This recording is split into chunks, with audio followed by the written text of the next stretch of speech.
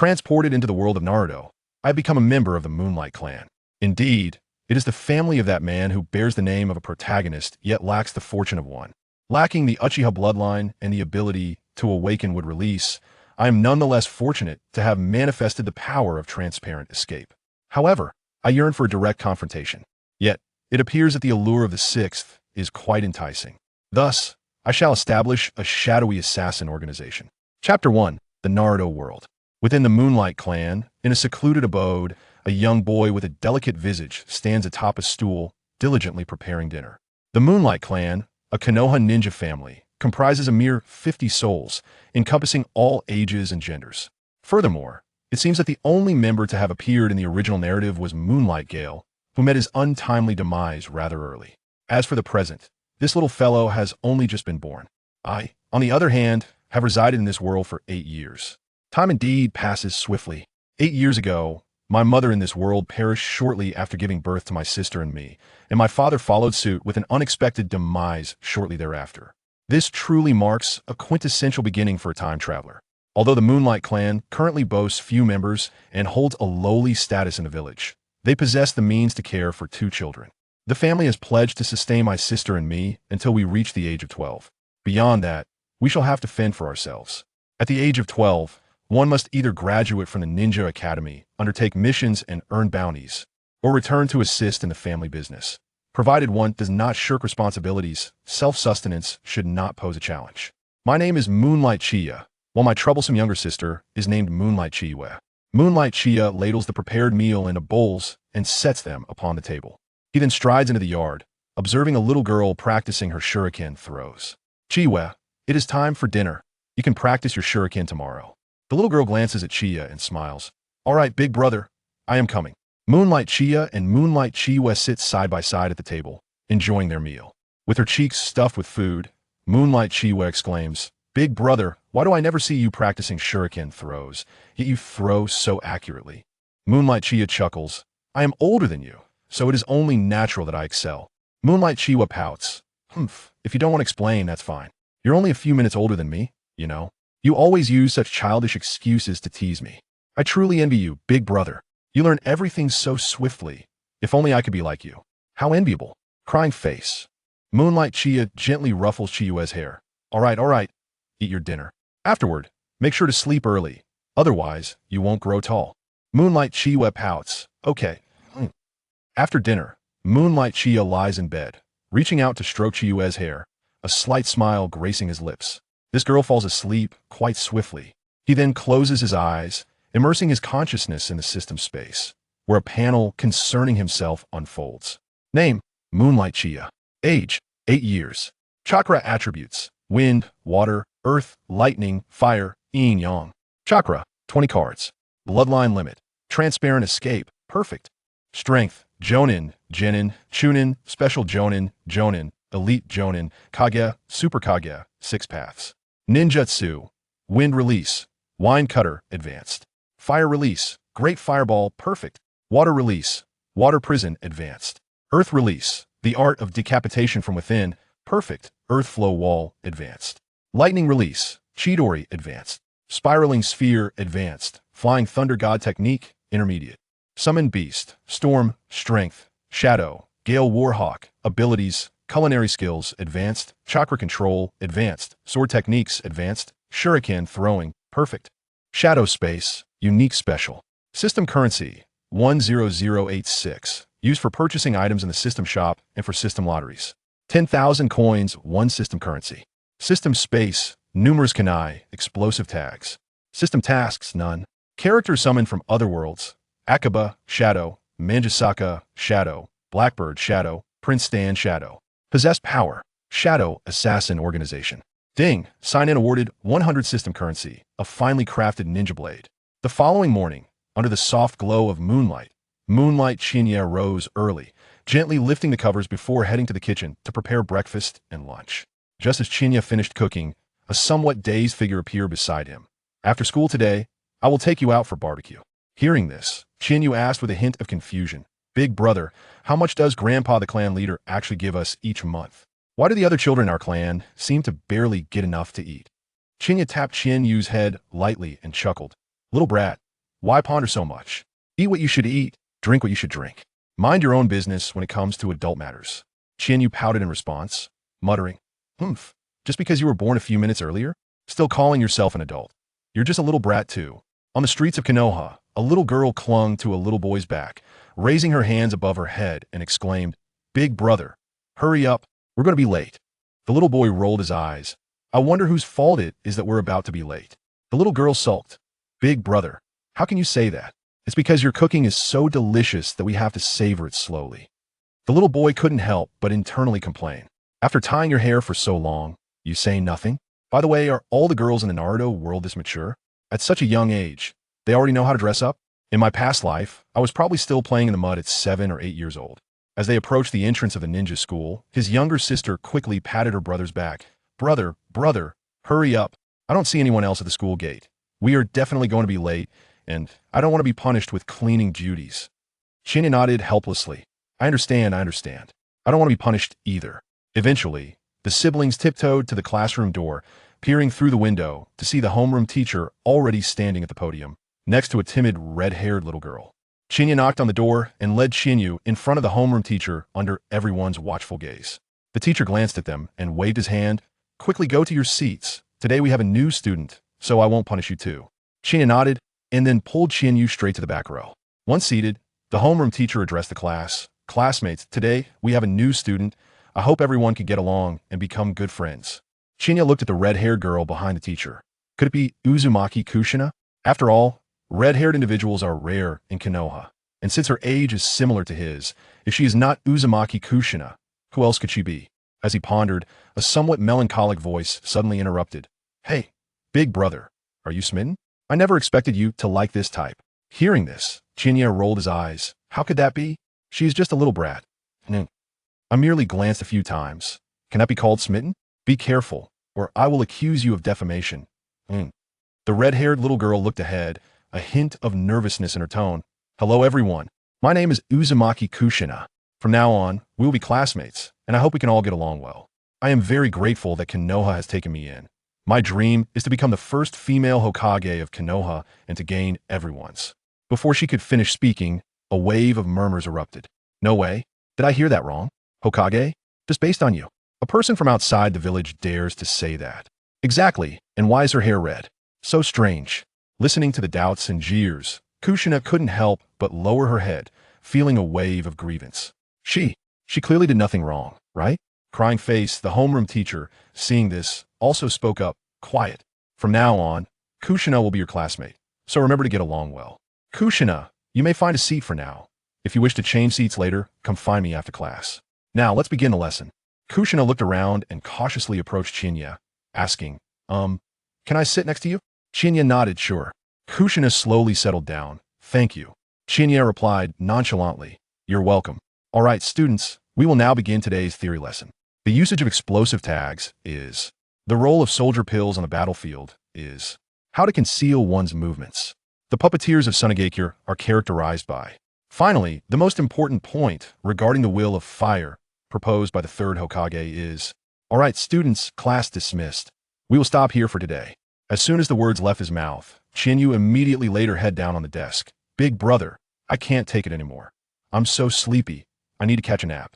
Shinya nodded, then boredly flipped through his textbook.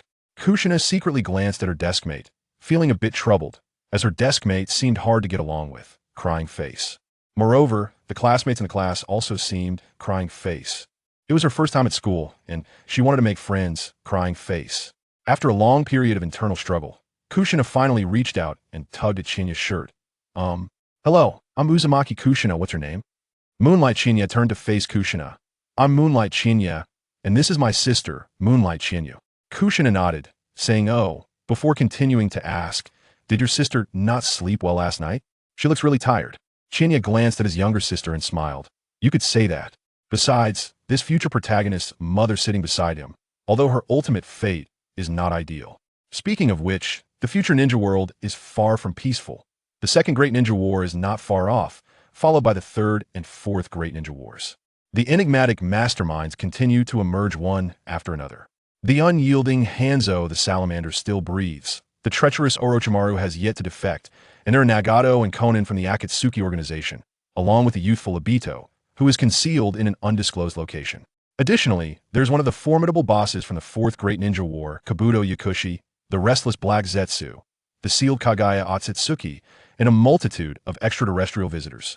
Each of these adversaries presents a formidable challenge, and if the situation becomes dire, I may have no choice but to retreat to the Shadow Realm with my younger sister. After all, living a less than ideal life is preferable to facing certain death, is it not? I sincerely hope the system lends its support. Otherwise, I shall undoubtedly become mere cannon fodder on the battlefield. Chapter 2. Kushina's delicate thoughts as noon approached. Tsukikage Chiya gently pinched Chiyuki's charming face and said, "Wake up, it's time for lunch." Chiyuki yawned, slowly sitting up, stretching her arms above her head and indulging in a delightful stretch. "Ah, I slept so well. Older brother, what are we having today?" "Braised pork and scrambled eggs with tomatoes," Chiya replied nonchalantly. He retrieved 2 lunchboxes from his ninja pouch and handed one to Chiyuki. She accepted it eagerly, devouring her meal with great enthusiasm. Chiya watched his younger sister with a smile before joining her in the feast. For some reason, he couldn't shake the feeling that his sister had been raised rather improperly. Couldn't she eat in a more refined manner? Surely she didn't learn this from me. I don't bury my head in my bowl while eating.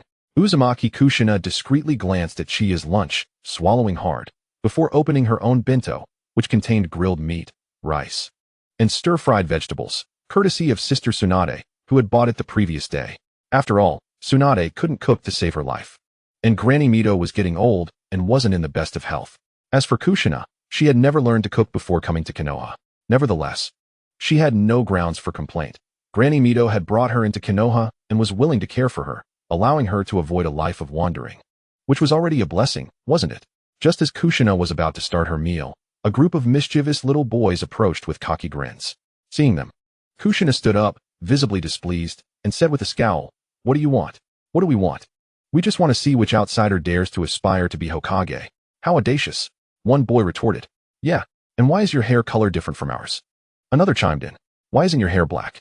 Red hair is so rare, it's like a tomato, and I absolutely loathe tomatoes."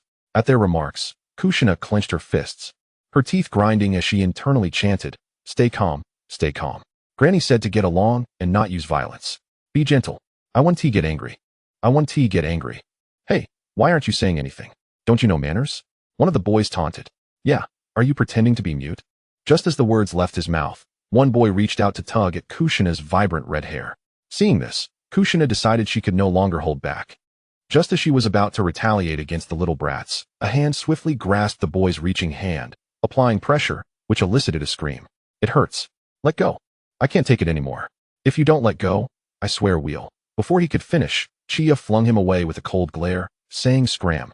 The 3 boys, recognizing Chiya, quickly retreated in defeat. Kushina glanced at her desk partner, feeling grateful despite knowing she could handle it herself. Thank you." Chiya waved his hand dismissively, indicating it was nothing before returning to his lunch. "Wow, big brother, you're amazing. Hee, I really admire you. It would be wonderful if someone stood up for me when I'm being bullied. I wonder which girl will be lucky enough to catch your eye in the future?" Before she could finish her thought, Chiya shoved a piece of braised pork into her mouth, saying, "Just eat your food and stop chattering." Chiyuki turned her head away, chewing her meat with a hint of grievance in her voice. "Brother, you've changed. You weren't like this before." Chiya patted her head gently, replying, "Ah, yes, I have changed. How about we each cook our own meals from now on and split the chores?" Upon hearing this, Chiyuki immediately clung to her brother's arm, her expression one of flattery. "Oh, come on, big brother, I was just joking. Don't take it to heart. I'm your cutest little sister, after all." Kushina watched this interaction, a flicker of envy in her eyes. If only the land of whirlpools hadn't been destroyed, she thought wistfully. As Chiya continued to eat, he browsed through the system interface. System tasks. 1. Achieve the strength of an elite jonin. Reward. 1 otherworldly summoning card, 100,000 system coins. 2. Gain Kushina's favor. Reach 50. Reward. Perfect level body flicker technique. Reach 70. Reward. 1 otherworldly summoning card, 2 10 pulls. Reach 90. Reward. 1 otherworldly summoning card, 50 chakra cards. Reach 95. Reward. 1 otherworldly summoning card. Gain exclusive Sage mode. Reach 100. Reward. 1 mysterious gift bag. Current favorability, 20. Please keep working hard. 3. Make the organization established during the impending Second Shinobi World War renowned across the 5 major ninja villages. Reward: 2 full-level proficiency enhancement cards and a perfect-level exclusive breathing technique. Tsukikage Chiya looked at the task panel, feeling somewhat speechless. Favorability? Will this not result in Naruto being sidelined? Is this system truly akin to one that promotes family growth or romance? Do I simply need to engage in romantic pursuits to grow stronger? As he was lost in thought, a voice chimed, "Ding. Please refrain from overthinking, as the reincarnation of Indra and Ashura's chakra cannot simply vanish. Rather than pondering this, it would be more pragmatic to focus on completing the system tasks." True enough, he realized he had been overthinking. After all, as a member of the reincarnated individuals, he couldn't bring shame to his predecessors, could he? The rewards were indeed generous. Filling the favorability meter not only allowed him to elevate the proficiency of the Flying Thunder God technique to perfection, but also granted him exclusive Sage Mode, and ultimately a mysterious gift bag. Surely, the final reward wouldn't be inferior to Sage Mode, right? Suddenly, a small hand pinched his face, playfully kneading it. "Big brother, what are you thinking about so intently? You've hardly touched your food, and are just grinning like a fool." Chiya swatted the troublesome hand away. "What are you doing? Have I been too nice to you lately that you dare to pinch your brother's face?" Chiyuki chuckled, immediately retracting her hand. "I couldn't help it. By the way, big brother, during the practical class this afternoon, can you teach me how to throw shuriken? I feel like I'm not doing it right." Chiya nodded. "Sure. But could you please remove your chopsticks from my lunchbox? You little rascal." Chiyuki smiled sheepishly and promptly withdrew her chopsticks. After lunch, the students gradually returned to the classroom to prepare for their afternoon rest. Chiya and his sister lay their heads on their desks, ready to rest. "By the way, the umbu around here are quite bothersome, aren't they? Having someone watch over you while you sleep somewhat affects the quality of rest, doesn't it? Kushina doesn't seem to be the Nine-Tails Jinchuriki yet, does she? It appears that the third Hokage is quite concerned about her welfare. Given this, surely the wife of the first Hokage, Uzumaki Mito, cannot have much time left, can she?" In the afternoon, Chiya sat up from his seat, stretched lazily, and then gently patted his sister's face. "Wake up. It's time for the practical class." He then gave Kushina a light pat on the shoulder. Kushina, still half asleep, opened her eyes slowly, her red hair swaying gently in the breeze as she looked at Chiya with a dazed expression. "What is it?" Chiya smiled. "It's time for the practical class. We need to gather at the playground." Kushina nodded in understanding, and Chiya led the two of them towards the playground. In the midst of the gathering, Chiya stood listlessly, listening to the teacher expound upon the intricacies of the 3 bodies technique. A sudden sense of academic prowess washed over him, as he realized he comprehended all that was being taught. After a brief lecture, the teacher declared the session concluded, allowing the students to practice independently. Chiya retreated to a secluded corner, closely trailed by 2 eager companions. Chikage tugged at her elder brother's hand, exclaiming, "Oniai-chan, hurry up. Remember our promise. Teach me how to practice shuriken." Chiya waved his hand dismissively and replied, I know. However, are you still planning to stick with us, Kushina?" Upon hearing this, Kushina clasped her hands behind her back, nervously fidgeting with the hem of her clothing, and replied, "Well, I suppose I'll just follow you for now. I'm not very familiar with the others in class. Of course, I'll be quiet and won't disturb you." Chiya nodded in agreement. When practicing shuriken, it is best to utilize one's strength to propel them effectively. One might also condense chakra during the throwing motion to enhance the force. After explaining this, Chiya instructed Chikage to practice her shuriken throws, with Kushina mirroring her actions nearby. The two engaged in casual conversation as they trained. "Wait, Kushina, you're actually from the land of whirlpools?" Chikage inquired. "Yes, it's just a pity that the land of whirlpools was destroyed. My parents and nearly all of my clan perished." As she spoke, a shadow of melancholy crossed Kushina's face. "Enough of that. Don't be sad. Those times are behind us. Now that you're in Konoha, you should live well. Life will surely improve." Chikage smiled reassuringly. "Although I've never known my parents, I can somewhat grasp your feelings. If my brother were to suddenly disappear, I would undoubtedly be heartbroken." "Thank you, Chikage," Kushina replied. "From now on, you can just call me Yuyue or Chikage. It feels strange to refer to each other as classmate. I'll call you Nai. All right, then it's settled. I'll call you Yuyue." Suddenly, Chikage clutched her head and let out a yelp. Soon after, a voice of complaint echoed, "Oniai-chan, what are you doing? That hurt. Didn't we agree to practice shuriken? Why are you chatting?" Chiya said, clenching his fists. Chikage scratched her head sheepishly. "Well, I was just enjoying a pleasant conversation with Nai. I couldn't help myself. Besides, she knows so many things I don't. She's incredible." Chiya glanced at Kushina and chuckled. "Oh, So you've taken a liking to Nai Nai. You two seem to be getting along quite well. If only my little sister could take my place for missions, how splendid that would be. Who knows, we might finish our tasks in no time. Should I let my sister tag along? Although she is still young, nurturing her could be beneficial. After all, I am a traveler from another world. It seems plausible to leverage this as an advantage. Moreover, I haven't even conversed with Kushina yet. My affection level has already risen to 30. Could it be due to my sister's influence? It appears my lazy sister, despite her shortcomings, has not been entirely useless in benefiting from my efforts over the years. Chapter 3. Friends? Kushina glanced at Chiya with a hint of apprehension, worried he might not permit her to be friends with Chikage. Though their acquaintance was brief, she found herself quite fond of her new friend. Chikage took Kushina's hand and led her before Chiya, saying, Oni-chan, let me introduce you to Nai Nai, my new friend. You mustn't bully her. Chiya playfully poked his sister's forehead with a finger. I already know her. No need for introductions. Sister, your head is quite the ripe fruit. He extended a hand to Kushina. Hello, allow me to formally introduce myself. I am Tsukikage Chiya, Yuyue's elder brother. This girl sometimes acts without thinking, so please bear with her. Kushina shook Chiya's hand. No, Yuyue is very kind. Suddenly, Chikage teased, noticing their hands clasped tightly. Oh my Nai Nai. Why haven't you let go? Do you have feelings for my brother? There are quite a few admirers of his at school. If you're aiming to be my sister-in-law, you'll have to put in some effort. Though my brother appears cold, he possesses striking looks. Even I find myself a bit envious. Thud. Predictably, Chikage received another swift chop to the head from Chiya. Sister, while your antics are amusing, I must say it's a bit unfair to me. My affection level has risen to 35 already. How peculiar.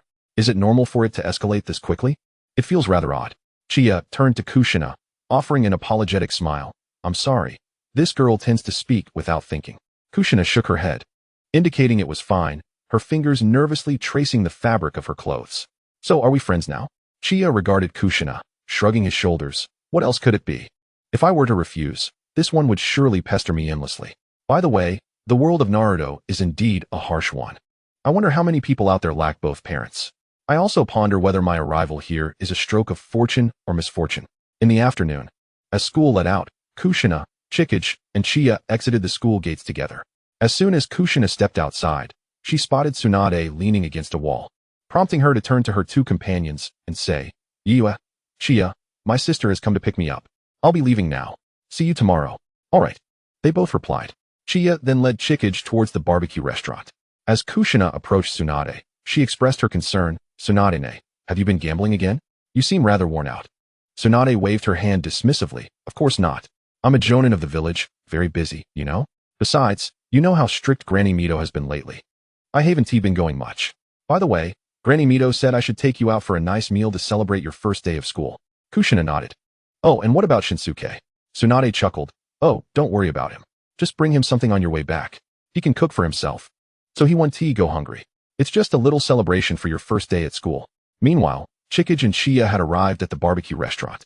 They entered, casually taking a seat at an empty table, ordering their meal as they waited for it to arrive. Suddenly, a commotion erupted from the street. You two Moonlight clan imbeciles. What a fortunate coincidence to run into you. How dare you mock me at school?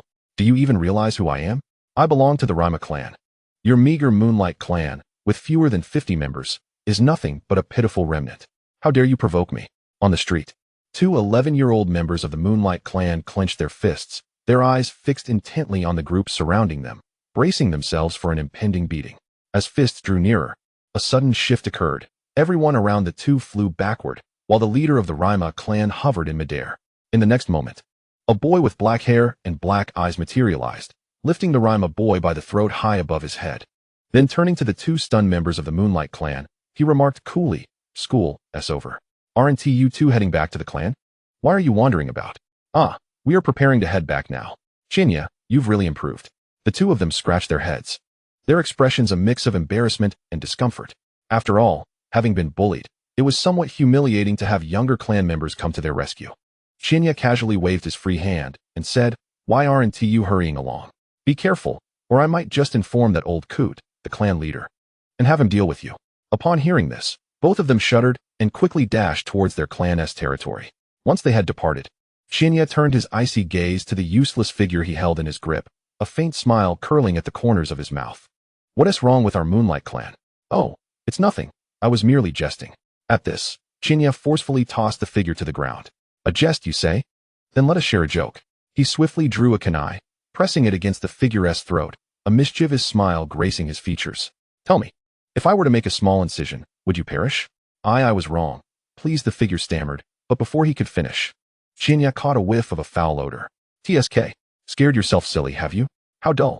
Fortunately for you, I'm in a good mood today, so I'll let you off. But should I ever witness you bullying our Moonlight clan again, I'll make certain to end you, scum. As Chinya spoke, he strolled towards the barbecue shop, leaving the fallen figures behind. The clan leader was aging, and the new generation was too few. It seemed reasonable for him to showcase his strength a bit, didn't he? Upon noticing Chinya's intent to leave, Kushina hurried after him. Chinya, are you alright? Before Chinya could respond, a voice suddenly chimed in from nearby. Oh dear, Nai, what could possibly be wrong with my brother? I doubt they could even handle me. Kushina was taken aback, only to see Chinya's figure gradually appear beside her. Wow, yeah, you can turn invisible too? How impressive. It's nothing much. It's merely our clan's unique bloodline limit, the body flicker technique. Impressive, isn't it? Unfortunately, I can only maintain it for a short while, and any attack will reveal me. I wish I could be like my brother. By the way, Nai, are you here to eat? She added, gesturing towards the barbecue shop beside them. Yes, I came to eat with my sister, Kushina replied. How about we enjoy a meal together? Chinya glanced back at her older brother. Chinya shrugged. I have no objections, as long as you're happy. At the dining table, the trio sat together, feasting. I must say, little one from the Moonlight clan, you must have awakened your body flicker technique quite some time ago, haven't you? Otherwise, you wouldn't be so adept. Why haven't I heard of you? Logically, as a supporter of the Hokage, a talent like you should have been reported. Tsunade remarked casually. Chinya chuckled. What's this? The granddaughter of the legendary Sannin, Tsunade, and the third Hokage's disciple. Are you blaming our Moonlight clan? Tsunade took a sip of her drink and replied, Not at all. I'm merely curious. Of course, if you choose not to share, that is fine.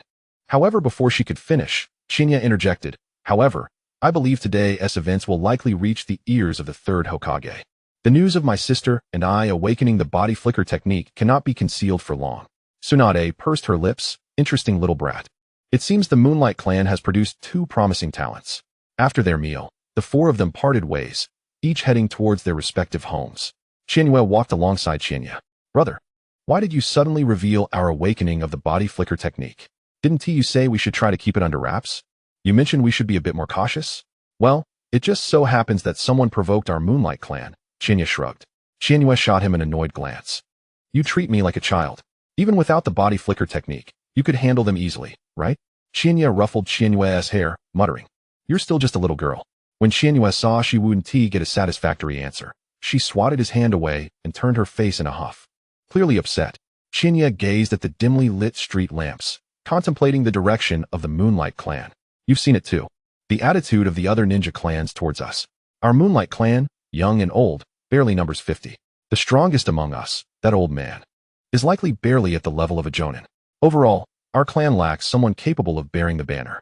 It's only a matter of time before we must reveal some fangs to intimidate the other clans. After all, what if I'm not around to protect you in the future? If we don't show our sharp claws, there will always be those who swarm around you like flies. Moreover, my previous weakness is no longer an excuse. Now I have some self-defense capabilities. So there's no need to be so timid. Chinya huffed, grabbing Chinya's hand and running towards the Moonlight clan's territory. I don't need your protection. Once I grow up, I'll pin you down and make you tell me everything. You always keep secrets from me. I can help too, you know. Inside the Hokage tower, a figure wearing a tiger mask knelt on one knee, reporting something to the person seated. After a long pause, the elder in the seat took a slow drag from his pipe and exhaled. Yue Guangqing Yuan, this old fellow is quite the enigma. Is he concealing this matter to protect those two children? The Moonlight clan has indeed produced two of them. It seemed that the Moonlight clan was experiencing a resurgence. Given this old man's temperament, he would likely never allow those two to be sent to the Foundation. They would have to join my Umbu instead. Let us observe a bit longer. I hope they turn out to be good seeds. Meanwhile, in Yue Guangqing Yuan's residence, an elder and two young ones sat on stools, staring at each other in silence. What? You little brat, you've awakened the body flicker technique already? Why didn't you tell me sooner? I've spent the last 2 years worrying about what would happen to the Moonlight clan after I'm gone. Yue Guangqing Yuan gazed at the youthful face of Chinya. His fists clenched tightly, yet the smile at the corner of his mouth was especially pronounced. Chinya rolled her eyes and pouted. You're the clan leader. Can't you maintain a bit more composure? You look ridiculous when you smile, like a blooming chrysanthemum. Is it really that big of a deal? It's just the body flicker technique. It's not like it requires much skill. Upon hearing this, Yueguang Qingyuan coughed a couple of times. Well, little knight. How strong are you now? Qinya yawned and replied nonchalantly, strength? I could probably handle that old man without much trouble. Why don't we have a spar, old man? Yueguang Qingyuan, unfazed, walked straight to the open space outside, with Qinya and Qinyue trailing behind. Huh, little knight, even though I'm old and my stamina has faded, I am still a jonin. Today, I'll show you the might of a jonin. Qinya patted Qinyue's head, a slight smile on his lips. Watch closely. I'll show you just how formidable your brother is. Seeing the dismissive attitude of the little knight, Yueguang Qingyuan's expression soured. Despite the decline of the Moonlight clan, everyone within the clan treated him with respect, yet this brat insisted on calling him old man day in and day out. Can't you learn from Yaya? She calls me Grandpa Qingyuan with such respect. Yueguang Qingyuan waved at Qinya confidently. Come, I'll let you take the first move. Without further ado, Qinya picked up a wooden sword and then vanished from sight. From the depths of his ninja pouch, he swiftly extracted kunai and shuriken, launching them with precision towards the elderly man. However, Qingyuan deftly drew his blade, executing a horizontal slash that effortlessly deflected them all. In a sudden motion, he struck backward, the sound of wooden weapons clashing resonating through the air. The rapid exchanges continued for over a dozen strikes, leaving him somewhat astonished. What a remarkable lad. Capable of sparring with a jonin? This isn't part of the script I envisioned. Ahem, I intended to impart some guidance as well. Clearing his throat, Qingyuan coughed lightly. Little knight, let us pause for a moment. Your prowess is commendable, yet as for ninjutsu, let us refrain from further sparring. The commotion is rather excessive. With that, he retrieved a token from his robes and casually tossed it to Chia. Here, take this command token. You will need it eventually, so I might as well entrust it to you now. Chia, slightly perplexed, inquired, what is this? The clan leader's token? Old man, I'm only 8 years old. You aren't considering an early retirement, are you? Qingyuan chuckled softly, a hint of melancholy in his tone. Little knight, if all goes as anticipated, I doubt I will hold the position of clan leader for much longer. The borders of the Land of Fire are becoming increasingly chaotic. If my predictions hold true, the Second Shinobi World War will erupt within a year or two at most. As the sole jonin combatant of the Tsukiyakari clan, I shall undoubtedly be called to the battlefield. You must prepare yourself, you rascal. If I am no longer around, the clan will struggle to survive. We may have to sell our land, liquidate our assets, and focus solely on survival. It pains me to think, as the leader of the Tsukiyakari clan, I may be failing my ancestors. Chia waved the token in his hand, attempting to lighten the mood. All right, don't be so glum. At the very least, you still have a few months left, right? Come, old man, let me show you something interesting. Yeah, come over here. As the two approached, Chia revealed a scroll with a flourish. Qingyuan examined the scroll with intrigue. Is this a summoning scroll? How did you come by this? Chia shot a challenging glance at the clan leader. Jealous? Just a stroke of luck, nothing more. Old man, you and Yaya must inscribe your names on the scroll with your own blood.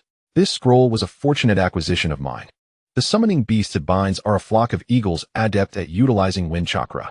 One of them, Storm, possesses strength rivaling that of a Kage. Of course, Yaya, you won't be able to use it. The chakra consumption is considerable, and as for you, old man, try to avoid exhausting yourself. I'm genuinely worried that if you do, you might just drop dead, he teased. Che, you cheeky brat, of course I can handle it. After signing the contract, you can attempt to summon them. You'll soon grasp the chakra requirements through trial and error. That night, Chia and Qinyue lay nestled in their blankets, whispering softly. Brother, do you think war is truly imminent? Most likely yes, but there's no need to fret. If a conflict arises, we, the ungraduated students, certainly won't be the first to engage. Ah, true. By the way, brother, do you think I could become as formidable as you in the future? Absolutely. One day, I shall pass on the leadership of the Tsukiyakari clan to you. You'll be as imposing as you wish. Leadership is a burdensome task. Let anyone who desires it take it. I certainly have no interest. Observing his younger sister's blissful demeanor made him chuckle. He couldn't fathom why anyone would desire the role of clan leader. So many responsibilities, so many troubles. It was enough to give one a headache. Qinyue turned to her brother, smiling. So, what do you think of Sister Naina? Do you think she could become my sister-in-law? Chia tilted his head, glancing at Qinyue. Why would you assume I have feelings for her? You have quite the imagination, don't you? Qinyue pouted. That is not it. You haven't noticed how your demeanor towards Sister Naina differs from that of other girls, have you? Plus, she is so beautiful. You two would be a perfect match. I'm not just guessing. Cheeky little sister, you'll see. Once you need my help, you'll understand. Chia gently ruffled Chinyue's hair, saying kindly, all right. I shouldn't doubt my sister's judgment. But this is my personal matter. Don't meddle too much, okay? After all, you wouldn't want me finding a boyfriend and marrying you off too soon, would you? At this, Chinyue raised her fist, playfully hitting Chia, her eyes glistening. Listen, Chia. You can't abandon me. I'm your sister. You promised to take care of me for life. After all, brother. You wouldn't want your adorable little sister to starve on the streets, would you? Hee. Chia playfully tapped Chinyue's head. Enough with the hee-hees. It's time for bed. That night, as Chia lay in bed, he listened to the sound of breathing around him. So annoying, I can't sleep. Is there really an adult out there who could develop feelings for an 8-year-old girl? Am I truly fond of Kushina, or is it merely because of the mission? After flirting without responsibility, would I appear callous? This is so frustrating. Love is indeed a complicated affair. It is not suited for me at all. Moreover, the Second World War is on the horizon, providing a perfect opportunity to profit and enhance the reputation of the assassin organization. Chapter 5. The current state of the Land of Rain. Chia lay in bed, then summoned his consciousness into the Shadow Realm. Within this realm, alongside his own shadowy presence, were Akiba, Manjushige, Kuritori, and the consciousness of Prince Suda. Chia regarded the four of them with a calm demeanor. What is the recent situation in the Land of Rain? How is the organization developing? Akiba displayed his blood-red teeth and spoke. Boss. The Land of Rain has been quite turbulent lately. The leader of Rain Ninja Village, Hanzo of the Salamander, has gathered a considerable force and stockpiled strategic resources. It is likely that he will soon initiate the Second Shinobi World War. Additionally, our organization has garnered some renown among the major ninja villages, having accepted numerous commissions and eliminated many, including several jonin-level ninjas. Hanzo even proposed an alliance with us, but we declined. Manjushige, adjusting her hair with a hint of dissatisfaction, added, Boss, you should know that Hanzo initially thought our shadow assassin organization was easy to bully and even dared to provoke us. After a skirmish with Kuritori, he became more subdued. He has since sought to collaborate with us to take action against several ninja villages, but we turned him down. After all, as you said, we are only in it for the money. We do not concern ourselves with other matters. Chia nodded in agreement, then turned to Prince Suda. And you? Has your research been progressing smoothly? Adjusting his glasses, Prince Suda replied, So far, we have been able to mass-produce chakra capsules and nutrition bars. Once the ninja villages witness their effects, they will undoubtedly come to purchase them. At that point, boss, we shall profit handsomely during the Second Shinobi World War. Indeed, they will have no choice but to buy, whether they want to or not. Chia nodded in satisfaction. By the way, how is the search for the person I asked you to find? Any progress? Kuritori replied in a slightly raspy voice. Well, boss, we do have some progress. The individual you mentioned possesses considerable strength and travels among various ninja villages, frequently accepting assassination missions. We are preparing to recruit them. Chinya remarked lightly. Well done. As long as we work diligently, enhance our skills, refine our techniques, control the blood demon, and have access to high-tech blueprints and beauty products, we will have it all. All right, boss, we will definitely put in our best effort. Everyone echoed in unison. The conditions set by the boss were simply too alluring. Controlling the blood demon. He. Refining techniques. He. Beauty products. He. High-tech technology. He. With a flicker of thought, Chinya exited the shadow space. Lying on his bed, he gazed somewhat speechlessly at his sister sprawled in a large shape beside him. Such a sleeping posture, sigh. However, if he could recruit all the members of the Akatsuki to his shadow assassin organization, how would Obito plan to counter that? Currently, the most promising recruit was none other than the venerable Kakuzu. Wasn't he a veritable money-making machine? After all, he only cared for counting his riches. So bringing Kakuzu into the organization would mean that his wealth would ultimately become Chinya's wealth. Kakuzu diligently undertook assassination tasks to earn bounties, only to have it all squandered by Conan in one fell swoop. Truly, what a good-hearted fellow. Compared to other Akatsuki members, the only one he could recruit at this moment was Kakuzu. As for Conan, Yahiko, and Nagato, they were probably still wandering in the Land of Rain? No. It seemed the Second Great Ninja War had yet to commence, and Nagato's parents appeared to be doing well. As for Conan and Yahiko, that was uncertain. Itachi and Deidara had not yet been born. Haiden was merely a child at this point. Sasori of the Red Sand was likely still joyfully playing with puppets in Sunagakure. As his parents had not yet perished in the Second Great Ninja War, Kisame remained loyal to Kirigakure. Rin was still alive, and Obito had not yet succumbed to darkness. Orochimaru had not yet lost faith in the village, nor had he witnessed the death of his disciple, and he had not yet conducted those inhumane experiments. In the land of rain, within a humble abode, a seemingly middle-aged man in his prime sat in the center, flanked by several subordinates. "Boss, did you fail to reach an agreement with those guys?" one of the subordinates inquired. Hanzo the salamander shook his head, stroking his chest. "Those fellows only talk about money. They are utterly impervious to reason. They refuse to join our plan. However, I did manage to communicate with them. They are solely focused on their assassination business and will not interfere with us. Moreover, we could always hire them for our own assassinations if needed. Though I am not fond of those shadow assassins, their strength is likely at the level of a Hokage. I just competed with one who possesses flight jutsu. Their speed was astounding, and their attacks were quite fierce. The others appeared equally formidable. Although there exists a threatening faction on our territory, our current strength is insufficient to eliminate them. Cooperation would certainly be the best option. Additionally, I have heard they possess some unique strategic resources. I should gather the brothers to verify the goods. If they prove valuable, stockpiling them would be advantageous for us." In another part of the land of rain, a red-haired woman sat atop a large tree, crossing her legs. Her crimson eyes gazed at a slightly desiccated corpse lying beneath the tree, a striking red spider lily blooming atop it. The woman held a fan composed of sharp blades, lightly pursing her red lips, grasping an assassination list. She marked a line through the last name. "Mission accomplished. I wonder how the others are faring. The boss truly is something. The skincare products are so effective that one cannot resist them. I guess I must venture out to earn some money in the dead of night. Or else I won't even be able to afford skincare." Simultaneously, within a Wagakure, as a shadow darted by, a corpse fell to the ground. Soon.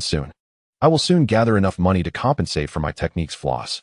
At that point, I shall let Akatsuki taste my true prowess. Within Takigakure, Akatsuki, feeling bored, scratched out the last name on the assassination list. So weak, not even enough for a warm-up. But soon I will be able to purchase the method to control the blood demon from the boss.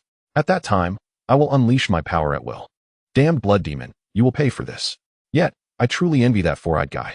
He can conduct experiments in the shadow space and earn a fortune, while I can only run around every day. How infuriating. Name, Moonlight Shinya. Age, 8 years. Chakra attributes, wind, water, earth, lightning, fire, yin-yang. Chakra, 20 cards. Bloodline limit, phasing, perfect. Strength, jonin, genin, chunin, special jonin, elite jonin, kage, super kage, 6 paths. Ninjutsu, wind release, wind cutter, advanced. Fire release, great fireball, perfect. Water release, water prison, advanced. Earth release, heart decapitation technique, perfect. Earth wall, advanced. Lightning release, chidori, advanced. Rasengan, advanced. Flying Raijin, intermediate. Summoning beast, storm, kage level, gale warhawk. Abilities, culinary skills, advanced. Chakra control, advanced. Swordsmanship, advanced. Shuriken throwing, perfect. Shadow space, unique special. System coins, 10086, for purchasing items in the system store and system lotteries. 10,000 Rio 1 system coin. System space communication token, several shurikens, explosive tags. Otherworldly summoning characters, Akatsuki, kage, Manjushige, kage, Blackbird, kage, Prince of Stan, kage. Possesses faction, Shadow Assassin Organization. System tasks, Task 1, reach the level of Elite Jonin. Reward, 1 otherworldly summoning card, system coins x 100,000. Incomplete. Task 2, gain Kushina's favor. Reach 50. Reward, perfect level body flicker technique. Reach 70. Reward, 1 otherworldly summoning card, system 10 consecutive draws x2. Reach 90. Reward, 1 otherworldly summoning card, chakra x50. Reach 95. Reward, 1 otherworldly summoning card, obtain exclusive sage mode. Reach 100. Reward, a mysterious gift pack. Incomplete. Current favorability, 35. Please continue to strive, host. Task 3. Establish a renowned organization during the upcoming Second Great Ninja War among the 5 Great Ninja Villages. Reward, perfect level exclusive breathing technique. Incomplete. Chapter 6, Slacking Off. The following day, the 2 siblings arrived in the classroom and lazily lay on their desks. Just lying flat and slacking off was the best. Reflecting on the 996 corporate life from his past life filled him with a sense of sorrow. It was remarkable that he had managed to endure it for so long. However, looking at the current situation, it was still quite favorable for him. Hanzo the Salamander was challenging the major ninja villages. and he could exploit the chaos for substantial gains while simultaneously depleting the strength of the various villages. After all, with frequent assassinations, it was inevitable that the major villages would take notice. A judicious depletion of their strength was indeed necessary. Just look at those brutes from Kumobikure, and you will understand. If his shadow assassin organization were to assassinate too many ninjas from Kumobikure, the Raikage would likely erupt with fury, his mind set on delivering a blow to teach them a lesson. While he was not afraid, it would certainly be troublesome to attract the attention of those brawny individuals. That was not a good situation to be in. In the original work, when Sasuke boldly stormed into the Five Kage summit, had it not been for Gaara's timely intervention, it is likely that the fourth Raikage would have sacrificed an arm and a leg to send Sasuke directly to meet his brother. At that point, Naruto would have already reached its halfway conclusion. Furthermore, can you guess why there are no ninja from the Cloud Village among the members of the Akatsuki? If any ninja from the Cloud Village were to join Akatsuki, the Raikage would undoubtedly come looking for them, likely to bestow a formidable lesson with a thunderous strike. Fortunately, I have yet to encounter other travelers from different timelines. There are no sightings of individuals like the Hyuga with electromagnetic cannons, or the Jinchuriki resembling Godzilla, nor any Uchiha youngsters awakening the six eyes, or those sealing two manifestations of Sukuna within them. To summarize, I have not discovered any other suspicious time travelers. Good morning, Suki, and good morning to you too, Chia. A light and melodious voice chimed in from beside me. The newcomer, with her crimson hair and cherubic face adorned with a hint of a smile, brightened the atmosphere. Good morning, Nana, we both replied in unison. Chiyuki nudged her brother. Hey, big brother, could you swap seats with Nana? I have something to discuss with her. Chia nodded in agreement and exchanged seats with Kushina, allowing her to sit between the two siblings while he took a position closer to the corridor. Engaging in conversation with Kushina was rather pleasant. After all, conversing with his own sister was not as easy, considering he wasn't exactly an ordinary 8-year-old. Good morning, Shuya. Chia turned to see a little boy with yellow hair standing beside him. Minato Namikaze greeted him with a soothing smile. At a glance, he was indeed a quintessential little lad, a testament to the future yellow flash of Konoha. Truly charming. Good morning, Minato, Chia replied lazily. Presently, Minato had yet to grasp the flying thunder god technique or develop the Rasengan from the tailed beast bomb. In fact, he hadn't even begun to learn ninjutsu beyond the basic body flicker technique. Nevertheless, he was undoubtedly a standout among his peers, exhibiting exceptional reflexes, proficiency in hand seals, and the ability to throw shurikens with near the chakra levels of an average chunin. With such attributes, it was merely a matter of time before he would master more advanced techniques. As the apprentice of one of the legendary Sannin and the favored heir of the third Hokage, it was inconceivable that he would lack in ninjutsu. Exceptional individuals are invariably granted greater privileges and access to more resources. Although Minato's parents were indeed ordinary, his brilliance was undeniable. Just look at Naruto's unmistakably golden locks to understand the strength of the Namikaze lineage, which even Kushina's Uzumaki blood could not overshadow. Interestingly, it seemed that among the future Sannin, besides Tsunade, the princess of Konoha, the other two hailed from humble beginnings. Jiraiya and Orochimaru were fortunate enough to encounter the wonders of Mount Myaboku and the Ryuchi Cave, respectively, eventually earning the title of Sannin after their fierce battles against Hanzo of the Salamander during the Second Shinobi World War. Alas, in the original narrative, Jiraiya and his disciples met untimely fates. Kushina glanced at Minato and tugged at Chiyuki's sleeve, asking, "Who's that boy with the yellow hair? He seems to have a good relationship with your brother." Chiyuki pouted slightly, a hint of discontent in her voice. "Oh, that's Minato Namikaze. He ranks first in both theoretical and practical performance in class. But really, it's no big deal. He can't possibly compare to my brother. Plus, Minato has a wide social circle. Everyone in class seems to get along with him. After all, he's a genius. He must have a few admirers." Kushina nodded at this, then inquired, "So, Suki, are you one of his admirers too?"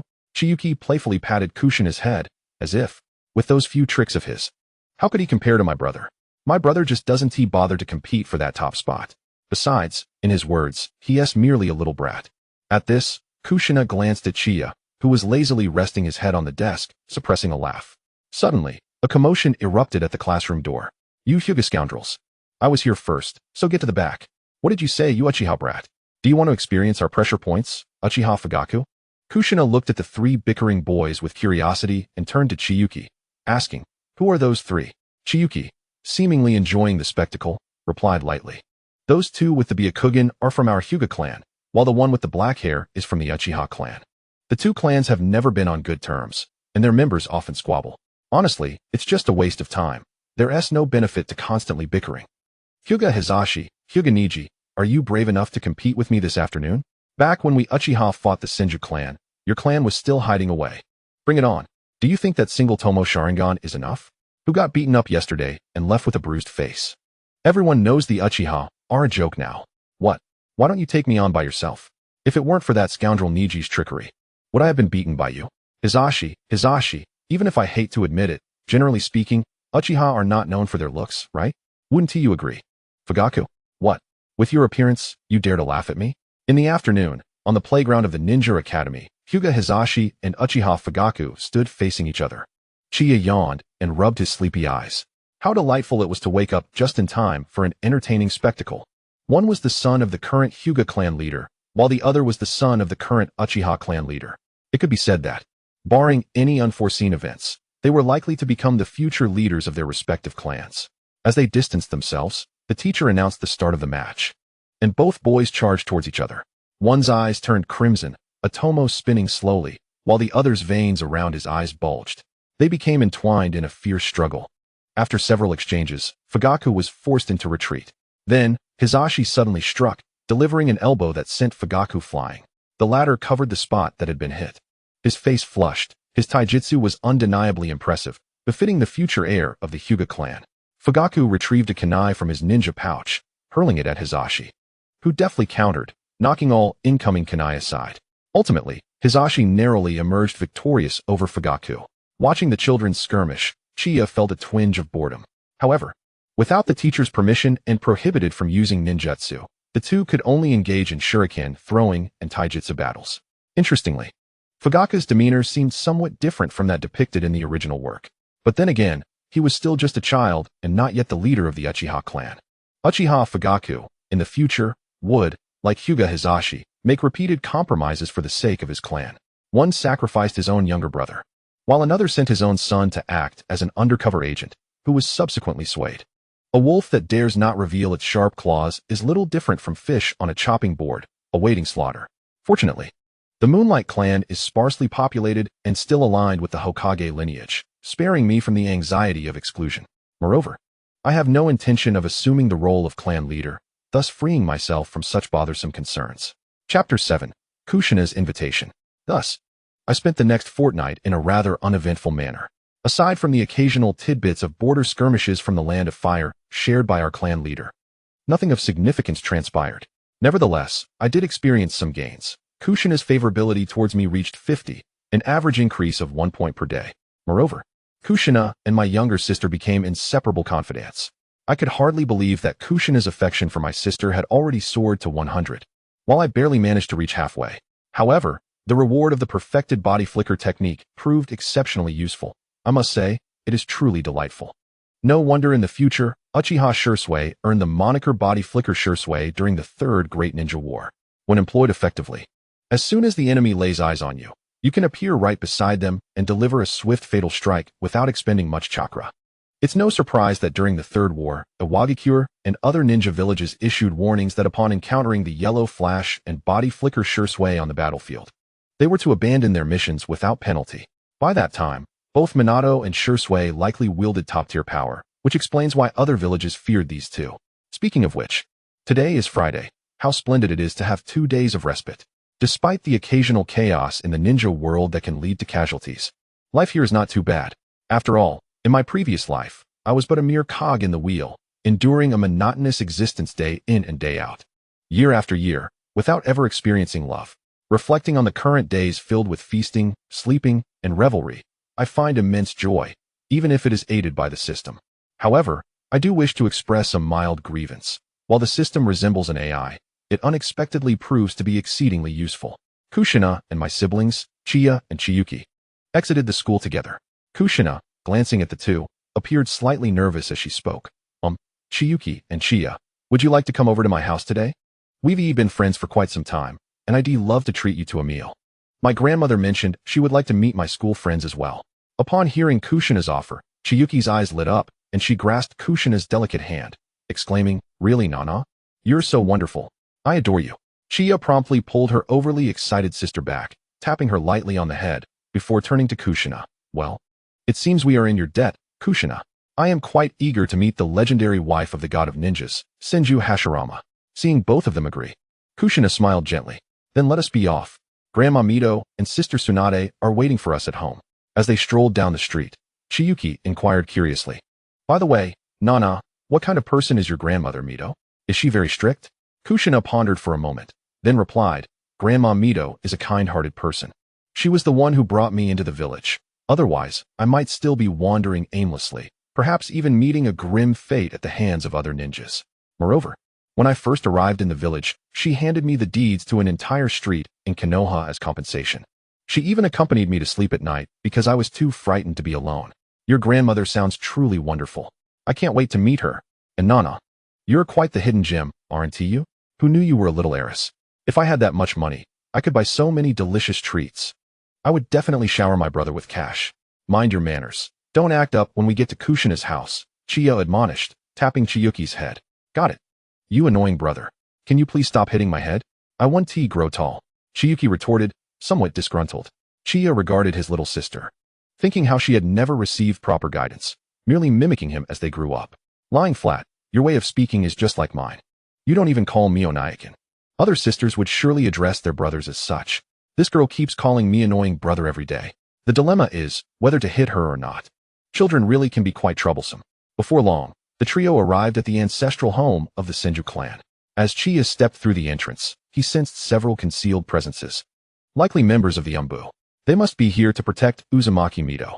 However, considering her identity as the first Hokage's wife and the host of the Nine Tails, it is only reasonable to have a few Umbu guarding her. I suspect that the news of my sister and me visiting the Senju ancestral home will soon reach the desk of the third Hokage, Sarutobi Hiruzen. Nana, your home is so spacious. It truly befits the Senju clan, Chiyuki exclaimed, gazing around in awe. Suddenly, an elderly man with dark red hair approached them. You must be Uzumaki Mito, right? Kushina's grandmother? The first host of the Nine Tails. Although it seems you are not a perfect host, I mused, noting that she appeared to rely solely on her strength to suppress the beast. The Uzumaki clan's sealing techniques, combined with the fact that Hashirama had sealed the Nine Tails himself, made it evident that the creature had little chance of rebellion.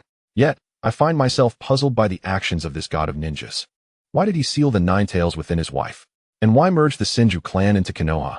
Had the Nine Tails not been sealed within Uzumaki Mito, she might have lived several more years, avoiding an early demise to facilitate better assistance to Kushina in containing the beast.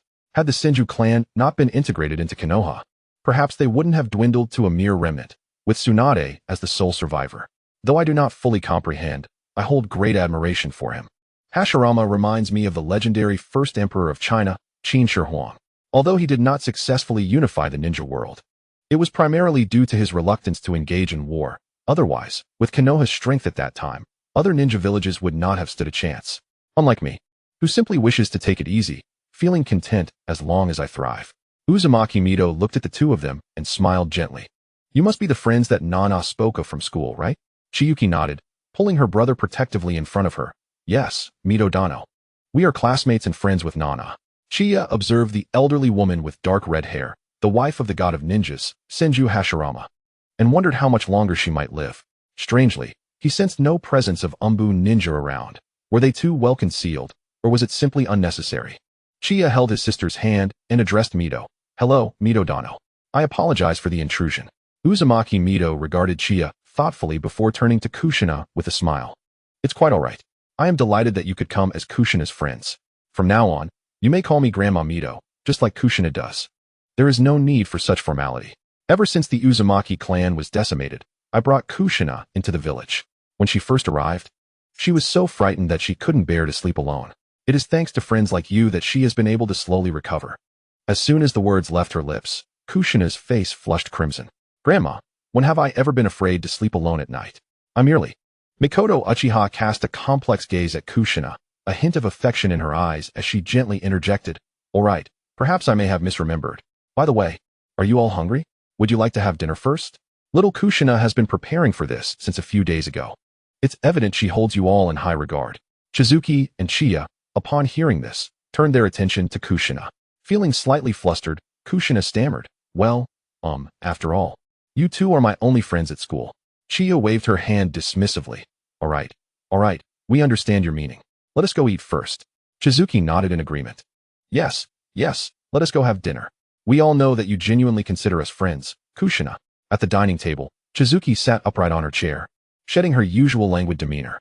Apart from her brother and Kushina, it seemed that everyone else present held considerable renown. Lord Mikoto Uchiha, the wife of Hashirama Senju, Lady Tsunade, who, despite her youth, had already attained the rank of jonin, with her mentor being the third Hokage. There was also a certain individual who appeared to be Tsunade's brother, presumably quite formidable. Chapter 8, The Nine Tails. Tsunade smiled at the two young ones before her, greeting them cheerfully. While met again, little ones, and the little sister of the Moonlight clan. Lady Tsunade, hello. They chorused. Tsunade waved her hand dismissively. All right, since you are friends of Kushina, you may call me Tsunade from now on. It's possible that I may even take you under my wing someday. Chizuki, intrigued, asked, really? If you were to be my mentor, could I learn medical ninjutsu from you? Tsunade, slightly perplexed, replied, Chizuki, didn't you awaken to be a Kugen like your brother? Why would you want to study medical ninjutsu? It's quite rare for your clan to produce two promising talents. Would your clan leader even allow you to pursue that path? Chizuki chuckled and glanced at her brother. Well, actually, my brother said that if there's something I wish to do, I should pursue it, and he supports me wholeheartedly. Besides, my brother is far more talented than I am, and I'm not fond of fighting. I believe being a medical ninja is quite admirable. If my brother gets injured, I can assist him. Moreover, our clan leader has already chosen my brother to be the heir of the Moonlight clan. There's no one more suitable than him. Tsunade regarded the young girl before her, recognizing that with such talent, the position of clan leader would undoubtedly be hers, provided nothing unforeseen occurred. Although Chizuki had awakened to be a Kugen, it seemed feasible for her to learn medical ninjutsu, especially since she wouldn't need to assume the leadership role. Chia, while eating, listened to her younger sister's declarations. Oh, dear sister, you don't think I'm planning to take on that leadership role, do you? Just imagine. Even if you were an ordinary person, I could still make you the leader. I'd simply plunge my sword into the ground and declare, today, I shall have my sister as the leader. Who is for or against it? You, dear sister, will be made to lead, whether you want to or not. I must endure this for the sake of my future freedom, while you sit comfortably in the position of clan leader, cackling away. Suddenly, as Chizuki was picking her food, she felt a chill breeze sweep through, causing her to shiver. Odd, it felt as if something ominous was about to transpire. Perhaps she was merely overthinking it? Chia, while munching on her meal, stole a glance at her sister. In truth, she was quite supportive of her sister's decision to apprentice under Tsunade. Although this future Konoha treasure loved her sake and gambling, and had a rather fiery temperament, her medical skills were commendable.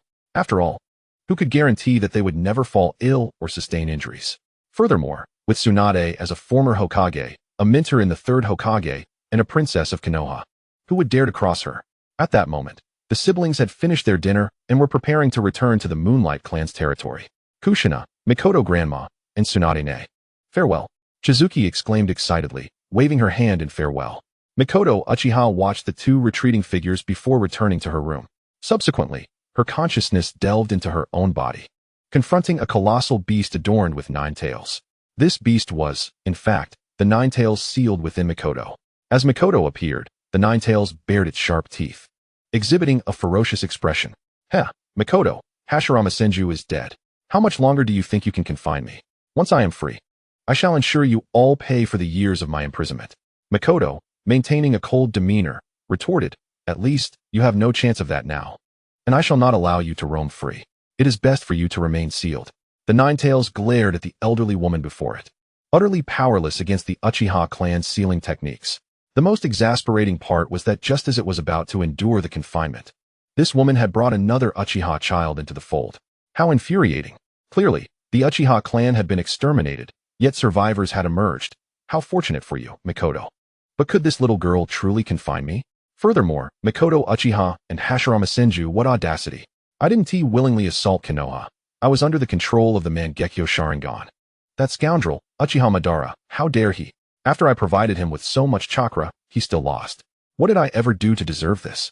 I was simply minding my own business, resting in my territory, when Uchiha Madara appeared out of nowhere, controlling me with his gaze, and dragged me into a battle with Hashirama.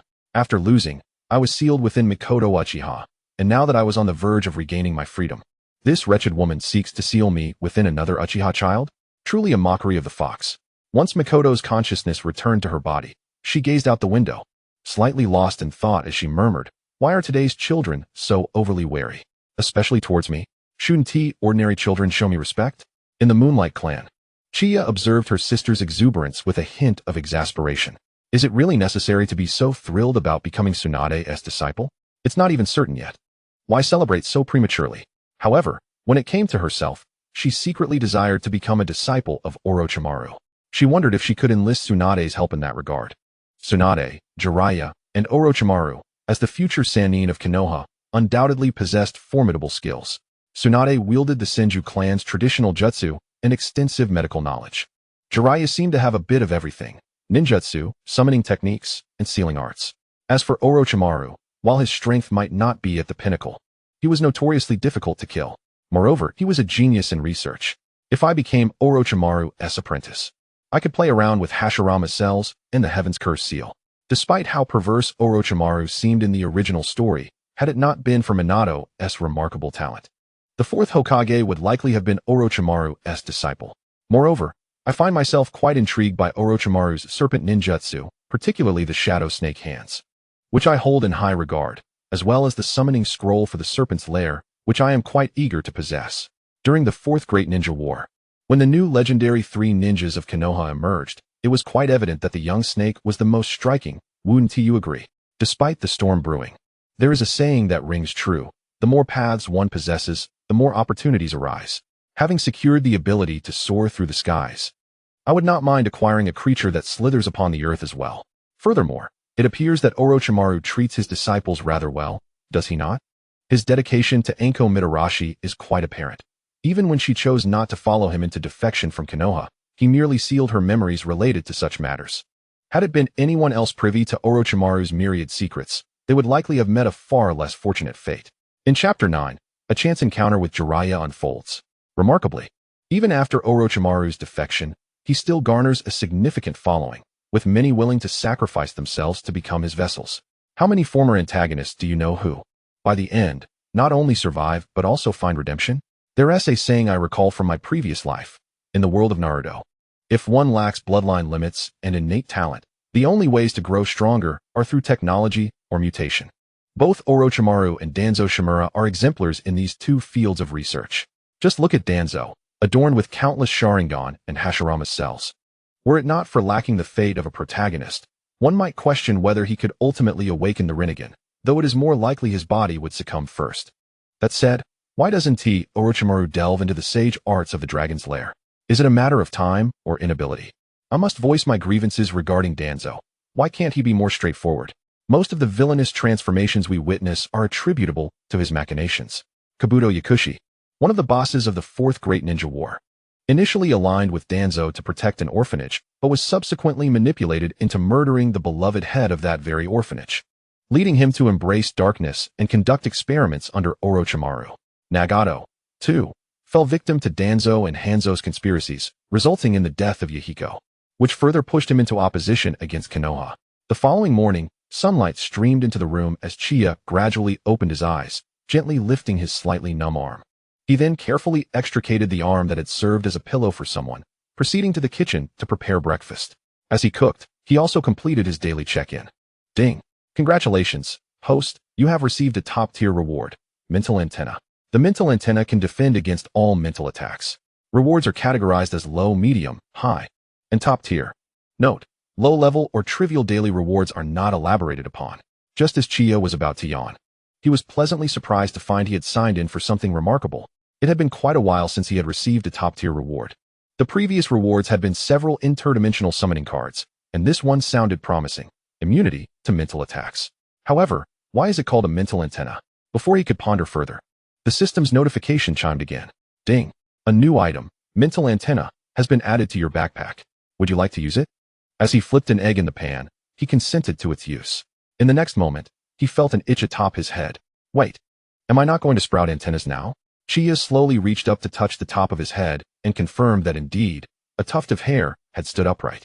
Well, it's not so bad after all. Given its powerful effect, I suppose having antennas is a small price to pay. Could today be my lucky day? A day off paired with a delightful reward for my check-in. Yet, the Naruto world feels dreadfully dull at present. no television, no mobile phones, no anime, and no charming two-dimensional maidens. At this stage, the cultural and technological levels of the Naruto world are woefully antiquated. Another day of yearning for Uncle Snake. Had he dedicated himself to research, who knows? He might have been piloting a spaceship to battle the Otsutsuki by now. Once Uchiha finished preparing his meal, he served himself and sat down at the dining table to eat. Should I consider moving to a larger house? After all, my sister is growing up, and it's prudent to avoid any potential misunderstandings. The issue is that the clan leader is rather lacking in funds. Selling the ancestral home seems imminent. While I do possess wealth, my origins are questionable. Perhaps I could borrow some from Nanao. She appears to be a small fortune holder in the original narrative, having possessed an entire street's worth of assets upon arriving in Konoha. It seems that after Mito's death, she inherited quite a bit.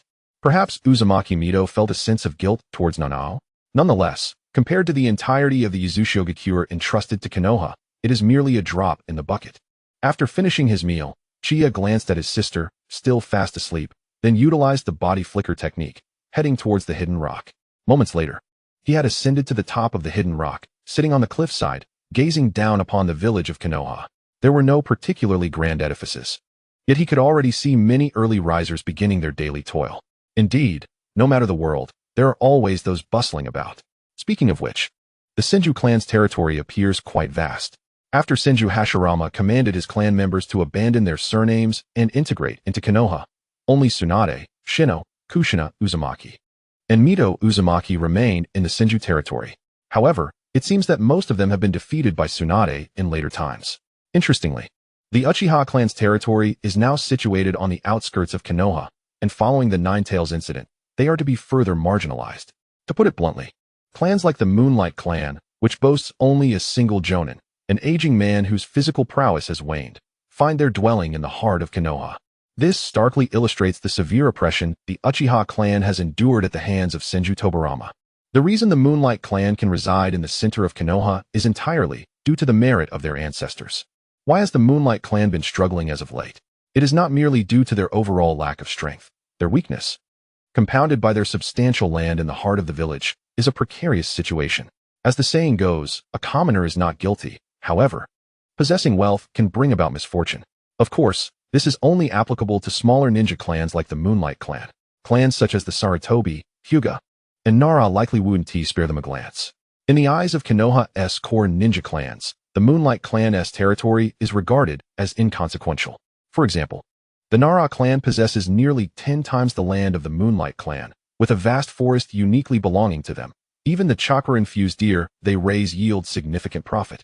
The Akimichi clan, too, boasts a sizable territory, with their barbecue establishments scattered throughout Konoha, unlike the Moonlight clan, which is left with only a handful of struggling shops and territory. Suddenly, Uchiha spotted a young man with white hair. Is that Jiraiya? I hadn't anticipated encountering one of the future legendary 3 ninjas so early in the morning. With the second Great Ninja War approaching, it implies that Jiraiya has already attained the strength of an elite jonin, perhaps even standing on the cusp of reaching the level of a Hokage. Since the legendary Hanzo of the Salamander has earned the esteemed title of demigod of the Shinobi world, his prowess is undoubtedly beyond reproach. He is certainly at the level of a Hokage, though whether he surpasses that remains a mystery. I eagerly anticipate the future spectacle of the 3 sages clashing with the demigod. No. Rather, the 3 sages confronting Hanzo. Yet, I find myself admiring Hanzo, in his youth. He traversed the major ninja villages, defeating them all, despite his rather unfortunate demise later on. In Chapter 10, we encounter Orochimaru for the first time. Uchiha employs the technique of Shunshin, concealing his presence as he trails behind Jiraiya. After all, the rapport between Jiraiya and Orochimaru remains amicable. Perhaps he might lead me to Orochimaru's abode. Orochimaru's disciple, Shodai, is still alive, and the esteemed elder, Tsukumo Hatake, has not succumbed to the whispers of gossip.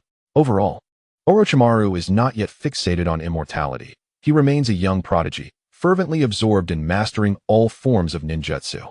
I find myself pondering, had Orochimaru not defected from Konoha, Tsunade not suffered from her blood phobia, and Tsukumo not taken his own life, how might the future of Konoha have altered? In that scenario, the other villages would likely think twice before challenging Konoha, weighing the potential costs of such an endeavor. Eventually, the 3 sages would undoubtedly attain Kage-level strength, with the 3rd Hokage also fitting that description, alongside Tsukumo, bringing the total to 5. Not to mention the Uchiha clan, the Hyuga clan, and various other ninja families that could provide formidable forces. Have you ever wondered why, in the anime, the Uchiha are always at the forefront during battles? It is not merely coincidence. Hiruzen Sarutobi harbored concerns regarding the overwhelming strength of the Uchiha clan and sought means to diminish their power.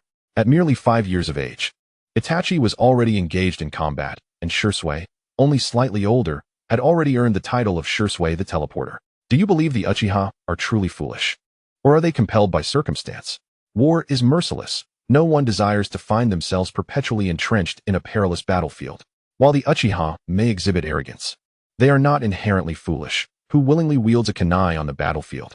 From my observations over the years, the behavior of the Uchiha children at school reveals a touch of pride, though perhaps it is more accurately described as tsundere. In truth, when one displays kindness towards the Uchiha, they do not seem so malevolent. Consider the relationship between Minato and Fugaku. Had it not been for the Ninetales incident, Minato might not have sacrificed himself. Even if the Uchiha were to falter, total annihilation would not be their fate. Chie followed Jiraiya until they arrived at a secluded dwelling. Jiraiya knocked on the door, which was opened by a handsome young man with long hair. Jiraiya, have you brought what I requested? The young man inquired. Jiraiya patted his chest and replied, of course. I have brought the ninjutsu scrolls. I just returned to the village, so I won't linger. Additionally, he relayed a message from Master Minato, indicating that the Second Shinobi World War is likely on the horizon. Preparations must be made within 6 months to 2 years. Orochimaru nodded, acknowledging the information. After Jiraiya departed, Orochimaru turned his gaze towards the concealed corner where Chie was hiding. Come forth, elder. What is your purpose for following Jiraiya? Are you from the Umbu? Or perhaps from Root? Upon hearing this, Chie slowly revealed himself and bowed to Orochimaru. Esteemed Orochimaru, I apologize for the intrusion. I sought your assistance, yet was unaware of your residence, hence my stealthy pursuit of Jiraiya. Orochimaru scrutinized Chie with his elongated gaze, as a white snake emerged from his sleeve, coiling around his hand. You are from the Moonlight clan, aren't you? A promising talent indeed. Your ability to conceal your presence is commendable, even fooling Jiraiya. Had my surroundings not been guarded by my summoned white snakes, you might have gone unnoticed. Speak. What brings you to me? Chie felt a surge of delight. If not for intentionally revealing his body heat, would Orochimaru have detected him? Did he believe he had perfectly mastered the technique of Shunshin? Orochimaru-sama, might I inquire if you have any intention of taking on a disciple? Orochimaru smiled and gestured for Chie to enter. If you do not mind, please come in. I am still unaware of your name. I am Chie, of the Moonlight clan. Then I shall call you Chie. But tell me, what compels you to wish to become my student? While I have some renown in Konoha, it appears to pale in comparison to Jiraiya and Tsunade. Well, perhaps it is simply that I feel a connection with you, Orochimaru-sama. Is that so? However, Chie-kun, it is a rare privilege to become my disciple, and I will not always be available to guide you. Even with that in mind, do you still wish to become my student? Chie nodded fervently. Of course. I hold great admiration for you, Orochimaru-sama. Orochimaru chuckled and then led Chie outside, gesturing for him to follow. They arrived at an open area, and Orochimaru turned to Chie. Very well, young one, let me witness your abilities. You may demonstrate your taijutsu, ninjutsu, genjutsu, or even bloodline techniques. I shall assess your performance to determine whether you are worthy of becoming my disciple. If your skills are insufficient, I shall not squander my time on you. Chie acknowledged this, then vanished from Orochimaru's line of sight. Orochimaru initially smiled faintly, but soon his expression shifted to one of surprise. This boy, did he intentionally allow me to discover him just now? Presently, even his snakes could no longer sense Chie's presence. Intriguing. Can he evade the thermal detection of my snakes? Does his technique possess more than just the ability to conceal his form? In the next moment, several shuriken and kunai were launched towards Orochimaru from his blind spot. Appearing quite at ease, Orochimaru drew a kunai and effortlessly deflected the incoming projectiles. His mastery of bloodline techniques is commendable, and the angles of his shuriken throws are rather crafty, Orochimaru mused, forming an initial assessment. This boy likely has not yet graduated from the Ninja Academy, yet his capabilities are impressive. After all, my instructor recently suggested that I take on a student to cultivate. Accepting this boy may not be a bad idea. However, will he bring me further surprises? Chie, concealed in the shadows, observed the relaxed demeanor of Orochimaru standing in the open area. Truly, he is worthy of the title Snake Sage. It is only natural. Orochimaru's power has likely reached the level of an elite jonin, and he may even be on the verge of attaining Kage level strength. Soon, A battle between the three sages and the demigod will unfold, with Orochimaru, Tsunade, and Jiraiya earning the title of Konoha's three sages. Uchiha swiftly formed hand seals, channeling chakra within him. The wind release, wind blade technique was unleashed, sending wind blades composed of wind chakra hurtling towards Orochimaru. Orochimaru gathered chakra beneath his feet and swiftly evaded the attack. Uchiha followed suit, appearing beside Orochimaru, wielding a ninja blade and striking from an unconventional angle, yet all his attacks were effortlessly parried by Orochimaru. Of course, this was also due to his decision not to employ his full strength. After all, this was not a life-or-death struggle. As long as one meets Orochimaru's standards for discipleship, there is no need to unnecessarily expose one's capabilities. A few minutes later, Uchiha gazed at Orochimaru, who had ensnared him with his hidden shadow snake hands. Feigning a hint of dejection, Lord Orochimaru, I concede defeat. Will you still accept me as your disciple? Orochimaru chuckled softly. With your innate talent, you could indeed become my disciple. You possess a diverse array of ninjutsu and demonstrate proficiency in their application. Your swordsmanship is commendable, setting you apart from your peers. Particularly notable is your bloodline limit. Your shifting technique appears to diverge slightly from the version I encountered in a historical tome regarding Konoha. Of course, it is also plausible that the individual chronicled within the book did not possess mastery equal to yours. Chapter 11. The Successful Apprenticeship. Your shifting technique excels at concealing your presence, to the extent that even I struggle to perceive you. However, the moment you attack, vulnerabilities become apparent.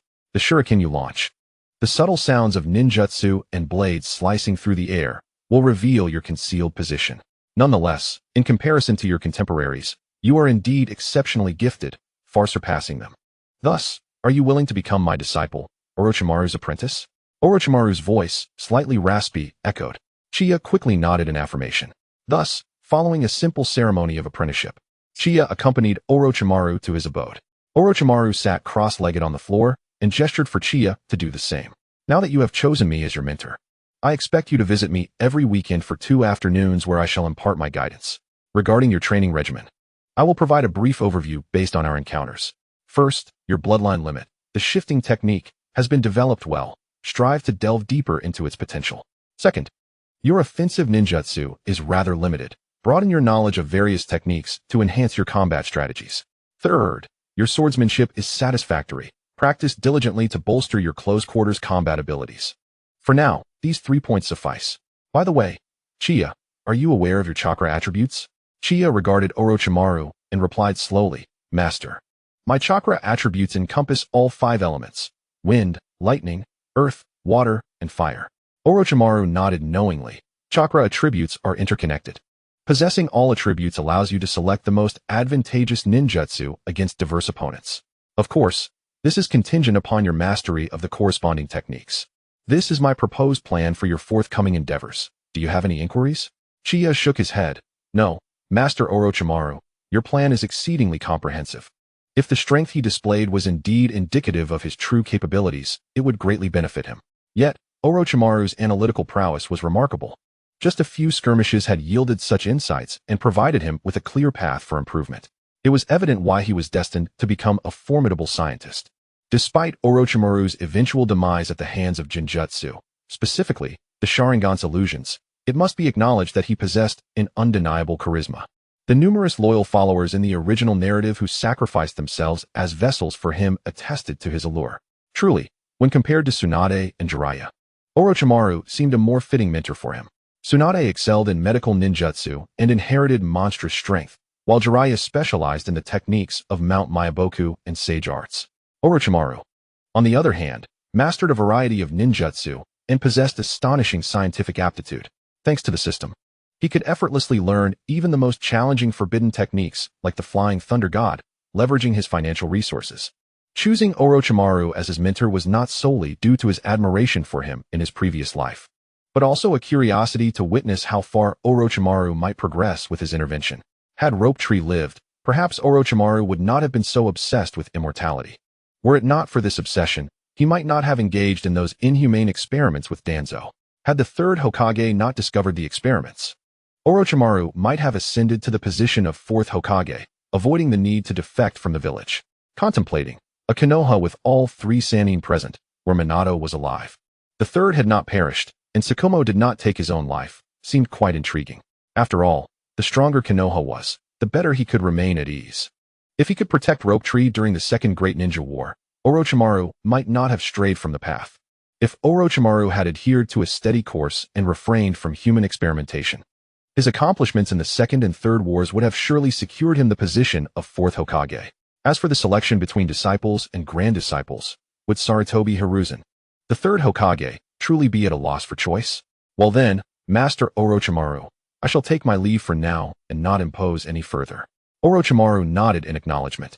Uchiha then concealed his form and made his way back to the Moonlight clan's territory. Moments later, he vaulted over his family's wall and landed gracefully on the ground.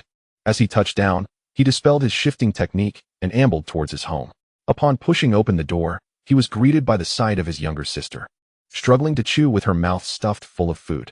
Uchiha couldn't help but feel a pang of exasperation. Why did it seem like his sister was becoming a bit spoiled? Indeed, gentle, elegant sisters who sweetly call their older brothers Oni-chan are always the envy of others. I say, there's no one competing with you, so why the rush? Can't you savor your food? Moonlight Chiyuki glanced at her elder brother, and after swallowing her food, replied nonchalantly, it's fine. After all, you are destined to become the head of the Moonlight clan, so how could I possibly starve as your sister? That's true. The clan leader certainly won't lack for provisions, Uchiha remarked, stifling a laugh at his sister's nonchalant demeanor. Rest assured, you can hold on to that position for now, dear sister. Silly girl, I am free.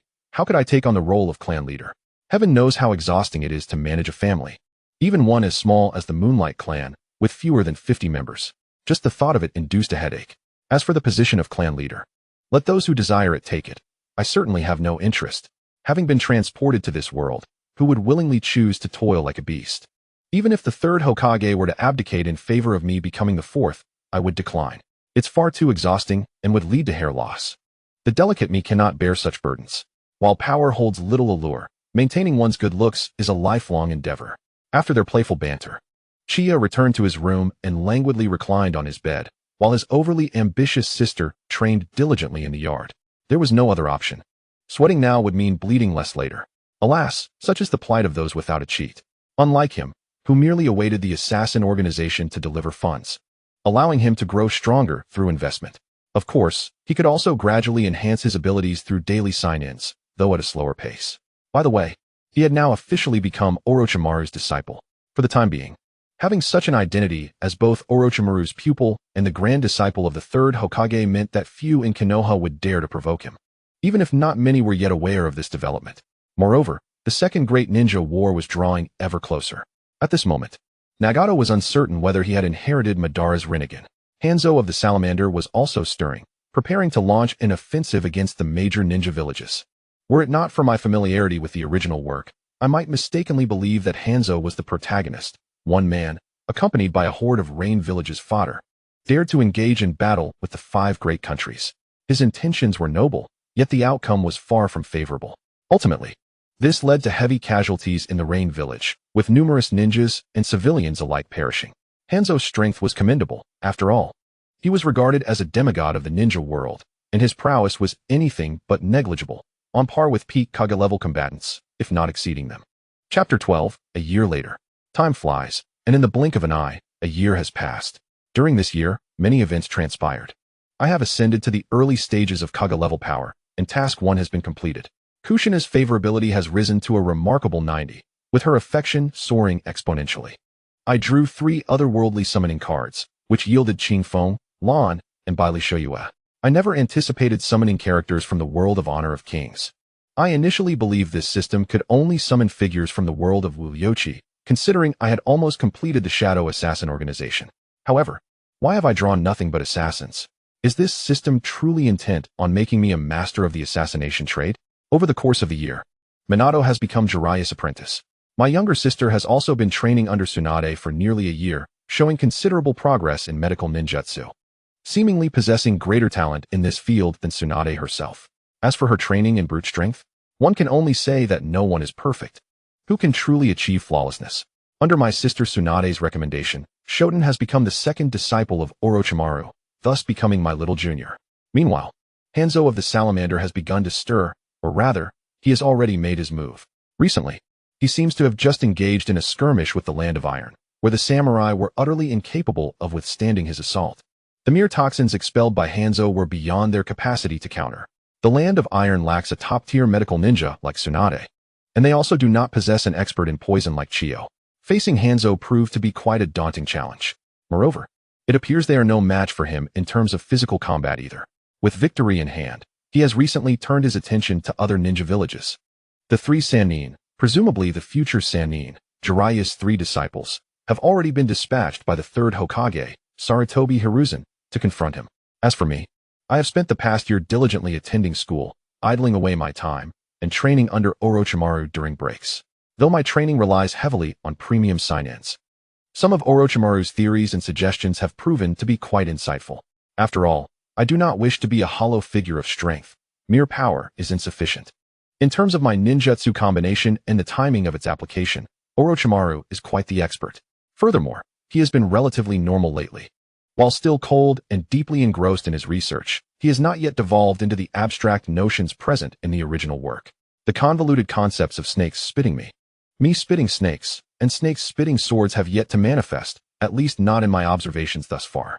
Additionally, I now consider myself a distinguished member of the Snake Clan, having only learned Orochimaru's Shadow Snake Hand and the summoning technique of the Dragon Cave. Other skills are unnecessary for me. I am not genuinely lacking in ninjutsu training. I merely find the Shadow Snake Hand aesthetically pleasing. As I ponder these matters, my gaze suddenly shifts to a corner where a pure white snake is slithering toward me. Upon reaching my side, the white snake expels a scroll from its mouth, presenting it to me before vanishing amidst a cloud of white mist. After taking the scroll and reading its contents, I furrow my brow, then retrieve a scroll of my own to draft a reply to Orochimaru. Once I finish writing, I quickly form the necessary hand signs, slap the ground, and a small black snake materializes before me. Orochimaru has already had me sign the contract scroll for the Dragon Cave, granting me the ability to summon the colossal serpents residing there to aid me in battle. The small black snake climbs up my leg and onto my arm. Bowing slightly as it addresses me, Master Chinya, I gently stroke the smooth forehead of the little snake, offering the scroll to it, instructing it to deliver this message to my teacher, Orochimaru. Understood, Master Chinya. I assure you I will complete the task. The small black snake replies with an eager expression. I then produce a pill from my pocket and place it in the snake's mouth, patting its head as a signal to convey the message. After consuming the pill and expressing its gratitude, the little black snake swiftly departs. The pill administered is known as Beast Pill, which aids in the growth of summoning beasts without any adverse effects. Orochimaru typically requires around 100 sacrifices, essentially 100 living individuals, to summon the myriad snakes. However, consuming a single beast pill is roughly equivalent to 10 human sacrifices, meaning that summoning the entire legion of snakes could be achieved with just 10 pills. This not only satiates their hunger quickly, but also accelerates their growth, making it highly favored by the snakes of the Dragon Cave. The primary serpent I have contracted is a massive jet black snake known as Black King, whose strength has also reached Kage level. The small black snake I just summoned is one of its many offspring. The production cost of beast pills is extremely low, and it is my exclusive secret formula. No one else in the ninja world is capable of crafting them. As a result, I have profited significantly from selling beast pills. The Nikko clan, known for their amicable relations with the Uchiha clan, is exceedingly affluent, and selling to them yields substantial profits. The Inuzuka and Aburame clans in Konoha have also become my loyal customers. After all, one clan relies on dogs, while the other on insects.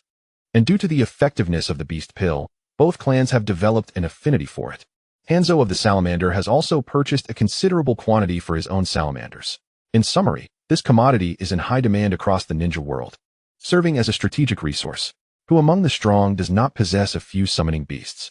Even those who are not particularly powerful desire a formidable summoning beast.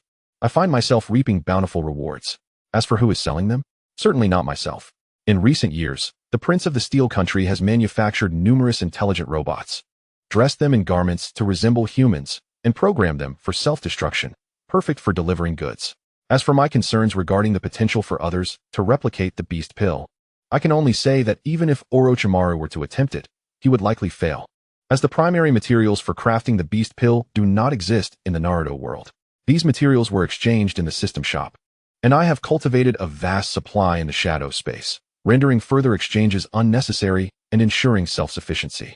Orochimaru's latest scroll indicated that the situation on the front lines is not favorable, with significant casualties reported.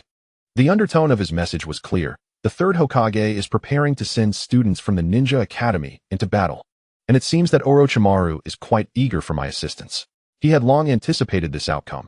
After all, in the original narrative, Minato had seemingly entered the battlefield at around the tender age of 10, although it might be somewhat premature.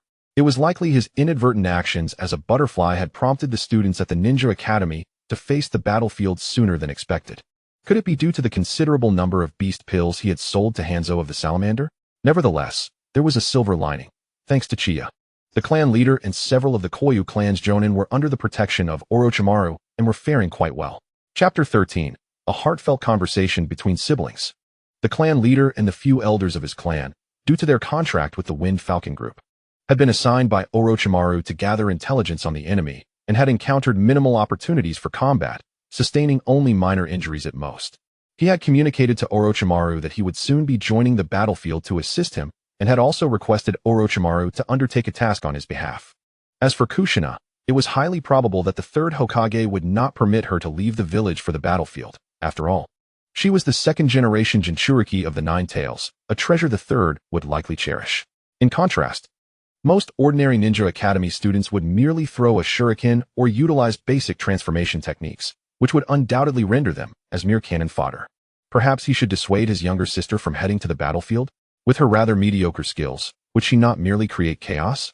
Indeed, how could he allow his sister to cause turmoil on the battlefield? What if she interfered with their fellow villagers? Absolutely not. He could not let her go to war. Suddenly, a light yet somewhat awkward voice drifted from afar. "Hey, brother, what are you doing standing there?" Uchiha smiled. "I just came out to get some fresh air." "Why do you look so glum?" Chiyuki awkwardly scratched his head. Was it that obvious? Uchiha looked at him with an expression that clearly asked, "What do you think?" "By the way, brother, have you heard? It seems they are preparing to send us, the Ninja Academy students, to the battlefield soon. I'm a bit nervous." "Did Nana tell you, Yaya?" He had learned of the third's intentions to deploy students to the battlefield early, thanks to Uncle Snake's information. "Oh, is that so? So Yaya, do you wish to go to the battlefield?" Uchiha inquired tentatively. Chiyuki nodded and then shook her head, throwing herself into her brother's embrace, her little head burrowing into him as she whispered, "Brother, you see, I've been learning medical ninjutsu from Lady Tsunade, so logically, I should be on the battlefield healing more people. But I'm so scared, I don't want to go to the battlefield. I just want to work quietly in the hospital without the daily anxiety of war." Tsunade had indeed mentioned that she was quite talented in medical ninjutsu and had even begun to grasp the basics of the strength of 100 technique. As a medical ninja, she should be on the battlefield saving comrades, yet she felt fear and hesitance towards it. "Am I selfish, brother?" Hearing this, Uchiha breathed a sigh of relief. He had initially intended to persuade his sister not to go to war, but now he felt content to let her make her own choices. After all, for a girl, it was perfectly acceptable to stay home and take care of things rather than go to battle. Yeah, fearing death is a natural instinct for every living being. Selfishness is also in everyone's nature. If you truly fear it, then we need not go. Healing the wounded in the village hospital and treating those on the battlefield are both contributions to Konoha. Everyone has their strengths and weaknesses. Have you decided to become a ninja? Do you mind that your hands may one day be stained with blood? Are you prepared to face death? In my view, Yaya, you are ill-suited for the battlefield. Your talents are remarkable, but your heart is too tender. Compared to being a ninja, you may be better suited to be a doctor. With Tsunade as your mentor, few would dare to harm you in the village. Moreover, even if you choose to do nothing, I could support you for a lifetime. So, Yaya, could you tell your brother what kind of life you envision for yourself?" Uchiha gently stroked his sister's hair while soothing her anxious spirit. Indeed, even in the world of Naruto, children, no matter how mature, were still just under 10 years old. What had he been doing at 10 in his previous life? He had been in the 4th grade, living a life of ease, going through each day filled with laughter. Though the worlds were different, he still wished for his sister to lead the life she desired. After all, in the Naruto universe, there were more paths than just that of a ninja, weren't there? Listening to her brother's tender words, Chiyuki felt a wave of relief wash over her. Throughout her life, her brother had always been this way. He had always been there for her, preparing delicious meals, playing with her, and encouraging her during times of disappointment. To others, she was a gifted girl endowed with a bloodline limit, yet in her brother's eyes, she was simply a little girl. He would never force her to do things she did not enjoy, embracing all of her, even her flaws. At times, he could be strict, fearing for her safety and preventing her childish antics. Then perhaps she would become a doctor at the Konoha hospital. Silly brother, foolish brother. If he continued showering her with such kindness, she would surely struggle to find a partner in the future. Unbeknownst to her, Chiyuki had fallen asleep in her brother's embrace, a sweet smile gracing her lips. Listening to her steady breathing, he gently lifted her in a princess carry, rising slowly to place her in her room and tuck her under the covers. This girl, she still hadn't provided him with a definitive response. But it appeared that thoughts of heading to the battlefield were fading. Suddenly, sensing something, Chiya made his way to the courtyard. Upon seeing the visitor, he smiled slightly. Is that you, Nana? What brings you here? Kushina cast a glance at Chiya, her cheeks tinged with a slight blush, after seeing the message from Sister Tsunade. It seems Yaya has been acting a bit off. I was a bit worried, so I came to check on her. Chiya responded calmly, I see. Yaya has already fallen asleep. Why not come inside and sit? I'd like to discuss something with you. Kushina nodded and followed Chiya inside. Once inside, Chiya briefly recounted the situation to Kushina. This is how it is. Yaya has grown up with me. She is cheerful and lively, though she can be a bit foolish at times. Unlike me, she has never taken a life. She deserves a better life.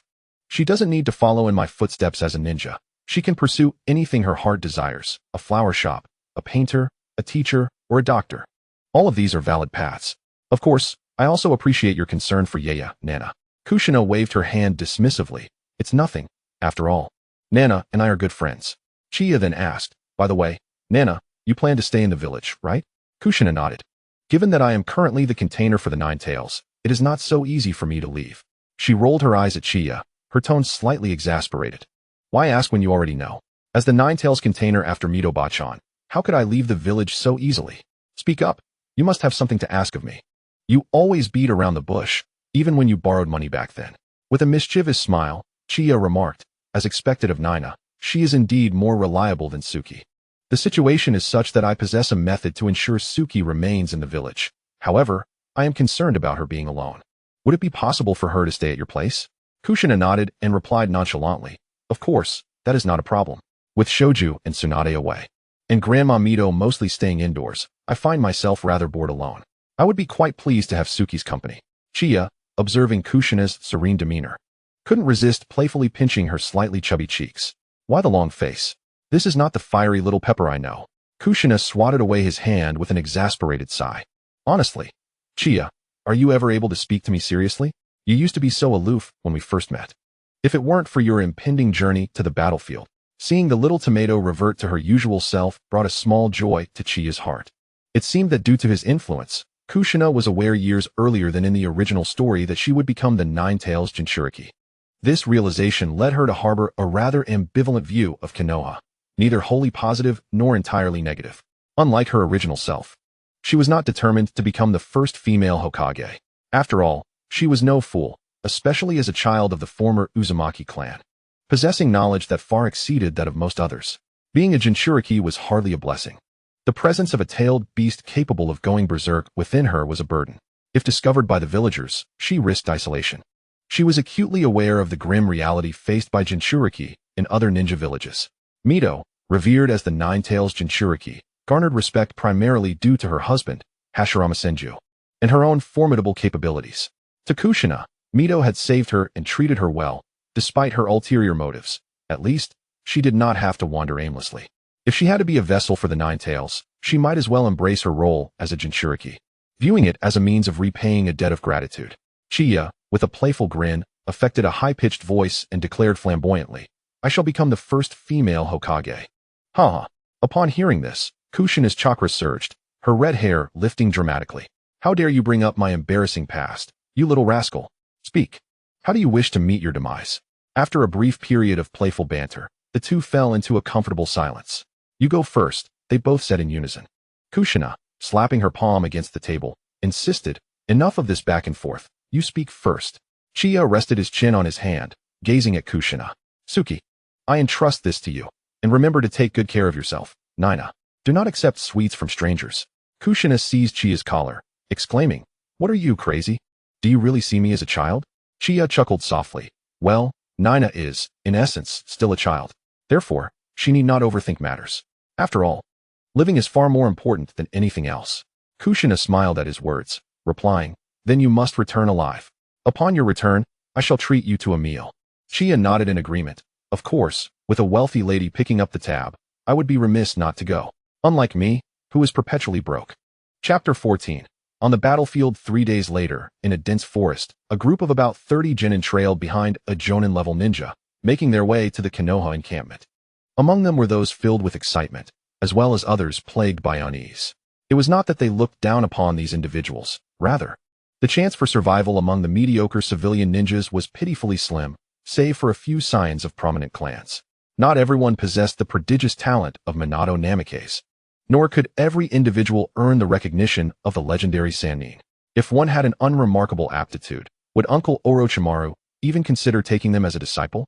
If Minato had been ordinary, would Jiraiya have noticed him and taken him under his wing? These ordinary ninjas, whose skills might forever confine them to the ranks of genin, were essentially no different from cannon fodder.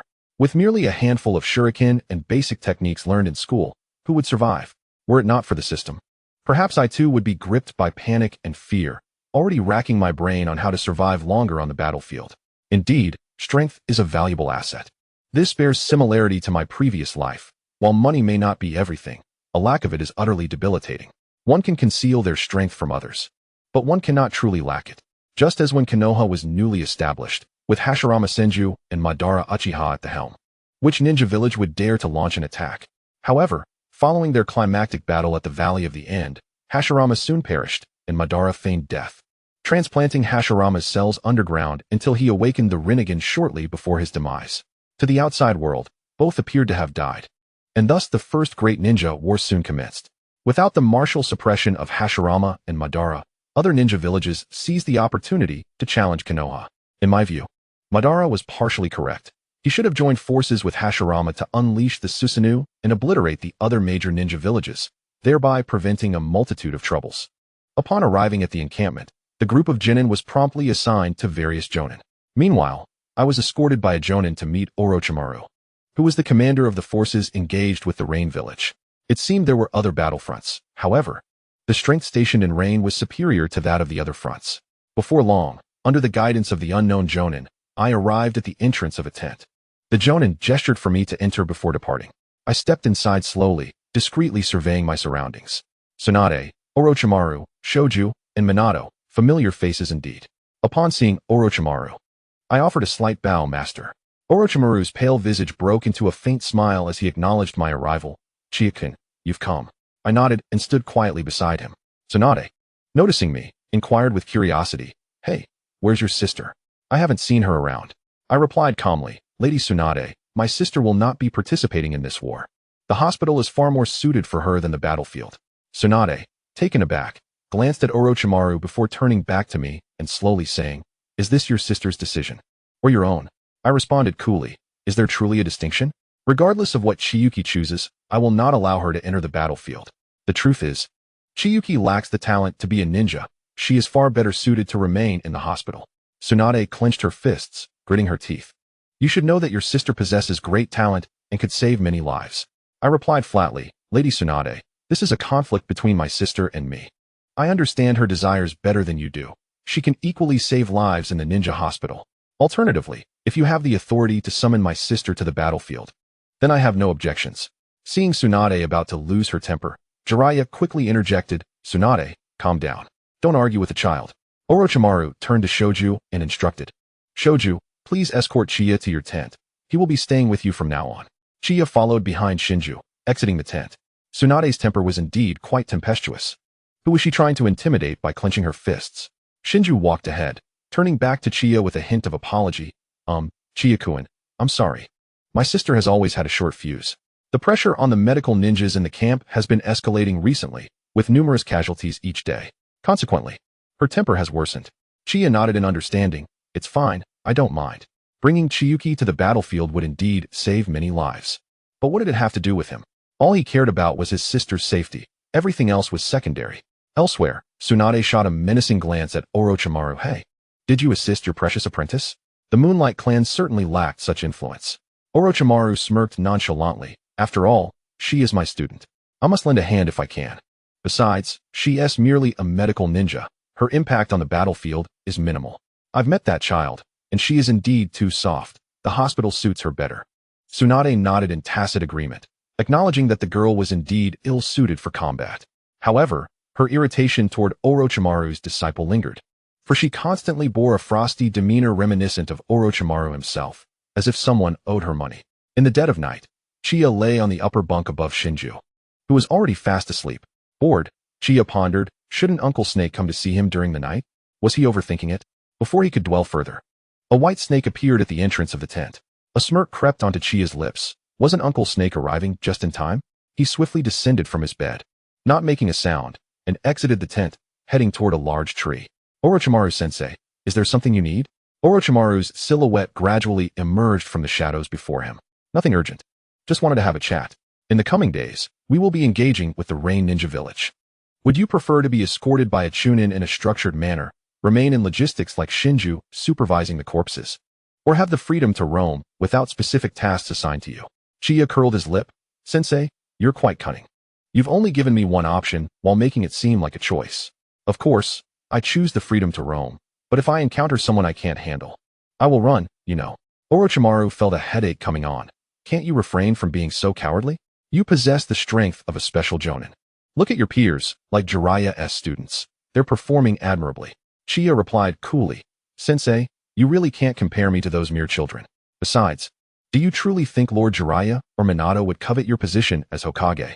Although, in the anime, Minato did indeed become the 4th Hokage. Orochimaru's mouth twitched. Kid, do you know why the 3rd Hokage chose me as his commander? Comparing Jiraiya, a half-baked ninja, and some kid with yellow hair to me is absurd.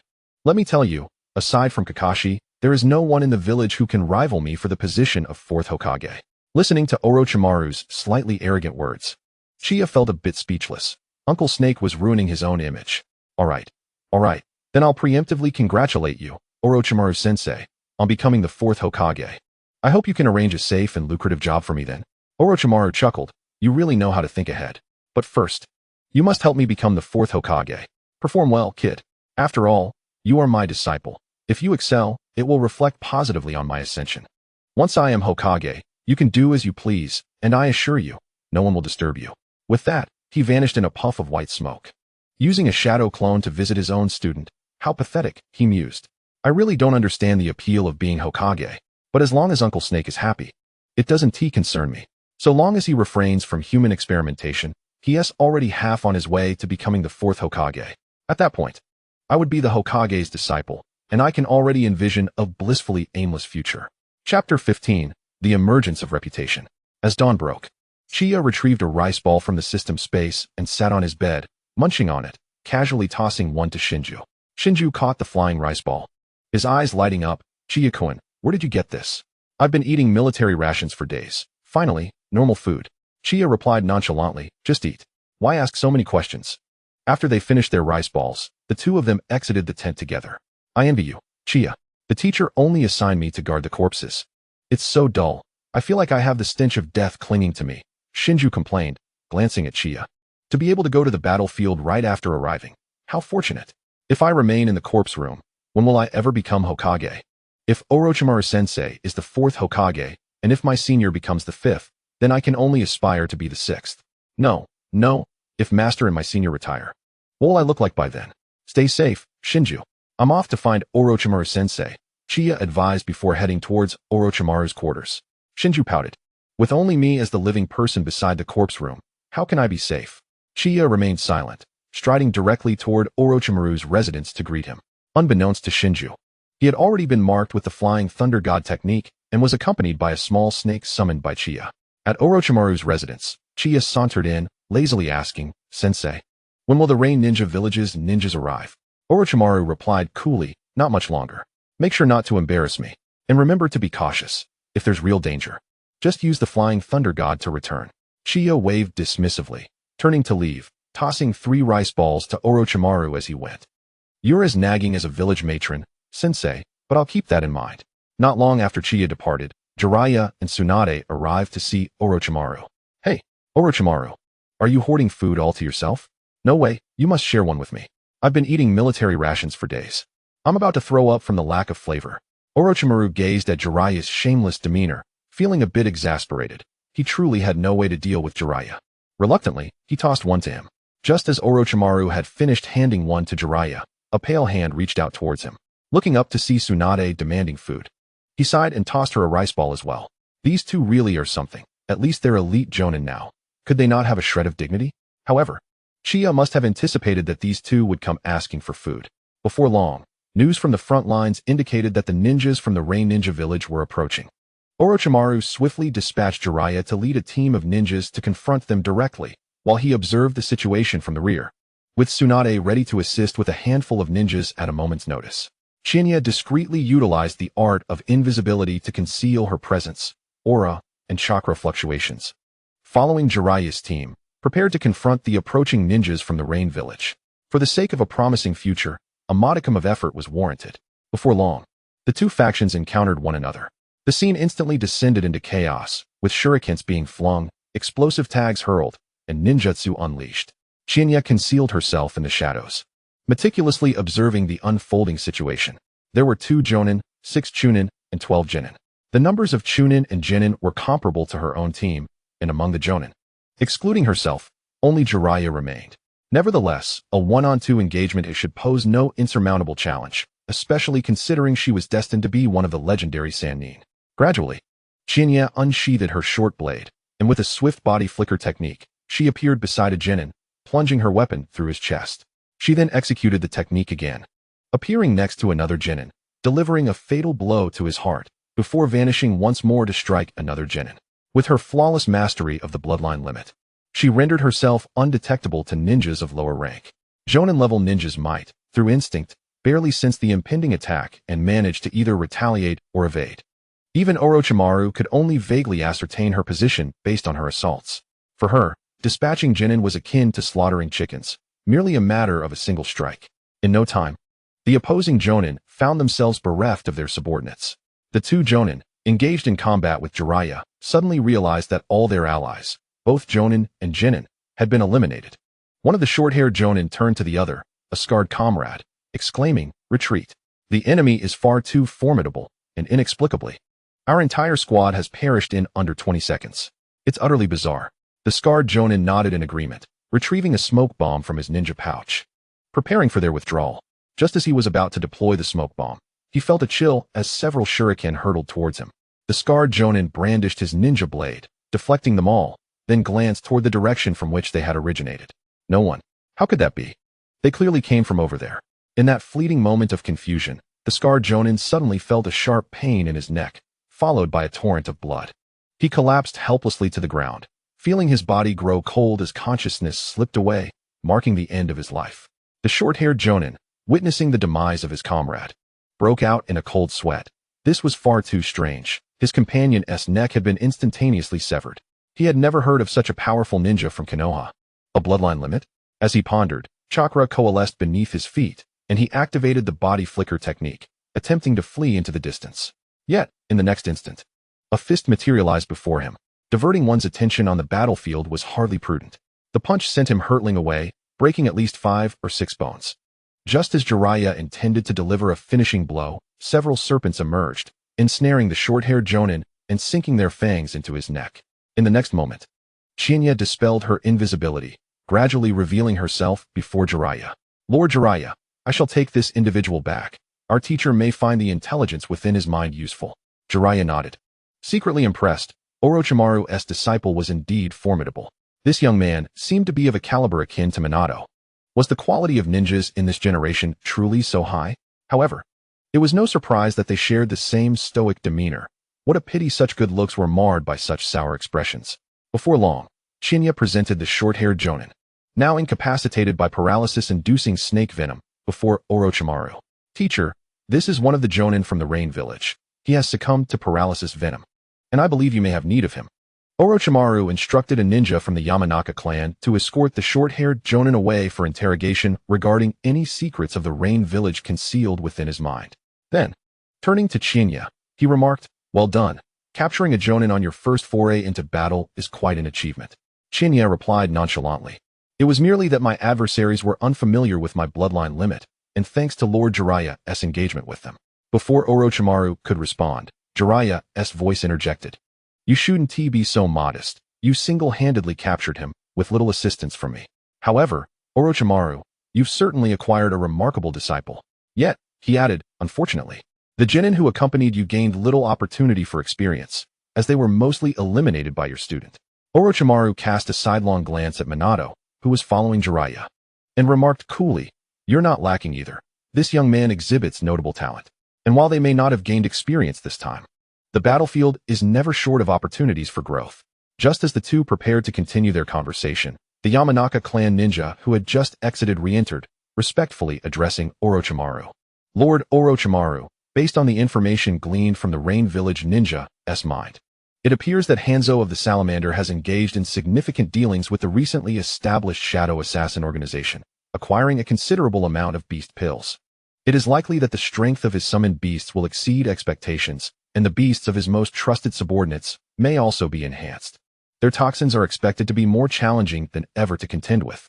Furthermore, it seems Hanzo has struck certain agreements with the Shadow Assassin organization operating within the borders of the Rain Country. However, due to a sealing technique obstructing the memories in this Rain Village ninja's mind, we were unable to retrieve specific details." Orochimaru contemplated this for a moment before slowly articulating, "The Shadow Assassin organization, you say? I've heard that the beast pills gaining popularity recently originated from them. Quite a mysterious organization, indeed. They seem to have appeared out of nowhere, establishing themselves within the Rain Country. How could Hanzo tolerate another power encroaching upon his domain? Is it due to a partnership, or simply a matter of being unable to control the situation? Yet, it is said that as long as the price is right, those madmen will kill anyone. Truly, they are a group of individuals who value money over their own lives. It is quite enough to contend with Hanzo of the Salamander alone. Now we have the added complication of an ambiguous organization." Chapter 16. Infiltrating the Rain Country. Jiraiya turned to Orochimaru, stating, "According to the intelligence gathered by the village, this Shadow Assassin organization has risen to power in the Rain Country in recent years, having assassinated numerous formidable ninjas, including several elite jonin. Aside from a few names, we know nothing of their techniques or specialties. However, they seem to target only bountied individuals and those who obstruct their missions." Upon hearing this, Orochimaru furrowed his brow. It's not impossible that Hanzo and the Shadow Assassin organization could be collaborating. One Hanzo is already troublesome enough, and Tsunade has yet to develop an antidote. Shinya spoke slowly. "Teacher, could we not use the Shadow Assassins to place a bounty on Hanzo? I've heard that these individuals will undertake any task as long as the payment is adequate." Orochimaru nodded. "That is indeed a feasible strategy. Even if we cannot eliminate Hanzo, we could incite them to weaken one another, though it would likely require considerable funds. However, we still lack understanding of this organization and whether they have allied with Hanzo." Shinya replied calmly. "Teacher, would you like me to investigate further?" Orochimaru stroked his chin, contemplating for a moment before speaking slowly. Your abilities are indeed well suited for intelligence gathering. Therefore, I shall assign you the task of investigating this so-called Shadow Assassin organization in the Land of Rain. Consider it an S-rank mission. Furthermore, if you sense any danger, you may abandon the task without hesitation." Chia nodded. "And if the Shadow Assassin organization has no collaboration with Hanzo of the Salamander, what bounty should I offer him?" Orochimaru formed a series of hand seals, summoning a small white snake. "If the members of the Shadow Assassin organization are willing to take action against Hanzo, use this white snake to contact me. I will personally negotiate terms with them." "Understood, Orochimaru-sensei." With that, Chia set off towards the Land of Rain. Orochimaru watched as Chia departed, feeling an indescribable sensation within him. "Are you worried?" Jiraiya observed Orochimaru's demeanor, remarking, "Is it not a bit harsh to send that boy to another country for intelligence gathering?" Orochimaru's cold gaze fixed on Jiraiya. "I know my disciple well. I am fully aware of his capabilities." Jiraiya could only shrug in resignation. Such a proud man, clearly concerned for his student. He recalled the earlier words. If danger is detected, one may abandon the mission. For others, Orochimaru was indifferent. As long as the mission was accomplished, that was all that mattered. As a teammate of Orochimaru's, he understood this all too well. Orochimaru was cold, or rather, highly rational. For instance, if 10 individuals were required to lure the enemy into an encirclement, and those 10 had no hope of survival, Orochimaru would unhesitatingly choose to sacrifice them for the sake of victory. While he did not entirely agree with Orochimaru's methods, this was the nature of war.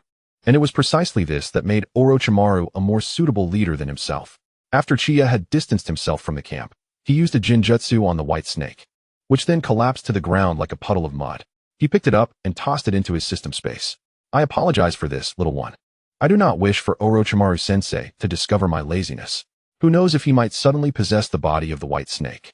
Subsequently, Uchiha utilized the body flicker technique to conceal his form, and since the flying thunder god seal, he had left an Amigate cure, teleporting himself directly to that location. This single use consumed a quarter of his chakra. Goodness, is utilizing the flying thunder god over a distance such a chakra drain? No wonder Kakashi was seldom seen using it in the original story. It's likely not that he couldn't, but rather that his chakra reserves wouldn't permit it. However, for me, this chakra is merely a drop in the ocean. The Shadow Assassin organization was entirely within his grasp. There was no need for investigation. And he could seize this opportunity to rest. Though he was not particularly fatigued, having only dispatched a few minor nuisances. Upon entering Amigate Cure, Uchiha remained invisible, gripping his ninja blade as he scanned his surroundings. The village appeared rather impoverished, with its inhabitants looking gaunt and malnourished. It was no wonder Hanzo of the Salamander bargained for beasts as if he were a common vendor. It was rather amusing that a man known as a demigod of the ninja world could be so destitute. The streets were sparse with vendors, and those selling food were even fewer. Yet, during wartime, food was of utmost importance to ordinary people. No one knew how long the war would last. And the more provisions one had, the better. Those selling food appeared to be in good spirits, clearly not lacking in sustenance. The prices for food were exorbitantly inflated, several times their usual rates, outrageous indeed. It was no wonder that Nagato, Konan, and Yahiko resorted to stealing food in the original story. Without theft, starvation was their only fate. Suddenly, Uchiha spotted a group assaulting a small girl with light blue-purple hair. Such hair color was quite rare. Could it be Konan? What an uncanny coincidence. What about Yahiko? Uchiha swiftly positioned himself in a corner, revealing himself with a fierce countenance, adorned with the headband of Amigate Cure. Stop! All of you, get out of my way. If you dare obstruct me further, I swear I will end you. The assailants, upon seeing him, displayed expressions of terror, immediately bowing in submission. Yes, ninja-sama. We will leave at once. Once they had departed, the light blue-purple-haired girl laboriously sat up, clutching 2 apples tightly in her arms. Her dazed eyes meeting the fearsome visage of the middle-aged ninja before her. A hint of trepidation flickered in her pale lips as she whispered, "Thank you." With those words, the girl promptly fainted on the ground. Uchiha gently lifted her, feeling her forehead, which was cold to the touch but thankfully not fevered. She felt like carrying a block of ice, both cold and light. Honestly, I really am creating trouble for myself. With so many people in the world, I cannot save them all. Oh well, I suppose I shall consider this an act of kindness. Cradling the girl, he found a secluded corner and utilized the body flicker technique once more to render them both invisible. Then, he located a remote inn, securing a room before entering with the girl. After placing her on the bed and covering her with a blanket, he gently rolled up her sleeve to reveal numerous bruises adorning her arms. Uchiha then gathered chakra in his palms, employing the healing technique. A gentle stream of chakra entered the girl's body, mending her wounds. As her expression gradually relaxed, he exhaled deeply in relief. This girl even unconscious. She clutches those apples so tightly. She must truly be starving. Several hours later, the girl slowly regained consciousness, abruptly sitting up in bed. The apples remained clutched in her grasp. Her body no longer ached, a blanket covering her, and the room felt warm, like a dream. Chapter 17, The First Meeting with Conan. You're awake. Does your wound still hurt? Uchiha approached the bedside, inquiring as he noticed her stirring. The girl shook her head, her gaze wary as it fell upon the unfamiliar youth before her. Although he spoke gently, there was no reason for him to assist her, was there? She scrutinized the boy carefully. His attire was clean and tidy, his hair untainted, his skin fair, and he even sported a tuft of hair atop his head. Wait a moment. Does the Rain Ninja who saved me also have a similar feature? Father and son? No, they didn't resemble each other at all. Gurgle, gurgle, gurgle. The girl's stomach growled unexpectedly. Uchiha reached into his ninja pouch, discreetly retrieving the rice balls and dried meat he had prepared beforehand from the system space. Offering the food to her, he said kindly, "First, have something to eat. Once you've finished, feel free to ask me anything you wish to know. Besides, I have no reason to harm you, do I?" The girl cautiously accepted the rice balls and dried meat, careful not to touch the boy's body, fearing she might soil his clothing. However, upon seeing her own hands, which were once caked in dirt and marred with wounds, she was taken aback. She devoured the food Uchiha had provided with fervor, finishing it in no time. The sensation of having food in her stomach felt the best. Uchiha poured a glass of water for the girl and slid it towards her. "Drink some water. You must have many questions for me, don't you?" The girl accepted the cup, thanked him, and then looked at the boy with a puzzled expression. Could you tell me why I am here? Shinya rested his chin on his hand, contemplated for a moment, and replied, I saw a group of people beating a young girl, so I intervened. You fainted, and I brought you here. That man was also my doing. The girl, somewhat timid, asked, then why did you save me? You must be a ninja. Shouldn't you be indifferent to our lives and deaths? Besides, I have nothing to repay you with. I am of no use. Shinya chuckled softly. Why so many questions? I have the ability, and as long as it does not threaten me, I saved you without a second thought. By the way, I am Shinya. What is your name? The girl glanced at Shinya and softly replied, Xiaonan. My name is Xiaonan. Shinya regarded her and inquired. So, Xiaonan, what are your plans for the future? I cannot stay here for long due to certain reasons.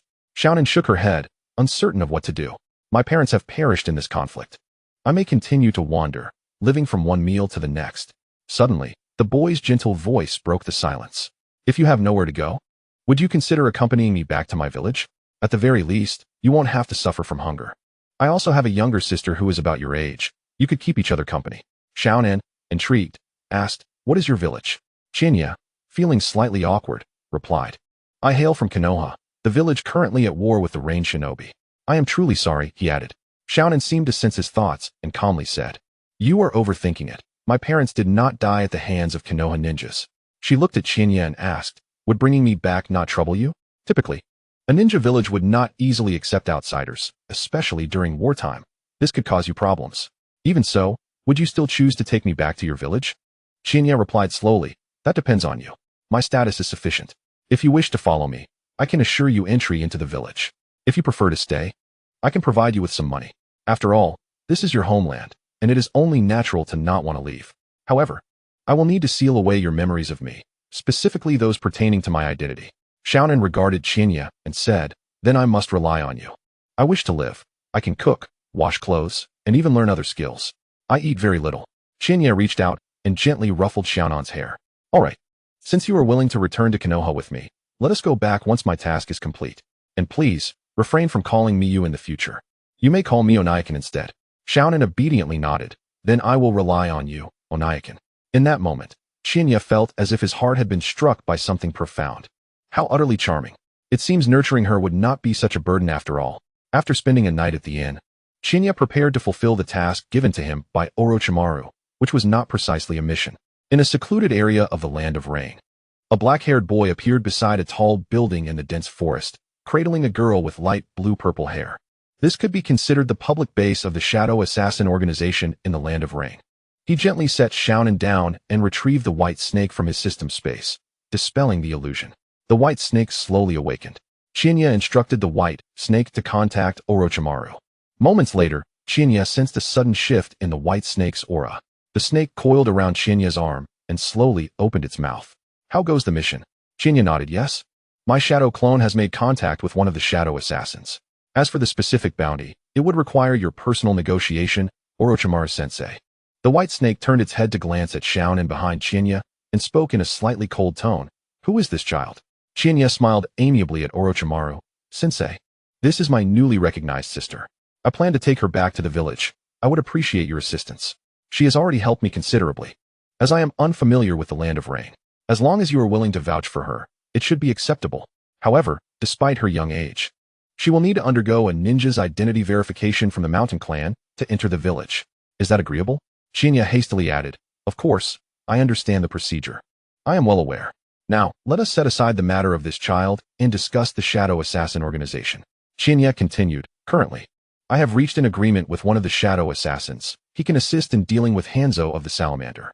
The exact bounty will require you to negotiate directly. Shinya instructed, you can send this white snake in with your shadow clone. I will discuss matters with this so-called Shadow Assassin. Shinya nodded, then formed hand seals, causing a shadow clone identical to himself to appear before him. After handing the white snake to the clone, it executed the body flicker technique and hurried into the building. Chapter 18, Return to Camp. The shadow clone led Orochimaru into the building, approaching a green-haired young man with a scarf obscuring the corner of his mouth.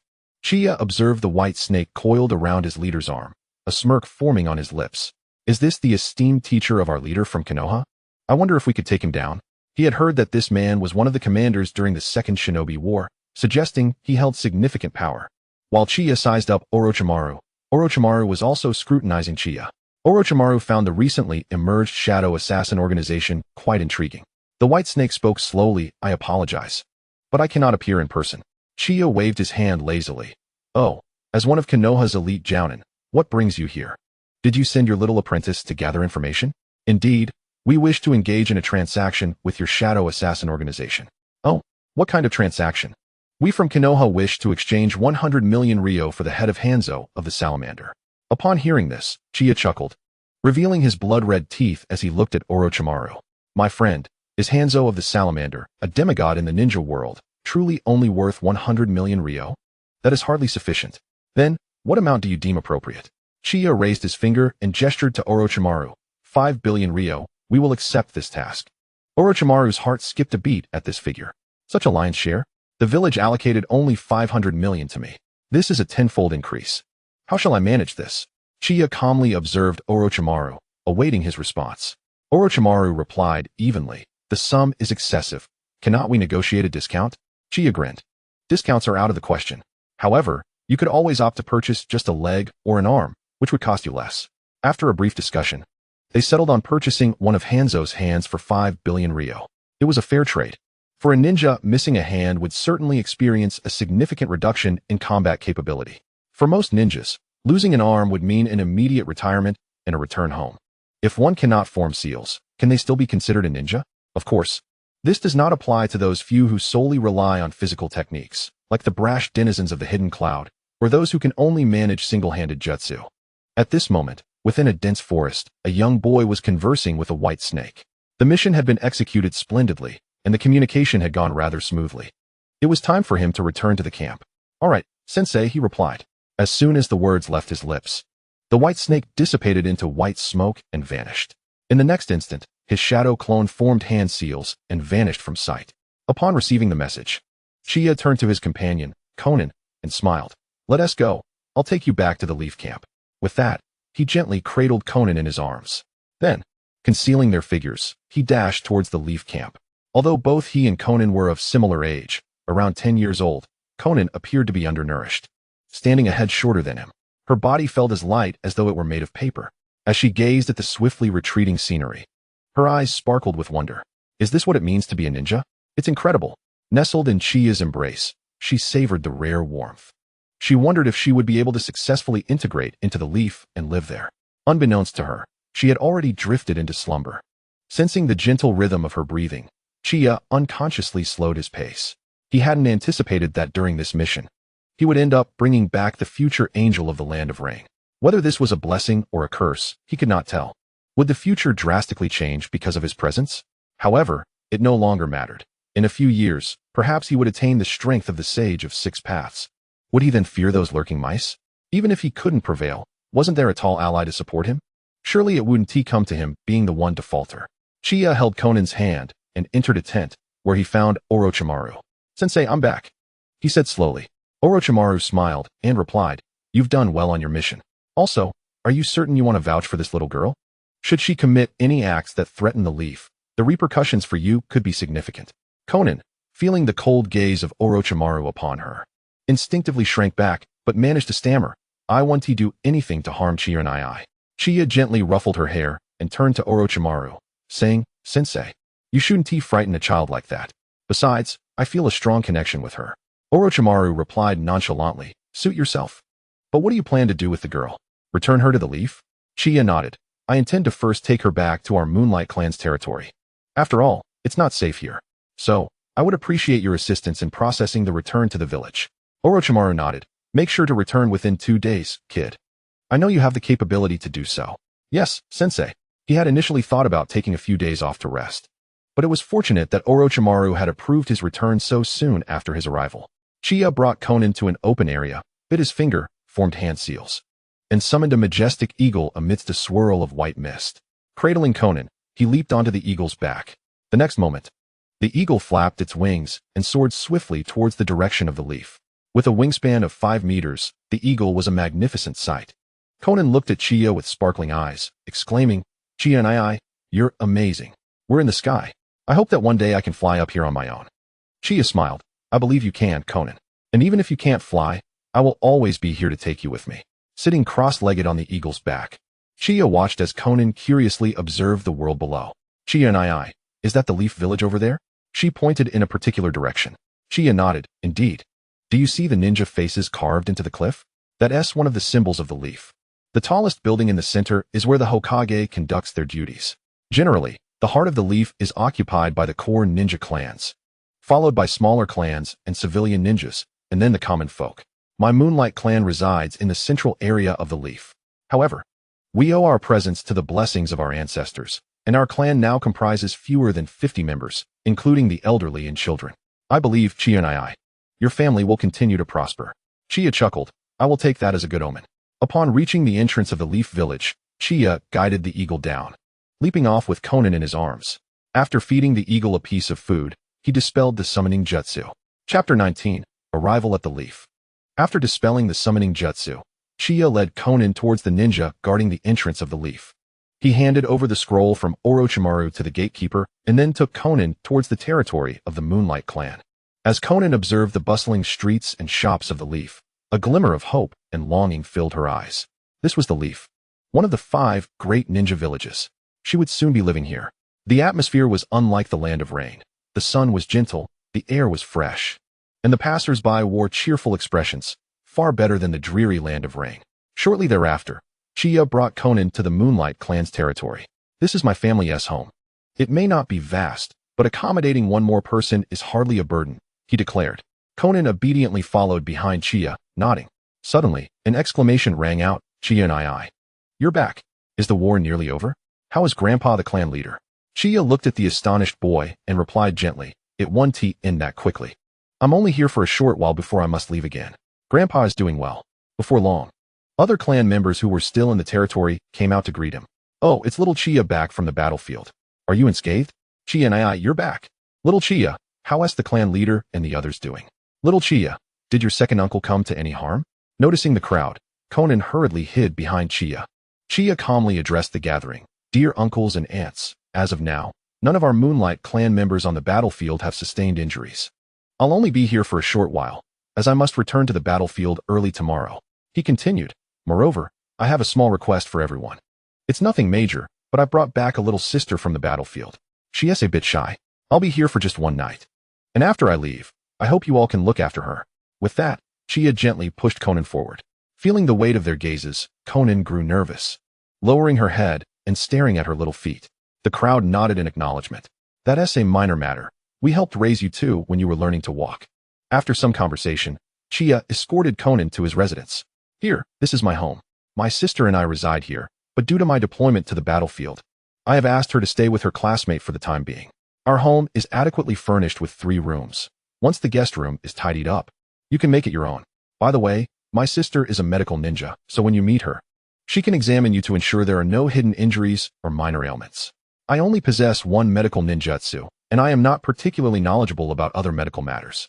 Xiaonan listened quietly, occasionally nodding in acknowledgement. Qian Yi led the way, with Xiaonan closely following until they arrived at a door. He opened it and turned to Xiaonan, asking, What do you think? Not bad, right? As Xiaonan gazed at the clean and simple room, warmth enveloped her heart, and tears began to flow unbidden. She quickly covered her eyes with her hands, but the tears still slipped through her fingers, and she repeatedly murmured her thanks. Qian Yi approached her gently, embracing her slowly. There, no more tears. From now on, this will be your home, all right? My sister, myself, and indeed the entire Moonlight clan. We shall become your new family, should you wish it. Xiaonan nodded, whispering, Thank you, brother. All right then, let us go. I'll find you some clothes. You should wash up while I prepare dinner. You can wear some of my old clothes for now. It wouldn't be appropriate to rummage through my sister's things. After speaking, Qian Yi entered his room, retrieving a few clean and fitting garments to hand to Xiaonan, urging her to take a bath. He then proceeded to the kitchen to prepare dinner. Glancing at the new system task in the process, the task was to enhance Xiaonan's affection towards the host. Achieving a score of 50 would grant a perfect ability enhancement card, 70 would yield a random top-tier template, 90 would increase the fusion progress of the template by 20, and reaching 100 would result in a mysterious reward. Currently, the affection score stood at 60.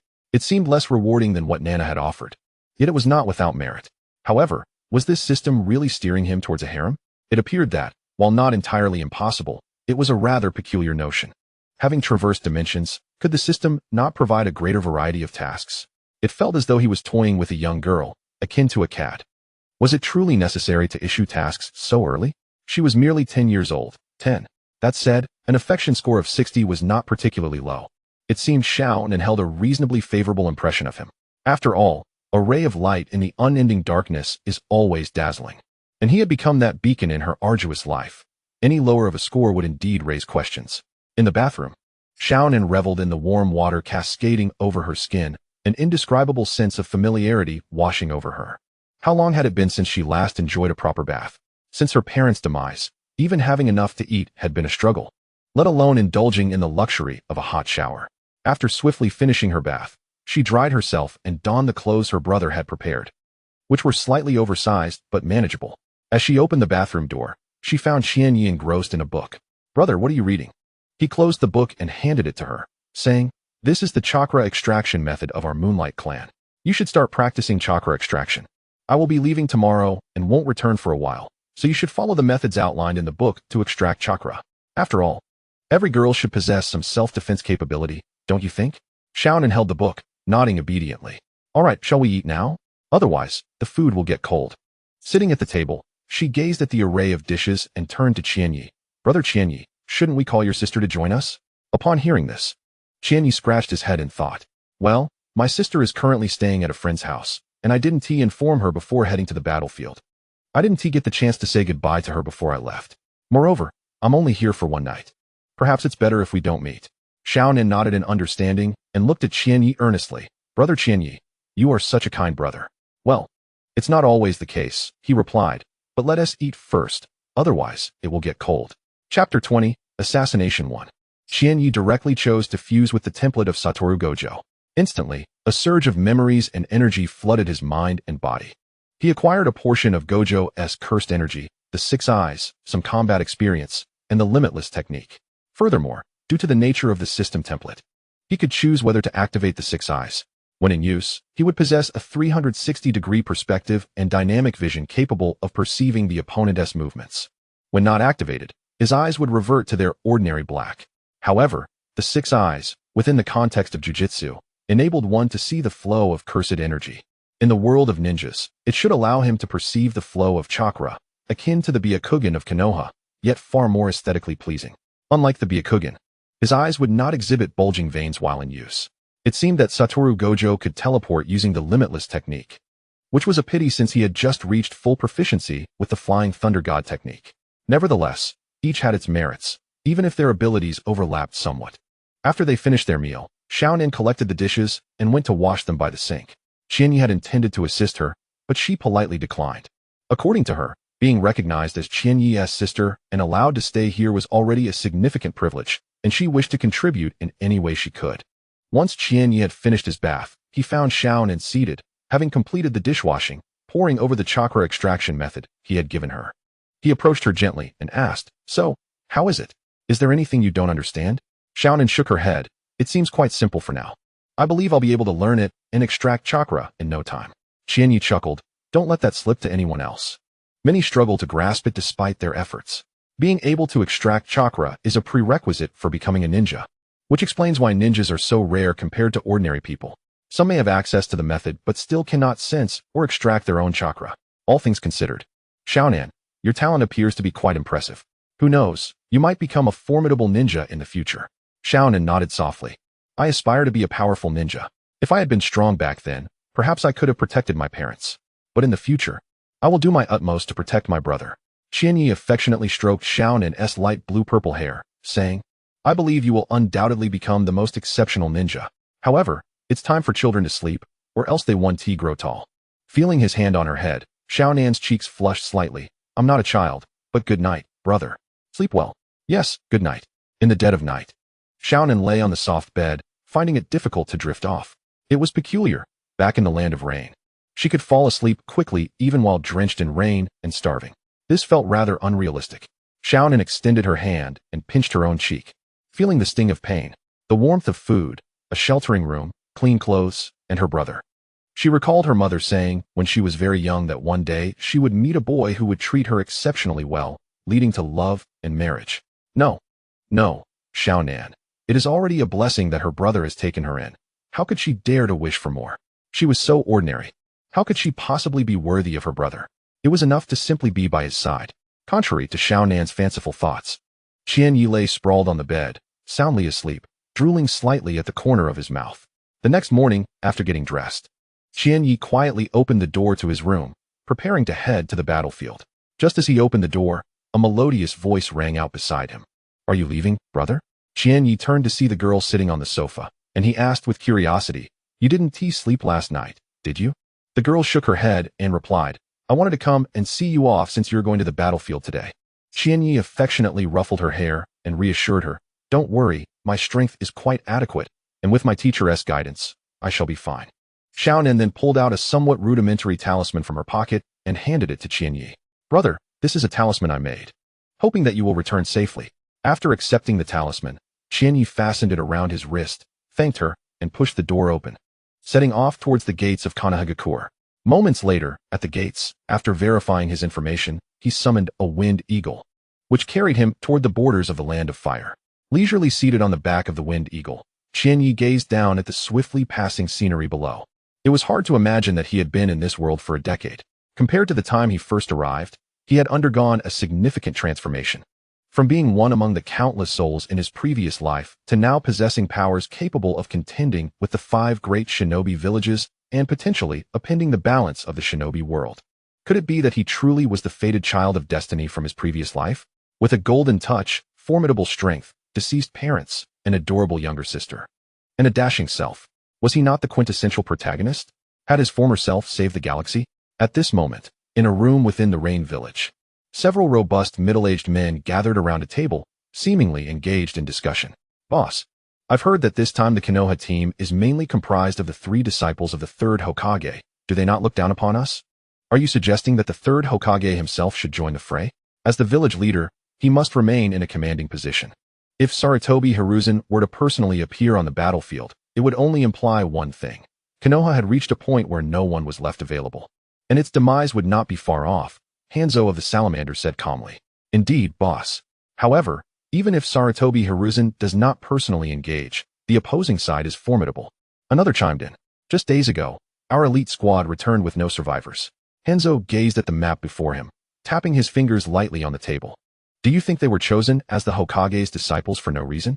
Moreover, Konoha is not lacking in shinobi with bloodline limits or clan secret techniques. Their foundation is something we cannot compare to. If it weren't for these great powers bullying us, we would not be in this situation." Suddenly, Hanzo lunged to the side. In that instant, an attack pierced through the room, impaling one of his trusted subordinates in the chest. 1,000 meters away, a young man wielding a long spear remarked, "Oh, did he dodge? Quite perceptive, I must say." Before Hanzo could react, several crimson attacks surged toward him. He swiftly formed hand seals, invoking water release, water barrier. A torrent of water manifested, creating a wall before him. Hanzo glared at the green-haired youth who had launched the attack and coldly inquired, "You belong to the Shadow Assassin organization, don't you? Why are you attacking me? As forces of the Rain Country, we should not be engaging in internal conflict." Chiya replied, "What happens to the Rain Country is of no concern to us. You should know that the Shadow Assassin organization operates solely based on the remuneration offered." Hanzo grasped his weapon, realizing that negotiation was futile. "Do you truly think I would fear the Shadow Assassin organization? I am known as the demigod of the shinobi world." As soon as the words left his mouth, Hanzo flung his sickle, the sharp blade aimed at Chiya. Chiya enveloped his hands in crimson energy, effortlessly blocking the sickle with one hand. "Oh, then I shall experience the strength of this demigod of the shinobi world firsthand." In the next moment, Chiya charged forward, cracking the ground beneath him. Hanzo, unyielding, retracted his giant sickle with chains and engaged Chiya in combat. After exchanging several blows, Hanzo's expression shifted to one of mild astonishment. This individual was not only overpowering him in taijutsu, but also exhibited remarkable regenerative abilities, complemented by the red energy enveloping him. Was it a bloodline limit? Additionally, there were the swift, flying shinobi from their previous encounter and the one who had just employed long-range ninjutsu from afar. The Shadow Assassin organization was genuinely formidable. Hanzo quickly distanced himself from Chiya, biting his finger and forming seals to summon his salamander to aid in battle. Just as he was about to summon it, a water-formed shark charged toward him. With no choice, he swiftly activated the body flicker technique to evade. Immediately after, another figure wielding dual blades attacked him from behind. Hanzo, relying on his combat instincts, managed to block the attack, but still sustained a wound on his back. Feeling the pain radiating from his injury, he realized that if he had been a moment slower, it would have been more than just a mere scratch. This marked the third assailant.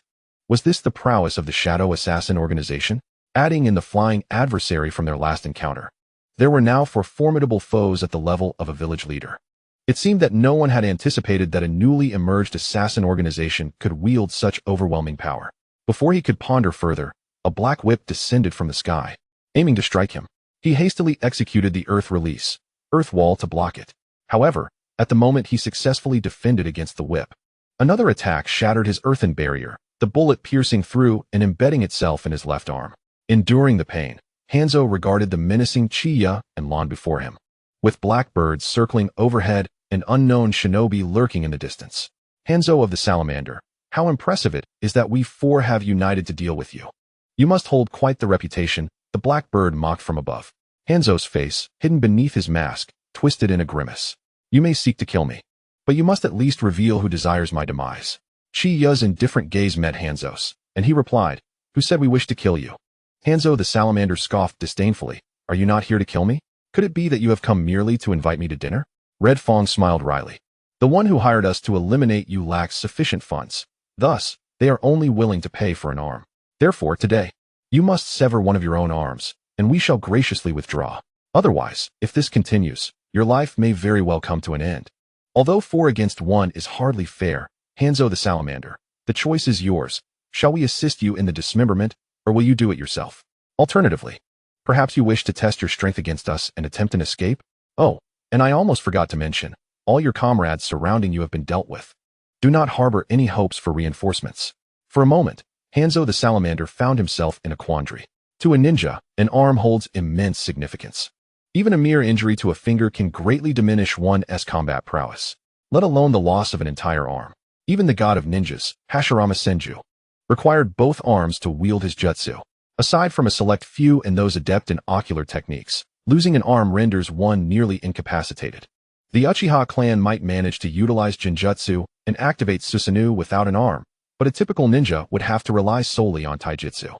Hanzo the Salamander tore off his mask and gazed at the 3 figures before him, laughing heartily. Come on. If you wish to claim the arm of Hanzo the Salamander, you must first demonstrate that you possess the capability to do so. I am not one to cower in fear or surrender easily. Chapter 22, Assassination 3. Thus, half an hour later, a battered figure, bloodied and bruised, collapsed onto the ground. Beside him lay another Hanzo, his limbs severed. In front stood 3 silhouettes. Hanzo the Salamander, barely clinging to life, looked at the 3 before him.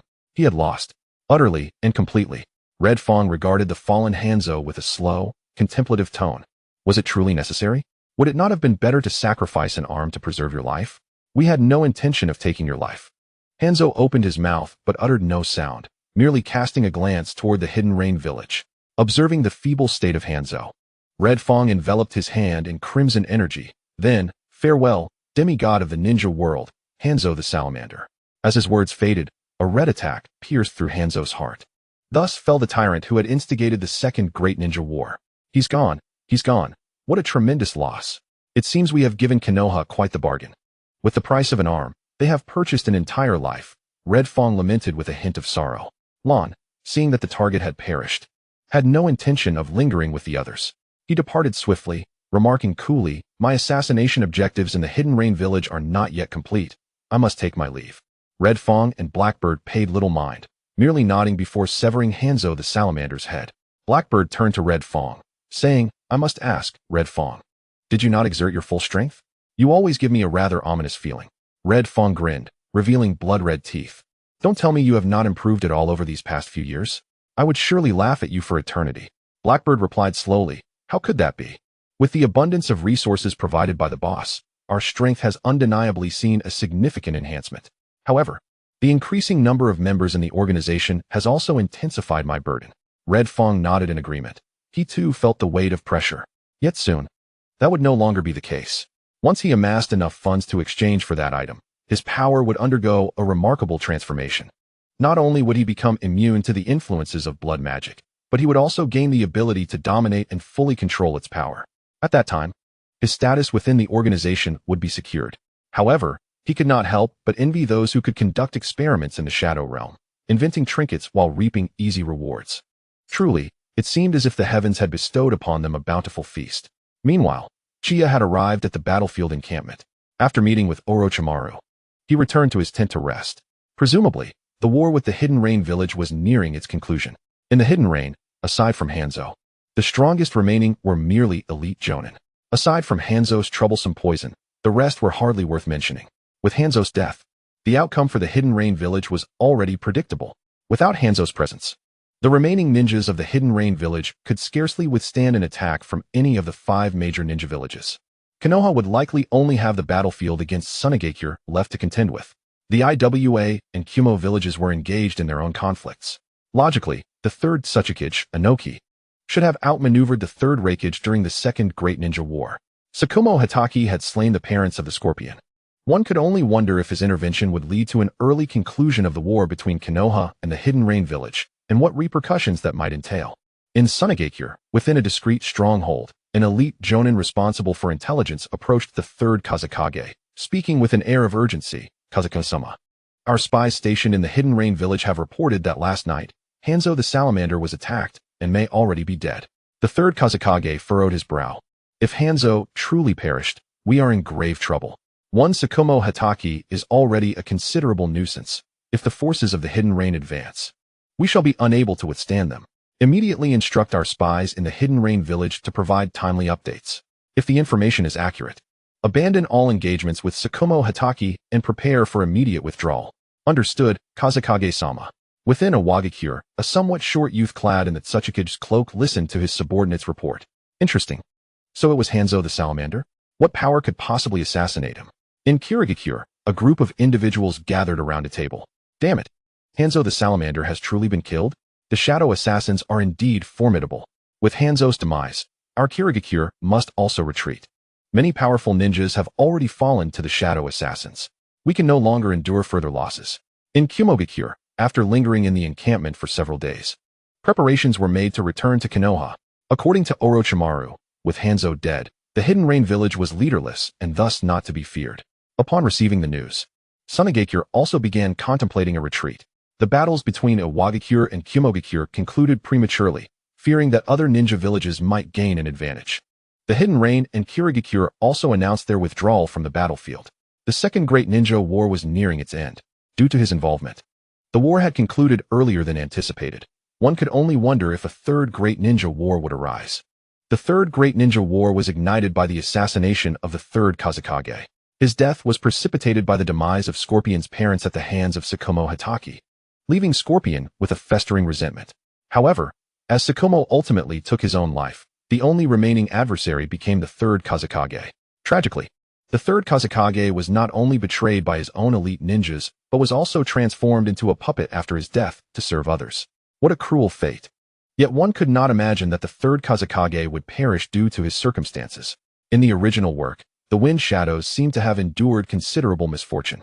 The 3rd Wind Shadow was betrayed and turned into a puppet, the 4th was assassinated by Orochimaru, and the 5th was stripped of the tailed beast, having faced death at least once, only to be resurrected by Chiyo's ultimate one-for-one technique. However, it is likely that such forbidden arts will be rendered obsolete in the future. Since Scorpion's parents are alive, Chiyo would not need to frivolously develop a life-exchanging technique. Chapter 23, Returning to the Village. Shortly thereafter, Orochimaru received orders to lead a substantial contingent from Konoha back to the village. Shikaka Nara, in charge of the Sand Village campaign, and the Uchiha clan, responsible for the Mist Village operation, also received commands to escort their teams back to Konoha. Fortunately, his junior, the Prince of Konoha, had not met a fiery demise due to explosive tags, and the clans suffered minimal casualties. In summary, all is well. Additionally, the Shadow Assassin organization gained considerable renown during the 2nd Great Ninja War. Their mission accomplished, Orochimaru pondered the efficacy of the breathing technique with a hint of anticipation. As they approached the village's entrance, Orochimaru made his way toward the Hokage Tower to report the mission's completion, instructing everyone to disperse before his departure. Following this, it was time for everyone to return to their respective homes. Unbeknownst to Uchiha, Kushina was seething with frustration, eagerly awaiting his return.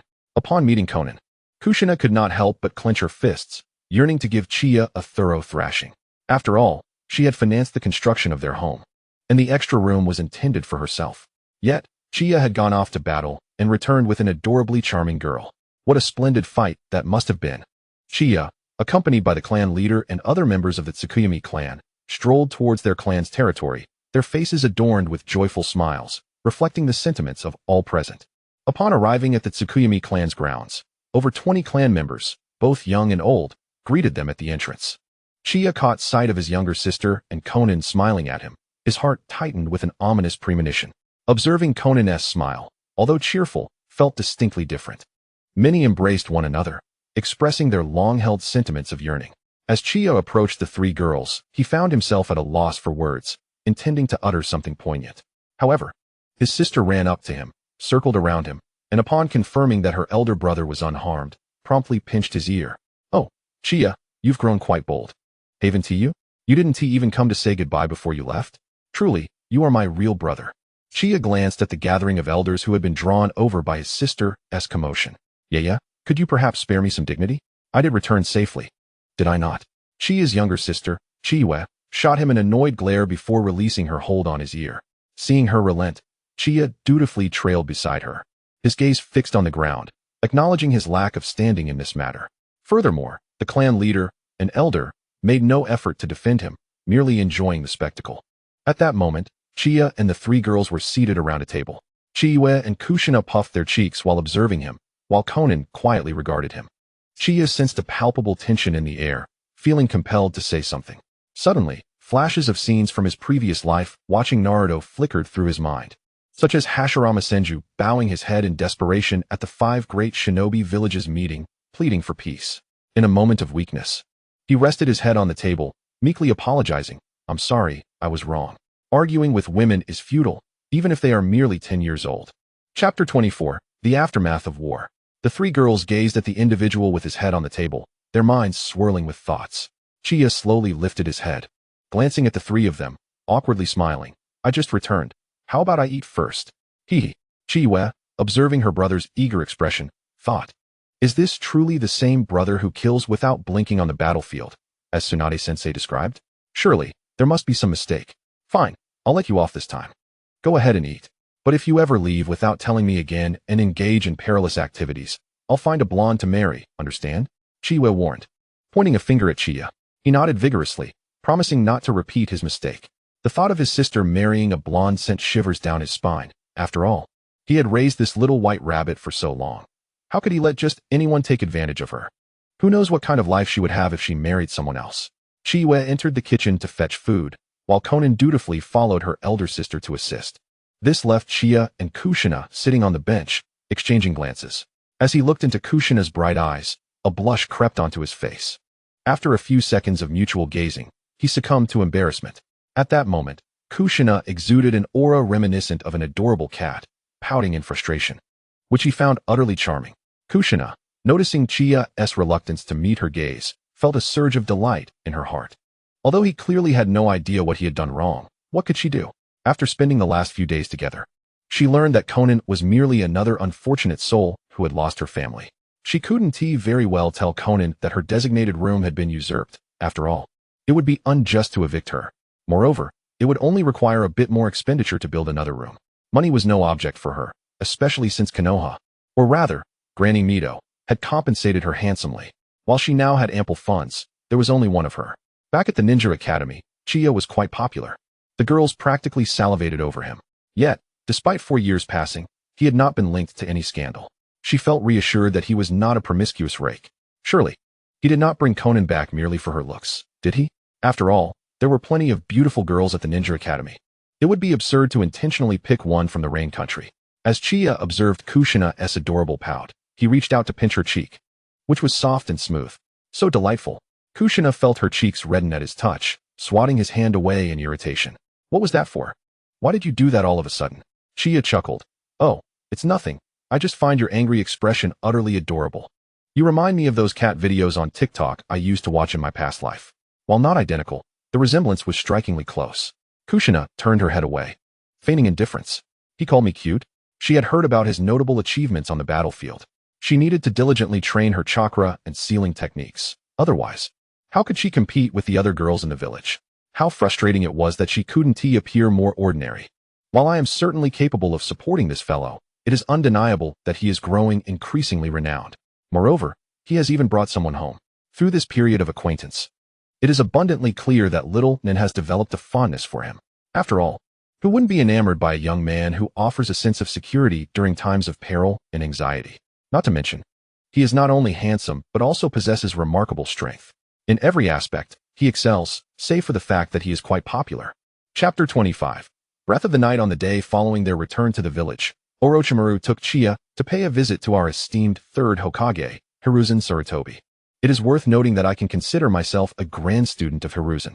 According to Orochimaru, it seems I am permitted to select 3 forbidden techniques for study as a reward for my accomplishments on the battlefield. Although I am not particularly concerned about this, as I can simply exchange for whatever I wish through the system, albeit at a somewhat steep price. Speaking of which, I believe I retired to bed rather early yesterday. It seems I have yet to claim my mission rewards. Oh well, I shall retrieve them later. For now, I should first meet our third Hokage. Since my arrival in this world, I have only had a fleeting glimpse of this venerable man during the commencement of the academic term. Within the Hokage building, Tsunade, Orochimaru, Jiraiya, myself, and Minato Namikaze stood before Hiruzen Sarutobi. Hiruzen gazed upon his 3 disciples and 2 grand students with a sense of exhilaration. The talents of these 5 individuals are nothing short of exceptional. Any one of them could be cultivated as a candidate for Hokage. 5 in total. How remarkable. I am confident that the future of Konoha will flourish even further, and I believe I have not failed to honor the sacrifice of my teacher, Tobirama. Hiruzen's face broke into a smile as he addressed Orochimaru, Tsunade, and Jiraiya, saying, "You have all performed admirably this time. You may each select 3 ninjutsu from the sealing techniques. Chiya, you too may choose 3. It is thanks to you that this war may come to a premature conclusion. As for Minato, you may select 1 ninjutsu from the sealing techniques as well, a favor I have requested on your behalf from Jiraiya. But you must strive to complete tasks to make up for it afterward." With that, Hiruzen led us to a room guarded by 10 Umbu operatives. The security here is indeed stringent, but it is warranted, given the significance of the sealing scrolls. In the original story, Naruto, as a mere genin, managed to pilfer the sealing scrolls, which I suspect was an intentional oversight by Hiruzen. Upon entering the chamber housing the sealing scrolls, Hiruzen allowed us to choose our desired ninjutsu. Among the 5, while Tsunade appeared rather disinterested, the others eagerly sought techniques that suited them. After a brief interval, each of us had made our selections. As expected, Minato opted for the Flying Thunder God technique. I chose the Flying Thunder God technique, the Jinjutsu, Dark Passage, and the Mutual Explosive Tag technique. Selecting the Flying Thunder God technique will enable me to wield my fully mastered version freely in the future. My interest in the Jinjutsu, Dark Passage, is purely personal.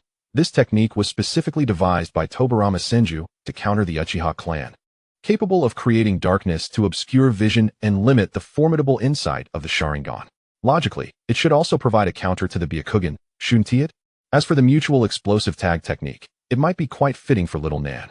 This technique is known for its immense destructive power, and in the original narrative, it was employed by Tobirama in conjunction with his Impure World Reincarnation technique. However, it also seems quite compatible with Nan's Paper Jutsu. As for why I didn't offer a selection to Kushina or my sister, it is simply because it was unnecessary. One of them has yet to finish her sealing techniques each day, while the other, with Tsunade as her mentor, lacks for ninjutsu. Once everyone completed their selections, Hiruzen dismissed us to return home. Clutching the 3 scrolls of ninjutsu, Chiya made his way towards his family's abode. There were matters of great importance awaiting his attention. In the courtyard of his home, Chiya sat cross-legged upon the ground, commencing reward acquisition. In the next moment, he felt a wave of refreshment wash over him, followed by a surge of memories flooding into his mind. Breath of the Night. A total of 7 sword forms. Breath of the Night, first form, Dark Night Slash. Breath of the Night, second form, Moonshadow Fong. Breath of the Night, third form, Dark Star Flash. Breath of the Night, fourth form, Night Crow Assault. Breath of the Night, fifth form, Night's Guardian. Breath of the Night, sixth form, Night Abyss Severing Slash. Breath of the Night, seventh form, Endless Night Abyss. As time passed, Chiya found himself not only growing more familiar with the techniques, but also unconsciously altering his breathing rhythm. Has he attained the state of total concentration? It can only be said that the system truly lives up to its reputation, offering a breath technique of perfect mastery. In the courtyard, Uchiha picked up a wooden sword and began to demonstrate the 7 sword forms of the breath of the night. He felt his breath becoming significantly smoother, with a delightful sensation coursing through every cell in his body. It was an extraordinary feeling, akin to breathing as naturally as one would. This, in itself, signified that his mastery of breathing techniques had indeed reached the state of total concentration. After practicing each sword form, Uchiha returned the wooden sword and entered the house, where he found little Nan busily preparing a meal in the kitchen. Observing her, Uchiha inquired, "Where's Yaya?" "Yaya?" It seems she was called away by Chikage's teacher. "Something about a shortage of personnel at the hospital," little Nan explained. Uchiha responded slowly, "I see. That must be quite taxing. Will she be back in time for lunch?" Little Nan shook her head, indicating she was unsure. "How about you deliver lunch to Yaya later? She barely ate breakfast before leaving, and lunch is nearly ready." Uchiha gently ruffled little Nan's hair, saying, "Not bad at all. Perhaps one day you will take my place. Usually, I am the one cooking at home, while Yaya tends to make a mess in the kitchen. By the way, I have a wonderful gift for you." With that, he handed her the scroll containing the mutual explosive tag technique. "You can also try practicing it while refining your chakra." Little Nan blushed and shyly declined. "Uchiha, I can't accept this. You should keep it. You've already given me so much." Seeing her flustered demeanor, Uchiha felt a playful urge to tease her. He stepped closer. Feigning heartbreak, "I never imagined my first gift to my sister would be rejected. It seems I have misjudged the depth of my affections." Little Nan hurriedly responded, "Uchiha, I'm not rejecting it. It's just..." Uchiha, observing her flustered state, felt a sense of delight akin to that of a mischievous sibling. "Oh, so this is how it feels when Nana teases me. All right, just accept it. I already have 2. This one is just for you." He raised the other 2 scrolls in his hand to emphasize his point. "And who knows, if I ever find myself in peril, you could swoop in like a beautiful heroine to save me, and then I would owe you my life, right?" Uchiha jested, hoping to coax her into accepting the scroll. Little Nan, her cheeks flushed, nodded and accepted the scroll before quickly retreating to the kitchen. Chapter 26. The predicament of the Uchiha clan. Konan concealed herself within the kitchen, clutching the scroll tightly to her chest. After taking several deep breaths, she struggled to calm her racing heart. "Brother, you are truly wicked. What is this nonsense about a beautiful woman saving a handsome man? Yet, with how formidable Uchiha is, could he truly find himself in peril?" Uchiha, carrying a lunchbox, made his way toward the Konoha hospital. As he entered, he was greeted by the sight of numerous injured patients lying on the hospital beds, many of whom were missing limbs. Medical ninjas scurried about, tending to the wounded. One unfortunate soul caught his eye, a woman whose private area was stained crimson. The sight elicited a pang of empathy within him. "Ah, this gentleman. No, this lady. I sincerely hope her future is filled with happiness." As Uchiha surveyed the hospital, he finally spotted his younger sister beside a bed, just as he was about to approach her. A middle-aged ninja adorned with a Konoha forehead protector entered with an air of arrogance. "Where's the doctor? Prepare a room. We have someone injured." A nearby medical ninja approached, replying coolly, "Esteemed ninja, the hospital is currently at capacity. If it is not an emergency, we can conduct a preliminary treatment and advise you to return home for recovery." Before the medical ninja could finish, the middle-aged ninja glanced at the black-haired girl on the bed and said dismissively, "I believe this one is nearly well enough. Why not free up the bed for someone more in need?" Taken aback, the medical ninja hesitated. Suddenly, a voice rang out, "Senpai, this is a hospital, not a place for your disturbances. Please cooperate with our work. We have a responsibility to each patient. This young lady has an injury to her left leg, and if mishandled, she may never be able to serve as a ninja again. Moreover, do you not fear the repercussions from Lady Tsunade for causing chaos here?" Upon hearing Tsunade's name, the middle-aged man faltered for a moment, yet soon resumed his obstinate demeanor. Was he afraid of Tsunade? Nevertheless, he had orders from Danzo to create trouble for the Uchiha clan. His intent was to exploit this war to suppress the Uchiha. But the conflict had concluded far too swiftly, leaving the clan relatively unscathed. Pointing a finger at Uchiha, he was about to speak when he suddenly felt a chill around his neck. A snake swiftly coiled itself tightly. Uchiha approached the middle-aged man. "Oh dear, senpai. It's rather inappropriate to make a scene in a hospital. Besides, my sister is hungry. Would you kindly vacate the premises? And please refrain from pointing at her." The middle-aged man stared at the youth before him, ready to retort, but was met with excruciating pain as one of his fingers was bent upwards at a painful angle. The sight alone was agonizing. Indeed, it was quite painful. Uchiha smiled at the man. "My apologies, but I have an aversion to individuals who point at my sister. If you do not leave, are you planning to stay and feed the snake? The black snake around the man's neck flicked its tongue in response, adding to the intimidation. Feeling the icy grip of the serpent, the middle-aged ninja had no choice but to retreat toward the hospital exit. Uchiha glanced at his brother and swallowed hard. Finally understanding that perhaps his teacher had not been deceiving him after all. His brother could smile while effortlessly dislocating someone's finger? How terrifying. It was fortunate that this was his brother, otherwise, he would have fled in terror. Brother, what brings you to the hospital? Are you unwell? Uchiha inquired, puzzled. Uchiha shook his head and proudly presented the lunchbox in his hands. I came to deliver your meal, of course. By the way, where is your teacher? Is Tsunade not here? What kind of mischief are these little cats and dogs causing in the hospital? Uchiha accepted the lunchbox. Tsunade-sensei went to the Hokage building with you this morning and immediately returned for surgery. She should be back soon. Uchiha, unfazed, replied, oh, then remember to eat well. I still need to collect the clothes I washed. Gotta go. Uchiha watched as his brother vanished without a trace, feeling somewhat speechless. This guy, who had often warned him to remain steady in his youth, now used his abilities without hesitation. Whatever happened to being composed? In a secluded corner of Konoha, Uchiha silently regarded the middle-aged ninja ensnared by the black serpent. Now, tell me, why are you causing a ruckus in the hospital? Who sent you? The middle-aged ninja, panic visible on his face, stammered. I don't know. I'm just an ordinary ninja. I was simply too anxious. Uchiha observed the man's impressive performance. A smirk gracing his lips. He delivered a swift kick to the man's abdomen, accompanied by the sound of breaking bones, sending him crashing into a tree. This individual bore the marks of a tongue-twisting technique. Is he one of Danzo's people? No, that would be incorrect.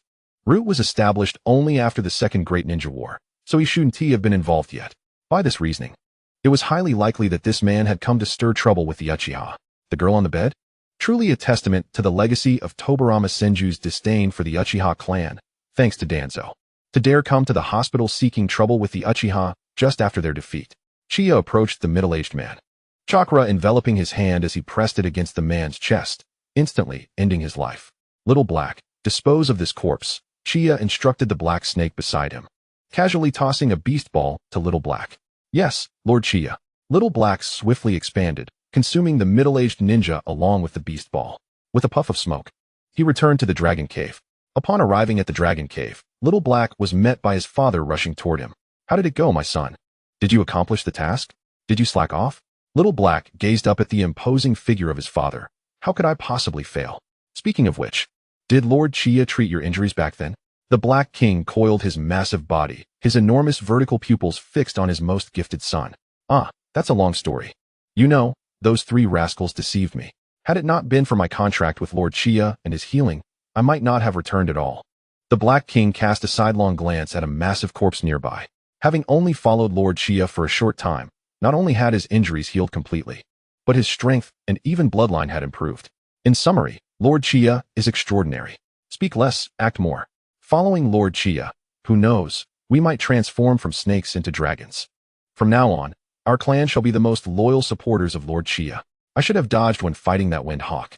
Had it not been for its ability to fly, I would have knocked it down with a single swing of my tail. Little Black regarded his father. Though his appearance was somewhat unappealing, his words were indeed wise. But, father, do you really think we can defeat the Windhawk? The odds seem rather slim. Chapter 27, Danzo. After tidying up Danzo's minions, I made my way toward the territory of the Suki clan. There are still numerous matters I have yet to attend to. Incorporating diverse elemental transformations into the Rasengan, I have become intimately acquainted with the unique powers that this template bestows upon me, powers that diverge from those of this realm. I am also eager to experiment with the potential fusion of chakra and cursed energy, the latter being an entirely distinct system of power. After investing resources, I have advanced the progress of the Gojo Satoru template to 15, inheriting a portion of his cursed energy, along with the techniques of reverse cursed technique and cursed technique reversal. This could very well serve as a counterpart to Shinra Tensei and Bansho Tenin, couldn't it? At this moment, within the confines of the Hokage's office, a middle-aged man bearing a cross-shaped scar on his chin, with his right eye wrapped in bandages, is embroiled in a heated argument with Sarutobi Hiruzen. I dispatched individuals to investigate the Uchiha clan, yet one has mysteriously vanished, and I suspect foul play from them, states Danzo. Sarutobi, taking a drag from his cigarette, glances at his dear friend. The war has just concluded, Danzo. Exercise some restraint. The village has only just begun to stabilize. Do not provoke the Uchiha clan. Danzo slams his palm against the table, exclaiming, Hiruzen, have you forgotten Master Tobarama's admonitions? It is not excessive to be wary of the Uchiha. They are nothing short of lunatics. Hiruzen regards Danzo, acknowledging the recent tranquility of the Uchiha clan. And Danzo, I am the Hokage. I possess my own judgments. Since I have consented to your establishment of root, attend to your duties without further unnecessary disruptions. Danzo, pursing his lips, finally speaks in a slightly hoarse voice. Hiruzen, I have heard that your apprentice has taken on 2 exceptionally talented disciples. What do you say we allocate one to my root? Hiruzen responds firmly, that is out of the question. While I may turn a blind eye to your attempts to expand root's membership, do not extend your grasp towards my grandchildren. With a huff, Danzo storms out of the Hokage's office, slamming the door behind him. Hiruzen gazes in the direction of the Uchiha clan, taking a deep breath of smoke. What would you do, Master Tobarama? I hope the Uchiha clan remains tranquil for the time being. Currently, they pose no threat to my position. I wish for a future of peaceful coexistence, otherwise. Meanwhile, Uchiha is in the courtyard, playfully tossing a kunai, using reverse curse technique. He sends the kunai ricocheting, then employs cursed technique reversal to retrieve it. Concentrating his cursed energy, he employs the technique of cursed technique reversal, causing lightweight objects on the ground to be drawn towards a central point, forming a sphere of debris. This is merely due to my minimal expenditure of cursed energy. After all, creating too much commotion would be undesirable. As I prepare to conclude my training, I notice a figure with purple-blue hair approaching, carrying water and fruit. Brother, would you like some fruit or water? Uchiha nods and looks up at Konan. Thank you, Konan. Konan, captivated by Uchiha's appealing eyes, gazes at him, momentarily entranced. Uchiha brushes off the dirt from his clothes, observing Konan's expression. He then deactivates his 6 eyes, returning his gaze to its usual black. Uchiha reaches out and ruffles Konan's hair, pretending to be slightly annoyed. So, what will you do now that you've seen my secret? Konan quickly waves her hands. A hint of panic in her demeanor. I won't tell anyone. Uchiha finds her reaction amusing, though he senses a hint of insecurity in her. Bending down, he embraces the shorter Konan, whispering near her ear, will you keep this secret for your brother? Just between us 2 for now. Feeling the warmth by her ear, Konan's heart swells, her cheeks flushed as she nods. Only I and my brother know this secret?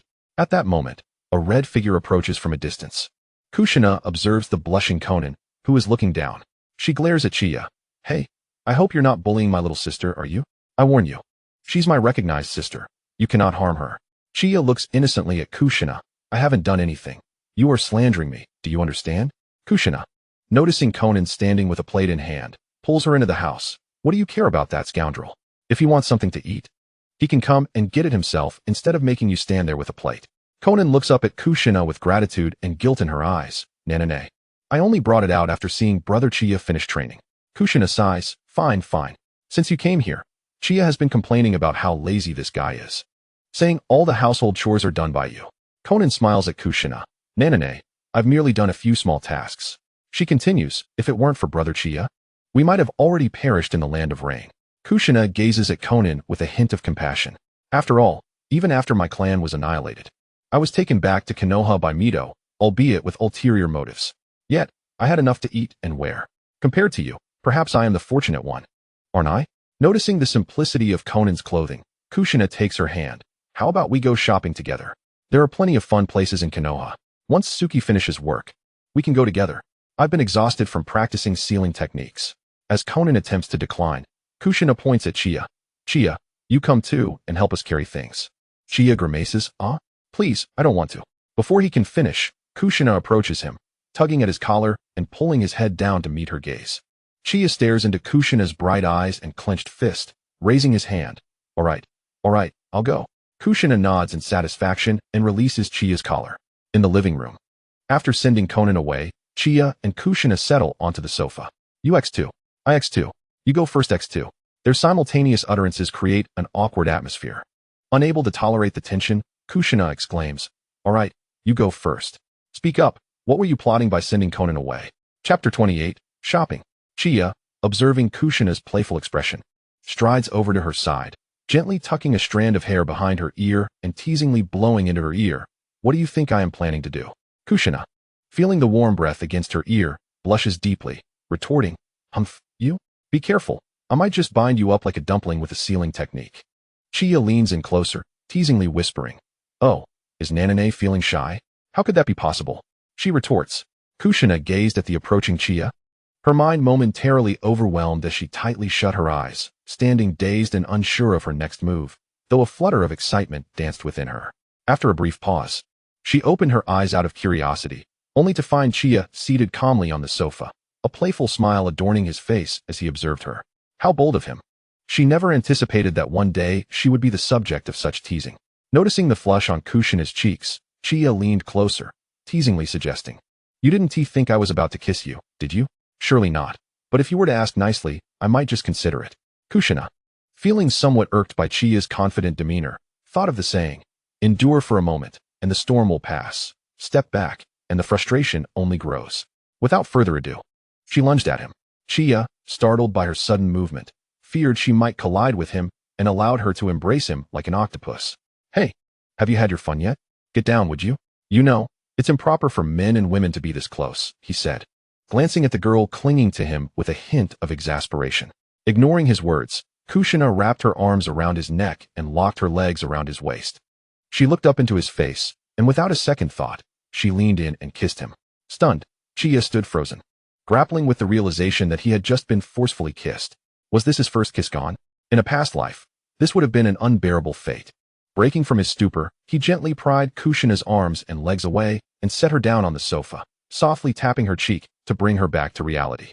"Come on now, don't hold your breath. Take a deep breath. Don't die on my watch, Kushina." Her senses returning, Kushina gasped for fresh air, reflecting on her own childishness. Despite her shyness, she often pretended to be more knowledgeable than she actually was, nearly kissing him senseless. "You silly fool." Chiya observed her curled up on the sofa and remarked, "All right, enough of this nonsense. By the way, how has Nanao been lately?" At his words, Kushina's expression dimmed, laced with sarcasm and resignation as she replied, "What else could I be doing? Just diligently practicing sealing techniques, striving to become a perfect vessel for the Nine Tails." She hesitated, then nervously asked, "Chiya, what are your thoughts on Jinchuriki?" Chiya slid a fruit platter in front of her, stating nonchalantly, "Jinchuriki? Just a bunch of unfortunate souls treated as weapons of war, lacking respect. However, if Nanao were to become the Nine Tails Jinchuriki in the future, her safety would be in your hands, right? I've heard that Jinchuriki are incredibly powerful, able to stand toe-to-toe with the Kage of the 5 great villages." Kushina shot him a skeptical glance, recalling how aloof he had been when they first met. Chiya chuckled, "Come on, this is proof of our friendship." Kushina contemplated, a smile creeping onto her lips as she mused, "I truly cannot fathom how my life would unfold without you and your sister. I've seen some information about Jinchuriki in the family scrolls, and none of it paints a pretty picture." Chiya reached out to stroke her silky red hair, advising gently, "Live in the moment, don't overthink. Who knows, the future might not be as grim as you expect." Once Chiya finished work, the 4 of them set off towards the outskirts of the village, dressed in casual attire that radiated youthful vibrancy. The streets of Konoha were bustling with life, the aftermath of the war infusing the air with renewed vigor. Brother, let's go over there. There are so many people," Nanao exclaimed. "Kushina, look at this. It's so beautiful. Small South, do these clothes fit?" Chiya trailed behind the trio, juggling several bags in one hand and a collection of snacks in the other. "We promised to just browse for a bit, right?" he thought, glancing at the ever-refreshing snacks in his hands. "Seriously, if you can't finish them, don't buy so many. Who nibbles and then leaves it all to me?" He suspected their true intention was to enjoy a meal without him, as he was already nearing fullness. Just then, the 3 of them tugged him towards a shop. "Is this a photo studio?" Chiya wondered aloud. Chiya's sister suggested, "Brother, let us take a picture together. It's rare for us to be out like this." After being ushered into the center, with his sister on one side, Kushina on the other, and Small South positioned in front, they snapped a photo. Upon reviewing the group shot, Chiya frowned slightly. "Brother, your smile looks a bit silly." Suddenly, a blushing man barreled down the street towards them. Just as he was about to collide with Small South, Chiya swiftly seized his arm and executed a shoulder throw, slamming him onto the ground. Chiya stared at the man he had just thrown down, feeling somewhat speechless. "Really? You can encounter this kind of trouble while shopping? How bothersome." The nearby crowd turned to watch him. Thanks for dealing with that guy. He was about to escape." A young man with spiky black hair gasped as he rushed over. Chiya scrutinized the panting Uchiha youth, pondering whether he truly belonged to the Uchiha clan, as he appeared vastly different from his preconceived notions. Nevertheless, it mattered little. Chiya patted the young man's shoulder, saying, I'll leave him to you, then. With that, Uchiha led the trio away from the scene. The Uchiha boy watched them leave, a flicker of envy in his eyes. Yet, he quickly shifted his focus back to his duties. Envy aside, work was work. Although he was part of the Uchiha clan, he was merely an ordinary ninja who hadn't even awakened a Sharingan. Beyond having slightly more chakra than the average ninja, he was no different. Chapter 29, Konoha's White Fan, Hatake Sakumo. How about we go eat some barbecue? My feet are starting to ache, and I'm feeling hungry, Kushina suggested to the trio. Uchiha and Small South nodded in agreement, while he cast a resentful glance at Kushina and Uchiha. These two always tossed their leftovers at him after just a few bites. After eating their fill, now they wanted to go for barbecue? What wickedness from the Uzumaki clan. Shortly after, they arrived at a barbecue restaurant. Once seated, Kushina and the trio eagerly perused the menu, ordering a plethora of grilled meats and sides. Suddenly, Uchiha spotted a familiar figure. Konoha's White Fan, Hatake Sakumo, was carefully escorting a woman with a slightly rounded belly. It was surprising to see the legendary warrior, known for his ruthless efficiency on the battlefield, displaying such tenderness in this moment. Certainly, at the same time, Kakashi Hatake also took note of Kage Uchiha, a promising talent from the Moonlight clan. This individual, however, seemed quite different from what he had heard. Despite having slaughtered a squad of ninjas on his first foray into battle, was he still merely a child at heart? Suddenly, a middle-aged man, missing an arm, approached, accompanied by a middle-aged woman and two children, one boy and one girl. Were they retired ninjas? The family of four settled down at a spot not far from the four little ones. Hey there, you should eat more this time, so you can grow strong and eventually become an exceptional ninja, the man encouraged. Of course, I will definitely graduate from the Ninja Academy and become a ninja just like you, father. Then I can protect you, mother, and my little sister, replied the boy eagerly. The three little ones were irresistibly drawn to the family of four. Uchiha observed them, a picture of familial warmth, with both a father and mother present. Turning back to his own group of four, he noted the absence of parental figures. Kushina and Conan exchanged glances, a tinge of nostalgia flickering in their eyes, while Chiyuki displayed a hint of envy. As for himself, having been an orphan in his past life, he had grown accustomed to solitude. No parents? He had managed just fine in his previous life. Ahem, the barbecue is here. Let us eat first, shall we? Chiyuki suggested, hastily diverting the attention of the three with their reddened eyes. Chiyuki looked at her older brother and asked, don't you feel moved by this scene? Uchiha casually ran his fingers through his hair and replied, I've never truly met those two. I've only seen them in photographs. Besides, even without them, I can take care of you and myself. Moreover, you treat that old clan leader as a grandfather, so you can think of me as a father figure. Before he could finish his thought, the spirited girl delivered a light punch to his waist. Chiyuki raised her tiny fist and gestured playfully at Uchiha. What did you say? Are you brave enough to say that out loud? Uchiha, noticing her irritation, stammered, I was just trying to lighten the mood. Humph. After their playful banter, the group gradually returned to their previous state. Such adorable little ones indeed. Before long, the ordered dishes arrived. The three little ones busily placed meat on the grill. Uchiha looked down at his slightly bulging belly. He truly could eat no more. Observing Uchiha sitting idly without touching his chopsticks, Kushina's eyes twinkled mischievously as she teased. Oh dear, isn't that little Uchiha? Why aren't you eating? Is it not to your taste? Uchiha shot her a disapproving glance, unwilling to engage with her childish antics. He was, after all, a dignified and formidable figure, far above squabbling with children. Besides, it wasn't as if he was footing the bill. Meanwhile, the woman beside Kakashi noticed her husband's detached demeanor and inquired with concern, what's wrong? Are you feeling unwell? Kakashi took a bite of the grilled meat and replied with a smile, it's nothing. I just spotted an interesting young lad. The woman followed her husband's gaze to the table occupied by the four children. There, three little girls surrounded a boy who appeared somewhat agitated. Instantly, she recognized the subject of her husband's scrutiny. Is there something amiss with that child? She asked. Kakashi chuckled. That boy is one of the reasons the ongoing ninja world war might conclude sooner than expected. He is also one of Orochimaru's disciples. A child? To bring an early end to the ninja world war? Kakashi replied calmly. Isn't it quite incredible? But that is indeed the reality. This young lad possesses a great sense of responsibility. I hope our future children will also embody such qualities. The woman nodded in agreement. Let us hope so. Kakashi suddenly caught Uchiha's slightly icy gaze directed at him and waved apologetically. So perceptive. Must you be so fierce? I consider myself rather benevolent, after all. A warm-hearted older brother who cares deeply for his sister. This was the conclusion he had reached from his brief observation. Truly remarkable for one so young. At his age, he was still being pushed by his father to practice his swordsmanship. Meanwhile, within the Hokage building, Sarutobi Hiruzen pondered. Are we perhaps underestimating the candidates for the Jinchuriki of the Nine Tails? Danzo suggested. Why not leave it to our root? I assure you we can secure their unwavering loyalty to Konoha. Danzo, don't extend your reach too far, and with Kushina under Lord Mito's protection, it would be wise not to entertain any inappropriate thoughts. Establishing your root is far more beneficial, Hiruzen replied, taking a drag from his cigarette. Danzo pointedly remarked, Hiruzen, you must understand that Jinchuriki are inherently uncontrollable, especially the Nine Tails. They should not be allowed excessive emotional attachments. You are indulging that child too much. Hiruzen met Danzo's gaze steadily and replied, I believe that only through sincere interactions can Kushina truly connect with Konoha and become a genuine part of it. Your ideas are too extreme, Danzo. Remember, I am the Hokage, and you merely serve as my advisor. Danzo turned to leave, warning, you will come to regret this, Hiruzen. Your leniency will ultimately bring disaster to Konoha. With a resounding slam, Danzo exited the Hokage's office. Hiruzen gazed at his old friend, a slight frown creasing his forehead. His eyes fell upon the photograph on the table of Kage Uchiha, Uzumaki Kushina, and Namikaze Minato. He circled Uchiha and Kushina's images with a pen. Danzo, I am right.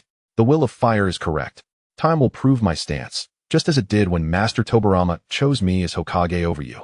Chapter 30, Comprehensive Enhancement. A year later, Uchiha surveyed the wealth amassed within the shadowy realm, his heart brimming with satisfaction. After setting aside some necessary expenses, he effortlessly converted the remainder into system currency. Following that, it was time for some shopping. He enhanced all his skills to perfection and redeemed items coveted by the Shadow Assassin organization. These included perfected techniques, potions to enhance physical strength and internal magical energy, advanced technology blueprints, sharper swords, body-enhancing concoctions, containers for sealing the Nine Tails, a finely crafted sniper rifle, tomes detailing various poisons, high-quality ninja hearts, and a magical artifact to enhance sand manipulation abilities. He also acquired the Blood Abyss Demon Blade to suppress blood magic and a potion to dissolve the White Lotus Seal. Through the shadowy realm, Uchiha distributed the redeemed items to their respective recipients. Over the past year, the Shadow Assassins had wreaked havoc throughout the ninja world. Consequently, the 5 great nations established a rule prohibiting unsolicited invitations to the madmen of the Shadow Assassin organization from attacking ninjas of other nations. As a result, the organization's income had significantly dwindled in recent days, while the sales of beastmares steadily increased. After all, there were only a handful of formidable ninjas in the ninja world. It seemed one could not simply capture and kill them all. Perhaps a steady stream of commerce was the true path to success? In the shadowy realm, within their respective chambers, each individual clutched their respective rewards, their faces radiating uncontainable joy. In the quarters of Kakazu, he gazed upon 5 boxes, each containing a heart imbued with a distinct chakra attribute, meticulously preserved within his unique physique. He could sense that the quality of these hearts was undeniably superior, far exceeding that of the elite Jounin heart he had previously utilized. There was no doubt that these were of the caliber befitting a Kage, although they came at a steep price. Possessing these 5 hearts would enable him to recoup his investment, along with a substantial profit, in a remarkably short time. Kakuzu had exchanged for hearts that belonged to individuals of Kage-level strength. In the system shop, the price for merely exchanging hearts was astonishingly low, yielding Kakuzu nearly 100-fold profit. Naturally, he felt he had struck gold. After all, these were the hearts of 5 Kage-level ninjas, equivalent to having vanquished the current leaders of all 5 great ninja villages. The deeper he delved into the organization, the more he found it shrouded in mystery. After merging with the 5 Kage-level hearts, feeling the potent chakra and vitality coursing through him, he reveled in the sensation, convinced he could now stand toe-to-toe with Hashirama. After stowing away the replaced elite Jounin hearts as backups, he prepared to head to the testing grounds to assess his newfound power. As for his concerns regarding Kakuzu's potential betrayal, of course, he was wary. However, the knowledge that he could obliterate any item he had exchanged at will alleviated his fears. Meanwhile, Blackbird was engrossed in mastering a perfected technique. Lon imbibed a potion, feeling a warm current circulate within, enhancing his physical form and significantly boosting his internal demonic energy. Shiyu, having received a new sniper rifle, eagerly set about testing it. Qingfeng, holding a new long blade, nodded in satisfaction.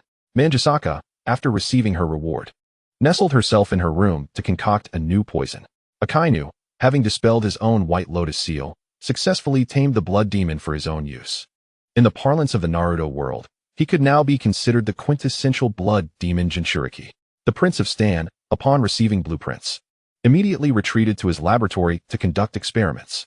Uchiha glanced at the remaining system currency, realizing it would afford little of value, and decided to convert it all into chakra, bringing his reserves to a staggering 100 cards.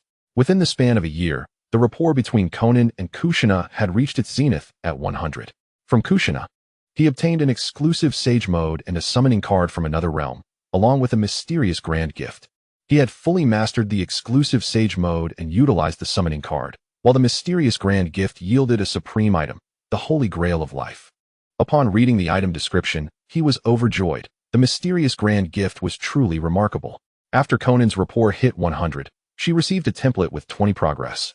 And with a sprinkle of financial investment over the year, her progress soared to 80. He had essentially mastered the limitless techniques, physical arts, and various abilities of Satoru Gojo. Although he acknowledged that his proficiency still required refinement, Conan's mysterious grand gift manifested as a canine talisman. While it bore some overlapping effects with the Holy Grail of Life, who could resist the allure of a canine talisman? Admittedly, it had its drawbacks, such as a slight fear of sealing techniques, though she couldn't be killed. Being sealed would be dreadfully tedious, and she couldn't guarantee she wouldn't lose her sanity.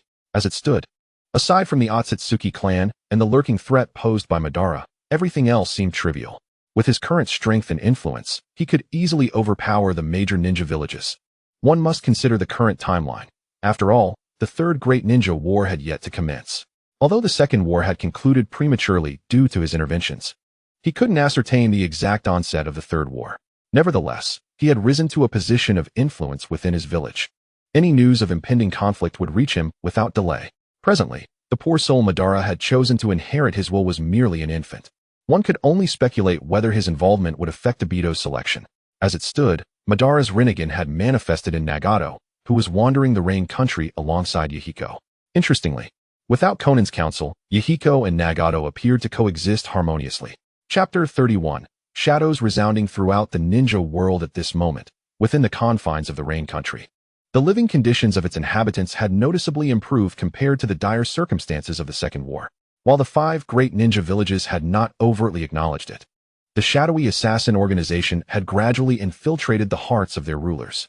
Following the conclusion of the Second War, even with Hanzo the Salamander's defeat, the 5 villages refrained from unleashing widespread chaos upon the Rain village. Of course, after the war, the 5 villages had dispatched individuals to investigate the shadowy assassin organization. But without exception, none had uncovered any valuable intelligence. Apart from encountering some low-ranking extraneous members, those who claimed to be shadowy assassins were elusive, revealing no useful information. Except for minor details gathered during missions, they seemed to vanish into thin air. Within the Rain country, a young man with orange-yellow hair and a red-haired youth with violet, wave-like eyes found refuge in a rocky cave, engaged in conversation. "I say, Nagato, how about we join the shadowy assassin organization?" Yahiko proposed, a smile on his face as he regarded the boy he had rescued. Nagato, glancing at Yahiko, expressed his concern. "Yahiko, I've heard they are an assassin organization. Are we truly going to join them?" Yahiko, placing a reassuring hand over his heart, replied earnestly, "Don't worry, Nagato. I believe the shadowy assassin organization isn't as malevolent as one might think. Consider this. Ever since Hanzo the Salamander declared war on the nations, life in the Rain country has only worsened. Many have perished due to the conflict, including my parents. However, after the shadowy assassin organization assassinated Hanzo, the war ceased. With Hanzo gone, our country has not faced invasion from other nations. Clearly, this is thanks to the shadowy assassin's deterrent power." Nagato regarded Yahiko, his violet eyes flickering.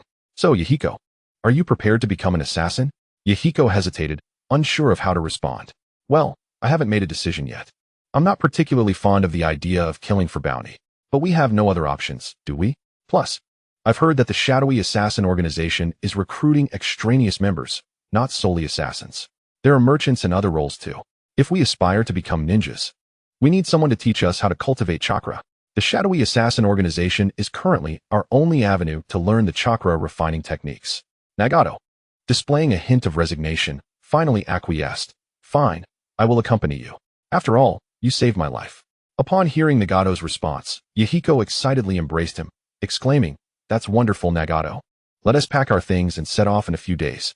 Nagato abruptly embraced Yahiko, exclaiming, Yahiko, I can hardly breathe. At that moment, they were traversing the path from Konoha to the Land of Rain. High above, a colossal eagle soared with remarkable speed. Upon its back stood a young man and woman. The man, possessing striking sword-like eyebrows and long, inky black hair tied simply with a cord, appeared composed. The woman, with shoulder-length lavender-blue hair, curiously surveyed the surroundings from the eagle's back, glancing left and right. Say, Chia, is it truly acceptable for you to take me to the Land of Rain during our mission? The girl inquired with a smile, her tone devoid of any anxiety. Chia replied nonchalantly, what does it matter? Our task is already completed, and a slight delay in returning is of no consequence. Besides, the storm winds carry us swiftly. This detour allows me to show you the Land of Rain. I doubt we will have another opportunity for quite some time. Your sister Nana will soon become the second Jinchuriki of the Nine Tails. Uzumaki Mito's body cannot hold out much longer. Upon hearing this, Conan remarked, I wonder if there will be any dangers for Nana when she seals the Nine Tails. Chia reassured her, do not worry, Nana will be fine. You know how formidable her diamond lock is. He then asked, by the way, Conan, do you remember where you buried your parents? Conan shook her head. I have never even seen my parents' remains. I learned of their deaths from an unknown ninja who carelessly mentioned it after driving me from our home. Thereafter, I wandered, searching for food. Once, when I was nearly beaten to death for stealing food, an angel appeared, rescuing this poor girl and granting her a new home. Perhaps this is how my parents in heaven bless me. Chia smiled gently, patting Conan's head. Indeed, your parents in heaven must be delighted, for you are thriving. Upon arriving at Conan's former residence in the Land of Rain, Chia and Conan quietly observed the scene within the house. A group of children danced joyously around a middle-aged woman. Conan watched the lively scene with her delicate white hands slightly clenched. Has it been transformed into an orphanage? That's good. This house has found its purpose, and I have discovered the value of my own life. After viewing her previous home, Conan led Chia on a stroll nearby, visiting a restaurant her parents had cherished, the place where she had first received food from a kind stranger, the shop where she had stolen for the first time, and the cave where she used to sleep. For some reason, she felt a strong desire to share every part of her life with the young man beside her. Perhaps she had indeed developed feelings for him. As they walked, they came upon a cave. Upon entering, they encountered Yahiko and Nagato, who were busy tidying up. Nagato noticed their arrival, and his violet eyes flicked towards their forehead protectors, momentarily flashing with a hint of malice, though he quickly suppressed it. He lacked the strength for vengeance against Konoha and could not avenge his parents yet. Conan observed the wary expressions of the two young men before her and cheerfully waved her hand, saying, we mean no harm. We are merely passing through. However, her words did little to alleviate their apprehension, intensifying their tension. After all, these two were ninjas, Konoha ninjas who had once invaded this land. Chia remained largely unconcerned by their demeanor, his gaze lingering on Nagato, specifically on his Rinnegan. How careless of Madara to bestow such power upon a youth devoid of self-defense capabilities. Is he not apprehensive about it being taken from him? Although few in the ninja world recognize the Rinnegan, this orange-haired boy, the future pain of the Akatsuki, is merely a fledgling at present. But at least he is alive. Right? With Hanzo gone, he should be safe now. Yet, I fear Madara's relentless interest in Yahiko could provoke complications. It seems Yahiko is the only one capable of awakening Nagato's Rinnegan and summoning the Outer Path's Deva. Chapter 32 Peace. Yahiko regarded the two newcomers and said coolly, I wonder what the two ninjas from Konoha seek in our humble abode. Conan, observing the tension on their faces, felt a twinge of sympathy. If I had not been taken in by my brother, I might have ended up like them, hiding in a cave and resorting to theft for survival, wary of strangers. She glanced at the two youths, who bore a resemblance to her past, and turned to Chia, saying, Brother, let us go. Chia nodded and began to walk towards the cave's entrance. After taking a few steps, he suddenly turned back, regarding Nagato with a calm demeanor. You are of the Uzumaki clan, are you not? It would be wise to conceal your red hair when venturing out. Uzumaki clan members fetch a high price in the black market, even if there are few of you left in the ninja world. With that, he exited the cave alongside Conan. Nagato watched their departing figures, his fingers brushing against his crimson hair. Uzumaki clan. My red hair? Conan inquired, following Chia. Chia nodded. It is highly likely. That vivid red hair and immense chakra at such a tender age can only belong to the Uzumaki clan. Although many perished after the fall of the Land of Whirlpools, a small number managed to escape and live incognito. Conan gazed in the direction of the cave and suddenly asked, Brother, Do you think we could bring that guy back to Konoha? Perhaps then Nana wouldn't have to. Uchiha shook his head. That is virtually impossible. First, judging by his reactions, he seems entirely unaware of his heritage. The village would never allow a member of the Uzumaki clan, who lacks proficiency in sealing techniques, to become the Nine-Tails Jinchuriki. Second, even if we were to take him back, Nana would never agree to let her kin substitute for her as the Nine-Tails host. He paused. Recalling the natural chakra he had absorbed and the subtle chakra fluctuations he sensed deep underground, most likely white Zetsus. But that isn't entirely unexpected. How could Madara carelessly entrust the Rinnegan, a power he acquired after a lifetime of struggle, to a defenseless child of the Uzumaki? If Madara had not sent someone to protect the young Nagato, what would have happened if his Rinnegan were to be harmed? Konan, trailing behind Uchiha, spoke in a slightly despondent tone. Brother, is there truly no way to prevent wars in this world? Had it not been for war, Sister Nana might still be joyfully living in the land of rain, and countless lives would not have been claimed by the ravages of conflict. Uchiha accompanied Konan, strolling while admiring the landscapes of the land of rain. From the Warring States period to the present day, there has scarcely been a time devoid of strife. The only relatively peaceful era was during the brief interlude when Hashirama Senju and Madara Uchiha united to establish Konoha. However, following the demise of these two founders, war soon erupted once more. To put it bluntly, in the shinobi world, strength dictates the law. At that time, either Hashirama or Madara possessed the power to dominate the entire shinobi realm. Thus, during their reign, other ninja villages behaved with utmost deference, be it a dragon or a tiger. They knew to remain subdued. Hanzo of the Salamander was deemed too weak and consequently met his end, leading to the downfall of the land of rain. The shadow assassins were too formidable, ensuring that no ninja village dared to instigate a large-scale invasion into their territory. This is the lament of the weak, for they lacked the power to shape their own destinies.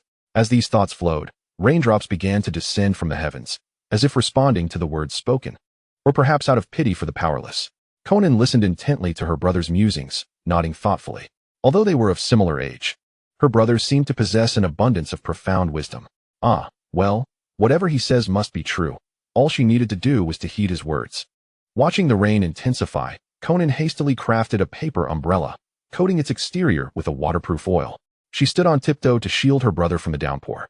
Uchiha, observing his sister's earnest attempt to protect him, couldn't help but smile as he took the umbrella from her, sheltering both of them from the rain above. Konan, you should spend less time with your sisters Nana and Yuyuki. It seems you might become a bit foolish, he teased. Konan blushed, recalling her earlier pose on tiptoe, feeling a tinge of embarrassment. It did seem a bit silly, didn't it? Although her limitless technique ensured the raindrops never touched her. Life requires a touch of whimsy to remain engaging, does it not? Thus, she walked alongside Uchiha beneath the umbrella through the land of rain. Her body pressed slightly against her brother's arm. The umbrella felt rather small, invoking a sense of shyness within her. Yet, it was also rather pleasant. Uchiha, noticing Konan with her head bowed, slowly initiated a conversation. It seems it rains quite often in the land of rain, doesn't it? Konan absent-mindedly replied. Do you enjoy rainy days? Do you have a fondness for sweets? Look at those tall trees over there.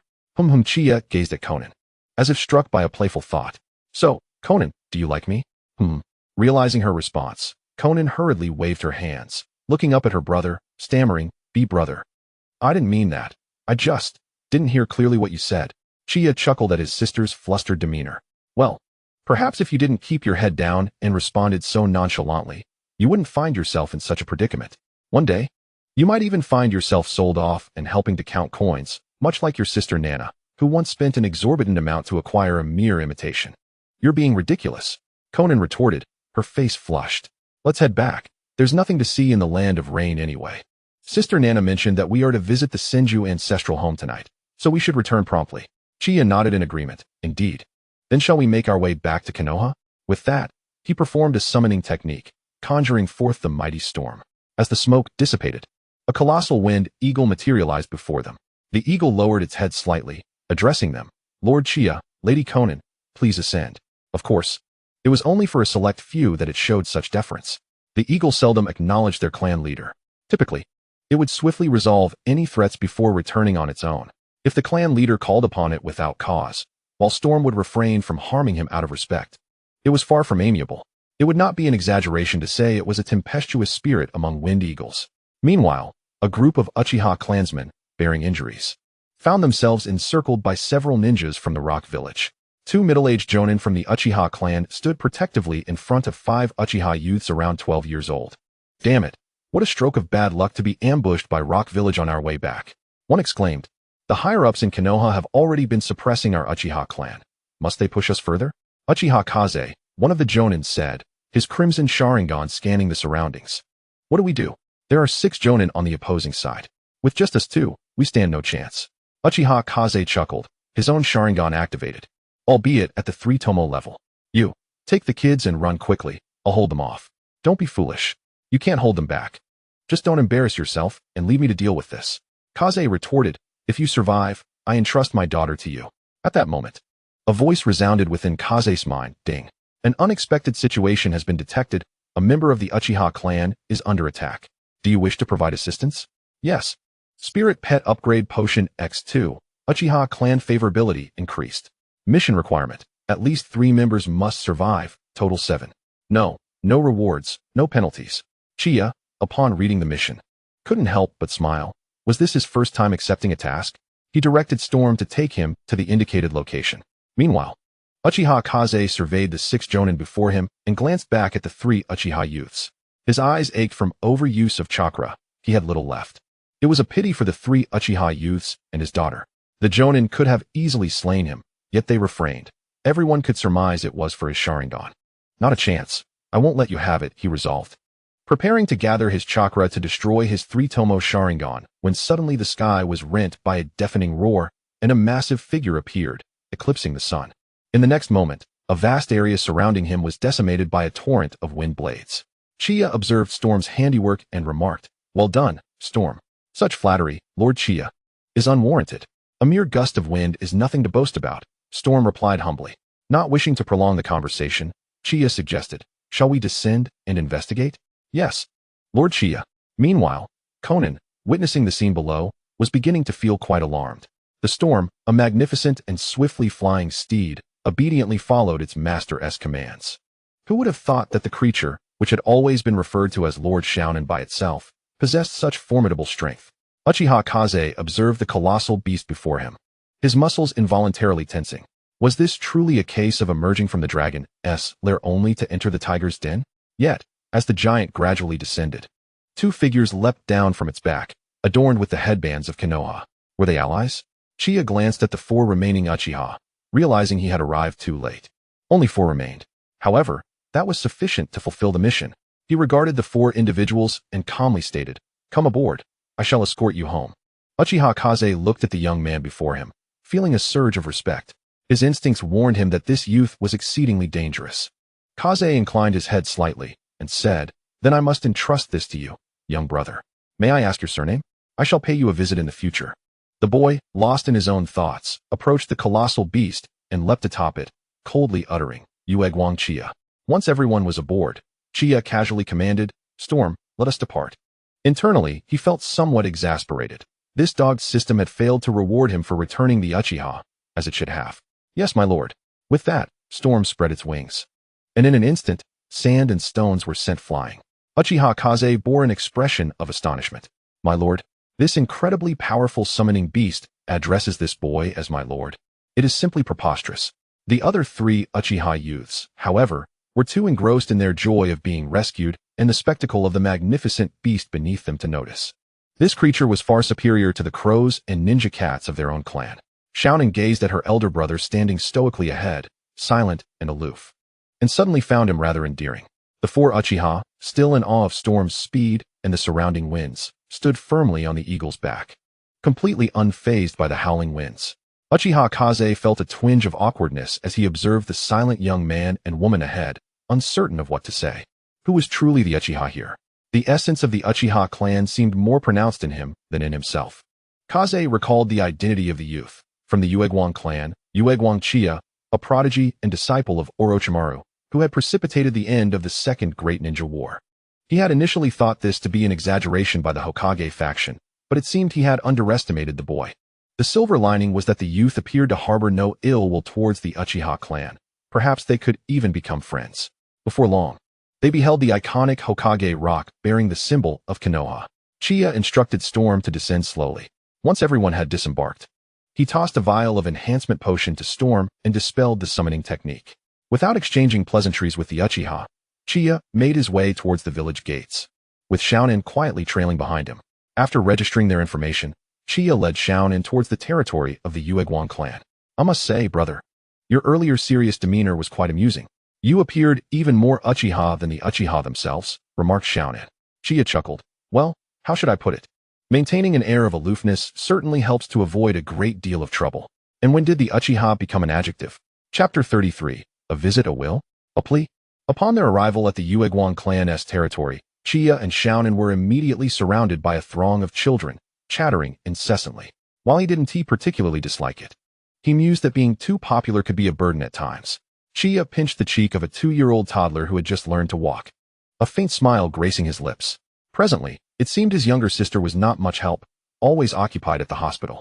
Inheriting the position of clan head was certainly out of the question. So, why not cultivate a successor? After all, the old man should hold on for a few more years. Little Jifeng, this time, I'll let you take center stage. As for the price, you can take my place in inheriting the family business in the future. At that moment, little Jifeng gazed up at Uchiha with a silly grin, appearing rather adorable. How could he possibly develop into someone with dead fish eyes in the future? After returning home, Uchiha and Xiaonin quickly tidied up before heading towards the Senju clan's estate. Along the way, they picked up some popular pastries. Soon after, they arrived at the entrance of the Senju ancestral home. Uchiha looked at the vast expanse of the Senju territory and felt a pang of nostalgia. Reflecting on how prosperous the Senju clan once was, now reduced to fewer than 5 inhabitants. It seemed less lively than the Uchiha clan. Xiaonin nodded in agreement, observing the sheer size of the Senju territory compared to the Ueguan clan's. Despite its grand scale, the Senju estate lacked warmth. There were no children playing or the warm greetings of elders, rendering the atmosphere eerily silent. Uchiha sensed that the number of Umbu ninja surrounding the area had more than doubled since his last visit. It appeared that the transfer of the Nine Tails was imminent. Naturally, it also hinted that the shadowy assassin organization was poised to strike Konoha to seize the Nine Tails. Upon entering the courtyard where Uzumaki Mito resided, Uchiha gently pushed the door open. Inside, he found Uzumaki Mito, Uzumaki Kushina, Tsunade, Nawaki, and his younger sister seated around the table. Uchiha bowed respectfully to Mito, saying, Lady Mito, greetings. Xiaonin followed suit, slightly bowing and echoing, Greetings, Lady Mito. Subsequently, Uchiha took a seat beside Uchiha, with Xiaonin promptly sitting beside him. Uchiha cast a sidelong glance at Xiaonin. Truly a little shadow. He wondered if her expression, reminiscent of his own, was something she had learned from him. Uchiha turned to Nawaki and inquired, How has teacher Orochimaru been lately? It has been nearly a month since I last contacted him. Nawaki pondered for a moment before responding. Teacher Orochimaru? He has either been practicing ninjutsu or conducting experiments that I cannot comprehend. Uchiha replied nonchalantly, Is that so? Teacher Orochimaru truly cannot remain idle. Nawaki nodded vigorously in agreement, acknowledging the relentless nature of his teacher. Teacher Orochimaru is simply inhuman. Every training session leaves me nearly skin and bones. And that with the formidable recovery abilities of the Senju bloodline. Uchiha merely remarked, That is for your own good. Meanwhile, Tsunade sat at the table, appearing somewhat troubled. Nawaki, still a mere chunin, couldn't perceive the underlying issues. However, Uchiha had already stepped into the realm of the elite, proficient in medical ninjutsu. Lady Mito's health had significantly deteriorated, her once vibrant hair now losing its luster. Meanwhile, his younger sister was engrossed in conversation with Uzumaki Mito, blissfully unaware of the underlying concerns. After the meal, Mito made her way towards the adjacent room, glancing back at Uchiha and asking, Could you come with me for a moment, little Uchiha? Uchiha looked at the two individuals with dark crimson hair before nodding slightly and following Mito into the room. As they settled down, Uchiha turned to Uzumaki Mito and inquired softly, Mito-sama, may I ask why you have summoned me? Mito paid little heed to the boy's indifferent tone, pondering why this child felt so distant, neither estranged nor close, treating her as if she were a mere stranger. Tell me, Uchiha, do you have feelings for Kushina? Uchiha replied coolly, Yes, I do. However, if Mito-sama intends to express concerns about entrusting Kushina to my care in the future, rest assured, I will look after her diligently. May I inquire about your own perspective on Kushina? Do you regard her as family, as a clanswoman, as a remnant of the Uzumaki clan, or simply as a vessel for the Nine Tails?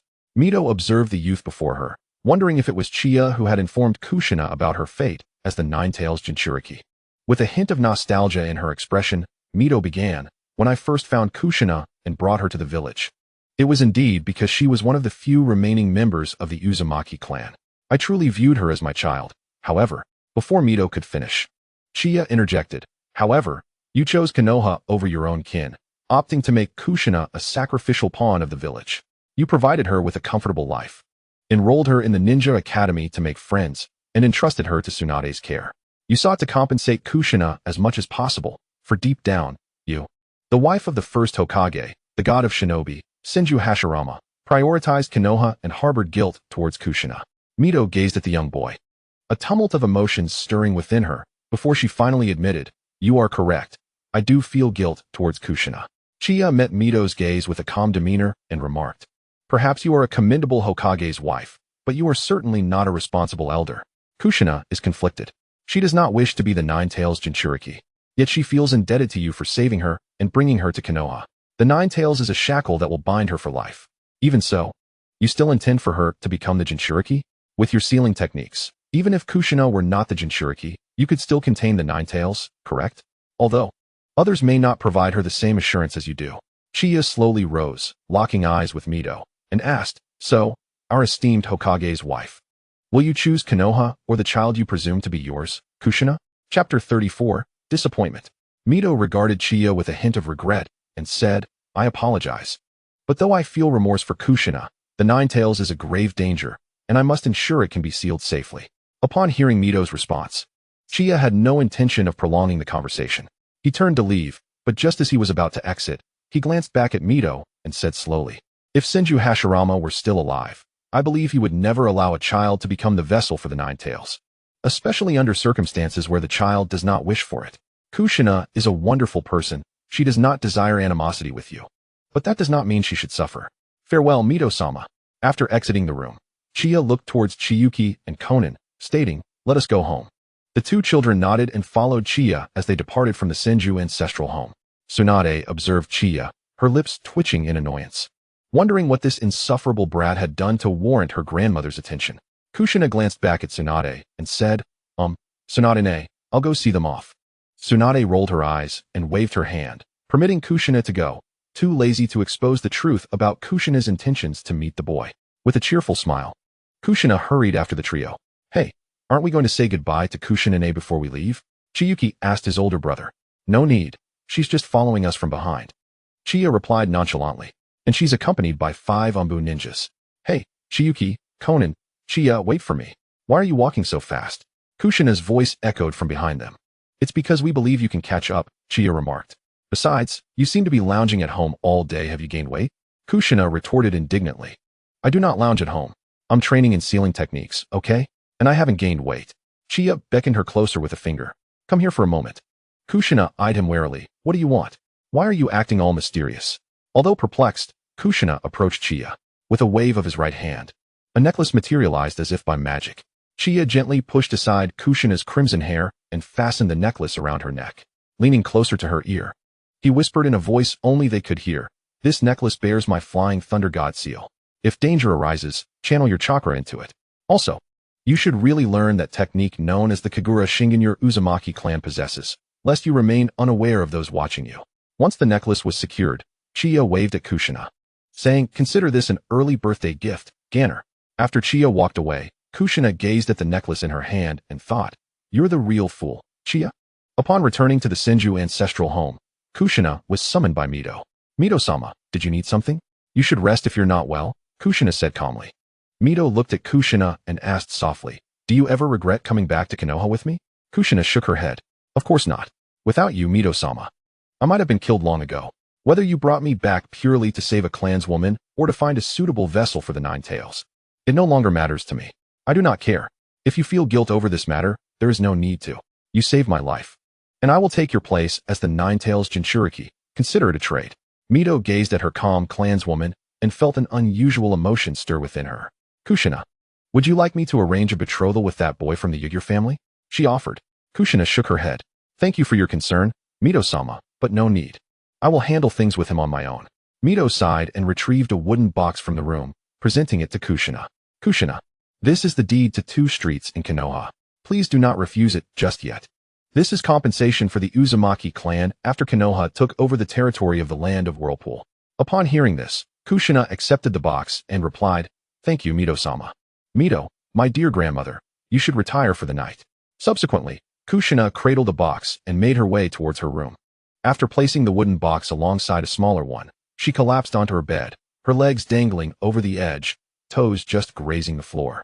One arm lay across her eyes, shielding them from the world, while the other clutched tightly to the necklace adorning her neck. Soon, the room was filled with the faint sound of weeping. She was engulfed in fear.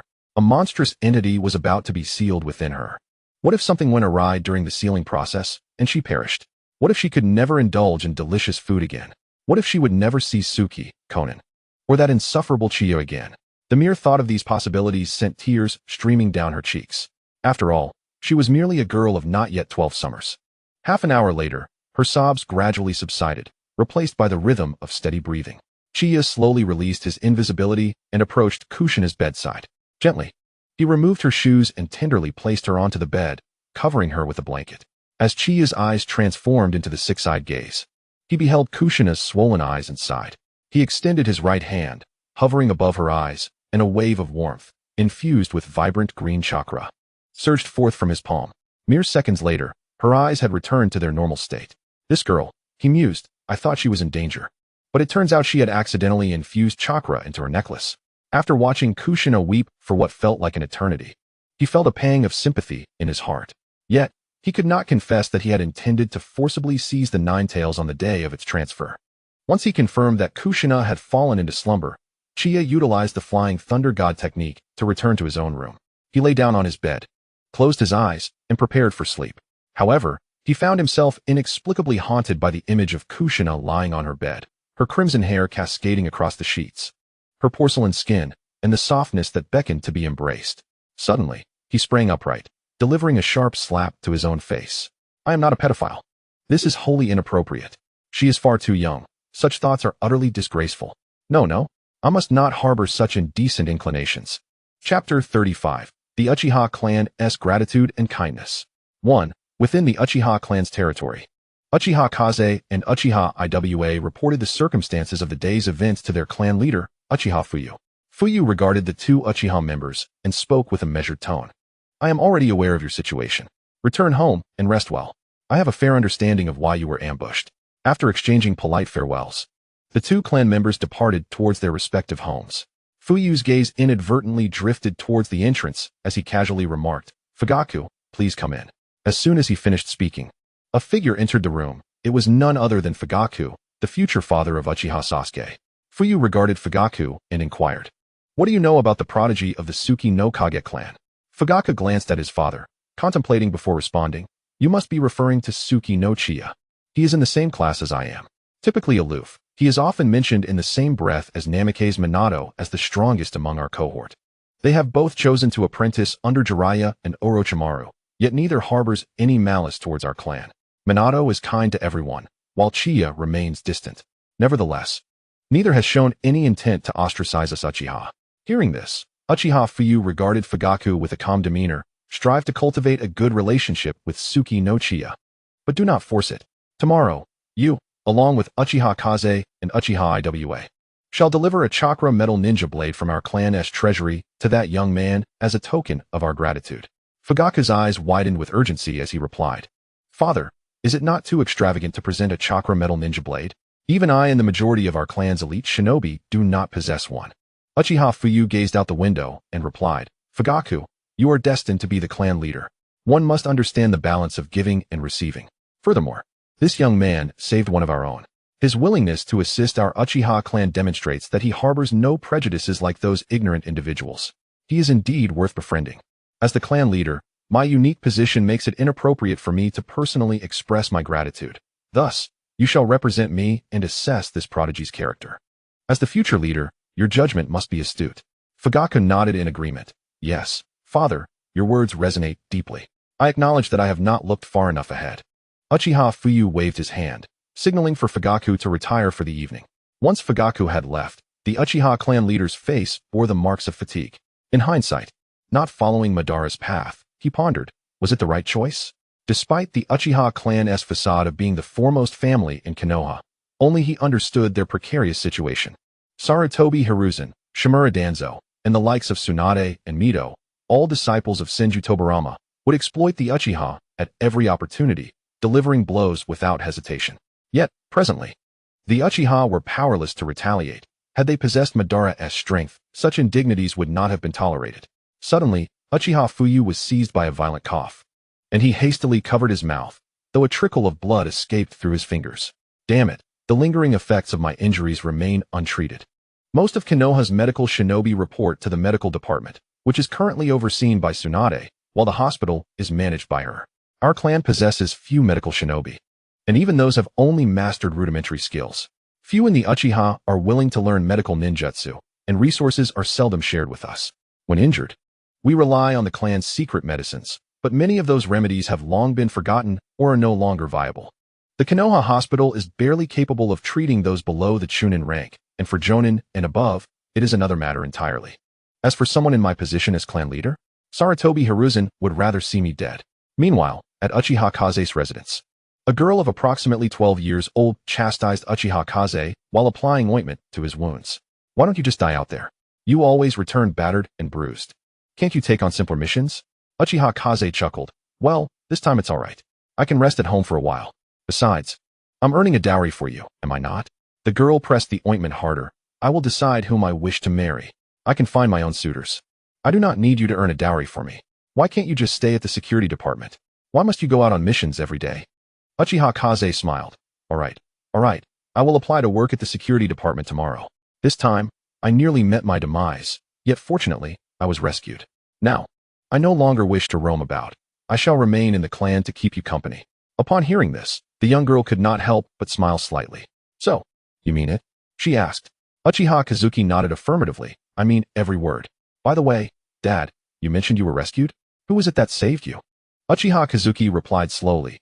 You would never guess. That fellow is truly a genius, seemingly around your age, and he belongs to the Moonlight clan. At such a tender age, he has tamed a remarkably powerful summoning beast. I don't even possess such a cool summoning beast. The best I can summon is a black crow for delivering messages. After applying the medicine, the young girl gradually put away her medical kit. Dad, is that person named Moonlight Chia? Uchiha Kazuki expressed his surprise. Daughter, how do you know that? Could it be that you? The girl rolled her eyes. What are you thinking? That guy is quite famous at our school. Can you guess his nickname? Curious, Uchiha Kazuki inquired. What is it? The Uchiha girl chuckled. The Uchiha demon clad in the Moonlight clan's fur. Uchiha Kazuki pondered and laughed upon recalling his encounter with Chia. That does make sense. If I hadn't known better, I would have thought he was an illegitimate child of our Uchiha clan. Looking at her father, the girl continued. Dad, can I accompany you tomorrow?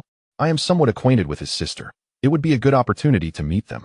Uchiha Kazuki, with his bowl of rice in hand, devoured his meal. Sure. Having you along is no trouble at all. Speaking of which, Mikoto, your cooking is almost on par with your mother's. It's a pity, though, that when you were born. Uchiha Mikoto gazed at her father, who was eating heartily, and felt a surge of tears welling up. She couldn't help but roll her eyes at him. Just eat your food and get to bed early. I'm heading back to my room to rest. How did I end up with such a father? I can't help but wonder if Mom was blind to have chosen such a childish man. Even as a seasoned jonin, he remains so immature and incapable of cooking at his age. I truly question how I managed to grow up. Chapter 36. The kindness and gratitude of the Uchiha clan. 2. The next morning, Kushina slowly opened her eyes. She found herself lying in bed, covered with a quilt, with no recollection of how she arrived there. Tsunade, Granny Mito. Surely, it wasn't that rascal Chia, was it? Although in my dream yesterday, he did seem to have carried me to bed. Meanwhile, within the Moonlight clan, those possessing chakra stood in a clearing, wielding wooden swords as they practiced their foundational skills. There was no choice but to have them focus on the basics for now. I noticed that the majority of the clan members had wind-based chakra. Thus, I exchanged for the wind-breathing sword style within the system and leveled it up to its maximum. In truth, the breathing techniques and sword styles from the Demon Slayer universe resemble a form of ninjutsu in the Naruto world. Due to the nature of chakra, the power and effects of these techniques surpass those in the Demon Slayer universe. Additionally, I acquired a ninjutsu technique called wind armor, which is somewhat similar to the lightning armor of the Cloud Village. Wind armor envelopes the body with wind-based chakra, creating a layer of rapidly flowing air over the surface. enhancing speed, defense, and damage. Combined with wind breathing, it is truly a perfect match. However, the difficulty in learning it is quite significant.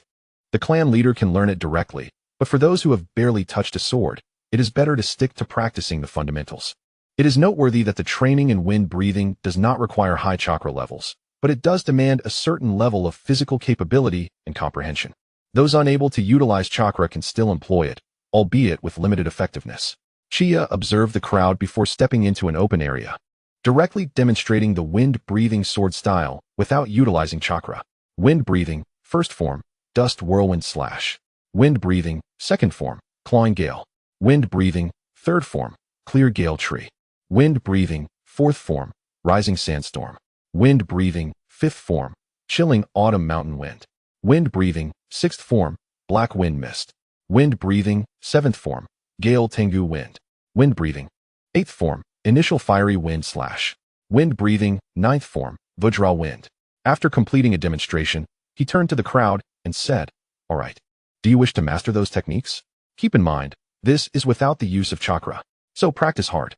Subsequently, aside from the clan leader and a few elders, everyone else began to practice their basics with wooden swords. The elders attempted to imitate the moves quite earnestly.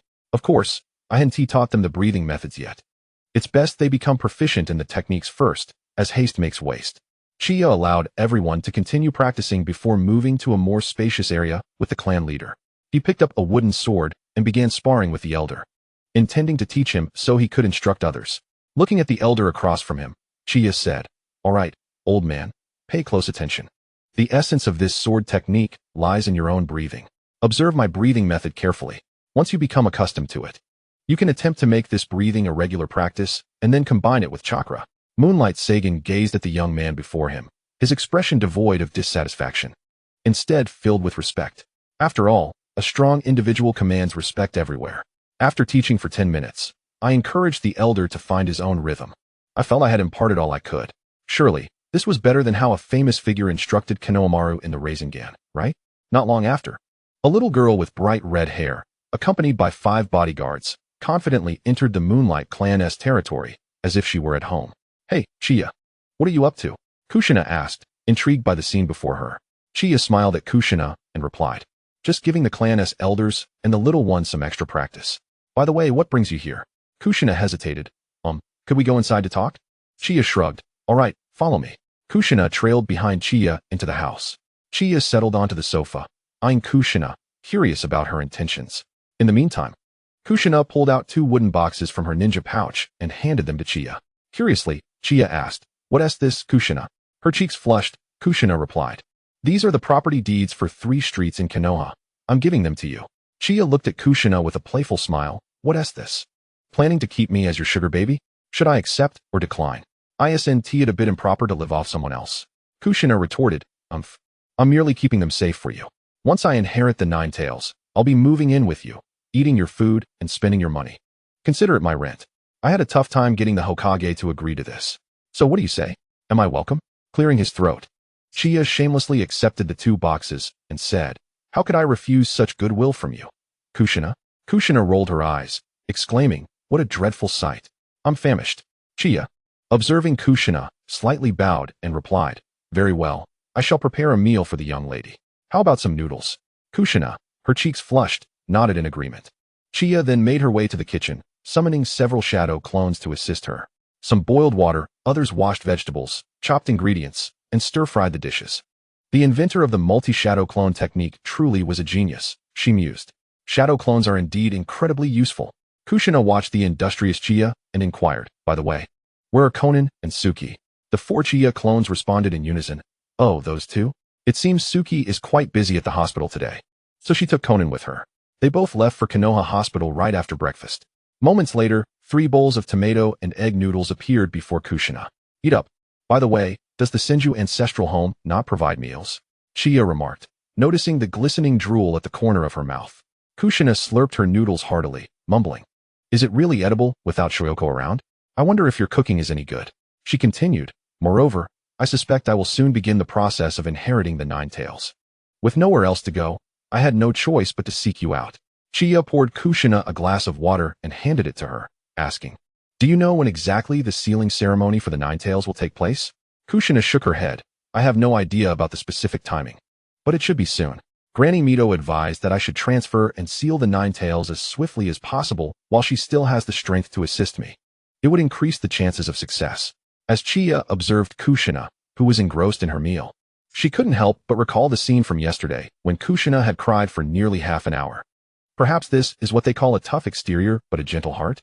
Always shouldering everything alone. Nana, Chia called softly. Is it delicious? Kushina replied with a nod. Yes.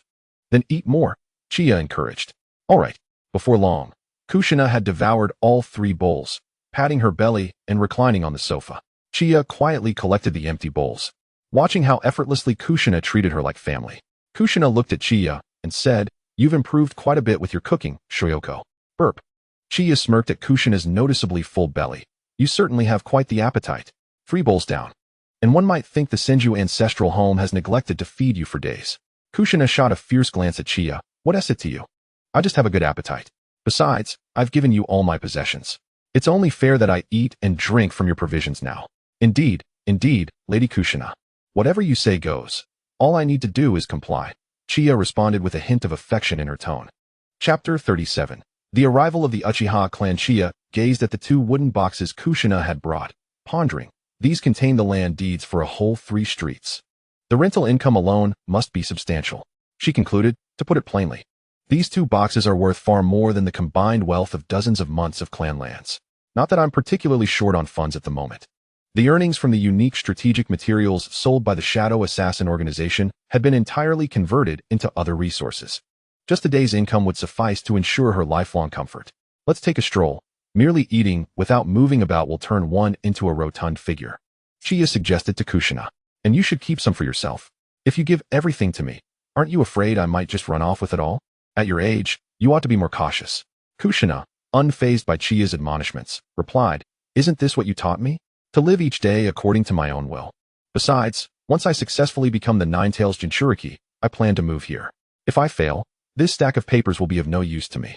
If I give it to Tsunade, she will undoubtedly gamble it away. As for Shitoku, he has such a vast inheritance that he won't need these. Consider this as my advance payment for meals, Kushina stated. You'll come to regret that. Chia replied slowly, You won't be fooled. Kushina declared with conviction. Chia shot a silent glance at Kushina, bemused. Is this her way of clinging to me? Suddenly, she sensed several chakra signatures outside the Ugyur clan's residence. In addition to a few Yinbyu ninjas. What is the meaning of this? More ninjas with jonin-level chakra? She wondered. Are they all so idle this early in the morning? With a slight smile, Chia turned to Kushina and remarked, It seems we have visitors from the Ugyur clan. I hope it's not that madwoman, Tsunade, Kushina replied thoughtfully. She has an important surgery scheduled for today, and you ought not to speak of her in such a manner in her presence. Chia nodded, acknowledging that is true. If Tsunade hears that, she might just demolish our Ugyur clan in a fit of rage. Come, let us see who has arrived. I hope they do not seek trouble. Kushina said, somewhat surprised. Am I going to? Chia affirmed, giving Kushina a thumbs up, of course. If I encounter danger, I will rely on the young lady to save me. Kushina rolled her eyes at Chia. Me? Save you? Do you really think you need my help? It's more likely I would need you to save me. As the 2 reached the entrance, a member of the Ugyur clan who was on guard was just about to deliver a report when he spotted Chia and said, Shoyoko, look, these are members of the Uchiha clan. They claim they have come to express their gratitude to you. What do you wish to do? Chia glanced at the Uchiha clan members and calmly said, Uncle, I'll take them inside directly. You need not inform that old man. Very well. I trust you to handle this, he replied. Chia addressed the Uchiha clan members. Please, follow me.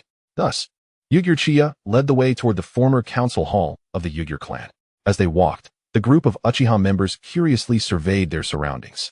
The Ugyur clan was far less impressive compared to the Uchiha clan. However, it was evident that the Ugyur clan members held a deep respect for the 12-year-old boy leading them, a respect that transcended mere admiration from the weak for the strong. It felt like genuine reverence. What remarkable cohesion. Who would have thought to witness such unity within a small clan? If not for his age, one might have mistaken this boy for the clan leader of the Ugyur clan. Within the Ugyur clan's council hall, Chia's gaze turned icy as she regarded the Uchiha clan members. I wonder what brings you here to the Ugyur clan. Surely at ISNT merely to express gratitude? She inquired. After all, even the Uchiha clan's junior clan leader is present. Wouldn't you agree, Fugaku? Uchiha Fugaku, feeling somewhat awkward, met Chia's gaze and admitted, "We indeed came solely to express our gratitude for your assistance yesterday. This is a token of our appreciation. I hope it meets your approval." With that, he presented a kunai to her. Chia accepted the kunai, drew it from its sheath, and coated the blade with chakra, enhancing its sharpness with wind nature chakra. Afterward, she returned the kunai to its sheath. Observing the crowd, he spoke softly, "The blade is indeed a fine one, but it merely saved a handful of lives. There is no need for such gratitude. After all, even the illustrious Uchiha clan, despite their vast wealth, must have their limitations. Is this an attempt to foster goodwill? Am I valued for my talent, my strength, or perhaps for my identity as the grandson of the third Hokage?" Each of Chinya's words resonated deeply within Fugaku's soul. Chinya exuded an overwhelming aura, reminiscent of facing an irate father, and the atmosphere grew rather stifling. Suddenly, the sound of a stomach rumbling shattered the oppressive silence. Chinya turned his gaze towards Kushina, an expression of bewilderment flickering in his eyes. "Haven't you just eaten?" he thought, lamenting the atmosphere he had so painstakingly crafted. He had intended to tease Fugaku a bit, but alas, that plan was thwarted. Kushina, feeling embarrassed, lowered her head, wishing she could find a hole to hide in. "I didn't mean to," she thought. "This troublesome belly has caused me such humiliation." Clearing his throat, Chinya spoke with a hint of indifference. "Very well. I understand your purpose here, and I shall accept your gift. I will not keep you any longer." Following a few polite exchanges, Uchiha Wind, Fugaku, and the others took their leave. Once they had departed, Chinya turned to Kushina, saying, "Come now, don't act as if I've bullied you." Kushina cast a slightly aggrieved glance at him. "I didn't do it on purpose. I'm still growing and just ate a bit too much." Chinya, exasperated, ruffled his hair. "You just devoured 3 bowls of noodles. Does the Uzumaki clan have such an insatiable appetite? Are you truly this hungry already?" Rising from his seat, he glanced back at Kushina. "Let us go. Why are you just standing there? Still hungry? I'll take you out for a meal." Kushina nodded eagerly. I'm coming. Just as they stepped outside, they spotted a young Uchiha girl waiting for them. "Who are you?" Chinya inquired. The Uchiha girl smiled and replied, "I'm a friend of Suki. My name is Uchiha Mikoto. Is Suki home? I need to speak with her about something." Chinya regarded the girl with mild surprise, responding, Suki left early this morning and is currently not at home. She is likely busy at the hospital. If you wish to find her, it would be best to head to Konoha Hospital, or you could return this afternoon." Uchiha Mikoto nodded. "Then I shall come back in the afternoon. And thank you for saving my father." Taken aback, Chinya asked, "Your father is the jonin who was sitting next to Fugaku, correct?" Uchiha Mikoto affirmed, "Yes, that is right. I will disturb you again this afternoon." With that, she turned to leave the Moonlight clan. Chinya glanced at the task that had just been issued by the system. Feeling somewhat incredulous, Uchiha Mikoto has now become a mission target? He pondered. What criteria does this infuriating system use to assign tasks? Throughout my life, I have encountered countless girls, yet only Nanai, Konan, and this Uchiha girl are recognized as targets by the system. Is it preparing me to eliminate Sasuke and Naruto outright? Then the story of Naruto could conclude without further ado. The task is to elevate Uchiha Mikoto's affection to 100. Non-negotiable. Task duration, 10 years. Failure to complete within the stipulated time will result in a reduction of 1 centimeter in my height. Task rewards include: Affection level 50 grants the formula for an elixir that upgrades the 3-tomo Sharingan to the Eternal Mangeko Sharingan. Affection level 70 grants 1 space evolution stone. Affection level 90 grants 1 clone, accompanied by a random character template. Affection level 100 grants 2 random talismans. Current affection level 40. Damnable system. Using my closest friends as leverage against me. Chapter 38. A month later, everyone gathers in Konoha. Chinya languidly reclined in bed, gazing out at the scenery. Tomorrow marks the day of the Nine-Tails transfer. As anticipated, the esteemed Mito-sama ultimately chose to make Kushina the Jinchuriki of the Nine-Tails within the Shadow Assassin organization. Aside from the Prince of Stan and Manjushige, who oversee the security of the Rain Country base, all other Super Shadow level powers have been summoned by me. This formidable force could potentially annihilate Konoha. Shikage, Kurotaka, Seiho, Lan, Shoyue, Fanyanfai, and Kakuzu, 7 Super Shadow level warriors are stationed outside the village.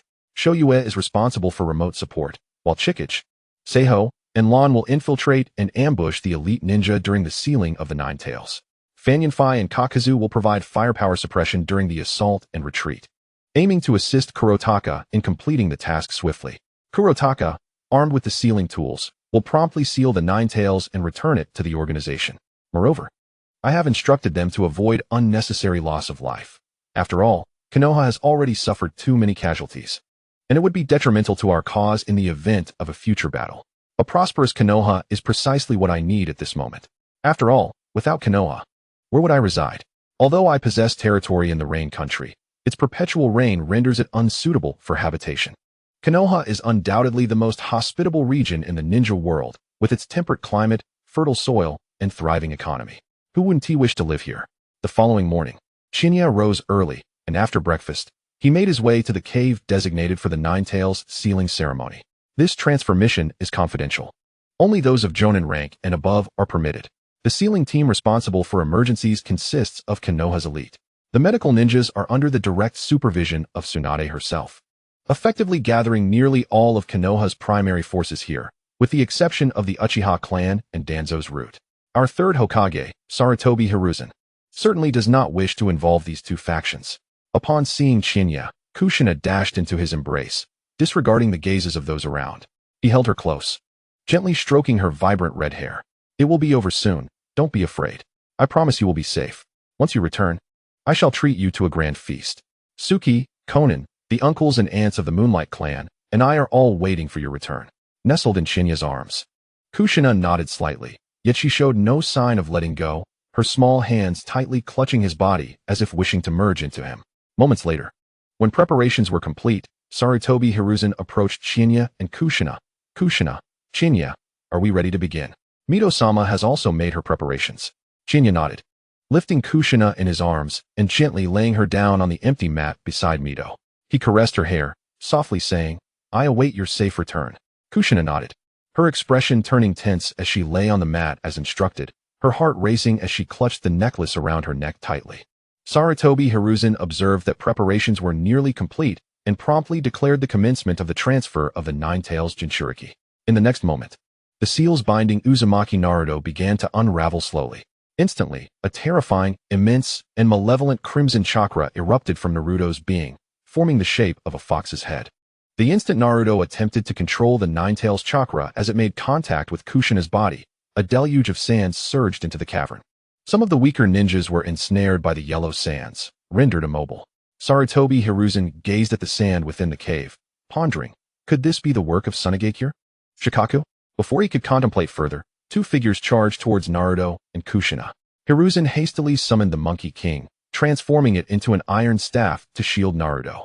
Meanwhile, Bailey Shiyue, stationed at a distance, produced a specially crafted bullet, guided by the location of Naruto provided by Vanyanfei. With a precise application of force, he unleashed a gust of wind that propelled the bullet forward. The wind-infused chakra spiraled rapidly, penetrating through the rock layers before ultimately embedding itself within Naruto. Naruto merely felt a fleeting pain in his thigh. However, moments later, a fog descended upon his mind, and he succumbed to unconsciousness. Once Naruto fell into a stupor, the Nine-Tails chakra spilled forth like a torrent, unabated. Seizing the opportunity, the Blackbird swiftly approached Naruto's side, retrieving the sealing apparatus for the Nine-Tails. In the next instant, an overwhelming suction drew the Nine-Tails chakra into the device. Sarutobi Hiruzen, wielding his staff, barely managed to deflect the dual blades aimed at Naruto. Engaging in a struggle with the Blue Phoenix while helplessly witnessing the Blackbird collect the Nine-Tails chakra. Simultaneously, 3 blood-red slashes surged towards Kushina. Qianyi executed a Flying Thunder God technique, teleporting beside Kushina, cradling her in his arms before employing the body flicker technique to vanish outside, intentionally allowing one of Chiya's blood-red slashes to graze his back. His flesh was torn open, leaving 3 significant wounds. Though the injuries appeared severe, they were, in fact, not life-threatening. Regardless, he could easily mend them with his reversal techniques. All of this transpired within mere breaths. As the Leaf Village's ninjas began to react and prepare to assist Sarutobi Hiruzen, they were obstructed by Chiya and Lan. After absorbing a portion of the chakra, the Blackbird observed Naruto, now devoid of any Nine-Tails chakra, stowing away the sealing device before manifesting wings and soaring towards the cave's exit. Mission accomplished, we retreat. With those words, the Blackbird soared out of the cavern, heading towards the borders of the Land of Fire. Lan, Chiya, and the Blue Phoenix, upon hearing the Blackbird's command, accelerated to escape their respective opponents and dashed towards the cave's exit. Sarutobi Hiruzen, witnessing Naruto's lifeless form on the ground, his eyes bloodshot, roared, "Pursue them!" Leave no one behind. We cannot allow them to abscond with the nine tails. However, the moment Chia and the others burst from the cave, they were met with a barrage of wide-ranging ninjutsu embodying the 5 elemental properties: wind, lightning, water, fire, and earth, blocking the Leaf Village ninjas' advance. Following a volley of bombardments from Kakuzu, Vanyanfei, standing nearby, chuckled, gesturing with his hand as a cascade of yellow sand filled the cave. After completing this task, Vanyanfei waved dismissively at Kakuzu, saying, "Let us go. Our mission is complete." Kakuzu nodded in acknowledgement of his handiwork, retracting the 4 hearts he had externally manifested, and made his way towards the borders of the Land of Fire. At this moment, Qianyi was cradling Kushina as they arrived in a dense forest, where he had left his flying thunder god markings during moments of ennui. Qianyi looked at Kushina, who had her eyes tightly shut, and gently said, "All right. You can open your eyes now. We have left the cave." At his words, Kushina opened her eyes, stepping down from Qianyi's embrace, only to realize her hands were wet and sticky. Looking down, she saw them smeared with blood. "I'm not injured, so that means." Kushina began to tug at Qianyi's clothing. "Are you hurt? Let me see." Qianyi replied nonchalantly, "I'm fine. The wound may have already stopped bleeding." Kushina shook her head, tears brimming in her eyes. "I don't care. Let me see. It can't have stopped bleeding that quickly." Qianyi, hearing this, couldn't help but roll his eyes. If it weren't for the desire to preserve evidence of his valiant confrontation, he would have healed himself immediately.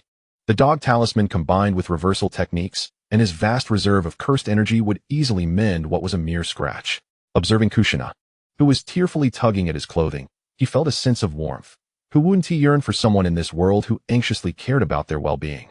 Resigned to her determination, he allowed her to take charge. Kushina clumsily removed Qianyi's shirt, instructing him to turn away. As she gazed at the 3 scratch marks on his back, she tore her jacket into strips, mimicking Tsunade's actions, and began to bandage his wounds.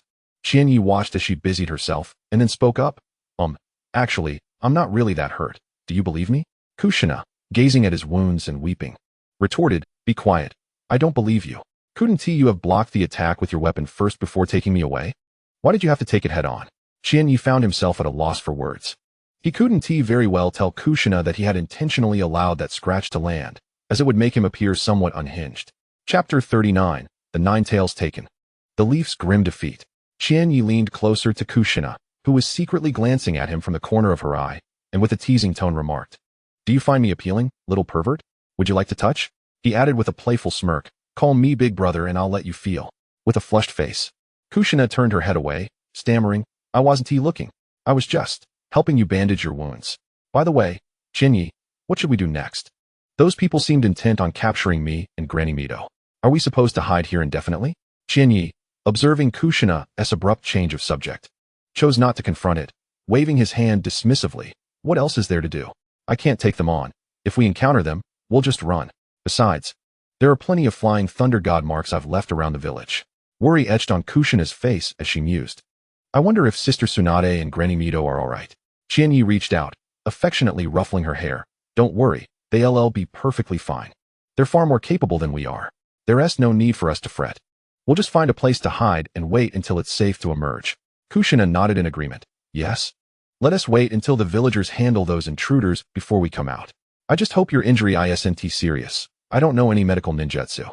Qianyi regarded her thoughtfully, responding, "What if I told you I might know some medical ninjutsu myself, and that I've already stopped the bleeding?" Upon hearing this, Kushina recalled how she had panicked upon seeing Qianyi injured earlier, hastily tearing off his clothing to attend to his wounds, even ripping her jacket to bandage him. "Well, you could just reminded me." Kushina glared at Qianyi, indignation clear in her eyes. Qianyi donned a look of indignation as he gazed at Kushina, lamenting, "I am but a humble servant and know not what to do. The moment the young lady arrived, she tore off my garments. I thought perhaps she was being pursued by a lecherous fiend, leaving me too frightened to move. What becomes of my innocence?" Kushina, observing Qianyi's pitiful demeanor, twitched her lips and retorted with irritation, "Hurry and put your clothes back on. Do not dally. Are you aware that Konoha is currently unsafe? You lack any sense of urgency. Those who dared to assault Konoha are certainly no ordinary foes. What if they are lurking nearby? You must possess some awareness of the danger. Cease this display of woe." Qianyi uttered a nonchalant "oh" before donning his attire and positioning himself beside Kushina. "As for the danger? A jest indeed. The very individuals you refer to as threats have come to know me as their leader. with arms outstretched toward Kushina. He gently proposed, "Come, let us ascend to a higher vantage point and observe the state of Konoha." Kushina nodded, delicately wrapping her arms around Chinya's waist, her head just reaching his chin. In an instant, Chinya executed the flying thunder god technique, transporting them atop the stone of shadows. Together, they surveyed the direction of the cave, which bore the scars of extensive ninjutsu bombardment, and it appeared that the cave had been partially buried in sand. Truly, it was a deranged act. Numerous ninjas had already emerged from the cave. Chinya, watching the windswept red hair of Kushina, embraced her from behind. The moment he made contact, he sensed her body stiffen as if frozen, rigid against him. "What are you doing? This is hardly the time for frivolity. Do you not see that I am assessing the situation?" She blushed, admonishing him. Gazing toward the cave, Chinya mused, "In truth, I believe this outcome is not entirely unfortunate. It spares you from becoming the Nine-Tails Jinchuriki, does it not? In that light, perhaps those individuals have inadvertently performed a good deed?" Kushina, hearing this, retorted, "Those individuals? Do a good deed? Pray, they have brought you to this state. But for you, I might not have survived. Is that a noble act?" Chinya, observing the retreating figures of the shadow assassins, muttered, "As ninjas, who can definitively claim to be virtuous?" Half an hour later, Sarutobi Hiruzen stood outside the cave, his expression dark as he surveyed the scene before him.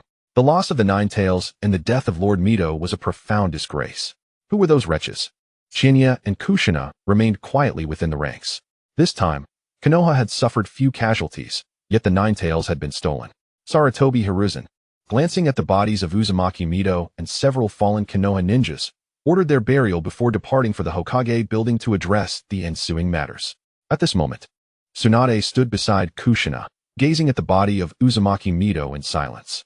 Mito's death could hardly be described as painful. This was the least she could do. She had afforded the wife of the first Hokage ample time to choose. Regrettably, the choice was flawed. Kushina had not become the Nine-Tails Jinchuriki, and the beast was lost.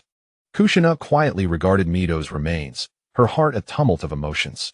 Joy, sorrow, and relief intertwined. Meanwhile, in the Hokage's office, Sarutobi Hiruzen sat in his chair, his face etched with worry. Certain individuals bore a striking resemblance to those in the Shadow Assassins. A youth with green hair, proficient in taijutsu, flaunted blood-red teeth. Another, a black-haired young man wielding dual-bladed weapons, exhibited a chakra mode reminiscent of Kumobikyu's Reikage. There was also the enigmatic figure from the Shadow Assassins who employed long-range ninjutsu, and the infamous Kakazu, known for his swift aerial maneuvers. Could it be that the Suna ninjas were involved in this affair? And the one confronting him, armed with twin blades, even hinted at possessing strength that could overshadow his own. Ever since the deaths of Hashirama and Tobarama, Konoha had known no peace. The role of Hokage was not one to be taken lightly. Amidst his frustration, a figure with a bandaged right eye slowly entered. Sarutobi Hiruzen fixed a cold gaze upon the newcomer. "Danzo, what brings you here? Where were your roots during the attack on Konoha?" Danzo met Sarutobi Hiruzen's gaze with indifference. "Hiruzen, you know well that the incident unfolded too abruptly. Moreover, we have now lost the Nine Tails, significantly diminishing Konoha's deterrent power against other nations." Sarutobi Hiruzen glared at Danzo, urging him to speak plainly. "Be direct. I wish to make it clear that I currently have no manpower to support you in assembling your roots." Danzo regarded Sarutobi Hiruzen coldly. "Hiruzen, we have lost the Nine Tails. To safeguard against and counter other Jinchuriki from other nations, sealing techniques are undoubtedly the best course of action. Why not allow Uzumaki Kushina to join my roots? I assure you she will be trained into a competent ninja." Taking a drag from his cigarette, Sarutobi Hiruzen replied, "Danzo, keep your hands to yourself. Lord Mito has just sacrificed herself, and I made a promise to her to look after Kushina. I do not wish to repeat myself. Danzo, do not approach Kushina, and do not provoke me during this delicate time. I am the Hokage. You, Danzo, are merely an advisor. Should you wish to forfeit even that role, I would not hesitate to assist you in that endeavor." Danzo, sensing the concealed fury in Hiruzen's demeanor, turned and exited. "You will come to regret this, Hiruzen." With a resounding slam of the door, the Hokage's office was left with Sarutobi Hiruzen alone. Chapter 40. Yakushi Kabuto? A month had elapsed since the death of Uzumaki Mito. Life in the village gradually returned to its usual rhythm. Kushina had relocated to reside with the Moonlight clan, while Chinya enjoyed a leisurely existence, occasionally assisting Orochimaru with tasks. His current tranquility was largely due to Orochimaru's unwavering support, which had proven invaluable. Indeed, his decision to apprentice under Orochimaru was not in vain. Long live Orochimaru. Aside from undertaking missions every few days, he spent his time at home caring for children and teaching the elder to practice swordsmanship. Life was exceedingly pleasant. Konoha thrived, and Orochimaru had appointed Shinya as the captain of the 3rd Umbu Squad. It was evident that Orochimaru intended to cultivate a trusted inner circle for Shinya, laying the groundwork for his future ascendancy as the 4th Hokage. Naturally, he accepted the position, as it required little effort on his part. The 3rd Umbu Squad was composed almost entirely of supporters of Orochimaru's bid for Hokage. Each month, aside from fulfilling specific tasks assigned by Orochimaru, Shinya enjoyed ample free time. Life was truly delightful. Long live Orochimaru. Long live. Long live. As he strolled through a street, a voice suddenly resonated in his mind. Ding. Detection of the presence of one of the future antagonists, Yakushi Kabuto. Do you accept the task to take him as your disciple? Accept to receive a special item enhancement card. Decline with no penalties. Yakushi Kabuto? If my memory serves me correctly, Yakushi Kabuto appears to be around 6 years old. Does he not? Chiya carefully surveyed the surroundings, and the only little creature nearby was a filthy child whose gender was indiscernible. He walked with squinted eyes, treading cautiously. Indeed, it was unmistakably Kabuto. With his head bowed, Kabuto proceeded carefully, yet he inadvertently collided with Chiya, who had appeared unexpectedly. Upon realizing he had bumped into someone, Kabuto quickly wrapped his arms around himself, curling up, stammering, I am sorry, I didn't mean to. Chiya, observing the diminutive figure before him, who was not even as tall as his thigh, couldn't help but feel a twinge of sentimentality. Who would have imagined that this seemingly ordinary and pitiful 6-year-old would one day emerge as one of the antagonists instigating the 4th Great Ninja War? From a boy who had forgotten even his own name, devoid of all, he would evolve into a formidable figure, daring to declare war on the 5 nations. Kabuto possessed remarkable talent, mastering Sage Mode, a feat that even Orochimaru could not achieve. Ultimately, he inherited everything from Orochimaru and, single-handedly, fought against the 2 prodigious brothers of the Uchiha clan, albeit to no avail. Chiya gently lifted Kabuto into his arms, smiling as he asked, What is your name? Kabuto shook his head, pointing to his own head to indicate he did not know. Chiya regarded Yakushi Kabuto calmly and said, Little one, would you like to become my disciple? I shall ensure you are well-fed, warmly clothed, and free from bullying. What do you say? Kabuto squinted his eyes, attempting to discern Chiya's face. Why would someone like me be your disciple? You are a ninja, while I am merely an orphan who knows nothing. Chiya slowly set Kabuto down, stroking his chin thoughtfully. Why? Perhaps it is because I find you pleasing to the eye? Or maybe, I sense something unique about you? So, would you like to come with me, little one? Kabuto gazed into Chiya's eyes, unknowingly drawn to him. Just as he prepared to kneel to pay his respects, he felt an unseen force preventing him from doing so. Kabuto looked at Chiya, a hint of confusion in his eyes. Chiya observed Kabuto and replied gently, To be my disciple, there is no need for such formalities. You need only to acknowledge me as your master. Speaking of which, you still lack a name. Do you not? From now on, you shall be called Yakushi Kabuto. How does that sound? Upon hearing this, Kabuto nodded, his body trembling slightly as tears streamed from his eyes. This was the first person who did not disdain him. Others merely looked at him with contempt. And it was a relief that they did not throw dirt at him, let alone show concern. Chiya watched silently as Kabuto cried. It seemed that very few antagonists in the world of Naruto had fared well. Yet, one could hardly blame them. Those who lived well would not desire to instigate war or become villains. With Kabuto in his arms, Chiya executed a flying thunder god technique, transporting them to his living room. The moment Kabuto touched down, he was struck by the awe of his newly appointed master's formidable prowess. Chiya led Kabuto to the door of the bathroom. All right, go wash up thoroughly, and I will prepare some food. After giving his instructions, Chiya entered the kitchen to simply stir-fry a few dishes. Before long, a faint voice emerged from the bathroom. Master, do you have any clean clothes? Kabuto peered out with a small head, his voice timid. Chiya responded, Oh, wait a moment, let me find something. He then headed to his room, rummaging through his belongings, but found nothing suitable.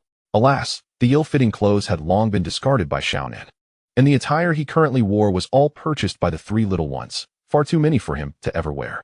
Chiya presented 2 exceedingly ill-fitting garments to Kabuto.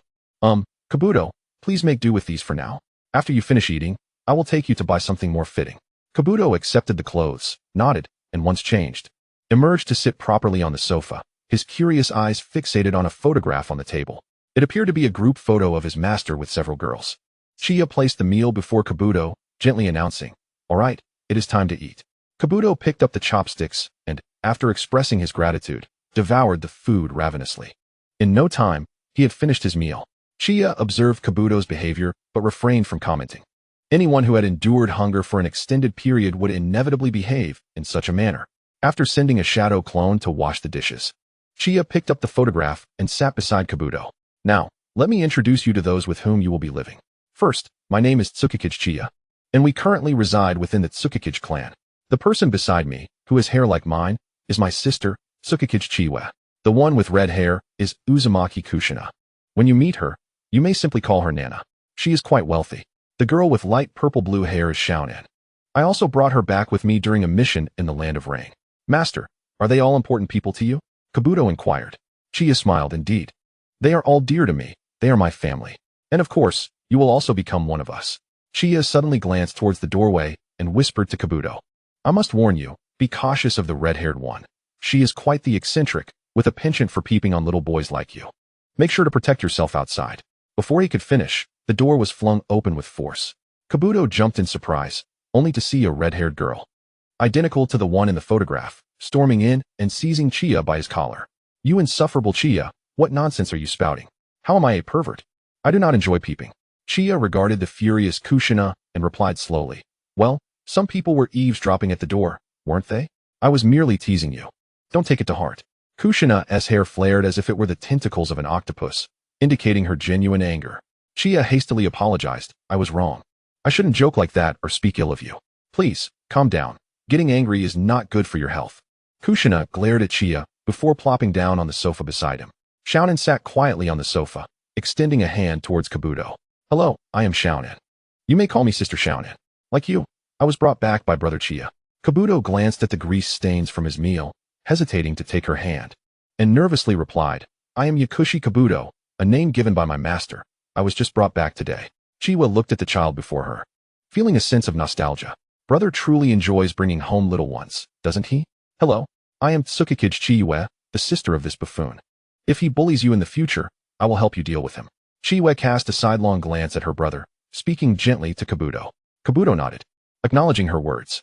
Kushina regarded Kabuto, flicking her crimson hair, clenching her small fists, and calmly stated, I am Uzumaki Kushina, currently residing with this guy. Moreover, do not heed this fellow's absurdities. I possess no interest whatsoever in you, you little brat. Kushina glared at Chiya, her teeth gritting in frustration, unable to contain herself as she emphasized the last three words. Yakushi Kabuto, taken aback, hesitated to meet the fiery-haired teacher's friend's gaze, feeling a tinge of trepidation. I hope this sister won't unleash her wrath upon me in the future, he pondered. At that moment, a white serpent made a sudden appearance, slithering onto Chiya's arm. It uncoiled a scroll before vanishing in a puff of smoke. Chiya unfurled the scroll, and upon reading its contents, his arm seemed to lose all strength, causing it to drop onto the table. Biting his lip, Chiya's complexion turned slightly pale. The three women, noticing his distress, quickly inquired, What is it? Is it a perilous mission?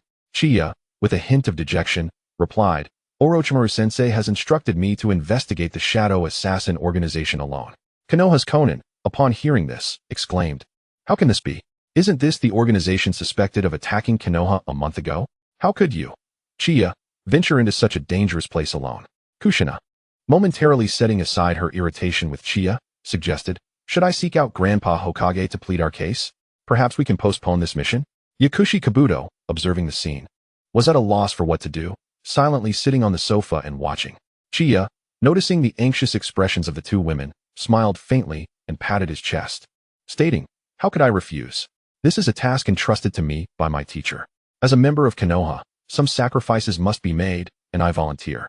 Kiyomi, with a hint of skepticism, looked at her elder brother, gently picked up the mission scroll that had fallen on the table, glanced at it, and then opened it, handing it to the two anxious women surrounding her brother, barely able to suppress a sigh. Brother, are you teasing Natsukine and Conan again? It clearly states here that we are to accompany the Konoha team to the Land of Grass to receive supplies. Where does it mention investigating the Shadow Assassin organization? Before Chiya could finish his impassioned speech, he felt Kushina's finger pinching his ear. You cheeky Chiya, is this amusing to you? Have you been too idle lately? Kushina felt herself on the verge of exploding with frustration. Lighten up, don't get angry.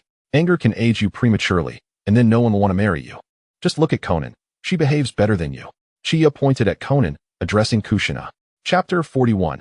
Elevating the Life Holy Grail Level. Hyuga's Decayed Family Rules.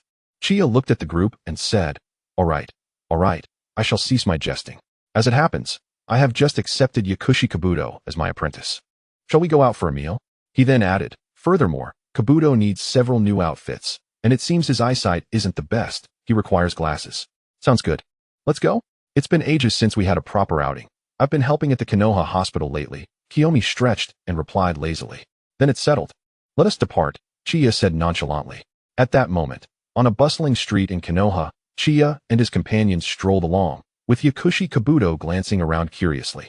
Kabuto had already changed out of the ill-fitting attire Chia had given him and was now wearing a new pair of glasses, allowing him to view the surroundings without squinting.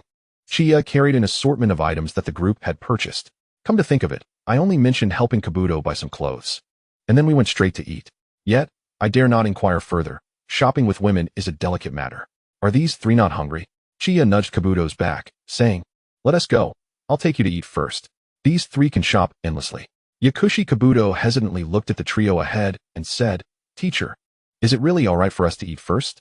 Chia replied calmly, listen, Kabuto, if we follow these three, who knows when we will get to eat? We can sneak off for a meal. It's perfectly fine.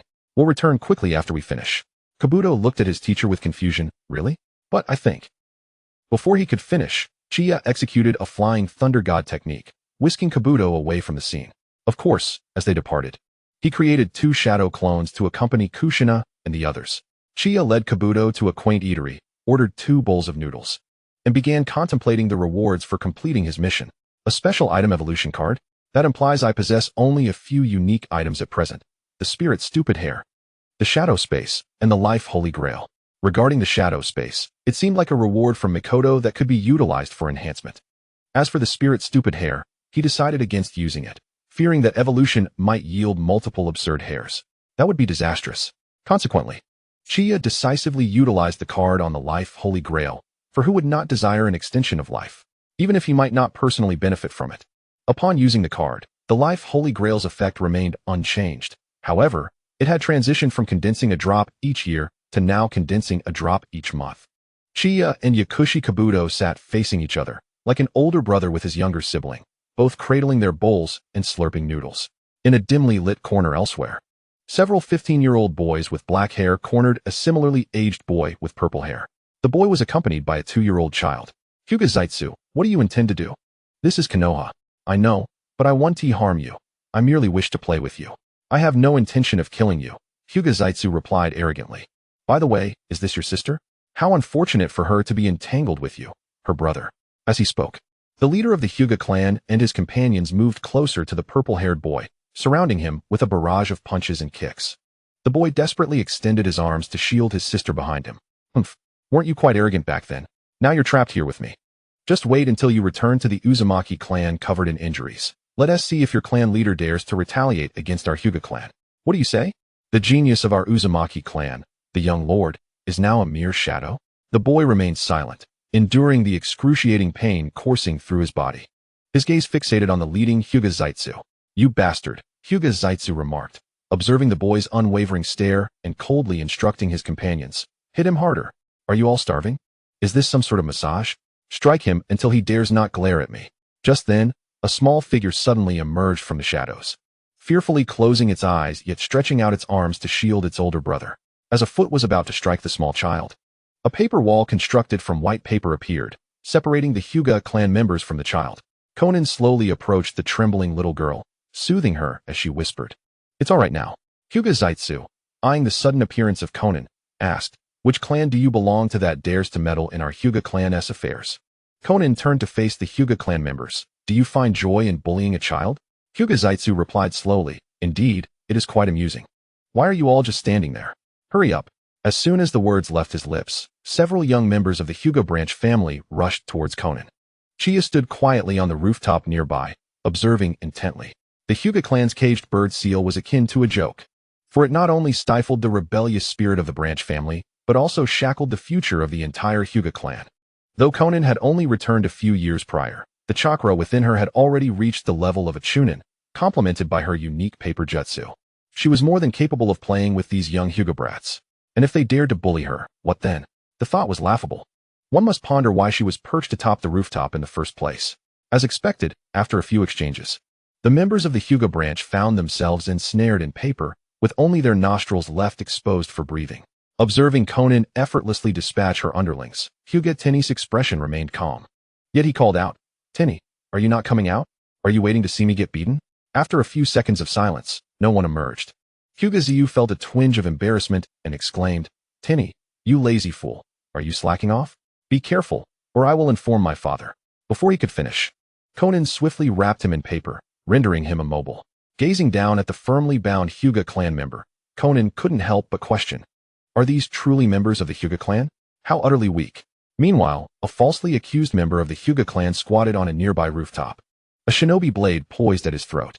"I say, my dear brother, is it not somewhat inappropriate for you to intervene in a children's scuffle? If a fight is to occur, it should be with me," Uchiha remarked coolly, standing behind the one called Tenny. Upon witnessing Konan effortlessly handle the Hyuga clan's weaklings, he released the blade from Tenny's neck. "Should you dare to lay a hand on my sister, your demise is assured. Do you understand?" Tenny nodded, acknowledging the warning. He then pondered why his Byakugan hadn't detected the earlier presence. Was it a blind spot? But that seemed implausible. The area was too small for him to have not sensed someone approaching. Chapter 42, The Land of Grass. After the group reconvened and shared a meal, they returned together to the Moonlight clan's territory. That night, as Uchiha lay in bed, ready to drift off to sleep, a series of knocks interrupted him. Yawning, he called out, "Who is it?" "The door is open. Come in." As soon as he finished speaking, a figure draped in pale violet blue entered. "Konan, what brings you here?" Konan smiled at Uchiha. "Actually, when I had a confrontation with the Hyuga clan's main family today, you were nearby, weren't you?" Uchiha chuckled. "Indeed. I never imagined you'd become so formidable, and far more cheerful than when you first arrived. Back then, you were always eager to help, but bought nothing when I took you shopping." Konan gradually made her way over and sat beside him. Brother, please be careful during your mission tomorrow." Uchiha nodded, "Of course." Looking at Uchiha, Konan continued softly, "Brother, do you like Sister Nina?" At this, Uchiha reached out and gently ruffled her hair. "How old are you? Why are you gossiping like an adult? Children shouldn't pry into such matters." Konan pouted. "I'm grown up now. I can take care of myself and help you. I'm not a child anymore." Uchiha smiled. Yes, you're not a child anymore. However, in my eyes, you will always remain one. The world of adults is far too harsh. Perhaps it is better to enjoy your youth while you can." With bright eyes fixed on Uchiha, Konan declared, "Regardless of whether it's me, Sister Nina, or Uchiha, we all understand that you care for us. Yet, we do not wish to remain under your protection indefinitely. We also desire to assist you in whatever capacity we can, even if it's just a little. Today, I saw a 2-year-old girl who, despite her fear, stood in front of her brother to protect him. It made me wonder if you were ever in danger. Would I have the courage to stand in front of you?" Uchiha gazed out the window, responding slowly. "Then, you must train diligently, for when danger befalls me, I shall rely on you to come to my rescue." Konan nodded, then stood up. "Well, good night, brother. Be careful on your mission tomorrow." Uchiha acknowledged her with a nod. After Konan returned to her room, she walked straight to her wardrobe and pulled out a somewhat wrinkled shirt. Clutching the garment, she flung herself onto the bed and closed her eyes. This was the shirt her brother had given her when she was first brought back. Brother's shirt. She had never had the heart to part with it. She had heard the village adults say that those with wealth and power often took many wives.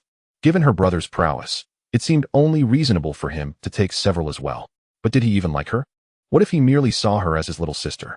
The following morning, Uchiha rose early, having a light breakfast before making his way to the gates of Konoha. Upon arrival, he noticed someone waving at him. "Is that Uchiha Mikoto?" Uchiha recognized the ninja he was tasked to work with. Goodness.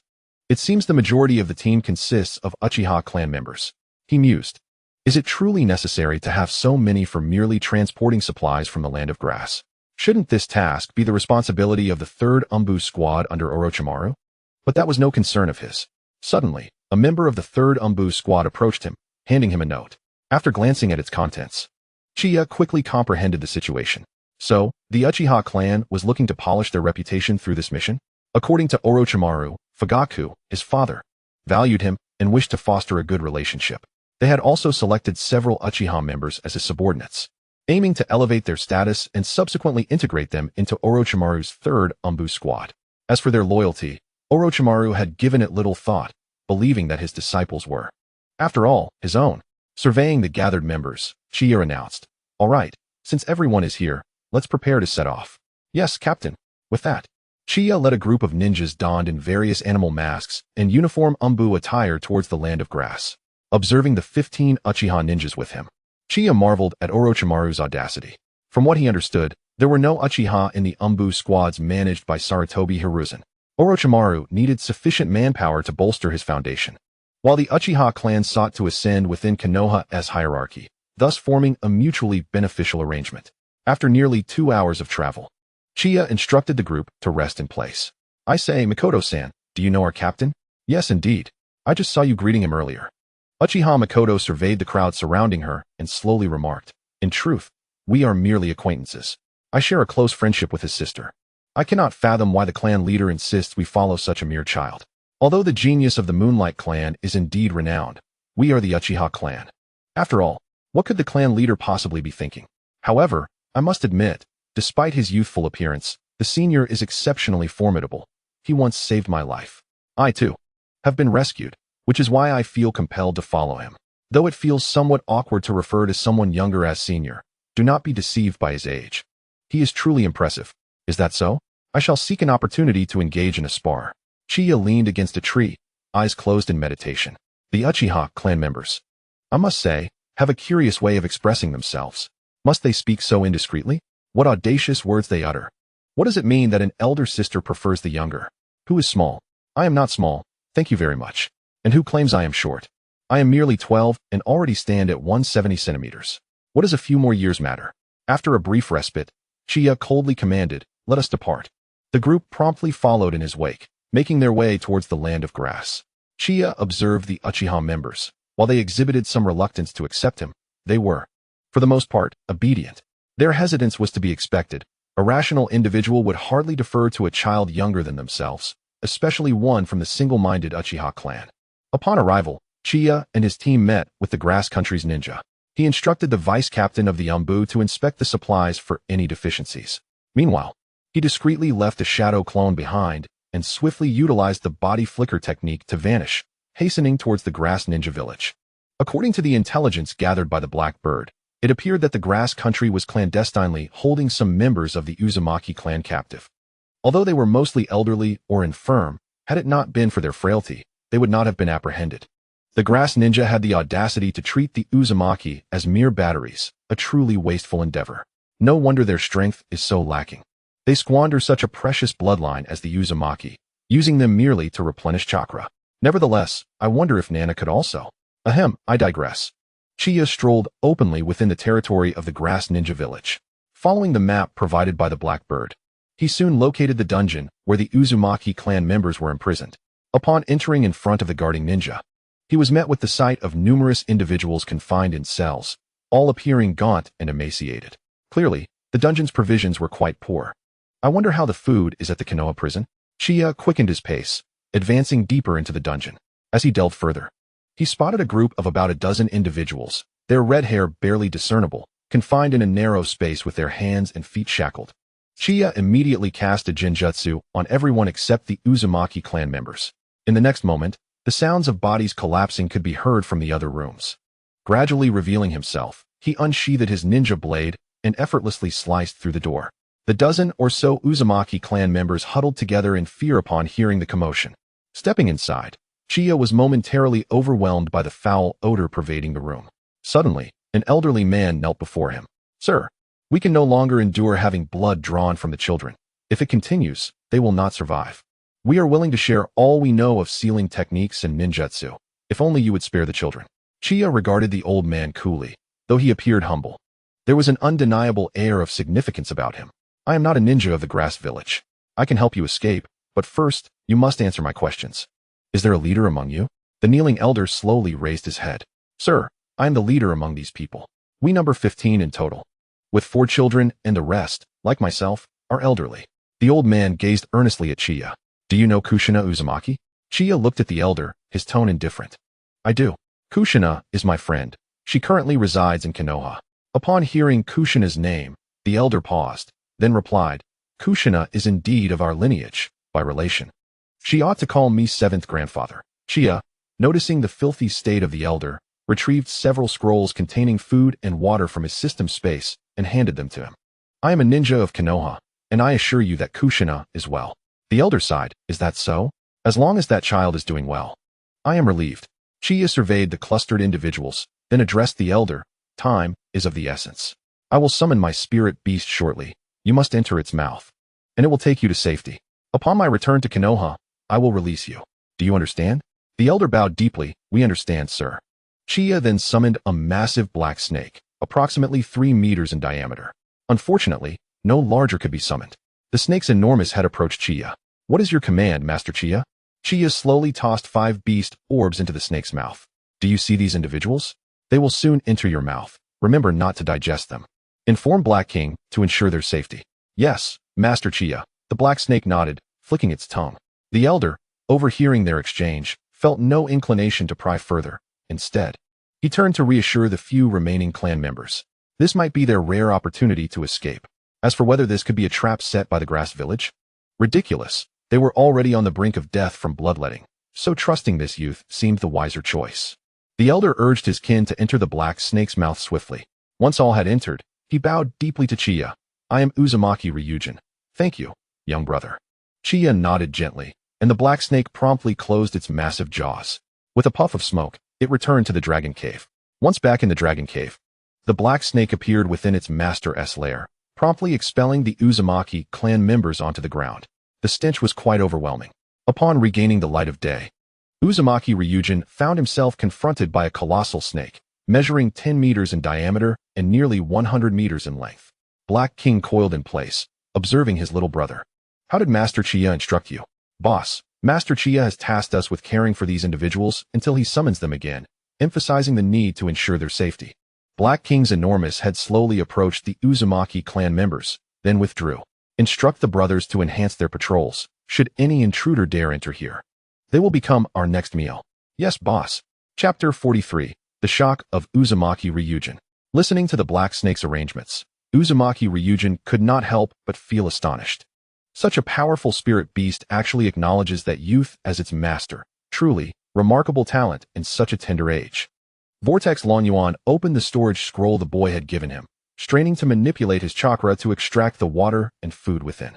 The provisions and water here were sufficient to sustain himself and his companions for a considerable time. After distributing the water and food among his kin, Vortex Longyuan partook of the sustenance himself.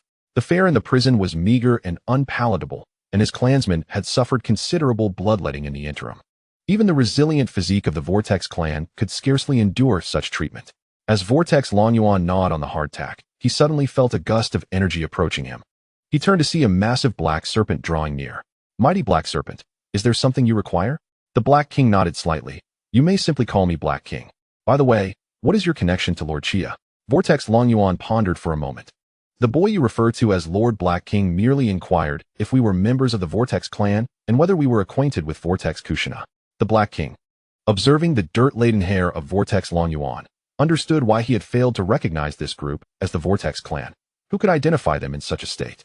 The Black King flicked his tongue in contemplation. So, what relation do you have with Lady Kushina? Vortex Longyuan was taken aback by the Black King's reference to Kushina, but replied earnestly, if my memory serves me right, I should be her great-great-uncle. Kushina is also a member of our lineage. The Black King nodded slightly. Ah, so you are related to that spirited girl? It would be even more imperative to ensure the safety of this group. After all, this ancestor dared to confront Lord Uchiha. While Lord Uchiha had not insisted on forcibly returning those ancestral figures, it was clear to any discerning beast that he held a particular fondness for them. It could be said that he would not dare to retaliate even if they were to urinate on his head. Meanwhile, Uchiha hastily departed the dungeon, making his way toward the direction of his team. Upon arrival, he found the Leaf Village personnel concluding their inspection of supplies. Uchiha discreetly dispelled his shadow clone, blending seamlessly into the ranks of the team, gazing towards the direction of the Grass Village. He anticipated the moment when the ninjas from Grass would realize that the Vortex clan members they had imprisoned had escaped, and he could hardly contain his amusement at the thought. Alas, he would not be privy to the spectacle. Who would have imagined that such a diminutive ninja village, lacking even shadow-level strength, could have clandestinely imprisoned so many elderly, weak, and infirm members of the Vortex clan? It seemed that in the end, only Xianglin would remain. And as for now, she had yet to be born. Her mother was likely of a similar age to Nanana. Shortly thereafter, Uchiha returned to the Leaf Village with his team. After dispersing the group, he proceeded to the Hokage Tower to submit the task materials.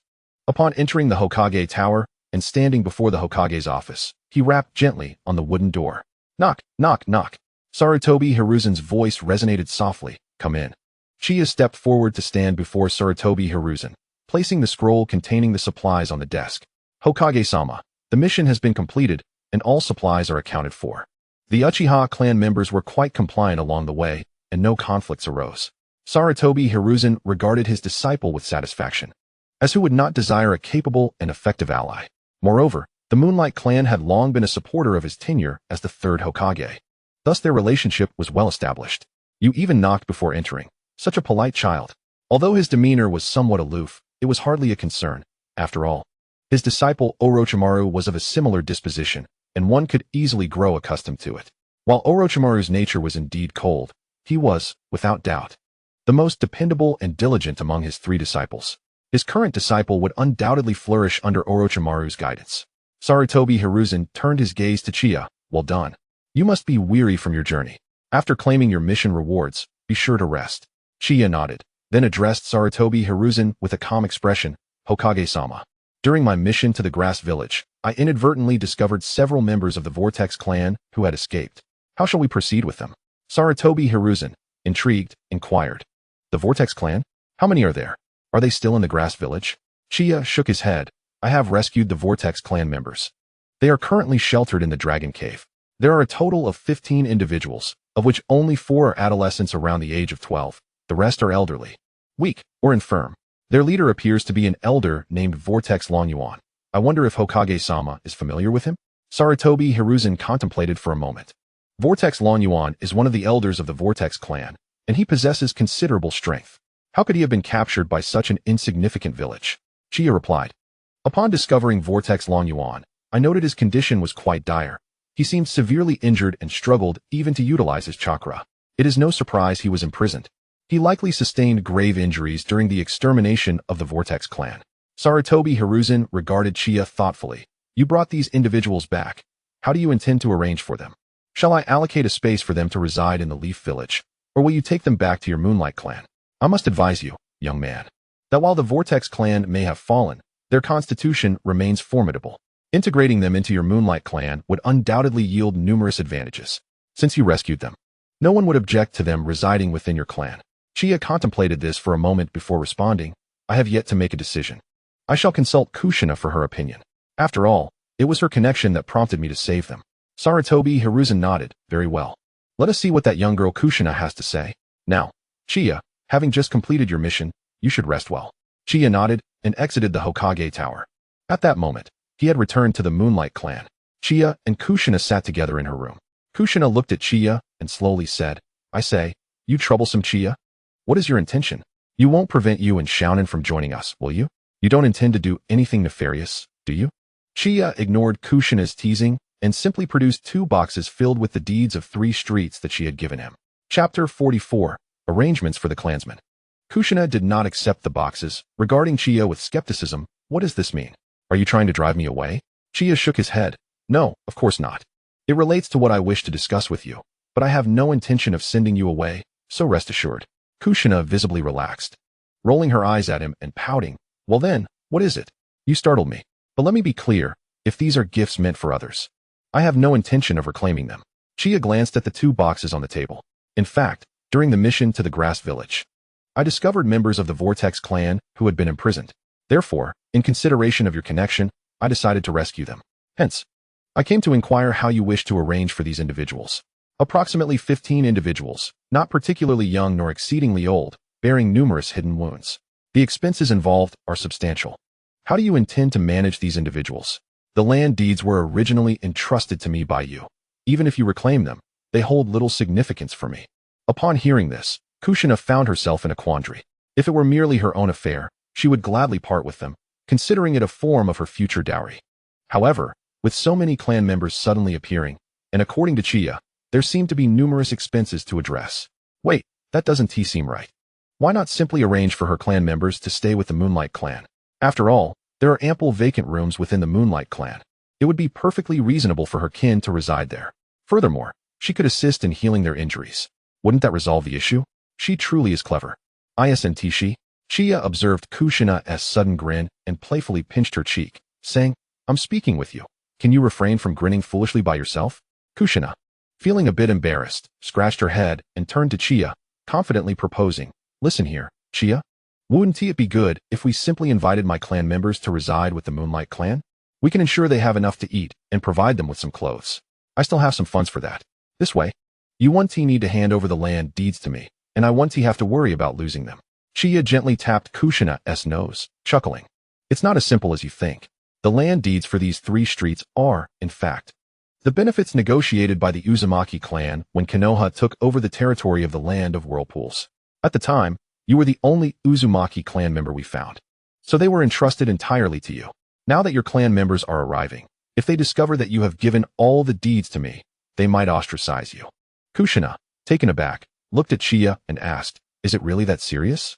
I'm willing to provide them clothes, find them a place to stay, and ensure they have food. Chia affectionately ruffled her hair and replied, You're adorably naive. Do you realize how valuable the land deeds for those 3 streets in Konoha are, especially in the most prosperous part of the village? Human hearts are inscrutable, even among kin. Kushina gazed at Chia and slowly inquired, So, are you suggesting that I should divide these assets? Chia, upon hearing Kushina's response, could not help but cover her face. You, Kushina, these were given to you by Konoha. Even if they are your kin, they have no right to demand these from you. Dividing them. It's fortunate you're not in charge of business. Otherwise, you'd be at a loss. Frustrated by Chia's disapproval, Kushina tugged at her vibrant red hair. Then what should I do? I'm open to your suggestions, all right? Chia regarded Kushina calmly. I can offer advice, but the final decision rests with you. First, these deeds belong in your hands. They are ultimately the property of the Uzumaki clan, and it would be inappropriate to leave them with an outsider like me. Second, arranging for them to reside within the Moonlight clan is a good idea, and you could allocate a few shops for them to manage their own businesses. Of course, this doesn't mean you should neglect their welfare. You can provide them with sufficient food and clothing. However, for anything beyond that, they must earn it themselves. No one's money comes without effort. Thirdly, you can assure them that if they fall ill or are in urgent need of money, you can lend them funds or directly assist with their medical expenses. Those are my suggestions. Do you have anything else to add? Kushina listened attentively to Chia and nodded in satisfaction. You're quite clever, Chia. Let us proceed with this plan. Chia, amused by Kushina's naive demeanor, extended a hand. May I have a few of those land deeds to play with? Kushina nodded and opened the box, just as she was about to pull out a few deeds when she felt a gentle tap on her head. She turned to see Chia with a serious expression. Excuse me, Miss Kushina, was I just conversing with a pig? With your demeanor, should your clan members harbor ill intentions, you might end up unable to afford even your undergarments. Kushina's face flushed red. No, I just wasn't quite prepared for it. Chia affectionately tousled Kushina's hair and shook her head. Let us go eat. Just do your utmost to follow my advice. As for any unexpected situations, we'll adapt as needed. After all, those individuals cannot possibly overpower me. And as for the Uzumaki clan, should they lack tact, I can rescue them. And I can also send them to the depths of despair. Chia then looked at Kushina and asked, By the way, do you know Uzumaki Ryan? Kushina tilted her head. Uzumaki Ryan? He seems to be one of our clan's 7 elders. I believe he once drank with my grandfather. How do you know that name? Chia smiled. Well, it appears that the leaders of the Uzumaki clan are indeed named Uzumaki Ryan, which saves me quite a bit of trouble. Kushina eyed Chia suspiciously. Really? I recall he had a temperament much like my grandfather's, quite volatile. Chia chuckled. Perhaps his temperament has mellowed with time. At the dining table, Chia shared the news of locating the Uzumaki clan members with the other 3. Oh, are they Kushina's clan members? Congratulations, Kushina. Kushina, while helping herself to food, replied. Congratulations for what? I was brought to Konoha at the age of 6. I doubt I know many of those dozen or so Uzumaki individuals. I'm a bit overwhelmed and unsure how to handle this. Initially, I planned to prepare a place for them to stay and provide for their needs. But after hearing Chia's analysis, I feel that may not be the best approach. I really don't know how to face these clan members. Jinchuriki smiled and reassured her, Kushina, don't worry. If it becomes too much, just leave it to my brother to handle. With him around, they wouldn't dare pressure you into anything. Conan added, Yes, Kushina, don't fret about this matter. We'll all be by your side. After dinner, everyone returned to their respective rooms, while Orochimaru had to stay in one of the Moonlight clan's spare rooms since his own dwelling seemed insufficiently spacious. Once Chia changed into her pajamas and lay on the soft bed, just as she was about to close her eyes, the door swung open. She looked at the visitor in confusion. Kushina, what brings you here? I hope our little lady isn't still pondering how to deal with her clan members. Kushina nodded earnestly. I am indeed still worried about how to confront my clan members when I meet them. I know I can't avoid it. So I've decided that I will meet them tomorrow. I wish to meet first before making a decision. Chia stifled a yawn, feeling a bit drowsy. Sure. I support that. After all, I have no work tomorrow, so I'll accompany you to meet them. In truth, I feel that the leader, an old man named Long Yuan, possesses quite a discerning nature. You need not worry excessively. Kushina nodded, gazing at Chia, her head shrinking slightly as a blush crept onto her delicate face. Can I sleep in your room tonight? Chia regarded Kushina with a hint of suspicion. You're not planning anything untoward, are you? I'm still just a child. As he spoke, he protectively crossed his arms in front of himself, a fearful expression adorning his face. Kushina clenched her silver teeth, thinking, this guy is truly infuriating. Just say whether I can or not. Chia chose not to tease Kushina further, lifting the blanket to look at her. All right, come on in. Kushina stealthily slipped into Chia's warm embrace under the blanket, her body slightly tense, yet the warmth was genuinely comforting. After tucking Kushina in, Chia reached out to extinguish the light. Kushina curled beneath the covers, turning her back to Chia. Kushina, what were you thinking? How could you utter such words? Surely Chia wouldn't do anything inappropriate, would he? Could this lead to pregnancy? At that moment, Kushina heard the steady rhythm of breathing. That insufferable Chia seems genuinely exhausted. But then again, he must have had a long day. As these thoughts swirled in her mind, Kushina gradually relaxed, turning to face Chia.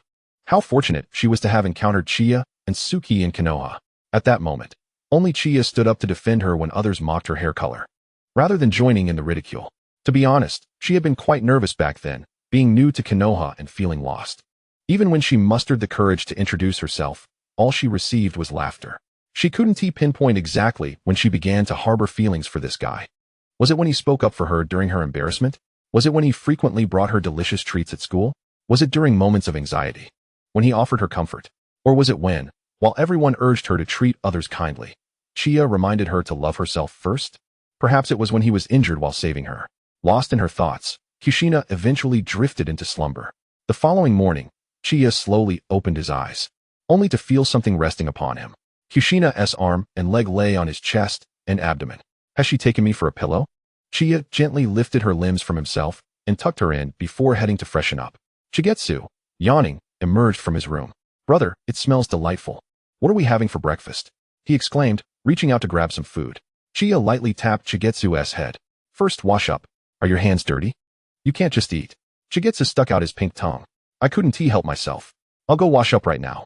After preparing breakfast, Chia meticulously divided the meals. Just as he was about to carry them out, a white piece of paper appeared beneath each plate. He then placed everyone's breakfast on the dining table. Good morning, Onaikin. Conan greeted Chia with a smile. Good morning, Conan. Noticing the number of breakfasts on the table, she questioned, Brother, isn't this quantity a bit off? Why are there only 4 portions? Chia set down the spatula, smiling as he replied, the quantity is just right.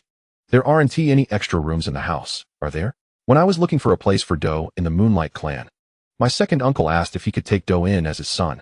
As you know, all 3 of his sons have passed away. I thought this way. Not only would Do have a place to stay, but it would also provide my uncle with someone to care for him in his old age, so I agreed. Do was on board with it too. Conan, clad in pajamas adorned with cute bunny patterns, approached Chia. Oh, I see. But brother, how come you have Nine-Eye's hair on you? She pointed at the red strands on Chia. Chia, feeling a bit embarrassed, scratched his head. Well, you see, Nine-Eye was quite anxious yesterday and came to my room to talk, and before we knew it, she fell asleep there. She is probably still asleep now. Conan nodded nonchalantly before heading to wash up. Standing by the sink, she gripped her toothbrush tightly. Anxious. Fell asleep? Still hasn't he woken up? This development seems rather swift. Doesn't he it? Nine-Eye is quite remarkable. Isn't she? Could I possibly? The 3 of them sat at the dining table enjoying breakfast. Shigetsu, curious about the 5 portions set aside for Kushina, asked, is Nine-Eye still asleep? Chia glanced at his younger sister while eating. What do you think? Shigetsu sipped his soy milk and pondered. Could it be that Nine-Eye was too worried about her clan, causing her to stay up late last night? Chia chuckled, perhaps. Meanwhile, Kushina was eavesdropping at the door of Chia's room. That insufferable Chia, didn't he wake me up? How am I supposed to go out now? I'm so frustrated. I'm so hungry. I want to eat. Leaning against the door, Kushina suddenly noticed the window in Chia's room. Isn't that an exit? She approached the window, opened it, and jumped out. Putting on a nonchalant facade, she pushed the door open and walked in. Shigetsu looked at Kushina emerging from outside. A glimmer of confusion in his eyes. Nanai, how did you come in from outside? Why did you wake up so early today? Kushina leisurely took a seat at the dining table. Oh, it's just that I was too worried about my clan and couldn't sleep. So I went out for a stroll. Listening to Kushina's explanation, Conan thought that if she didn't know the backstory, she might have actually believed it. Was it concern for her clan, or was Chia's bed just too soft? Chia, observing the rapidly depleting food on the table, couldn't help but wonder if the Uzumaki clan possessed such hearty appetites. And they eat without gaining weight. Surely they can't be converting everything they consume into chakra, can they? Nonetheless, they must still fall short compared to Hinata. After finishing breakfast, Chia stood up, collecting the dishes to take to the kitchen. Rolling up his sleeves, he prepared to wash the dishes. Kushina, feeling her full belly, noticed Chia was about to wash up and was just about to offer help when a voice interrupted. I say, you should just sit there and contemplate how to face your clan, stinky nine-eye. Isn't breaking my bowl that I've used for 8 years enough? Kushina looked at Chia, sheepishly sticking out her tongue. I didn't mean to. I've already compensated you with a newer, more expensive bowl. Shigetsu, lounging on the living room sofa, stretched lazily. I say, Nine-eye, are you not pleased that someone is washing the dishes? Let us just lie here and digest our food. Hey, the one over there who wants to digest, come here and lend me a hand. Upon hearing this, Chiyuki could not help but reveal a face full of dejection. Just then, Konan slowly walked toward the kitchen. Chia and I, let Yaya take a break. I'll help you. At Konan's words, Chiyuki's previously gloomy expression transformed into one of languor. Chia glanced at Chiyuki and couldn't help but question the difference between raising her and raising a worthless being. Is it really that easy to change one's mood? Neither of them is a source of comfort. In the kitchen, Chia and Konan stood side by side. One washing dishes while the other wiped away the water remnants with a clean towel. The scene appeared quite harmonious. As Konan took the dishes, she secretly cast a glance at Chia. I truly hope that the dishwashing lasts a bit longer. After finishing the dishes, Chia led the 3 little ones to an open space belonging to the Moonlight clan. Observing Kushina, who was basking in the sun with her hand on her belly, seemingly relishing the moment, Chia couldn't help but feel speechless. Is it me meeting the clan members, or you? Hey, stinky Kushina, are you ready? I'm about to begin. Without waiting for Kushina's response, he commenced the summoning technique. Seeing Chia's actions, Kushina hurriedly waved her hands. Hold on, Chia. I haven't thought about what to say yet. Don't do it so fast. The moment Kushina finished her last statement, 15 members of the Uzumaki clan were summoned amidst a puff of white smoke. Although less than a day had passed since their last appearance, their complexions appeared somewhat improved, and despite their tattered clothing, they looked clean. It seems this group has been faring well in the Dragon Cave. Upon being summoned, the Uzumaki clan members initially felt panic, but quickly stood respectfully, not daring to offend. Chiyuki observed the Uzumaki members and then glanced at her elder brother. He wouldn't beat them up, would he? Why are they so obedient? Uzumaki Ryun raised his head slowly upon noticing the boy's silence. He immediately spotted the timid Kushina hiding behind Chia. Chia felt Kushina's small hand gripping his clothing tightly, refusing to step forward, and couldn't help but feel a headache coming on. This girl is truly unbelievable. I didn't know you anything in my past life. Why must I assist you in everything? I'm not your father. You depend on me for food and drink, yet you can't do anything. Just like my little sister. What a pair of nuisances. With an expressionless face, Chia presented Kushina in front of Uzumaki Ryun, then stepped back a few paces to join Konan and Chiyuki, watching the unfolding drama from a distance. Kushina immediately pouted her little face at the 3. Didn't we agree to help me together? Instinctively, Kushina attempted to push back, only to find herself unable to move, as if someone were pushing her forward. Chia, stifling a laugh, prepared to see how Kushina would handle the situation. Realizing she couldn't retreat, Kushina had no choice but to address the elderly man before her. Her great-grandfather. Hello, my name is Uzumaki Kushina. I currently reside in Chia's home. I just turned 12 this year, and I've been in Konoha since I was 6. Listening to Kushina's introduction, Chia pinched the flesh at Chiyuki's waist, causing her shoulders to shake involuntarily. Is she presenting her identification? Even that isn't this detailed. Chiyuki, who had initially wanted to laugh, found herself unable to do so after being pinched by her elder brother. What are you doing? That hurts. Chiyuki rolled her eyes at her elder brother and tried to pinch him in return, but she found she couldn't exert any force. Or rather, it seemed she couldn't grip him at all. Chiya, noticing his sister's frustrated expression, raised his chin in amusement. You think you can pinch me? Do you think this is a joke? Uzumaki Ryun observed the nervous child before him, choosing not to say much more. At least he knew the girl in front of him was from the Uzumaki clan. Looking at the girl, Uzumaki Ryun couldn't help but feel somewhat speechless. Is she really from the Uzumaki clan? It's one thing to be nervous while speaking, but how can she be so foolish? If Chiya knew Ryun's thoughts, he would wholeheartedly agree. This isn't human. Even a pig is smarter than her. Is Kushina like this in the original story? Has she been spoiled by me? But wait, have I really spoiled this girl? Uzumaki Ryun looked at the girl before him and spoke in a slightly hoarse voice. You are the granddaughter of the third, aren't you? I am friends with your grandfather, so there's no need to be nervous. Kushina lowered her head and slowly replied, Hello, Grandpa Chichi. Ryun gazed at Kushina, unsure if she could help their clan members in any way. We are new here and unfamiliar with the surroundings. Of course, if your situation is also dire, consider it a loan from your grandfather, and I will return it once we stabilize. Kushina lowered her head, staring at her toes, and recited verbatim what Chiya had told her the day before. This is the arrangement. How does it sound? After hearing this, Ryun's gaze toward Kushina softened even further. Thank you. It seems the third has indeed raised a good granddaughter. After finishing her speech, Kushina dashed back to hide behind Chiya, delivering a punch to both Chiya and Chiyuki. Those two were laughing the hardest just now. Stinky Chiya. Stinky Yaya. Konan is the best. Chiya paid no mind to Kushina's retaliation, as it couldn't reach him anyway. Old man, have you seen enough? If you're done, take these people to their residence. No sooner had he spoken than Tsukiyomi Aoyuan appeared before Chiya. Maintain some decorum, will you? After all, I am still the clan leader. Chiya disregarded the old man and gestured for the three little ones to follow. Konan, old man, I'll leave the subsequent matters to you. Chapter 47. Arrangements, Trouble Arises. Uzumaki Ryun watched as Kushina and the other three departed, a complex emotion flickering in his eyes. Tsukiyomi Aoyuan glanced at Ryun and then at the Uzumaki clan members behind him, offering comfort. All right, old man, let me first take you to your new residence. Don't overthink it. Ryun nodded and led the Uzumaki clan members to obediently follow Tsukiyomi Aoyuan. Aoyuan, it's been a while. I didn't expect you to be the clan leader now. And that boy, is he your clan member? Tsukiyomi Aoyuan nodded, yes. He is indeed the current young clan leader of the Tsukiyomi clan. We have a bit of a relationship, so you can settle down here without worry. Just make sure not to provoke those little ancestors from earlier. Uzumaki Ryun looked back at the members behind him and sighed deeply. That won't happen. Right now, I just want to live peacefully and continue the bloodline of our Uzumaki clan. By the way, does Kushina have some connection with your boy? Under the silvery glow of the moonlight, Yukikage Seigen stroked his chin, contemplating the subtle connection that seemed to exist. Moreover, this was certainly not one of my kin. So refrain from making wild assertions. Before long, Yukikage Seigen led the group of Uzumaki into a vacant chamber belonging to the Yukikage clan. Here we are, he announced. This shall be your residence from now on. There are 6 rooms in total, which should suffice for your needs. Food will be delivered weekly, though it will be limited to what you can consume adequately. Any excess is beyond your reach, as that decision rests solely with the child.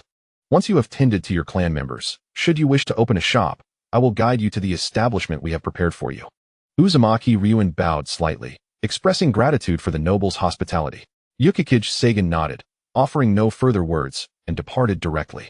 As Ryun observed the direction of Seigen's retreat, he muttered, The Yukikage clan has indeed produced a true dragon. Subsequently, Ryun entered the room with the 10 elders and 4 younger members. The space was clean, evidently just tidied up. The 6 rooms were certainly ample for their accommodation. For the time being, food was not a concern. They could settle in comfortably for a while. Sitting on a chair, Ryun regarded the 14 clan members before him and spoke slowly. We have only just managed to escape that place. Do not provoke any trouble, understood? The group nodded in agreement. Additionally, for those in relatively good health, in a few days, accompany me to examine the shop.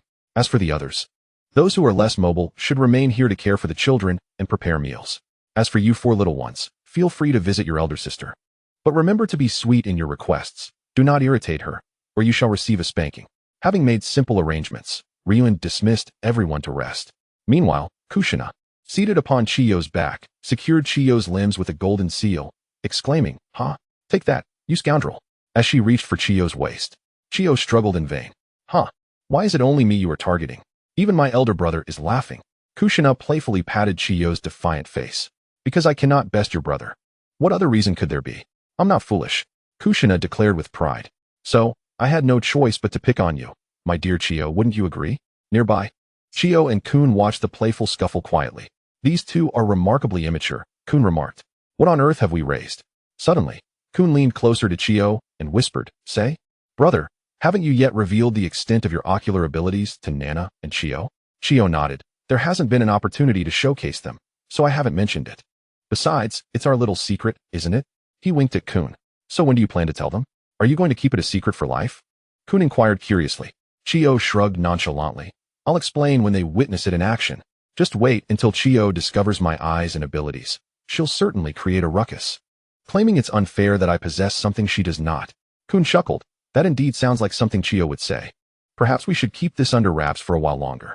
By the way, brother, I've recently learned about massages. Would you like to try? Chiyo looked at Kun and nodded. Sure, but do I sit on the chair? Kun blushed. The person who taught me said it's more effective when lying down. Shall we go to my room? Chiyo agreed. All right, my shoulders have been a bit sore lately. Kun blushed as she opened her room door, revealing a tidy space that mirrored the color of her hair. Did I really paint this? Time flies so swiftly, Chiyo mused with a smile. Your room is indeed clean. Kun, Nana and Chiyo's rooms resemble pigsties. I truly appreciate your help in tidying them up each month. It's no trouble, Kun replied. Besides training my chakra and ninjutsu, I have little else to do. Tidying up Nana and Chiyo's rooms is merely a favor. All right, brother, please lie down. I'm all set.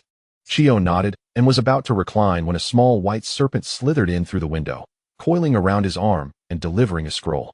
Is that you, Orochimaru-sensei? The serpent emitted a chill, leaving Chiyo perplexed. After reading the message, he replied and instructed the serpent to return. Chiyo glanced apologetically at Kun, affectionately ruffling her hair. I'm sorry, but we'll have to postpone the massage for now. I need to step out. Kun obediently nodded. All right. You go ahead, brother.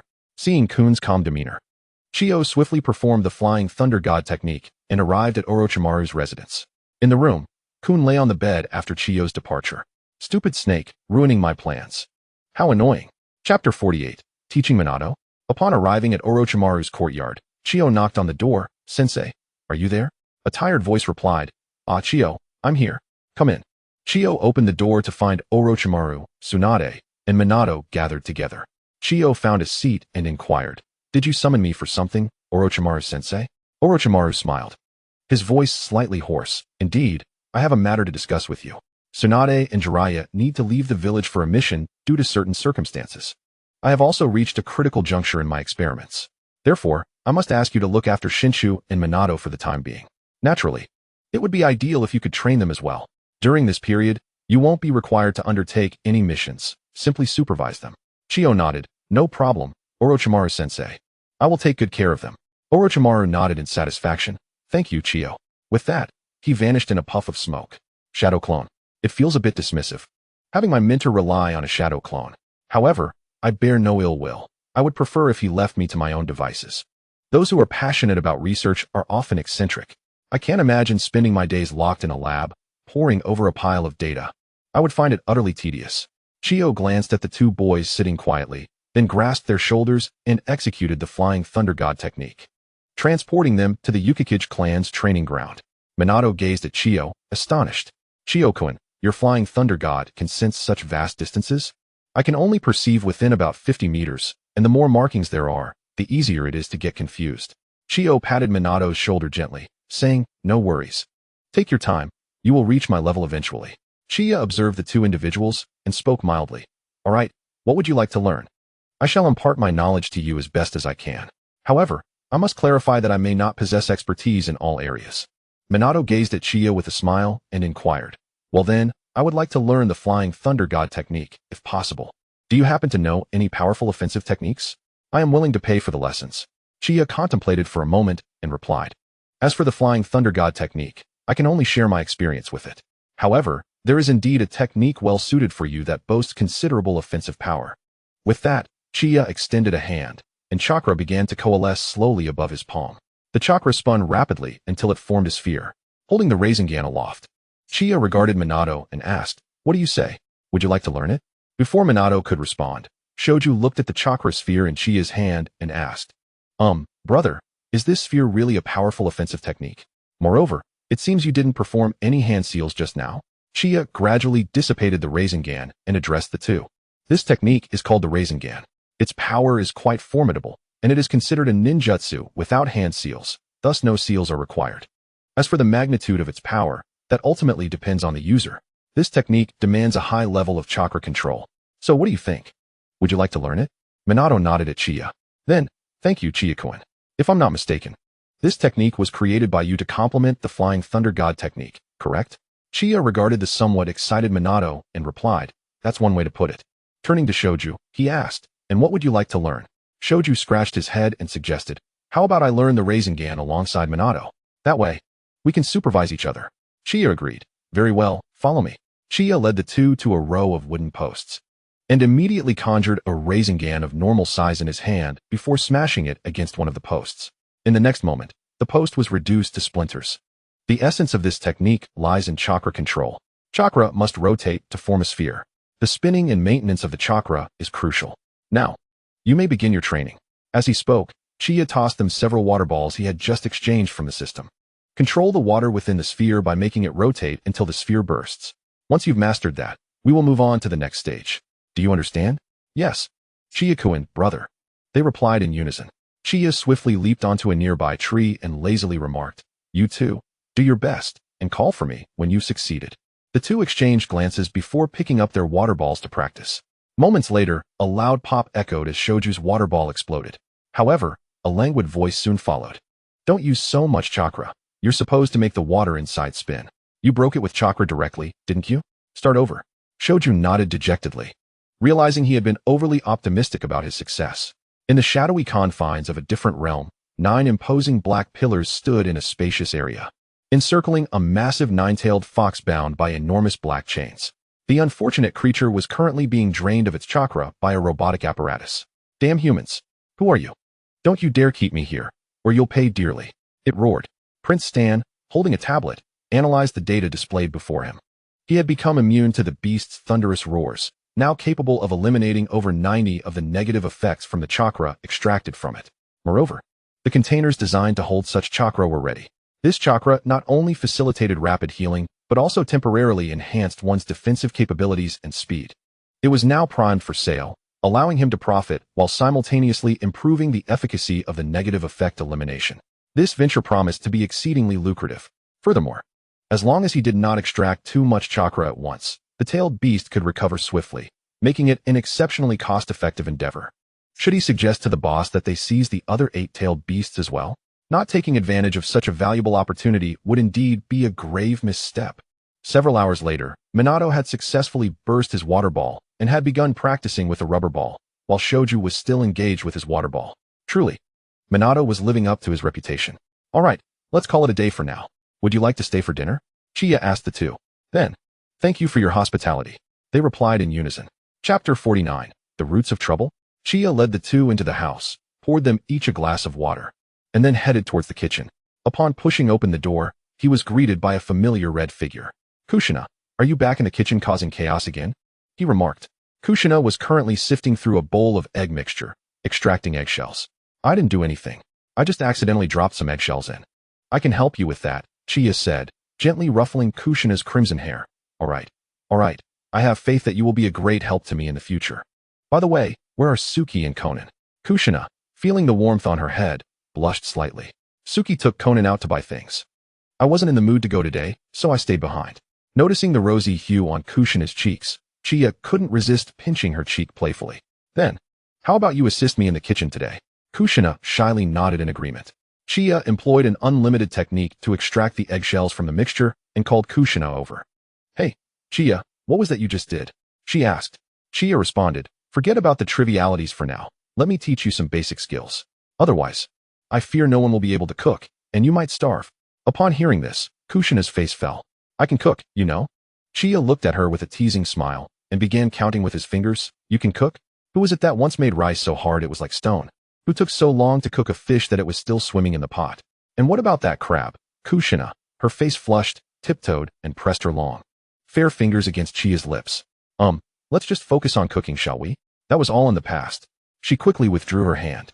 hiding it behind her back while nervously clutching her clothing. Chia observed her flowing red hair and took a pair of chopsticks from nearby. He gently gathered her hair and, after a simple arrangement, twisted it up into a bun. Once he finished, Kushina cautiously touched her newly styled hair. "I didn't know you could do this," she exclaimed. Chia raised his chin slightly. "Do you think everyone is like you, unable to do anything? All right, let's get started. First, I'll teach you how to beat an egg." Kushina nodded gently, subsequently retrieving an egg from the carton, cradling it in her hands as she gazed at Chia. And then, Chia slowly approached Kushina from behind, tenderly grasping her hands. As she drew near, Kushina's breath quickened. "What are you doing?" Chia replied nonchalantly, "What do you think? I'm here to teach you how to crack an egg. Are you letting your imagination run wild again?" "I'm not. Let's get started." Kushina blushed, her cheeks a rosy hue. Chia then carefully guided Kushina's delicate hands, instructing, "When cracking the egg, do so gently. No need for excessive force. Just tap it lightly. Then slowly pull it apart, allowing the egg to flow into the bowl. Simple, isn't it?" Kushina nodded, her face still flushed. "I understand." At that moment, on a bustling street in Konoha, two young girls walked side by side. "I say, Tsukiyomi, isn't it getting late? Shall we head back?" Conan inquired, glancing at Tsukiyomi. Tsukiyomi surveyed the numerous bags in her hands and nodded in agreement. "Sure, but it feels strange without my brother to carry things." "Oh, it seems like there's quite a crowd gathered over there," Conan remarked. "Shall we go see what's happening?" Tsukiyomi's face lit up with curiosity as she eyed the throng. Conan, seeing Tsukiyomi's excitement, reluctantly nodded. "Just for a moment, okay? Otherwise, we might." Before she could finish her sentence, Tsukiyomi tugged her toward the crowd. "You're the best. Let's go." "I told you, I didn't take your things," a long-haired Uchiha girl stated, looking defiantly at the figure before her. "Just because you say you didn't, doesn't mean it's true. Either you let me check, or you won't be leaving today," the middle-aged ninja retorted with a hint of mockery. The surrounding crowd turned their attention to the Uchiha girl, murmuring amongst themselves. Who would have thought that such a proud Uchiha would resort to thievery? Indeed, they always act as if the world owes them something. "Last time, I merely got a bit tipsy and ended up in jail." The middle-aged ninja scrutinized the troubled expression of the Uchiha girl. "So this counts as completing my mission? Children are truly easy to intimidate. Damn this task. If it weren't for it, who would bother with this bunch of Uchiha lunatics?" As Tsukiyomi squeezed into the scene, she spotted Mikoto standing there, looking utterly bewildered. She dashed over, positioning herself protectively behind Mikoto. "What do you think you're doing? I warn you not to act recklessly." The middle-aged ninja regarded Mikoto, saying, "Your friend here has stolen something from me. I can't simply ignore it due to her Uchiha lineage, can I? Konoha belongs to everyone now, not just the Uchiha. Right, everyone? Right." The crowd echoed in unison. Tsukiyomi glanced back at Mikoto, noticing her gently shaking her head. "You're mistaken. Mikoto would never steal from you. You can't just accuse someone without proof. I suggest you leave quickly, or else." The middle-aged ninja found himself amused by the girl's bravado. "You think you can intimidate me? Let's see how you plan to do that." Just then, several paper walls materialized before Tsukiyomi. Conan stepped in front of her, shielding her from harm. The middle-aged ninja sneered at the paper barriers. "You think this will stop me? You want to get involved in this mess?" Mikoto, seeing her friends standing protectively in front of her, joined Conan to form a united front. Tsukiyomi, from behind, bit her finger and began forming seals as instructed by her brother. With the final seal complete, a 3-meter-long black snake appeared beside her. As soon as the snake manifested, it slithered up to Tsukiyomi, nuzzling against her clothing. "What are your orders, Lady Tsukiyomi?" she commanded, pointing towards the middle-aged ninja. "Blackie, bite him. If you do well today, I shall grant you a new name." As soon as she finished speaking, the black serpent darted towards the ninja like a bolt of black lightning, sending him flying with a swift strike. Blackie, infused with a newfound vigor, reveled in the excitement of the task. A new name? After the humiliation of being named in the Dragon Cave by Tsukiyomi, how could I refuse? Yet, this is a being even my master dares not offend. What choice do I have? I must endure. Moments later, Blackie returned, dragging the middle-aged ninja before Tsukiyomi. She reached out, affectionately stroking Blackie's head. "Well done, Blackie. Once we return, I shall reward you handsomely." Blackie nodded. "It is my honor, Lady Tsukiyomi. What shall we do with this man?" Tsukiyomi mused, tilting her head. "My brother always said, when you offend someone, it's best to eradicate the root of the problem." She then scanned the onlookers, pondering whether this was appropriate. The middle-aged ninja, hearing the girl's sinister words, nearly lost control of himself. "What kind of orders has your brother given you?" "I simply came to complete a task, to mock an Uchiha. Is it necessary to silence me? Are you genuinely this innocent?" Or are you attempting to intimidate me in front of so many witnesses? Suddenly, several ninjas in uniform emerged from the shadows, approaching the trio. Apologies, but we received reports of a brawl. Please accompany us. Tsukiyomi found herself momentarily at a loss, glancing at Mikoto and then at the approaching figures. Are they from the security department? Conan observed, noting the gleeful expression on the face of the bound ninja. Tsukiyomi infused chakra into her necklace, realizing that this situation was beyond her and Tsukiyomi's ability to handle. In an instant, Chia appeared beside Conan, wearing a pink apron and holding a plate of braised ribs. She gently offered the plate to Mikoto and, noticing Conan's distress, caressed her silky hair. What happened? Did these people bully you? Before Conan could respond, an unseen force drew the ninjas towards Chia, pinning them to the ground, immobilized. Conan glanced at Mikoto and explained, Brother, I'm not entirely sure. We saw someone troubling Mikoto, so we came to help. Chia cast a glance at the subdued ninjas, crouching down to pry open the mouth of one of them. Tongue root technique. So, you're one of Danzo's lackeys. That clarifies everything. It was indeed typical for Danzo to stir trouble with the Uchiha. However, it seemed unfortunate for him that he had crossed paths with Tsukiyomi. In the next moment, the pressure on the ninjas intensified. With a cough, they spat blood as Tsukiyomi gradually eased the pressure, stepping closer to them. Return and inform Danzo not to provoke those who belong to me, lest I am compelled to pay a visit to his base for some amusement next time. Subsequently, Chia approached Chiyuki, a smile gracing her features as she regarded her younger sister. Do you not have anything you wish to share with me? Chiyuki scratched her head and chuckled. Hey, brother, you are truly impressive. Before she could finish her thought, Chia pinched Chiyuki's cheeks and tugged them playfully. You troublemaker. Once again causing me distress, and you even brought Kun along. Just when I finally find a moment to relax, you are off gallivanting. But I only wanted to assist Sister Mikoto. Chiyuki retorted. Besides, brother, that bunch of useless fools should pose no challenge for you, right? Chia, uninterested in her sister's excuses, released her face and approached Mikoto. After retrieving the ribs, she inquired, Are you all right? Would you care to join us for a meal at my home? Mikoto glanced at her captain. I'm fine, thanks to Chiyuki's help. I wouldn't want to impose. However, before she could complete her sentence, her stomach audibly protested, leading to an awkward blush as she lowered her gaze, mortified by the sound. Chiyuki grabbed Mikoto's hand. Sister Mikoto, please join us. It has been far too long, and my brother's cooking is exceptional. Mikoto looked at Chia. Then I shall not disturb the captain any longer. Chia waved dismissively. No need to worry. We're not lacking a single morsel. Yet at that moment, Kun's expression soured as she observed Mikoto's ample physique, suspecting that she harbored feelings for her brother. Chia, balancing a plate in one hand and resting the other on Mikoto's shoulder, addressed the others. Let us prepare to return. If we linger any longer, I fear Sister Nina may inadvertently incinerate the kitchen. Chiyuki and Kun hurried to Chia's side, clutching at his clothing. Is Sister Nina cooking? Surely. It won't be a disaster today, will it? At that juncture, Kuriko silently watched the departing group. Have you all forgotten something? What about that ninja? Chiyuki seems to have yet to release the summoning jutsu, right? Sigh, I suppose I'm used to it. With that, Kuriko returned to the dragon cave, pondering how, despite being a prominent serpent within, he had been humorously dubbed Kuriko. How lamentable. Where has that scoundrel Chia gone? In the time it takes to serve a meal, he vanishes. In a flurry, Kushina was on the verge of leaping up in distress. The food is nearly burnt. What do I do? Just as she was about to lose her composure, Chia strolled back in leisurely. I told you, dear Nina. You can hardly bear to be away from me even for a second. Kushina rolled her eyes. Not at all. I can manage on my own. Chia stirred the dishes. Indeed, today you are particularly splendid, Nina. Now you may wash your hands and prepare to feast. Kushina shot him a glare. This fellow always treated her like a child. Despite her being 12 years old, once Nina had stepped out, Chia summoned a shadow clone to serve the rice. After presenting the final dish, everyone was ready to dine. Chia looked around and declared, All right, let us commence our meal. Kushina blushed, gazing at the 5 bowls of rice before her. Is this perhaps too much? Chiyuki scrutinized Kushina's hair. Oh, Nina, we all know your appetite. And who styled your hair? It wouldn't be my brother, would it? Kushina quickly covered Chiyuki's mouth. Shoo. Let us eat first. You must be famished after being out for so long. Chapter 50. The eccentric Moonlight Chiyuki. Here, Sister Mikoto, do eat more. My brother's cooking is truly delectable. And Nina, be sure to finish your own cooking. No one will assist you.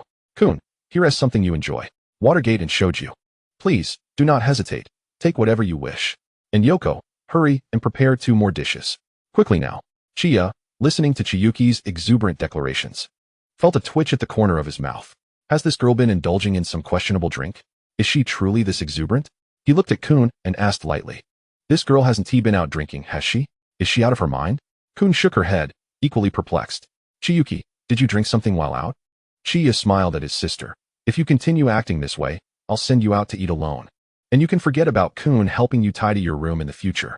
Chiyuki, slightly miffed, stuck out her tongue at her older brother.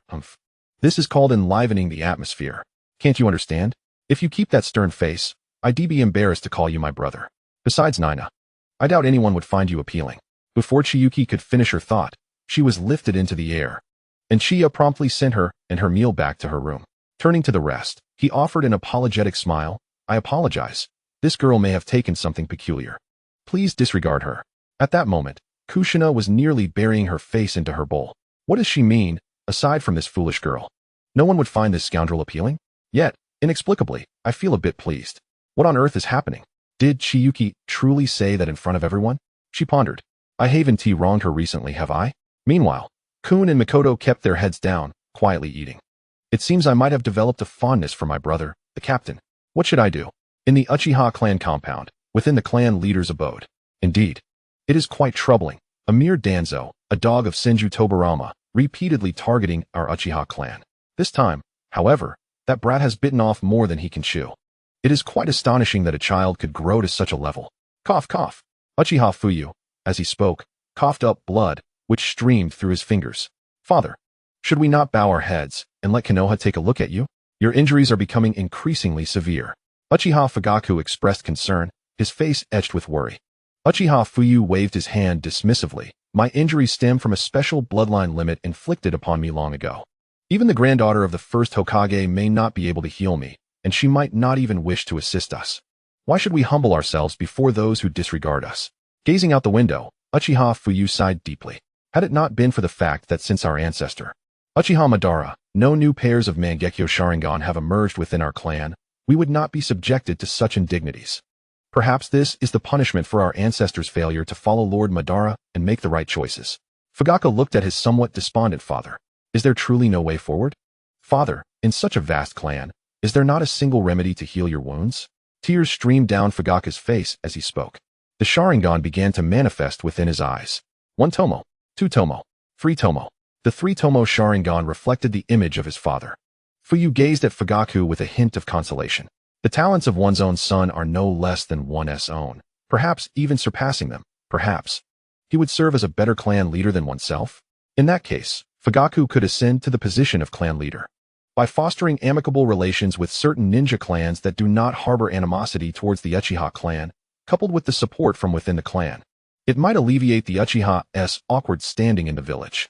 Kagaya Chiya, a promising prodigy from the Kagaya clan, is the grand student of the third Hokage, with his master being the elite jonin Orochimaru, and it is highly probable that his mentor will ascend to the fourth Hokage.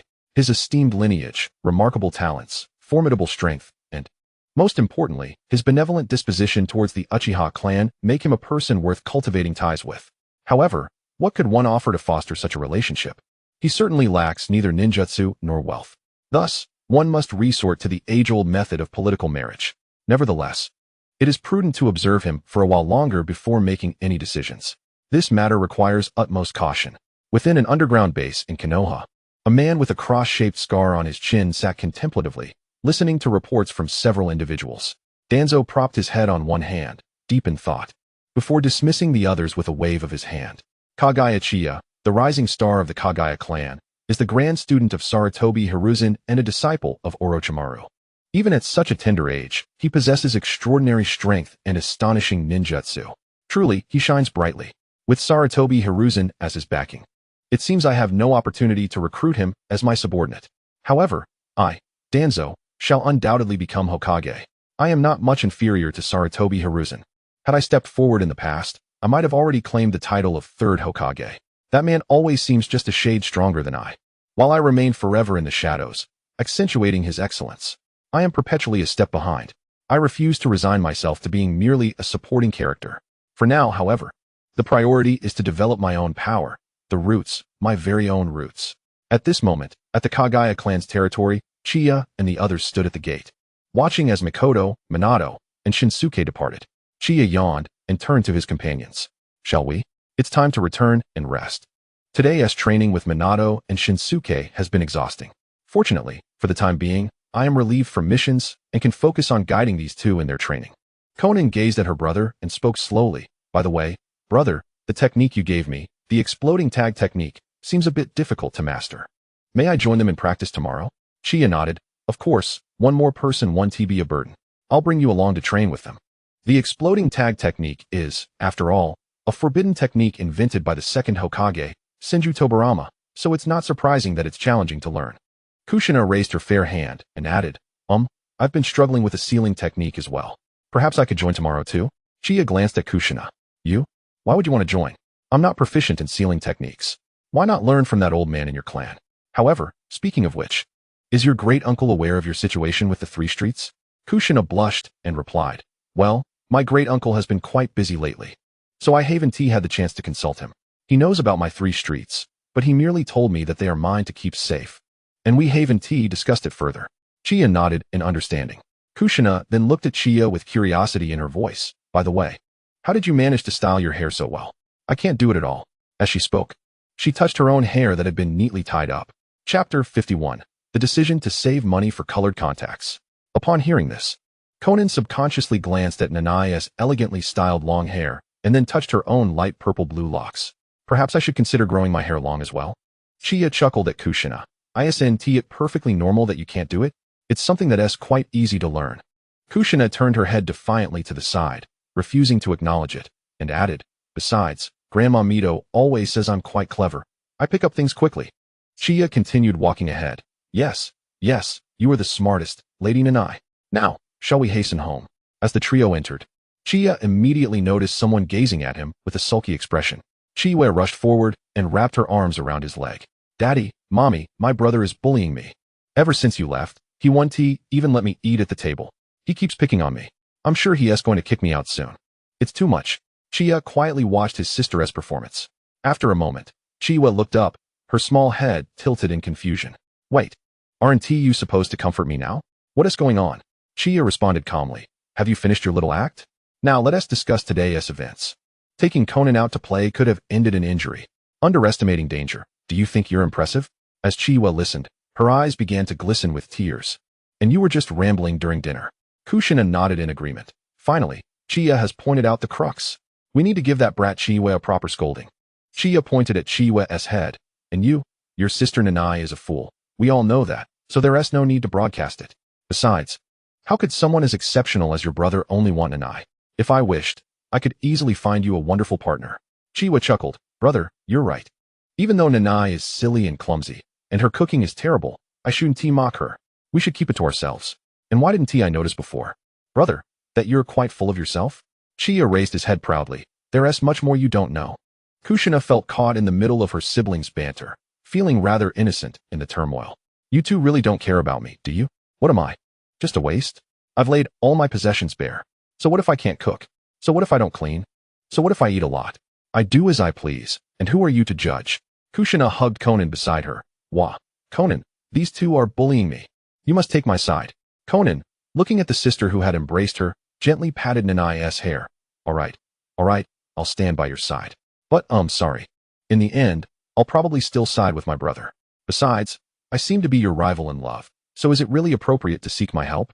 Though Nana might not be able to perceive it at all, Uchiha gazed at the lively crowd, a faint smile gracing his lips. All right. Everyone should head back to sleep. Staying up late can hasten the aging process. Okay. Good night, brother. Good night, old man. Good night, Stinky Uchiha. As Uchiha reclined upon his bed, he activated the system template. The task was to elevate Uchiha Mikoto's affinity to 100, non-negotiable. Task duration, 10 years. Should he fail to complete it within the stipulated time, little Uchiha would shrink by 1 centimeter. The task rewards were as follows. An affinity of 50 would yield a potion formula for upgrading the 3-tomo Sharingan to the Eternal Mangeko Sharingan. An affinity of 70 would grant 1 space evolution stone to evolve Shadow Space. An affinity of 90 would provide 1 clone, accompanied by a random character template. And upon reaching an affinity of 100, 2 random talismans. Currently, his affinity stood at 60. He had not anticipated that a simple meal today would augment his affinity by 15 points. It seemed a tad too easy. However, he shrugged it off. It was not a bad thing after all. Chia gradually extracted the rewards. Immediately, a sheet of paper materialized in his hand. Moments later, Chia's expression darkened. The materials were exorbitantly priced. This wretched system was so miserly. Gazing at the blueprint, he calculated the cost of the potion's ingredients in ninja world currency, equivalent to 100 million ryo. To put it plainly, it was not exorbitant for him. Yet it was certainly not cheap either. The potion bore significant restrictions, seemingly useful only to the elite Uchiha with the 3-tomo Sharingan. Was it possible that the Uchiha clan had relatives within the system? Nevertheless, 100 million ryo for a pair of Eternal Mangeko Sharingan.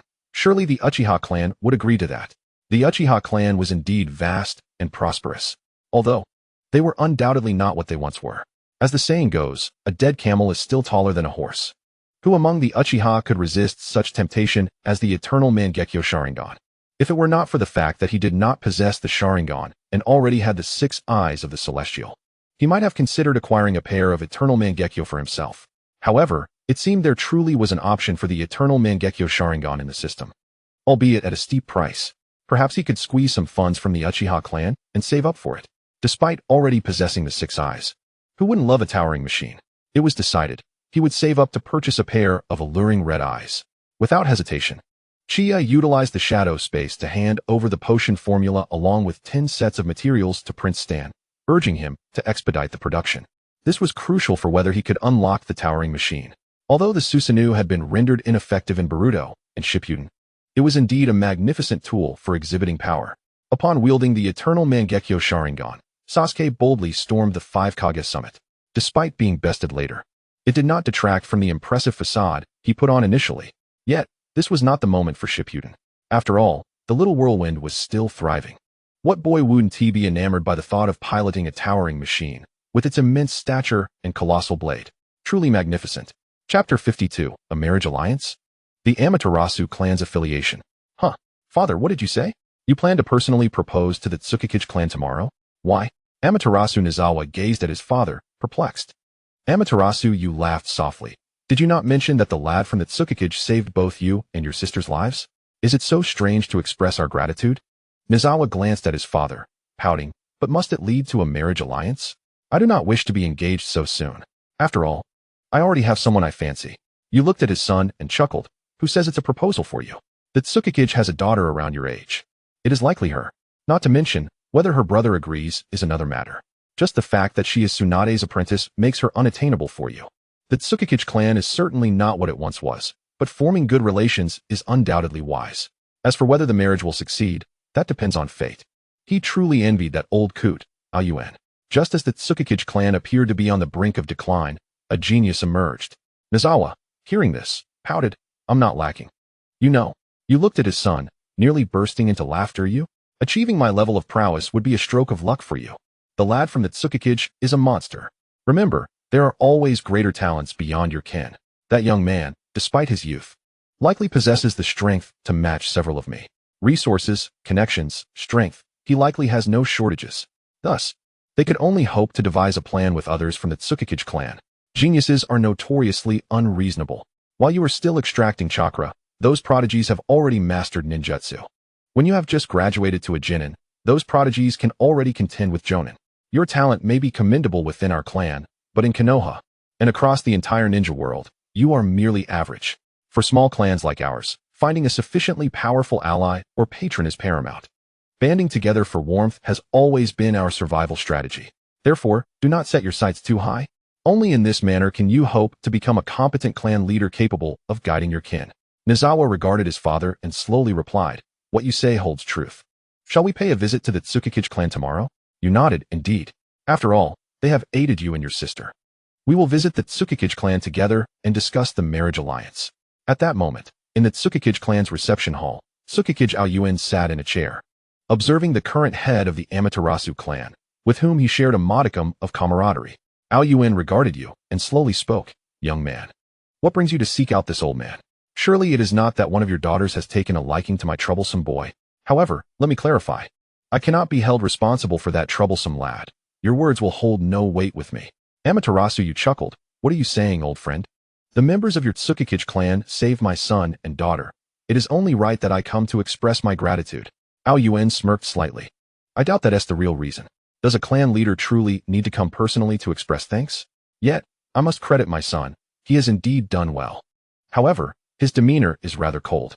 Were it not for the fact that I have watched him grow, I might have believed he wasn't of my Tsukikage blood. How could such a cold child be born to such cheerful parents? Perhaps his sister takes after them. You looked at Aoyuan and spoke slowly. Brother Aoyuan, tell me, do you have anyone suitable in your clan to arrange a betrothal for my daughter? Aoyuan glanced at you. Are you proposing a marriage alliance? Has your Amaterasu clan fallen to the point of selling off daughters? You responded nonchalantly. How can this be considered selling off daughters? Merely seeking a suitable match for my daughter Shiyuan, is it not a rather commonplace endeavor for families such as ours? After some contemplation, Yueguang Qingyuan acknowledged that a union could indeed be beneficial. There happens to be a member of our clan who is of a similar age to your daughter. However, are you truly certain about this decision? Mitsuki Yu sighed, pondering otherwise. What else could it be? I comprehend the significance of both providing assistance in times of need and enhancing what is already flourishing. My only hope is that my daughter will not be subjected to any form of bullying in the future. Hearing this, Yueguang Qingyuan smiled reassuringly. Rest assured, she will certainly not face any adversity. Once she steps through the threshold of our Yueguang clan, she becomes family. Furthermore, our clan genuinely requires an influx of new members. At present, our numbers are rather sparse. It is evident to any discerning observer that while the Yueguang clan appears to be thriving, it is predominantly due to the efforts of Qinya alone. Relying solely on one individual cannot sustain a lineage indefinitely. Mitsuki Yu approached and patted Yueguang Qingyuan's arm, saying, Do not fret, the future belongs to the youth. Our role is merely to protect them. Although, it seems your heir no longer requires such guardianship. I must admit, I envy your fortunate position of having such a successor. Well then, I shall not detain you any longer. We shall take our leave for now. When next we find time, we should arrange for the two children to meet. Though they are still young and oblivious to these matters, a meeting can only foster goodwill. Perhaps these two little ones will take an instant liking to one another. Yueguang Qingyuan nodded in agreement, signifying his consent. Within the Shadow Realm, a group had gathered, preparing to draw lots. Once everyone had completed their selections, Mansashawa addressed the crowd, her crimson lips parting slightly. All right, all lots have been drawn. And let us not have any deceit. The two who draw the shortest must undertake the task of capturing the seven tails. Now, let us see who the fortunate two are. Haikyo waved the stick in his hand, declaring, It is not I, mine is rather lengthy, what a pity. Akira chuckled at this, observing Haikyo with amusement. Unperturbed, Haikyo turned to Akira, Did you draw the shorter stick?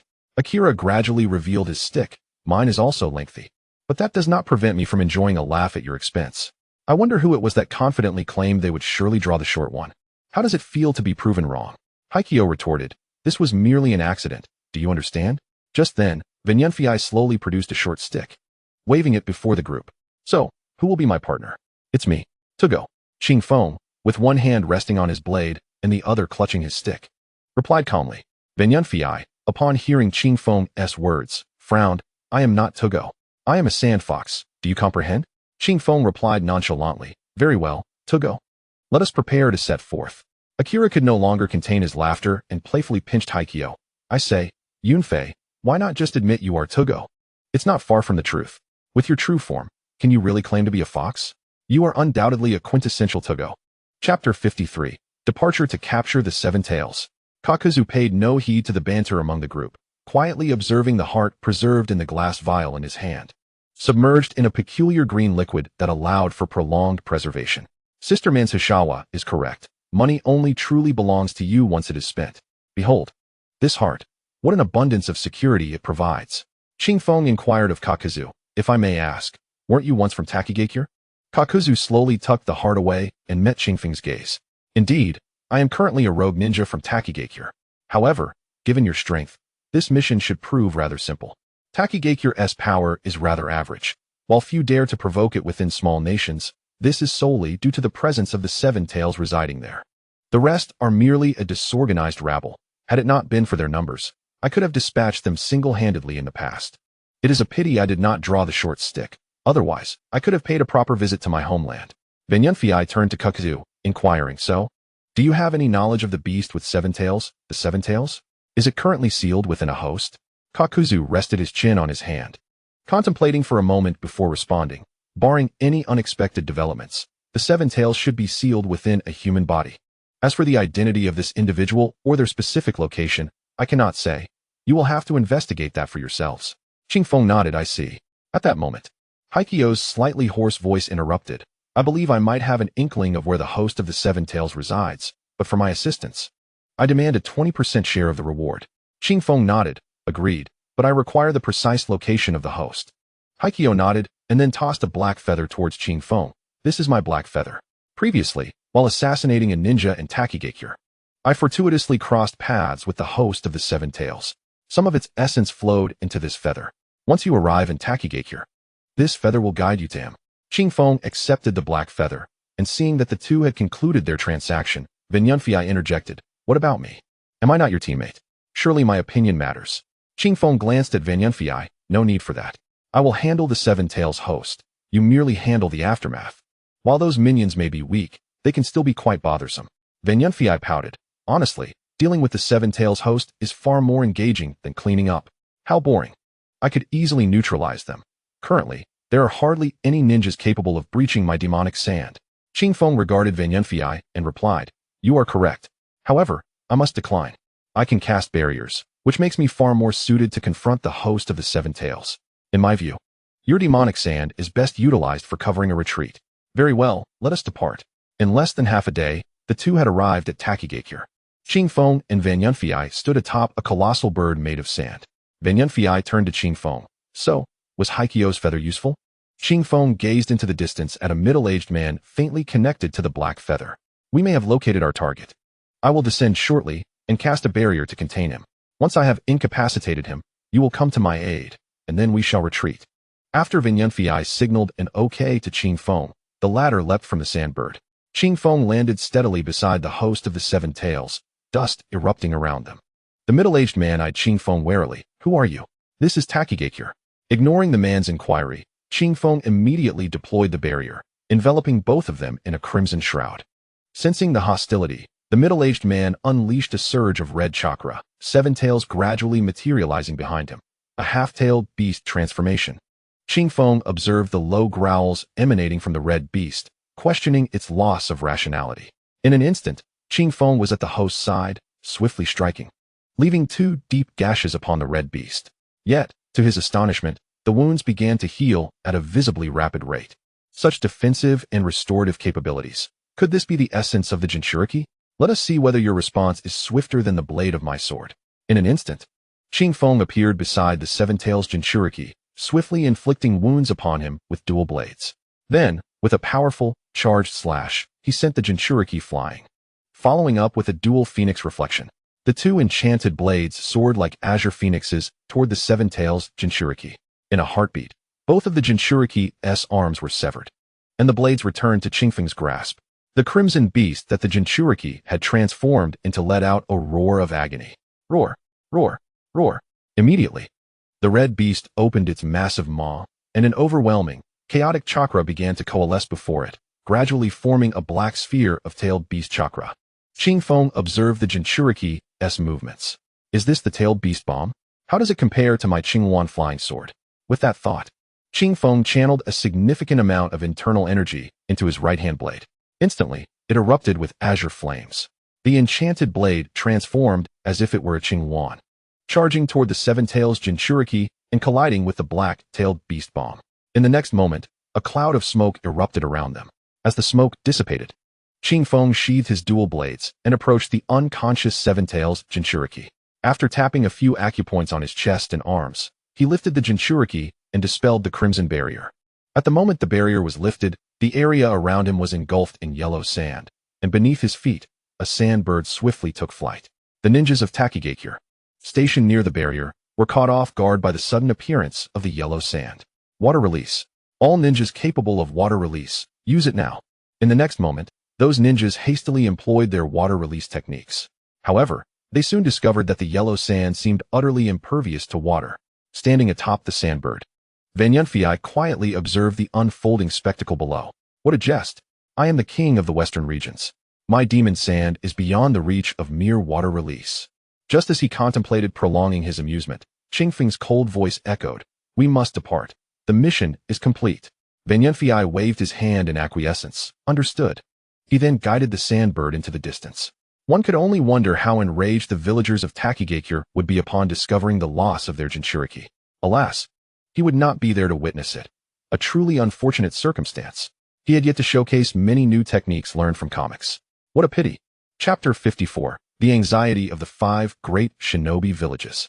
News of the Seven Tails being seized from Takigakure, despite the efforts of the village's higher-ups to suppress it, spread to the leaders of various shinobi villages in a matter of days. First, it was the 9 Tails of Konoha, and now the 7 Tails of Takigakure. What actions will these individuals take next? The 1 Tail of Sunagakure? The 4 Tails and 5 Tails of Awakens? The 2 Tails and 8 Tails of Kumogakure? The 3 Tails and 6 Tails of Kirigakure? Upon hearing this news, Konoha's leaders remained relatively unperturbed. After all, the 9 Tails was long gone. They were now in a position where the barefoot feared nothing of the shoot. If there were fears to be had, it should be from the leaders of the other 4 great nations. Meanwhile, within the shadowy confines of the prison, adjacent to the 9 Tails, stood 9 identical pillars, bound with chains that held the 7 Tails captive. At this moment, Shomei, the 7 Tails, had been forcibly extracted from the Jinchuriki. As for the Jinchuriki himself, the powerful Uzumaki clan could barely survive the extraction of a tailed beast, let alone this nameless ninja who had never appeared in the original narrative. Though bound to a pillar, Shomei turned his head toward the 9 Tails and chuckled. Kurama. I never thought this proud fox would end up here too.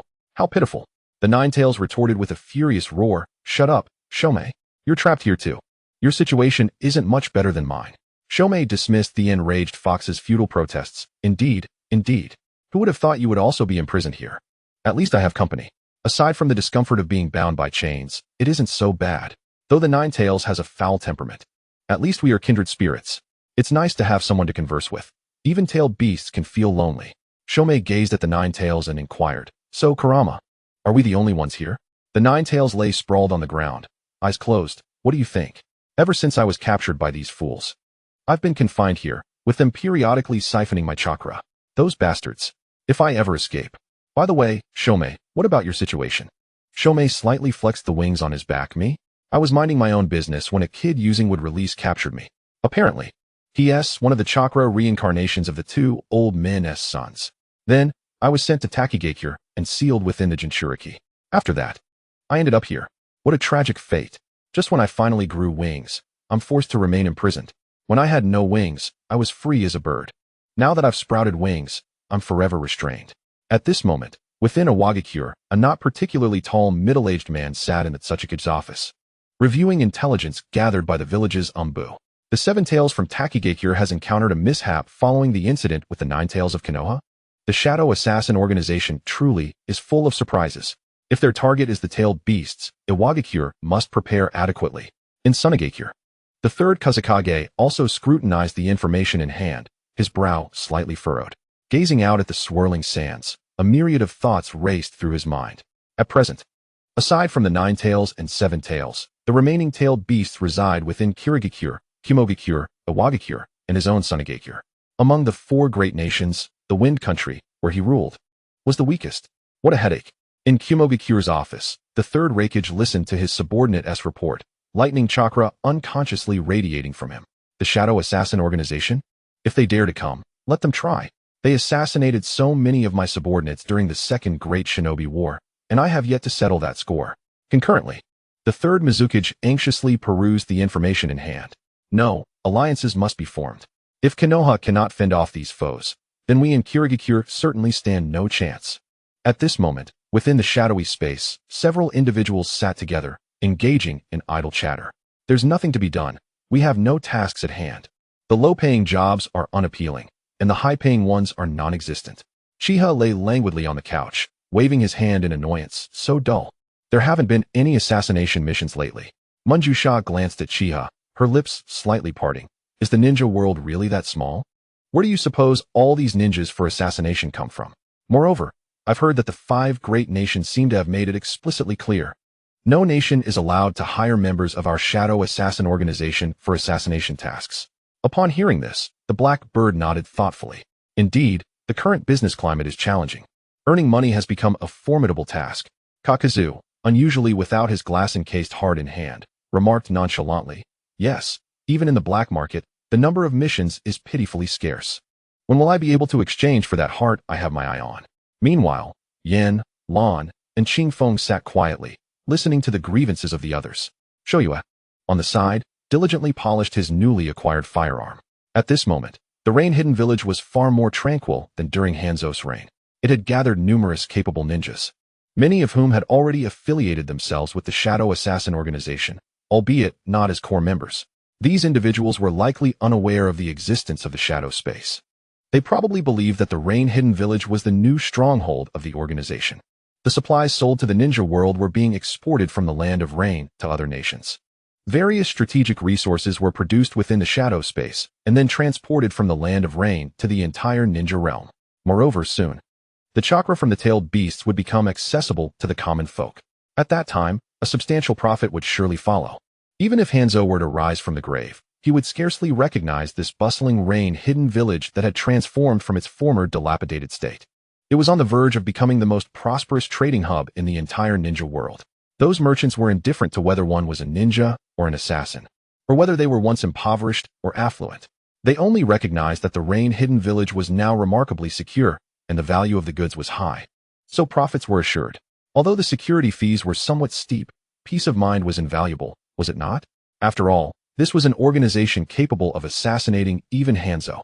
On a street in the rain-hidden village, two boys, one with yellow hair and the other with dark red hair, were busy transporting goods.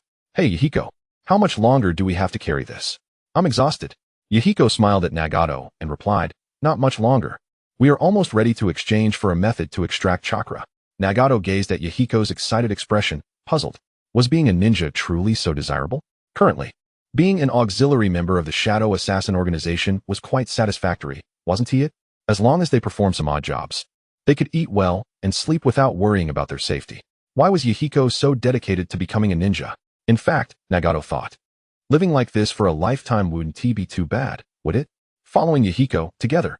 Slowly, Nagato spoke. Yahiko, why are you so fixated on becoming a ninja?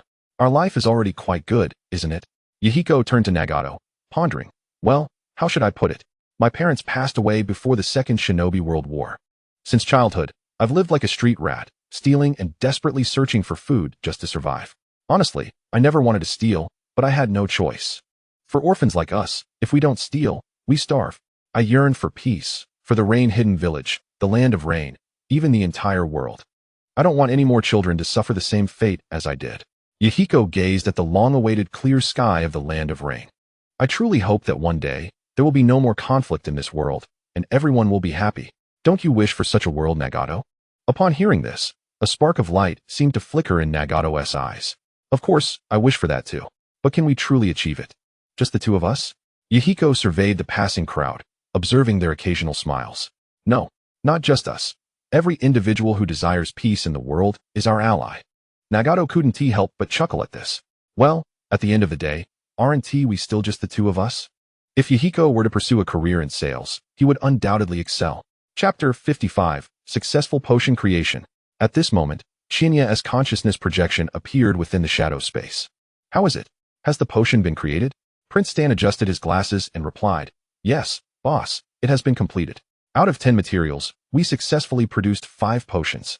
Shinya stroked his chin, contemplating the significance of 5 Mangekyo Sharingan, 5 shadow-level powerhouses. Moreover, he was aware of how to create them and could do so at any time. Presumably, the Uchiha clan would be quite eager to trade for them. After all, they were a prominent clan from the Warring States period, at 20 billion each. It should not be overly expensive, right? 5 would amount to 100 billion. Shinya nodded in satisfaction. All right, we can send someone to make contact with the Uchiha clan. The price will be no less than 20 billion per potion, understood? Understood, boss. I will dispatch someone to engage with the Uchiha clan immediately. Also, boss, should we capture the tailed beasts from other nations? The energy extracted from these creatures is of exceptional quality, and as long as we don't over-extract, they can almost fully regenerate. Shinya waved his hand dismissively. No need to rush this. The timing isn't right. The 5 great ninja villages are not like the small rain-hidden village. Have Hei Miao monitor the recent activities of the 5 great ninja villages. If I'm correct, it won't be long before those Kages can't resist gathering somewhere for a meeting. At that time, we can seize the opportunity to snatch the tailed beasts. However, we could inform Uchiha and the others to prepare themselves and allocate their targets in advance. Prince Stan nodded in acknowledgement. Shortly after, Chinya's consciousness projection vanished. At this moment, within the Suki clan, Chinya slowly opened his eyes, a faint smile gracing his lips. Uchiha Madara, the Shura of the ninja world. What will you do? In such a scene, can you still dance? How exhilarating this anticipation is. A few days later, within the Uchiha clan's territory, in the clan leader's chamber, Uchiha Fuyu gazed quizzically at the note that had appeared on his desk. With curiosity, Fuyu unfolded the note. Greetings, Uchiha clan leader, Uchiha Fuyu. We have developed a potion that can evolve the 3-Tomo Sharingan into the Mangekyo Sharingan. You may find this potion of great interest. If you are intrigued, we might have a detailed discussion in a day. The Shadow Assassin Organization. As Fuyu read the note, his fingers tightened around it. Evolving the 3-Tomo Sharingan into the Mangekyo Sharingan? Was this a trap, or had they truly developed such a potion? However, given his current physical condition, it might not be a bad gamble. The clan's text recorded that the Mangekyo Sharingan was the ultimate form of the Uchiha clan's dojutsu, containing a variety of special ninjutsu. Perhaps it could even restore his current health. The Shadow Assassin Organization is indeed a mysterious group. But where could he find a member of the Shadow Assassin Organization? The note did not specify a meeting location. Should he simply wait at home? The next day, Uchiha Fuyu sat quietly on the floor of the living room, gazing out at the moon. Suddenly, Fuyu seemed to sense something, glancing towards the window, where a kunai had inexplicably appeared in his hand. What is this? What manner of object? A puppet, perhaps? As he observed the small contraption flying in through the window, his eyes transformed into the form of the 3-Tomo Sharingan. Abruptly, a chilling voice emanated from the device. Do not be so guarded, clan leader Fuyu. I come not to engage in battle, but to negotiate. Fuyu gradually sheathed the kunai, yet his eyes remained in the 3-Tomo Sharingan state. You claim to possess an elixir that can evolve the 3-Tomo Sharingan into the Eternal Mangeko Sharingan. How can I trust the veracity of your words? Whether you believe or not, you'll find out by trying, came the voice from the small robot. As a mechanism in the robot's chest whirred to life, a glass vial containing a blue liquid emerged before Fuyu. But let me be clear, one vial costs 2 billion. Should you drink it and find it effective? Should you attempt to renege on the payment? You may test whether the Uchiha clan can withstand the wrath of our shadow assassins. Fuyu slowly grasped the glass vial, uncorking it to be greeted by a delightful fragrance. His Sharingan seemed to stir with excitement. This potion could very well be genuine. Without further ado, he consumed the elixir. Instantly, a refreshing sensation coursed through his entire being. He felt a surge of energy coalesce within his eyes. This sensation lingered for approximately 10 seconds. Once the energy dissipated, Fuyu gradually opened his eyes. At that moment, his eyes had evolved into the Eternal Mangekyo Sharingan. If he had gazed into a mirror, he would have beheld the intricate patterns of his new eyes. Unlike the ordinary 3-Tomo Sharingan, his Eternal Mangekyo Sharingan now bore 6 Tomo and 2 black circles, one large and one small. The largest black circle interconnected the 6 Tomo. Even without looking, Fuyu was acutely aware that he had awakened the Eternal Mangekyo Sharingan. The feeling was exhilarating. This power was indeed worthy of the Uchiha clan's ultimate strength. Fuyu immediately activated the ability of his left eye. As the Eternal Mangekyo Sharingan began to rotate, a trickle of blood flowed from his left eye. Yet, Fuyu paid it no mind, for he felt unprecedentedly invigorated. His injuries had completely healed. His left eye's ability, Heaven's constant recovery, allowed him to heal any injury as long as his ocular power and chakra were sufficient. His right eye held the power of illusionary terror, a jinjutsu that could force his opponent to confront their deepest fears. Additionally, the third power of the Eternal Mangekyo Sharingan, Susanoo, lay at his disposal. Cough. It appears that clan leader Fuyu has gained quite a bounty. Realizing the moment, Fuyu bowed before the robot. I, Uchiha Fuyu, sincerely thank you for your elixir. The 2 billion shall undoubtedly be provided by our Uchiha clan, but I wonder, do you have more of such elixirs? The robot's cold voice replied, indeed, we do. However, can your Uchiha clan afford it? We have 4 vials remaining at our base. Can you, or rather, can the Uchiha clan afford to purchase them? Uchiha Fuyu smiled. You need not worry about that, for we shall acquire all 4 vials. Furthermore, we shall offer an additional 1 billion as a gesture of goodwill from the Uchiha clan. Very well. In 3 days, here it shall be, cash on delivery. But should you dare to play tricks, know that our shadow assassins are not to be trifled with. Should you desire a peaceful transaction, our strength is formidable as well. Chapter 56. establishing long-term cooperation with the Uchiha. By the way, excessive use of the Eternal Mangeko Sharingan may lead to blindness. We also possess items that can restore ocular power. The robot remarked as it departed, addressing Uchiha Fuyu. Of course, what was sold to the Uchiha would not be the same as the cells used by Obito. The items meant to restore ocular power would merely be one-time consumables. Otherwise, how could profit be made? The Uchiha clan boasted numerous elite shinobi, bolstered by the wealth of their ancestors. They represented a veritable feast. Moreover, this arrangement was mutually beneficial. The Uchiha clan required elixirs to evolve their Sharingan, while I needed funds to enhance my own power. A perfect win-win situation, fulfilling each other's needs. Uchiha Fuyu gazed at the robot, now departed, still in disbelief. He had awakened the Eternal Mangeko Sharingan simply by consuming a potion. It was utterly astonishing. His injuries had completely healed, thanks to heaven's constant recovery. 2 billion for a pair of Eternal Mangeko Sharingan was certainly a bargain. Once he exchanged the remaining 4 vials from the Shadow Assassins, that would amount to 5 pairs of Eternal Mangeko Sharingan. Who would dare to challenge the Uchiha then? Was it that third Hokage, the despicable Danzo, or that sinister Senju with white hair, Tobirama Senju? In the face of the Eternal Mangeko Sharingan, they were insignificant. Uchiha Fuyu gently covered his eyes with his hand. These eyes were indeed remarkable. His body had not felt this light in ages. Yet next, he needed to have a serious discussion with the elders. The funds for the elixirs and their distribution required their involvement. The following morning, Uchiha Fuyu excitedly summoned 2 influential figures from the clan to convene, the hawkish Uchiha Shana and the dovish Uchiha Tenyu. Upon their meeting, they immediately exchanged glares. "What do you want, you little brat, dragging me out here so early?" Uchiha Shana grumbled. "And why did you bring along that unlucky fellow, Uchiha Tenyu?" Uchiha Tenyu swiftly retorted, "As if I wished to be like you, an old fool only interested in fighting." Uchiha Fuyu, observing the 2 elders bickering like children, rubbed his forehead in exasperation. "Gentlemen, I have summoned you today because an opportunity has arisen that could alter the future of our Uchiha clan. As leaders of the 2 factions within the Uchiha, I seek your insights on this matter. Furthermore, I must inform you that I require 10 billion from the clan treasury." Upon hearing this, Uchiha Shana immediately rose to his feet. "Fuyu, 10 billion? What on earth do you intend to do with such a vast sum? That's nearly half of the clan's treasury." Uchiha Tenyu placed a calming hand on Uchiha Shana's thigh. "Calm down, you hothead. Let us hear Fuyu out first. If he proves to be mistaken afterward, we can always rectify the situation." Although Uchiha Tenyu was part of the dovish faction, he too was scrutinizing Uchiha Fuyu closely. Despite his dovish stance, Uchiha blood flowed through his veins, and if Fuyu were to err gravely, he would not stand idly by. Even the clan leader cannot escape today's reckoning.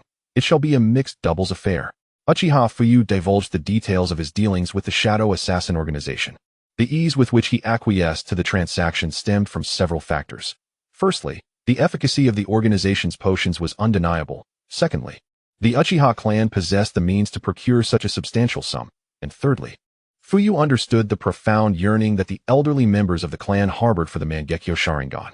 To put it succinctly, prior to unlocking his own Mangeko Sharingan, if even a single clan member who had awakened there stepped forward to express a desire to lead, Fuyu would unhesitatingly relinquish his position and willingly offer his support. Uchiha Shana regarded Fuyu with skepticism, questioning whether he had been deceived. "I have never heard that our Uchiha clan's Mangeko Sharingan can be awakened through some ridiculous potion. If that were the case, we would have already dominated the ninja world." Beside him, Uchiha Tenyu also nodded in rare agreement, aligning himself with his adversary, Shana. Observing their disbelief, Fuyu was not taken aback. After all, he had initially shared their doubts. He gazed at the 2 and gradually manifested his Sharingan. His eyes transformed to crimson, adorned with the appearance of the Black Tomo. 1 Tomo, 2 Tomo, 3 Tomo, 6 Tomo, subsequently joined by a black circle. The Mangeko Sharingan. Both Uchiha Tenyu and Uchiha Shana rose simultaneously. "This is what you awakened after consuming the potion?" they queried in unison. Fuyu, satisfied by their astonishment, nodded affirmatively. "I awakened it after consuming the potion last night. Each vial costs 2 billion. The remaining 4 will be exchanged with the Shadow Assassin organization upon payment." However, they mentioned that only those possessing a 3 Tomo Sharingan have a chance of awakening. Otherwise, the likelihood of failure is significant. Uchiha Shana waved dismissively. "The condition requires a 3 Tomo? What kind of stipulation is that? There are fewer than 100 3 Tomo members in the clan, but we do have a dozen or so." Uchiha Tenyu turned to Fuyu and remarked, You've only traded for 5 vials? Is there more? I still have some wealth, selling everything I own, even my house. To procure a vial should not pose a problem. Hearing this, Uchiha Sharingan interjected, as if you're the only one with money. I've sold everything in our faction just to buy this potion. Uchiha Tenyu glared at Sharingan with disdain. With your hawkish faction, providing you with potions would be a waste. Only the Dove faction can guarantee the clan's development. Sharingan retorted vehemently, nonsense. It is your cowardice that has led the Uchiha clan to its current state of oppression. As the two prepared to clash, Fuyu quickly interjected, enough. The Shadow Assassin organization has stated that they only possess 5 vials as well. Regardless of what happens next, let us secure these 4 vials first. Each of you shall take one, and the remaining 2 will be stored in the clan treasury. For now, 3 sets of Mangekyo Sharingan will suffice. Moreover, if the Shadow Assassin organization truly has only 5, we will have ensured a means for the next generation. Uchiha Sharingan and Uchiha Tenyu nodded in agreement. Today, I called you both here to discuss this matter. Upon your return, comfort your respective factions. After all, producing 10 billion is no trivial matter. In the shadowy confines of the assassin's space, a robotic figure approached, with the projection of Prince Sturt looming above. Have you all comprehended the terms? The profits generated from each tailed beast captured will see 50% go to the leader. I will take 1%, and the remainder belongs to you. How do you intend to divide it? Van Yunfei surveyed the assembly and mused, with 7-tailed beasts and 9 of us. How shall we allocate them? At that moment, the robot chimed in again. I will abstain from the expedition to continue my experiments, meaning we must divide the 7-tailed beasts among 8 individuals. Lan, with a calm demeanor, addressed the group. I will pursue the 3 tails, as I am particularly suited for that task. Van Yunfei promptly added, then I shall go for the 1 tail. I hear it too plays with sand. Shoyue slowly sheathed his spear, declaring, I will capture the 2 tails. Chiya glanced around, stating, I will take on the 4 tails. Manjusha smiled. I shall accompany Lan to the Hidden Mist village. The 6 tails will be mine. Kakuzu ceased his playful manipulation of a heart, announcing, I will team up with Chiya in the Hidden Stone village. The 5 tails shall be mine. After his declaration, Kakuzu exhaled in relief. That was close. I nearly lost my opportunity. Qingfeng surveyed the nearby Hanyu, pondering, shall I go for the 8 tails? Hanyu, with an expression of discontent, interjected, what about me? Have you all concluded your allocations without considering my input? My combat prowess is commendable as well. After all this reconnaissance, do you truly believe I am merely a scout? Hanyu glared at his companions. What about me? Especially you, Qingfeng, and the Earth Dog. You've both captured the 7 tails. How dare you compete with us? Van Yunfei paid no heed to Hanyu's grievances. He was accustomed to the latter's complaints. Perhaps you could provide us with some intelligence in return for a share of the spoils? As the words left his lips, all eyes turned toward Hanyu. Are you truly so shameless? You seize all the tasks and then request information from me? Nevertheless, I suppose earning a little is better than nothing. I cannot steal from my brothers. That would be unethical. It is certainly not due to my inability to compete. Hanyu lamented, collapsing onto the sofa in exasperation. The 1 tail, 2 tails, 3 tails, 4 tails, 5 tails, and 6 tails should now be sealed within their Jinchuriki. As for the 8 tails, it seems the Jinchuriki has perished. Before dying, the Jinchuriki had the 8 tails sealed within a valley in the Hidden Cloud Village. I will ascertain the precise details in a few days and relay them to you. Within the Hokage building, Sarutobi Hiruzen perused the information in his hands, exhaling a soft sigh. 5 days hence, the 5 Kage Summit. It appears that the recent actions of the Shadow Assassin organization have instilled a sense of fear in them. Regrettably, the 9 tails has already been taken. The mere recollection of that day when the 9 tails was seized caused Sarutobi to clench his fists in indignation. Such insolence. 3 days later, within the Uchiha clan. Outside the Uchiha compound, the number of patrolling Uchiha clansmen had suddenly tripled. This unusual situation left even some of the clan's upper ninjas bewildered. Just days prior, the clan leader had withdrawn 10 billion from the treasury, and now he had deployed such a multitude to patrol. Most astonishingly, the leaders of the 2 factions displayed no signs of dissatisfaction. At that moment, within the leader's chamber, 10 boxes were meticulously arranged, each filled with storage scrolls. In each box lies a staggering 1 billion. Uchiha Fuyu, along with the 2 highest leaders of the factions, sat at the table. After a brief moment of anticipation, a diminutive figure resembling a puppet crawled in. How is it? Are the items prepared? Uchiha Fuyu gestured towards the stacked boxes nearby. Your Excellency, 100 billion is all there. If you are in doubt, you may verify the goods. The automaton, not one to waste time. promptly retrieved 4 vials of potions from its chest. It then approached the boxes to conduct an inspection. If you are skeptical, you may also check the goods. Uchiha Fuyu smiled, took the 4 vials, and opened 2 of them. The moment they were unsealed, a wave of refreshing energy coursed through him. Though not as intense as the last experience, he handed the 2 vials to the 2 elders, then cautiously opened the remaining 2, sensing their potency before delicately placing them into a pre-prepared wooden box. Once the automaton confirmed there were no issues, it turned to the group. If everything is satisfactory, let us toast to a fruitful collaboration. Should you wish to engage in further transactions with our Shadow Assassins organization, feel free to send someone to seek us out. With that, the automaton exited through the window. The moment it departed, 10 black birds flew in through the same window, each clutching a box, swiftly soaring out once more. The 3 Uchiha members silently observed this spectacle. Once the black birds vanished from sight, Uchiha Fuyu slowly sat down, gazing at the 2 elders. Will you consume these here, or return home to do so? Uchiha Shana, his face alight with excitement as he looked at the potion in his hands, exclaimed, of course. I shall partake here. I can hardly contain myself. Uchiha Tenyu echoed his sentiment, expressing his desire to drink the potion here as well. Under Uchiha Fuyu's watchful gaze, both imbibed the potion simultaneously. In an instant, they felt a wave of exhilaration throughout their bodies, especially in their eyes. As time passed, Uchiha Shana and Uchiha Tenyu opened their eyes simultaneously. Uchiha Shana's Sharingan manifested into the same 6-pointed star pattern as Sasuke's. Uchiha Tenyu's Sharingan, on the other hand, resembled a red disc adorned with swirling black patterns. Observing that both had awakened their Mangekyo Sharingan, Uchiha Fuyu felt his previously tense body gradually relax. After exhaling slowly, he turned to the 2 and inquired, what abilities have you awakened? Uchiha Shana, with an expression of youthful zeal on his aged face, replied, this ability is perfectly suited to me.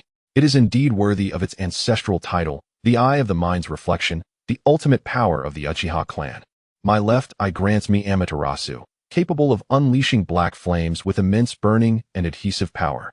My right eye bestows upon me the ability to manipulate the shape of Amaterasu and fire release. Uchiha Tenyu regarded Uchiha Shana and remarked, this ability indeed aligns well with your character. My Mangekyo Sharingan bestows the left eye's power of Tsukuyami, a formidable illusion recorded in our ancestral texts. The right eye grants me the ability of agility, enhancing my speed for a limited duration. Quite impressive, I must say. Uchiha Fuyu looked at the 2 and said, all right. Esteemed elders, it is time for you to return home. It is getting late. For the sake of this transaction, my father Fugaku and my wife have been sent away. Chapter 58. Upgrading the Shadow Space, New Abilities. Following the completion of the transaction, Uchiha Fuyu directed a portion of the patrolling clan members to return home, retaining only the usual number for patrols. He then stifled a yawn and made his way back to his chamber. His wife had already taken their son back to her family's home for the night, leaving him free of worry. Meanwhile, within a residence of the Uchiha clan, Uchiha Mikoto lay upon her soft bed, dressed in a nightgown. A small portion of her smooth, fair leg was exposed. Her legs rhythmically slapped against the wooden bed frame. Tomorrow, Suki invited me to his house for dinner. I shall see the captain once more. Should I bring a gift? What should I wear? Is it inappropriate that I have my sights set on his brother? The captain is so strong, his cooking is exceptional, and above all, he is quite handsome. Would he ever take an interest in me? Lost in such thoughts, Mikoto's face flushed crimson as she buried her head into her soft pillow. Honestly, Mikoto, why think so much? Even if the captain is handsome, you are a girl. You must maintain your composure, do you understand? All you do is indulge in fanciful thoughts. Besides, I remember my mother saying that when she pursued my father, it was quite easy. I can surely do the same. Mikoto consoled herself in her mind. At that moment, Chia lay on his bed when a voice suddenly echoed in his mind. Ding. Detection of Uchiha Mikoto's affection level has increased slightly, reaching 70. Would you like to claim your reward? This little girl of the Uchiha clan. I wonder if she's overthinking things at this late hour? A mere dinner invitation from Suki could boost her affection, and the increase is directed towards me. Could it be that she has her sights set on me? Naturally, Chia did not dwell on such thoughts and promptly chose to claim the reward. In the next instant, a stone materialized in his hand. This stone, entirely jet black and smooth to the touch, was examined by Chia. There is nothing particularly special about this. It feels like an ordinary stone. Chia inquired within his mind. I say, esteemed system, how do I utilize this? A manual would be nice. Ding. The host merely needs to mentally select the target for the Space Evolution Stone to be automatically used. Upon hearing this, Chia directed the space evolution stone towards the shadow space, his sanctuary. The moment it was employed, the area of the shadow space expanded rapidly, increasing by over tenfold before finally halting. However, this was merely the superficial transformation. The true change manifested in the form of a figure appearing before him. The figure resembled a young man, bearing a striking resemblance to Chia. The apparition knelt before Chia on one knee, respectfully proclaiming, "Master." Chia regarded the figure and slowly replied, "Please rise. I take it you are the intelligence generated from the evolution of the shadow space? Could you succinctly describe the changes that have occurred?" The figure stood up, meeting Chia's gaze, and said, "Master, as you surmised, I now function as the spirit of the shadow space. The shadow assassin space is my essence. I can command everything within the shadow space and can freely alter its terrain. I can also materialize a human-like form, appearing indistinguishable from an ordinary person. However, this human form possesses negligible combat capability. After the evolution, the area of the shadow space has expanded significantly, and it now possesses the ability to transport individuals to any location within the shinobi world. It can also draw individuals from the shinobi world into the shadow space, provided they do not resist. Otherwise, the attempt may fail." Chia nodded in satisfaction at the shadow's response. Indeed, evolution brings about remarkable changes. The abilities have expanded significantly. Moreover, the shadow realm is now estimated to be a quarter the size of Konoha. The entire space is remarkably vast. Chia gazed at the young man before him, who bore a striking resemblance to himself, standing at a height of 180 centimeters. He retrieved a token inscribed with the number 10 from the system and tossed it over. Speaking slowly, "From now on, you shall be known as Shadow, one of the shadow assassins alongside the others in the shadow realm. Your arrival is quite fortuitous. In a couple of days, you may prove to be quite useful, and henceforth, you may address me as boss. There is no need for the title master." Shadow regarded Chia with respect and replied, "Yes, boss." "Well then, I shall take my leave," Shadow continued. "The shadow realm has expanded significantly and gained numerous functionalities, and I have only just attained sentience. I need to acclimate." Chia nodded. "All right, you may return." No sooner had he spoken than Shadow vanished from sight. At that moment, within the shadow realm, the others were roused from their slumber by the commotion. "What on earth is happening at this hour? Is there an earthquake?" Chikiba emerged from his room, looking displeased. "Who knows? But it seems the shadow realm has grown considerably," Blackbird remarked, having appeared beside Chikiba at some point. "I say, what is that enormous structure over there?" Van Yunf observed, referring to what could more aptly be described as a castle. The group's attention quickly shifted to the castle, which had seemingly materialized from nowhere. Just as their confusion peaked, a voice suddenly echoed, "This is a castle built for boss." Upon seeing Shadow's sudden appearance, the group instantly heightened their vigilance. Shadow, however, paid them no mind and produced the token adorned with a cross. "I was just summoned by boss. As a newcomer, I humbly ask for your guidance."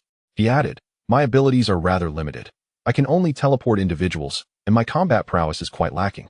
So I shall rely on your support moving forward." The group regarded the token in Shadow's hand, their wariness diminishing significantly. Manjusha looked at Shadow's face, which bore a 7/10 resemblance to their leader, and couldn't help but wonder if there was some favoritism at play. "So, young brother, what abilities do you possess? Being summoned by boss surely implies you have a particular talent." Shadow smiled at the gathering and responded, "My abilities are quite straightforward. First, I can freely alter the terrain within the shadow realm, limited to the shadow realm. Second, I can teleport you to any location within the ninja world and bring you back here. Those are my two abilities. Moreover, boss mentioned that in a few days, I might prove to be of assistance." The group nodded in unison, acknowledging that if this individual truly possessed such abilities, he indeed qualified to be one of the shadow assassins. A slight deficiency in strength was inconsequential. They were not lacking in numbers. Most importantly, this newcomer bore a significant resemblance to their leader and had been personally summoned by him, suggesting a potentially close relationship. Kakuzu quietly observed Shadow, pondering the capabilities of the leader of the Shadow Assassin organization. He had yet to meet him. Chapter 59. The Choice of Uzumaki Kushina. Within the Moonlight clan, Uzumaki Kushina sat anxiously in the quarters assigned to a few members of the Uzumaki clan. She turned to Uzumaki Ryun and asked, Great uncle, did you summon me for something?" Ryun smiled at Kushina and replied, "I was hoping you could share your experiences of living in Konoha over the past few years." Kushina nodded and recounted, "After the fall of the Land of Whirlpools, I was brought back to Konoha by Grandma Mito. I was then enrolled in the Konoha Academy, where I diligently studied sealing techniques to prepare for the eventual sealing of the nine tails within me. When I first arrived at the academy, my classmates mocked my red hair. Only Chiya and Chiyuki refrained from ridiculing me. They even stood up for me when I was bullied. We soon became close friends. Later, when it was time to transfer the nine tails, a group of intruders suddenly burst in. Grandma Mito sacrificed herself, and the nine tails was taken. Following that, I moved out of the Senju ancestral home and began living with the Moonlight clan. Afterward, Chiya brought you all back. You should be aware of the rest, great uncle. Uzumaki Ryun gazed at Kushina and slowly inquired. So, little Kushina, do you have feelings for this person named Chiya? Upon hearing this, Kushina's face flushed with embarrassment, steam seemingly rising from her head. I don't. I just have a good impression of him. It's not quite at the level of love yet. Ryun observed Kushina's reaction and rubbed his forehead in exasperation. His granddaughter was utterly smitten. Is that not what we call liking? He mused, looking at the blushing Kushina. Ryun continued. I plan to lead the remaining members of the Uzumaki clan to fully integrate into the Moonlight clan. I wonder if you could convey my intentions to your dear friend? Hearing this, Kushina looked at her great uncle with a puzzled expression. But the Uzumaki clan has enough to eat and drink and a place to stay. Why should we integrate into the Moonlight clan? Ryun stroked his chin and smiled knowingly. There are reasons behind my actions, and I intend to appoint you as the future leader of the Uzumaki clan. This decision has been made by all of us remaining members. Kushina's face fell as she processed this. Me? As the leader? What can I even do? I know nothing. Ryun, unfazed by Kushina's shock, stood up and made his way to the door. I entrust this matter to you, little Kushina. It's been decided. Once you grow a bit more, you will assume the role of the Uzumaki clan's leader. With that, Ryun pushed open the door and exited, a faint smile lingering on his lips. He hoped he had not made a grave mistake. Yet, there was little to worry about, after all. It was this young man who had saved their lives. Perhaps he should remind his granddaughter, though, if someone else beat her to it, she would have no place left to lament. Meanwhile, Kushina sulked at the table, her mind racing with thoughts about her potential future as the leader of the Uzumaki clan. Come on, just a few days ago, I was teasing that Chiya guy about the burdens of being the leader of the Moonlight clan. And now it's my turn? I'm still so young. I don't want to be a leader just yet. Why not let that Chiya take it instead? After all, one leader is the same as two. Perhaps that brat Chiya would even thank me for it. With that cheerful resolution, she decided to seek out Chiya. Kushina transformed her earlier gloom into enthusiasm as she made her way to the training grounds of the Moonlight clan. Upon her arrival, she spotted Chiya lounging on a tree while a group of individuals diligently practiced below. Without hesitation, Kushina gathered her chakra and swiftly climbed up to sit beside Chiya on the branch. Well then, Chiya, may I consult you about something? Chiya glanced at the unusually animated Kushina and immediately declined. I refuse. Upon hearing this, Kushina tugged at Chiya's clothing, exclaiming, It's good news, truly good news. Chiya regarded her with a skeptical eye. What kind of good news could you possibly bring me? Speak up. Kushina scratched her head. It's about my seventh grandfather. He intends to integrate the remaining members of the Uzumaki clan into the Moonlight clan. I wonder if you would agree. Chiya sat upright at this proclamation. Integrate into the Moonlight clan? Your seventh grandfather is quite generous. However, why not approach the elders directly like Ayuan? Why come to me? Kushina, attempting to curry favor, insisted. Well, aside from that, there is another matter. Stinky Chiya, you must promise to help me. Chiya chuckled and brushed off Kushina's hand. No way. You're certainly up to no good. If you refuse to tell me what it is, it must be something dubious, and I won't be fooled. Observing Chiya's unyielding demeanor, Kushina was left with no choice but to disclose her seventh grandfather's wish for her to become the clan leader. Chiya, upon hearing this, lightly tapped Kushina's head. What is the structure of this noggin? You actually conceived the idea of making yourself the leader of the Uzumaki clan. Goodness. Have I truly raised you to be so foolish? Is your intellect truly this diminished? Chiya pinched Kushina's charming face, playfully kneading it. Stinky Kushina. Did humanity forget about you during evolution? Such absurdity.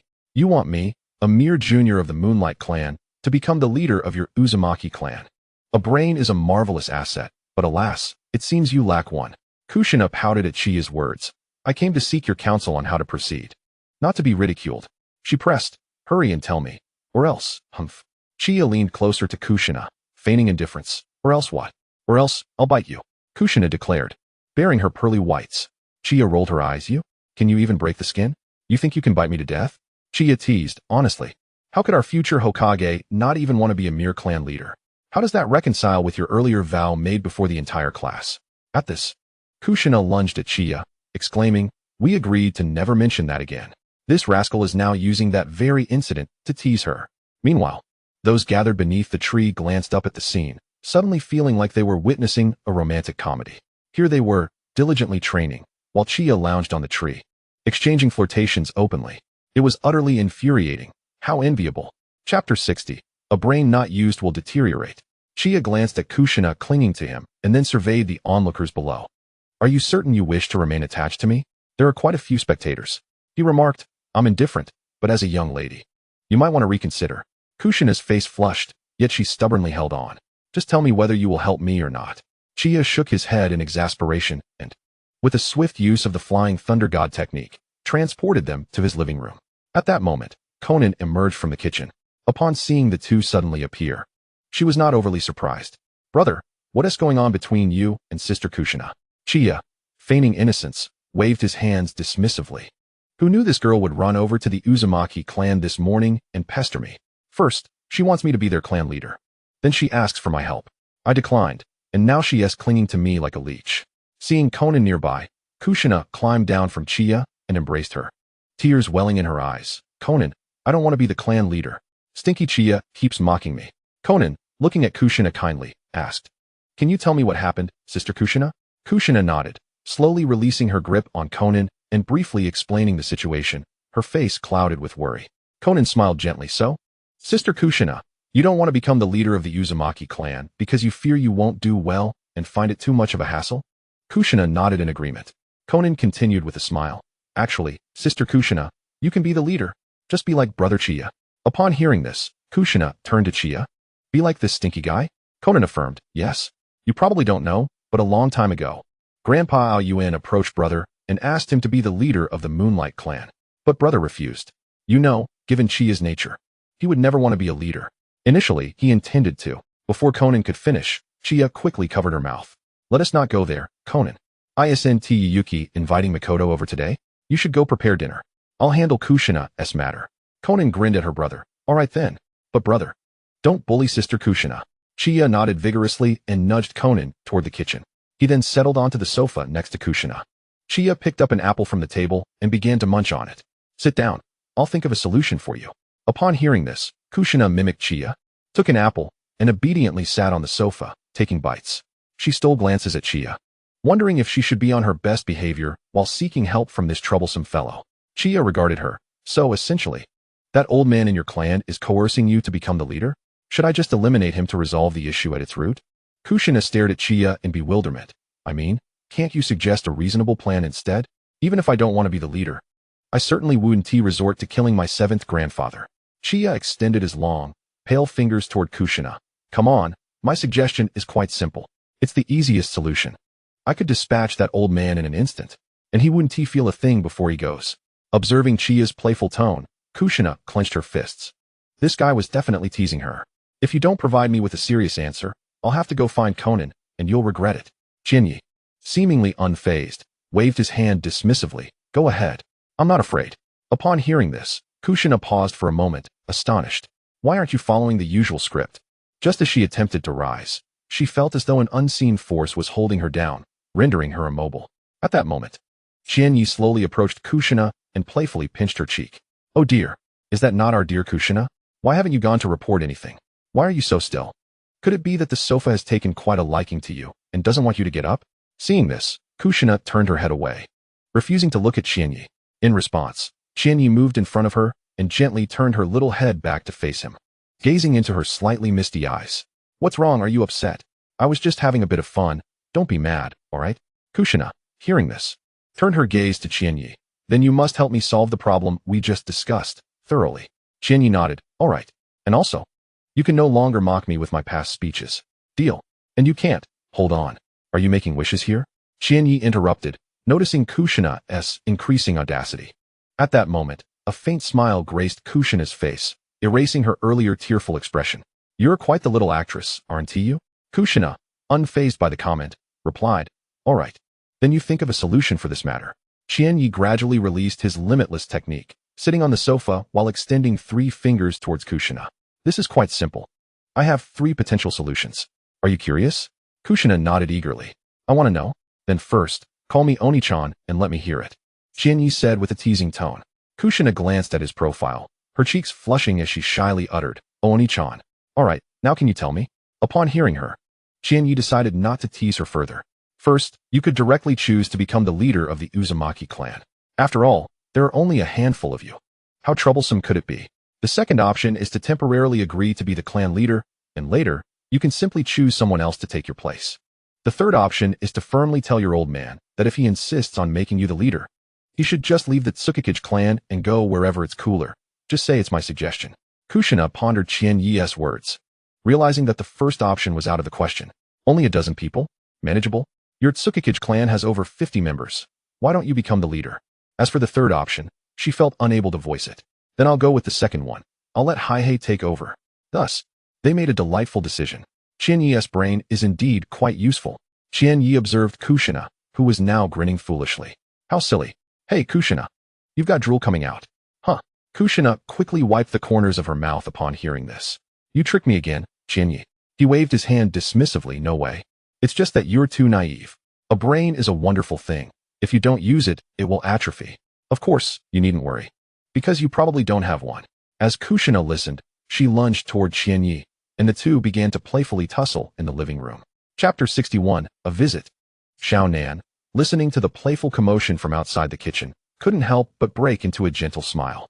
Perhaps living like this for a lifetime wouldn't be so bad. Qianyi, Sister Kushina, Sister Yu, and all the elders of the Tsukikage clan. Who knows? It might be my parents in heaven praying for me that allowed me to encounter my brothers so fortuitously. Just then, the kitchen door swung open. Xiaonan looked at the entering Qianyi and Kushina, puzzled. Weren't you just playfully fighting? How did you suddenly come in? Kushina glanced at Qianyi with a pout. I'm not so childish as to play around with that silly Qianyi. Besides, how could I let you cook alone, Xiaonan? I can help too. Qianyi tousled Kushina's vibrant red hair. Please, my arrival counts as help. What will you do but cause trouble? Increase Xiaonan's burden? Kushina, displeased, swatted Qianyi's hand away. I've improved, all right? Didn't I prove myself yesterday? Qianyi chuckled. Yesterday? You mean that sickeningly sweet stir-fried vegetable dish? Did you find it tasty? Kushina felt a wave of embarrassment as she scratched her head. Well, I did improve. I just mistook sugar for salt at the end. Xiaonan, sensing another argument brewing, intervened. All right, then Qianyi will handle the cooking, and Sister Kushina will wash the vegetables. No arguing, we will do it together. Both nodded obediently. After all, who would refuse the task from a gentle angel? As for Qianyi's thoughts on the three individuals in his home, he considered them to be an angel, a fool, and a lung cloud. Kushina meticulously washed the vegetables, placing them before Xiaonan once finished. She noticed Xiaonan's light blue-purple hair, which was almost shoulder length, and inquired, Oh, Xiaonan, are you planning to grow your hair long? Xiaonan nodded while chopping vegetables. Yes, I've been thinking of growing it out. After all, Sister Kushina's long red hair is beautiful, and I want to have long hair too. Besides, I seem to be the only one with short hair at home.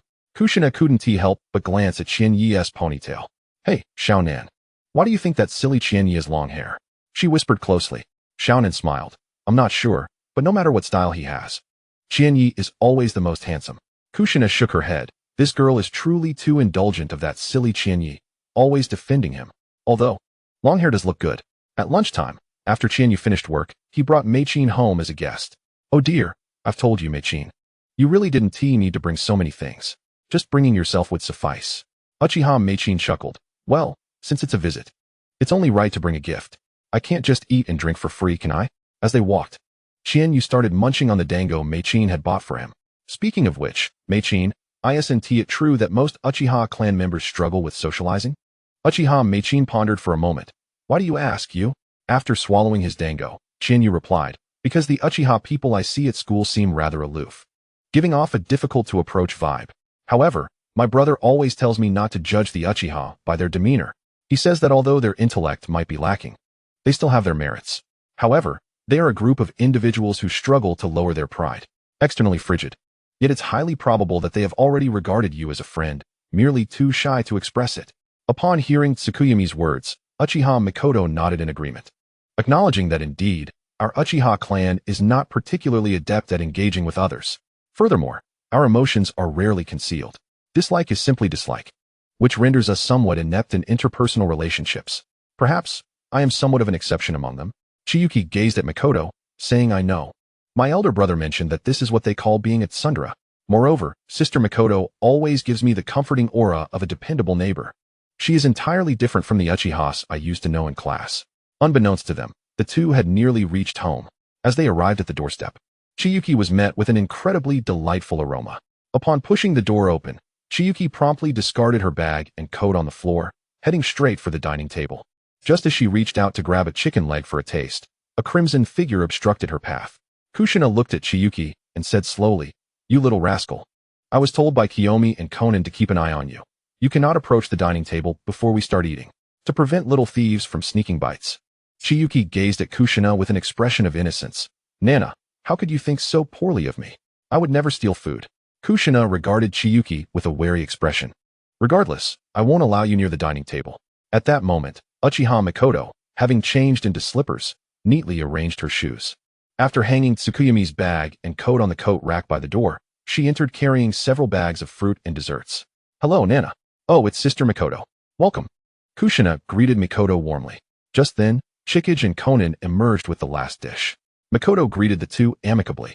Chikage observed the group and slowly said, "All right, everyone is here. So let us commence our meal." Subsequently, they all gathered around the dining table.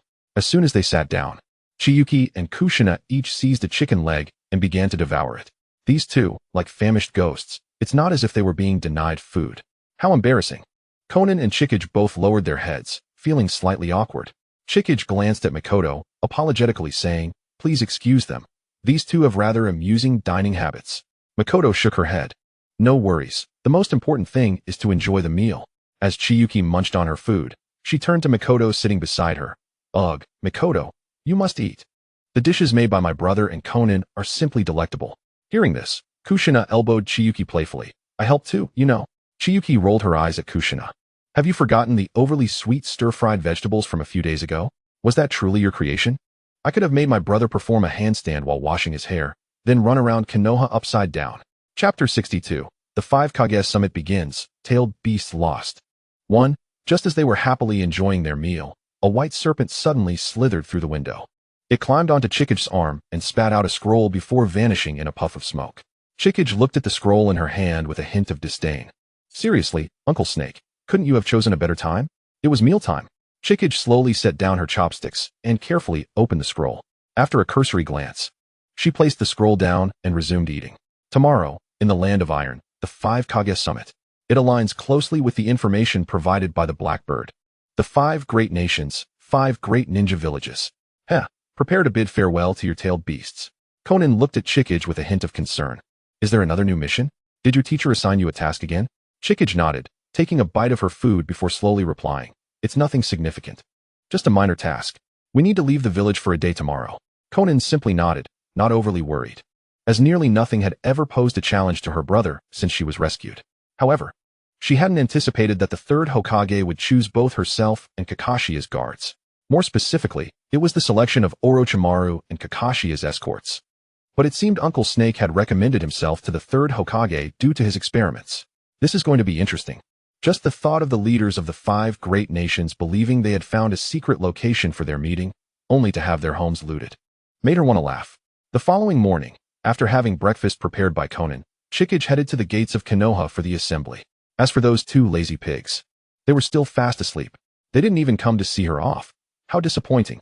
But little angels are the best. Upon arriving, she spotted Sarutobi Hiruzen and Hatake Kakashi waiting for her. Upon noticing Chikage's arrival, Sarutobi Hiruzen remarked, "All right, since everyone is here, let us prepare to depart. I will trouble you both to be my guards this time." Chikage and Hatake Kakashi nodded in agreement.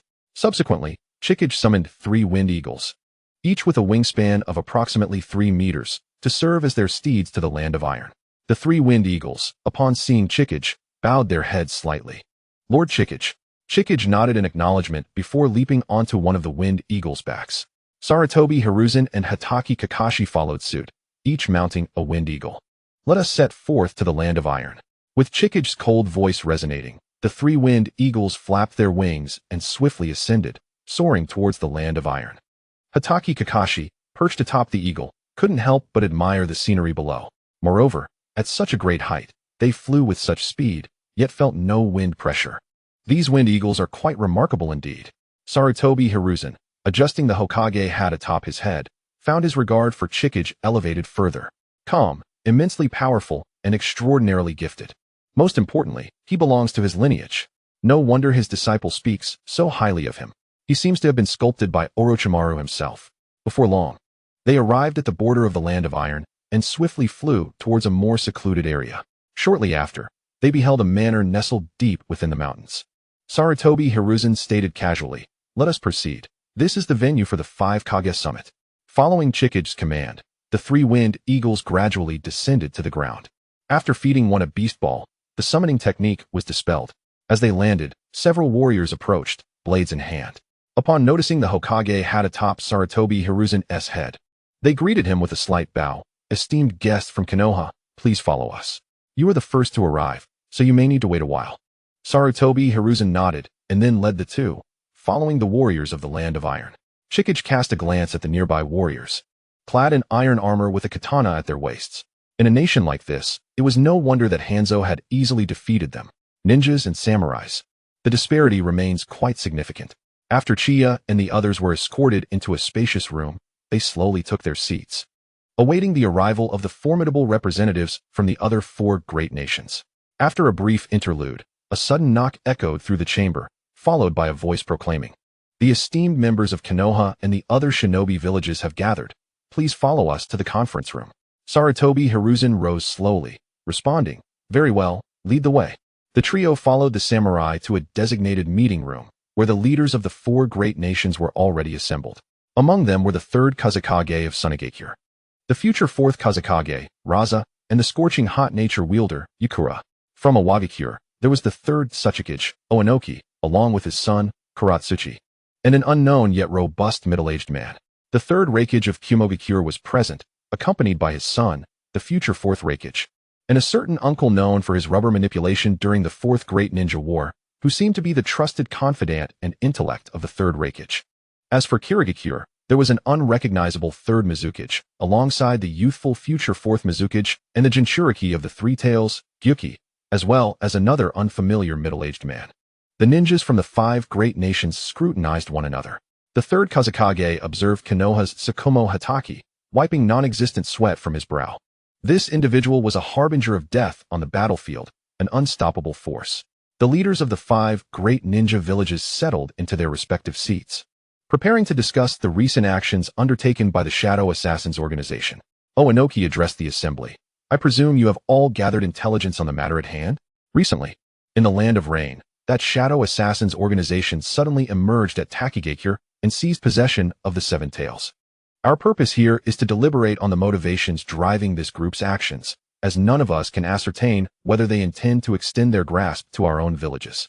The 3rd Mizukage regarded Oenoki and stated slowly, "What other motivation could there be? 2 years ago, it was Konoha's 9 Tails. Now, the 7 Tails of Takigakure. The assault on Konoha coincided with the relocation of the 9 Tails, presenting the perfect opportunity for attack. The strike on Takigakure is clearly due to the fact that they are more vulnerable than we are. This band of rogues is evidently intent on seizing the tailed beasts." The 3rd Raikage slammed his substantial palm upon the table, asserting, "I concur with the position of Kirigakure. These brigands not only slew numerous ninjas from various nations during the 2nd Great Ninja War, but also profited immensely amidst the chaos. I propose we dispatch a contingent of ninjas from each village to eradicate them post-haste, and share the spoils thereafter." The 3rd Kazekage nodded in agreement. Indeed. What is the saying? 1,000 days of vigilance against thieves? Who can endure the existence of one who can effortlessly vanquish Hanzo, continuing to grow in power? Sarutobi Hiruzen, observing the consensus for an offensive against the Shadow Assassins, stated with measured tone, "Konoha shall also support the assault on the Shadow Assassins. However, the 9 Tails from our village must be allocated to us." Oenoki regarded Sarutobi Hiruzen thoughtfully before responding, "Agreed, for it is rightfully yours. However, when it comes to the division of spoils, Konoha shall receive a slightly lesser share." Sarutobi Hiruzen maintained a stern expression, tacitly accepting the terms. After all, the 9 Tails had been taken from their village. Chia stood quietly beside Sarutobi Hiruzen, but in truth, he had already sent word to the shadows to commence their operation. "You wish to target my organization? Apologies, but we shall be claiming your tailed beasts first." Meanwhile, within the shadow space, the leader observed the gathered members. "Are we prepared?" The group nodded, their eyes gleaming with excitement. The power of wealth is indeed formidable. The leader snapped his fingers, and in an instant, the group was transported to their respective mission targets. Enjoy yourselves. Blackbird, who had no mission, watched the leaders maneuver with a hint of envy. This was spatial teleportation. He had thought his own speed was impressive, only to find that his leader had procured someone with such extraordinary abilities. Although their combat prowess was lacking, this ability was undeniably extraordinary. The members of the Shadow Assassins initially felt a wave of dizziness, but the next moment, they arrived in a new location. Fan Yun observed the surroundings, noting the expanse of yellow sand, reminiscent of the western regions. However, why would one of the 5 great ninja villages, Sunagakure, choose to establish itself in a desert? They could have simply seized Takigakure's territory last time. It wasn't as if they were incapable of doing so. Fan Yun melded with the yellow sand, cloaking himself in it, and proceeded towards the direction indicated by the feathers Blackbird had provided. As he delved deeper, he sensed an overwhelming chakra presence. A smirk crept across Fan Yun's lips. Found you, One Tail. His form gradually emerged from the sand, and with a casual wave of his hand, he summoned a blade of sand that swiftly dispatched the Sunagakure ninja guarding the One Tail. Fan Yun gazed at the monk imprisoned in a cage, murmuring, with such immense power, how could you willingly remain confined here? The food is poor, the sleeping conditions abysmal. What are you hoping to achieve, monk? The monk disregarded the stranger's presence, instead rising slowly to meet Fan Yun's gaze. Why have you come to provoke Sunagakure? Fan Yun chuckled at the monk's loyalty. Even after being treated this way, you still concern yourself with Sunagakure? How foolish. Meanwhile, within the monk's mental space, the One Tail voiced its unease. Be cautious, this one is no ordinary foe. Fan Yun swiftly manipulated the sand to form a blade, effortlessly shattering the metallic cage. Countless grains of enchanted sand ensnared the monk, rendering him unable to escape. Hey, old monk, if you wish to keep your life, you better let me take over your body. Otherwise, we shall be captured. The monk gazed at the One Tail, which had accompanied him throughout his life, and smiled. Give it up, Shikaku. You know I will never release you. I apologize, Fan Yun remarked, disappointment creeping in as the One Tail did not emerge after a moment of waiting. However, it seemed the commotion had caught their attention. Despite having dispatched the 2 guards silently, they were discovered sooner than expected. Fan Yun extended his right hand before him, clenching it, seal of sand. As chakra and demonic energy coalesced, the One Tail was instantaneously sealed. A passage leading back to the shadow space appeared beneath his feet. Fan Yun returned to the shadow space with his prize. That was surprisingly simple. I wonder how the others are faring? Meanwhile, within the borders of Awagakure, Akira and Kakuzu made their way towards their respective targets. 2 Jinchuriki were indeed located in 2 disparate places. Chiyu observed as Jiao Du waved the black feather in his hand and proceeded to the left, calling out, Don't die on me. Once I've captured the 4 tails, I'll treat you to a drink. Jiao Du, clutching the feather, moved to the right, retorting, You should be more concerned about your own safety. Before long, Chiyu sensed an overwhelming and searing chakra. The 4 tails, Son Goku perhaps? Alas, you are merely a beast incapable of wielding a staff. Moreover, there are quite a few insignificant pests around. Chiyu strode boldly towards the crowd. Who goes there? The group turned to face Chiyu, their expressions tinged with wariness. Halt. If you advance any further, we will take action, they warned once more. Unperturbed, Chiyu continued his approach. Seeing this, several of them unleashed their ninjutsu. Earth-style, rock cannon. A few massive stones, composed of enormous boulders, hurtled toward Chiyu. Instantly, dust and debris filled the air where he stood. Just as the rock-hidden village ninjas sighed in relief, a chilling voice resonated nearby. You seem rather pleased. As the words fell, Chiyu concentrated a crimson energy in his palm and struck at the surrounding pests, swiftly eliminating them. Furthermore, he was now able to directly absorb the energy from their blood through the crimson energy in his palm, entering a bloodthirsty state at will. After dispatching the lesser foes, Chiyu's scarlet gaze turned toward the 4 tails Jinchuriki. It's your turn, old man. Let us see if you can excite me. With that, Chiyu teleported beside Old Purple and lunged at his neck with a claw. Old Purple, sensing the danger, immediately transformed into his half-tailed beast form. Crimson chakra enveloped his body, gradually revealing a white skeletal structure. Raising his hand, covered in blood-red tailed beast chakra, he clashed with Chiyu. Both were forced to take a few steps back after the encounter. After exchanging a few more blows, Old Purple, now grave and serious, gazed at Chiyu. I can't match his speed or strength. Even my bloodline limit, lava release, proves ineffective. This is truly astonishing. Chapter 64. The Loss of All Tailed Beasts 3. Chiya regarded the winded four-tails Jinchuriki before him. Are you done for, old man? Today, you have no escape. Old Purple, looking at Chiya, inquired. Aren't you afraid of the repercussions from our rock-hidden village? Chiya scoffed. Are you trying to buy time? If you think this will allow you to evade your fate, you are sorely mistaken. As he spoke, Chiya swiftly moved behind Old Purple and clawed at his back. Gritting his teeth against the pain, Old Purple fully transformed into his tailed beast form. A surge of chakra enveloped him, morphing him into a monkey-like creature with four tails. He opened his mouth wide, gathering immense chakra within. Is that a tailed beast bomb? Chiya observed calmly as his opponent prepared. Old Purple, irritated by Chiya's audacity, launched the tailed beast bomb directly at him. This was indeed a tailed beast bomb, capable of altering the tide of battle. Chiya, unfazed by the incoming attack, summoned a torrent of blood-red energy that coalesced into a humanoid form, shielding him. Blood Demon's protection, effortlessly blocking the tailed beast bomb. Chiya commanded the massive blood demon to inflict several gruesome wounds upon the four-tails' chest. The crimson energy began to relentlessly corrode the four-tails' body. Chiya manipulated the blood demon, pinning the four-tails to the ground and attacking ceaselessly. Before long, the four-tails collapsed, revealing the true form of the Jinchuriki. Chiya glanced at the distant explosion.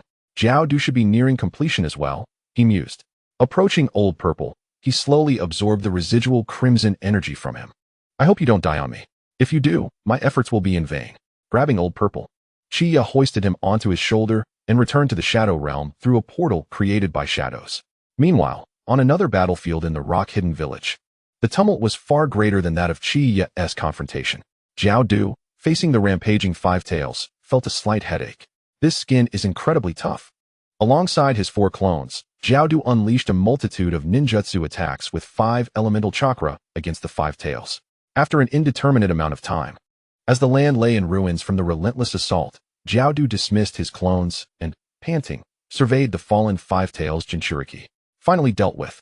If it weren't for the high-quality heart I just acquired, I doubt it would have been this easy. Binding the five tails with the tendrils of his Doton technique, Jiaodu returned to the Shadow Realm via the portal. I need a higher quality heart. I must earn a fortune to acquire one. Meanwhile, in the mist-hidden village, within a valley, numerous ninjas lay scattered about, their faces tinged with purple. Among them was a creature with 6 tails, also motionless on the ground. Manjusaka floated in the air, lounging casually as she observed the immense tailed beast. Indeed, the paralysis chakra poison works wonders on tailed beasts. Unfortunately, all the poison she had painstakingly accumulated had been expended. Elsewhere, by a lake, Lon sat atop a massive turtle shell, breathing heavily. The 3 tails lay on its back. Its shell cracked in numerous places. Shadows had also created sufficiently large portals to return both individuals. It seemed, due to her interference, some tailed beasts had yet to be sealed within their Jinchuriki. For instance, the 6 tails had not yet been sealed within Yu Gao's body. Simultaneously, far away in the cloud-hidden village, the 2 tails and 8 tails had been effortlessly defeated by Shoyue and Xingfeng. The 8 tails Jinchuriki and the 2 tails Jinchuriki were not yet the likes of the wood human, Hachibi. According to the original narrative, the wood human became the 2 tails Jinchuriki shortly after the Second Great Ninja War, while Karabi became the 8 tails Jinchuriki post the Third Great Ninja War. However, the silver lining was that, due to her involvement, they would not have to become Jinchuriki. She truly was a benevolent soul. The mission was perfectly successful. All tailed beasts captured. In the Shadow Realm, once everyone had extracted each tailed beast from their Jinchuriki, they prepared a black pillar set for each individual, a total of 9 sets, 1 for each. Had they not feared these individuals might resort to self-harm, detaining them as humans would have been far simpler than containing the tailed beasts. Nevertheless, what a hassle it was. At least they need not constantly worry about their potential suicides, right? At this moment, the 9-tailed beasts gazed at one another. Who would have thought that from the moment of their inception, their first encounter would be due to being captured? Gahaha, is that the so-called strongest, Kurama? How did you end up imprisoned here? The 1-tail remarked to the 9 tails in a tone brimming with sarcasm. Upon hearing this, the 9 tails immediately turned its head towards the 1-tail, exclaiming, "Shut your mouth, you foul raccoon. You were captured as well, weren't you?" The Shikaku, unable to contain itself, retorted with a scoff. "Had it not been for that monk keeping me locked up, I would never have been caught." The 9 tails smirked sarcastically. "That may not be the case. After all, there's a certain pitiful creature with just 1 tail who is quite weak. You might as well go play with your sand. The four tails, observing the third tails lying quietly on the ground, couldn't help but open its large mouth, exclaiming, "Isn't that the three tails, Isabu? Where's your shell? Why are there so many cracks?" Meanwhile, in the conference room, the leaders of several major villages had already reached a consensus regarding the post-war distribution and deployment of forces. It was unfortunate, however. Oh dear, their homes had been invaded. Not a single-tailed beast remained. One could only hope that the other four ninja villages would appreciate this unexpected gift upon their return. Shortly thereafter, it seemed that the 5 great ninja villages were poised to launch an offensive against the Shadow Assassins organization. And one couldn't help but wonder if Madara would be unable to restrain himself and get involved as well, considering he now held all 9-tailed beasts in his grasp. At that moment, in a dim underground lair, a humanoid figure clad entirely in white hurriedly approached an elderly man who appeared to be nearing the end of his years. "This is bad, Lord Madara. A grave situation has arisen." The old man turned his head slightly, gazing quietly at the white Zetsu before him. "What calamity has befallen us? The Shadow Assassins have struck again. All the tailed beasts have been captured by their members." Upon hearing this, Uchiha Madara's body shifted slightly as he chuckled. "I never anticipated that after myself and Hashirama, such an intriguing group would emerge. I hope they can provide me with some amusement. Locate the specific whereabouts where the Shadow Assassins are holding the tailed beasts. We shall retrieve them together." "Yes, Lord Madara," White Zetsu replied respectfully. Chapter 65. Black Zetsu's Trepidation and the Wrath of the 5 Great Ninja Villages. Black Zetsu, lurking in the shadows, listened to the conversation between Madara and White Zetsu, harboring a sense of wariness towards this organization that had sprung up in recent years. However, it was fortunate that it had managed to manipulate Madara with his strength. He should be able to handle this with ease. After all, if it weren't for Hashirama, Madara could have easily flattened the entire ninja world. Perhaps it was merely overconcern on its part. Maybe having all the tailed beasts gathered together would facilitate its own plans. After all, Black Zetsu had witnessed the battle between Madara and Hashirama, and to call it cataclysmic would not be an exaggeration. Just as the 5 great ninja villages were finalizing their strategies and preparing to return to their respective homes, a figure suddenly followed a samurai into the conference room. Upon entering, the ninja adorned with the awakens headband hastily approached Inoki's side. Just as he was about to speak, he glanced at the other village leaders and hesitated momentarily. Inoki, noticing the ninja's anxious demeanor, intended to step outside with him to discuss the situation.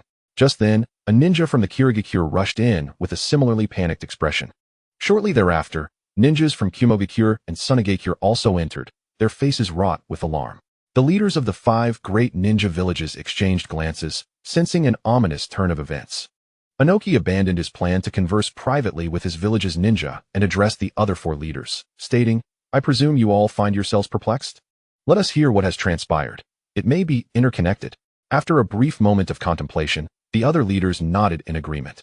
Meanwhile, Sarutobi Hiruzen observed the frantic arrival of the other village's ninjas and felt a sense of relief that none from his own village had come in such a state. At the very least, it seemed that Konoha had not encountered any misfortune. The third Raikage turned to the newly arrived Kumo ninja. "Samui, explain your distress." "Report, Lord Raikage. The Jinchuriki of the 2 tails and 8 tails from our village have been slain. The tailed beasts have likely been stolen." Upon hearing this, the third Raikage was enveloped in a menacing aura of lightning chakra. "What? Both the 2 tails and 8 tails have been taken? Are you jesting? Are the guards of the village incompetent?" Samui, feeling somewhat intimidated, stepped aside. After all, the very fact that they had not detected the intruders was a grave oversight. Hearing of the calamity that had befallen Kumogakure, the other ninja villages showed no inclination to gloat. After all, there was more than one ninja rushing in to report alarming news. Soon, the other ninja began to relay their own village's dire situations. "Lord Wind Shadow, the Jinchuriki of the 1 tail, Shikaku, has also been seized by an unknown powerful entity and has inexplicably vanished. Lord Water Shadow, the 3 tails and 6 tails from our village have been taken as well. All the ninjas responsible for guarding the tailed beasts have perished. Yet, apart from signs of battle, there is no evidence of a struggle to drag away the tailed beasts. Lord Earth Shadow, the 4 tails and 5 tails Jinchuriki from our Awagakure have also been abducted." As each report echoed through the room, all but Sarutobi Hiruzen wore somber expressions. Who would have anticipated that while convening for a meeting, their homes would be ransacked? However, Sarutobi Hiruzen was not overly distraught. Initially, he had worried about Konoha being the only village without a tailed beast, but now, It seemed that all had been taken. How fair. Though he harbored a deep-seated resentment towards the shadow assassins for seizing the Nine Tails, he acknowledged that with Konoha's current strength, they would likely be unable to contend with them. Even if they did engage, it would likely result in mutual destruction, leaving them vulnerable to ambush from the other ninja villages. After a moment of silence, Sarutobi Hiruzen cleared his throat and addressed the assembly. Everyone, I suspect this incident is the work of the shadow assassins. It is highly likely that they are behind this. Inoki, glancing at Sarutobi Hiruzen, inquired, what do you imply? Sarutobi Hiruzen replied slowly, the shadow assassins have likely gathered all nine-tailed beasts. We cannot allow this situation to escalate further. Otherwise, when all 9 Jinchuriki are unleashed, what hope will remain for the 5 great ninja villages? Though reluctant to admit it, the strength of the shadow assassins had already escalated to a level capable of effortlessly overpowering any one of our villages. We must unite and eliminate this threat. Afterward, we can discuss the distribution of the tailed beasts according to the circumstances. How does that sound? The third wind shadow nodded in agreement. I concur. We must reclaim the one tail from our village at all costs. The third water shadow and the third wind shadow also nodded. We too agree. Let us first join forces to confront those scoundrels and retrieve the tailed beasts. Acknowledging their sentiments, Sarutobi Hiruzen responded, then upon our return, let each village assemble 500 elite shinobi. We shall set forth towards the land of rain. As the leaders resolved to take action, Uchiha stood nearby, openly eavesdropping on their plans for an assault on the land of rain. Logically, he could easily allow the members of the shadow assassins to retreat into the shadow realm. Reminiscent of Obito's Kamui space, others would have little chance of entering. However, those fellows have been exceedingly dull of late. Moreover, the land of rain is currently my very own cash cow. Heaven knows how long it will take to gather so many merchants once the land of rain is destroyed. Delaying my profits equates to delaying my strength. Should my power wane, I may very well meet my demise. Thus, hindering my financial gains is akin to wishing for my own death. Quite reasonable indeed. So, are you prepared to confront the terror, O leaders of the 5 great villages?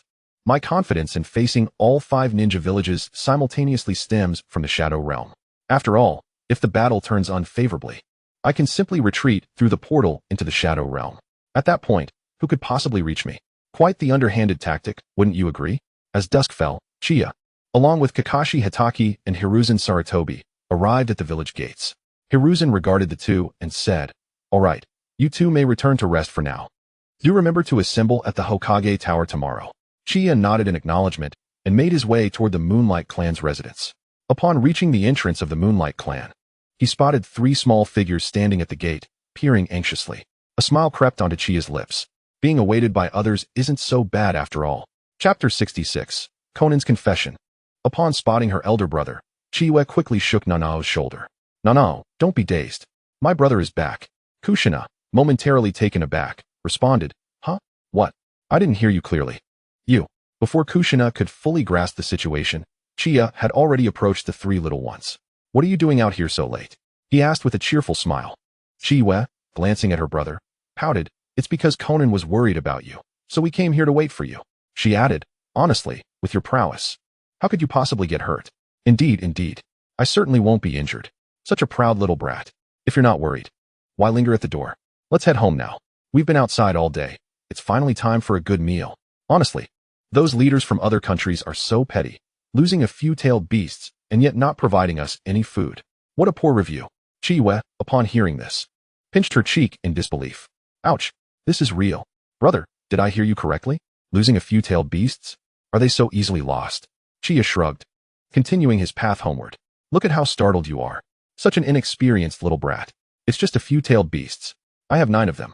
At the dinner table, while Uchiha busily served himself, the other 3 wore expressions of deep concern. Even Kushina, despite her usual obliviousness, sensed something amiss. After finishing his meal, Uchiha leaned back, propping his chin on his hand as he regarded the trio. What's wrong? Why the long faces? Are you all playing at being gloomy? Count me in. Uchiha shot her brother a serious look. You need to be serious. Tell me what's going on.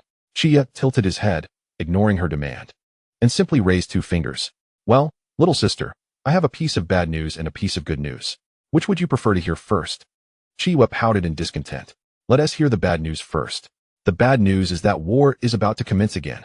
Kushina immediately sprang from her chair, exclaiming, what? Why, didn't the second war just end? Uchiha smiled at her. In this upcoming 5 Kage summit, aside from Konoha, the other 4 great nations were ambushed by the Shadow Assassin organization. All their tailed beasts were seized. Hence, the 5 nations have decided to unite and launch an attack against the Shadow Assassin organization. Conan looked at Chia and asked slowly, "What about the good news, brother?" Chia affectionately ruffled her hair. "The good news is that you all 1T have to go to war this time. Isn't that wonderful?" Upon hearing this, Conan's eyes widened as she fixed her gaze on her brother. "So, that means you're going, right?" Chia instantly felt the weight of 3 stares upon him. "I can't help it. What can I say? My strength is simply too formidable." Chia rolled her eyes at her brother, recalling the time he had returned with several wounds on his back. "I've decided. This time, I'm going to the battlefield with you. After all, I'm a medical ninja. If you get hurt, I'll be right there to heal you." Conan stood up as well. Brother. I think I've gained some self-defense skills too. Can I come with you?" Kushina also rose, declaring, "You better believe I'm going with Conan. I'm stronger now, and I can definitely help you." Chia chuckled lightly at the 3 of them. "Really? Just the 3 of you? You should stay home and be safe. Each village will be sending 500 elite ninjas. Do you truly think you can handle the battlefield? It's not a place for children to play house." Chia tilted her head thoughtfully. "I could protect you from getting hurt." Chia, upon hearing this, swiftly delivered a playful chop to her head. "Do I need you to protect me?" He then turned to Conan and Kushina, swiftly appearing behind them and placing a hand on each of their heads. "See, you can't even keep up. Stay home and be good. Besides, we leave the day after tomorrow, and I can still spend 1 more day with you." "Oh, fine. But you must promise to come back safely." Chia sighed, reaching out her right hand for a pinky promise. Chia replied nonchalantly, "Childish." Yet he extended his hand to engage in this innocent yet earnest pact. "Good night, brother. You promised to spend the whole day with us tomorrow." "I know." In the middle of the night, Chia lay in bed, bemused as he watched Kushina, clutching a pillow, standing at the side of his bed. "What are you doing? Sneaking into a boy's room in the dead of night? You're not plotting something untoward, are you?" Kushina scratched her head and, without further ado, climbed onto Chia's bed, lifting a corner of the blanket and burrowing beneath it. "Hee, I accidentally spilled my drink, and now the bed is wet. I can't sleep. Can I?" With that, she nestled entirely beneath the covers, leaving only her head exposed. "You little rascal," just as Chia was about to say more. A knocking sound echoed from the door. "Knock, knock, knock." Brother, are you asleep?" Conan's soft voice filtered through the wooden barrier. "Not yet. What is up?" "I just have something to tell you. Is it all right if I come in?" Upon hearing this, Chia quickly shoved Kushina under the covers and used a sealing technique to hide her shoes beneath the bed. "Be quiet. Don't make a sound. Softly, softly." Kushina gently nodded. "All right, Conan, you may come in." As the words left her lips, Conan opened the door and stepped inside, adorned in a pristine white dress. The hem of her garment barely brushed her knees, revealing a glimpse of her fair, slender calves. Chia felt a flutter of anxiety as he glanced at Conan, wondering what she wished to discuss at such a late hour. With her gaze fixed on her toes, Conan hesitantly spoke. Brother, what I am about to say might be somewhat excessive. Yet, I feel compelled to express it. I do not wish to harbor regrets. I was brought back by you, and without you, I might have perished from hunger. It is already a blessing that you can provide for me and teach me the ways of cultivation. Moreover, your bond with Sister Nanai is so strong. However, I have always harbored feelings for you. So, if it is permissible, after you marry Sister Nanai, could you possibly bring me along as well?" Chapter 67. Chia regarded the small figure of Conan before him, his lips twitching slightly. "Have you discussed this matter with Nanai?" Conan shook her head. "No, I haven't. I have tried to subtly hint at my feelings to Sister Nanai, but she has been entirely oblivious. I am at a loss as to how to broach the subject with her." Chia felt a pair of small hands pinching the flesh at his waist, prompting him to address Conan. "Could I take some time to ponder this matter? To be frank, I have not entertained such notions before turning 18. Disappointment flickered across Conan's face as she nodded. "Very well. If you disagree or find it burdensome, let us consider it a jest between siblings." With that, Conan dashed towards the door, flung it open, and hurried to her room, swiftly closing the door behind her. Once alone, she sank to the floor, her legs trembling. Her heart raced, as if a young deer were bounding within her chest. What had she just said? What if they could no longer maintain a good relationship in the future? Moreover, had her abrupt exit been impolite? After a moment's recovery, Conan flung herself onto her bed. "Oh, how foolish I am. Why did I run to my brother's room in the middle of the night and act so rashly?" Little did she know, the brazen Kushina was already sharing a bed with her brother. After Conan left, Chia hastily liberated Kushina from the confines of the blankets. "Are you all right? You okay, Kushina?" Kushina inhaled deeply, savoring the fresh air. Of course, I am fine. But who would have thought that Conan harbored feelings for you, you scoundrel? With that, Kushina flipped over and perched herself on Chia's abdomen. Chia glanced at the girl straddling him and replied coolly, "What do you mean by that?" Kushina chuckled. "What else could I mean? Conan is quite lovely. Marrying her would be delightful, wouldn't it? Just like my father, who has 5 wives. Even if they are no longer around." Chia chuckled. "I thought you might object." Kushina shot him a disgruntled look. "Am I truly that petty?" Chia shrugged. "Well, to be honest, I believe one should remain devoted. So, I suppose I'll marry Conan in the future then? Now, Kushina, would you kindly get off my bed?" Kushina, hearing this, seized Chia's nightshirt collar. "No, I was here first. You have already shared the bed with me. You must take responsibility." Chia shot her an exasperated glance. "To be precise, you were the one who climbed onto me. Thus, I am responsible for you." Kushina lightly patted her chest, declaring, "Let me tell you, if you ever bully me again, I shall team up with Conan against you." Humph. Chia pinched her chubby cheeks. "Conan would undoubtedly side with me and not assist you. Moreover, judging by Conan's hints, you seem rather dim-witted. You can't even grasp the subtleties." Kushina sheepishly scratched her head. "Well, you know I'm not good at interpreting these things." Chia slowly sat up, gently displacing Kushina from atop him. "Get some proper sleep and refrain from causing any trouble." Kushina nodded, settling down quietly beside Chia. After ensuring she was snugly tucked under the blankets, he too nestled into the warmth of the bedding. Suddenly, he felt a pair of arms wrap around him. "Hey, I say, scoundrel Chia, do you think this could lead to us having children?" Chia turned his head to face Kushina. "How could that be possible? Just sleep peacefully. There's no chance of that happening, so fret not. You're merely a child with an overactive imagination." Kushina nodded. "Then, scoundrel Chia, you will protect us for life, right? You will come back safe, won't you?" Chia nodded slowly. "Yes. Then you will." Kushina began, but before she could finish, the gentle rhythm of her breathing indicated she had fallen asleep. Kushina smiled softly. "Scoundrel Chia, you look inexplicably endearing when you slumber. If only you wouldn't tease me so much during waking hours." She gradually wrapped her arms around Chia's waist, resting her head against his chest. After finding a comfortable position, she too drifted off into slumber. In her dreams, Kushina revisited her childhood in the land of whirlpools, where peace and joy reigned in harmony, until the age of 6, when her homeland was destroyed. She survived that calamity, brought to Konoha by Granny Mito. Upon her arrival, she faced ridicule and bullying, despite Granny Mito's constant reassurance that she would one day gain the acceptance of those around her. Yet, everything felt alien to her in those early days. But then, 2 individuals entered her life, and gradually, more and more people filled her world. Though she may not have yet earned the recognition of the entire village, it no longer mattered. She understood now that the validation of others was insignificant compared to being with that special someone. No one can please everyone, but at the very least, one should strive to satisfy those who truly care. This was a lesson imparted to her by that very person. She felt immense happiness, genuine joy. In the early morning, Chia rose early as expected.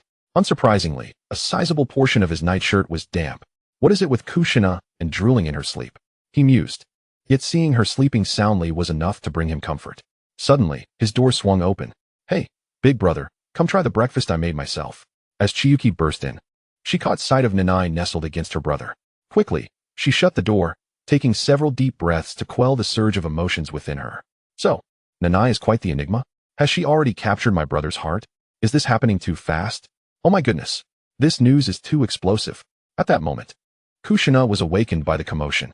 Blushing, she emerged from Chia's embrace, her once tousled red hair unkempt, as she grabbed her pillow and raced out. Upon opening the door, she encountered Chiyuki, who appeared lost in thought. Kushina gazed at Chiyuki and whispered, "You did not see anything, understand? Yeah, you must know that you are my dearest friend. Do not push me." As she spoke, several chains formed from chakra slowly emerged behind her. Chiyuki instinctively nodded in compliance.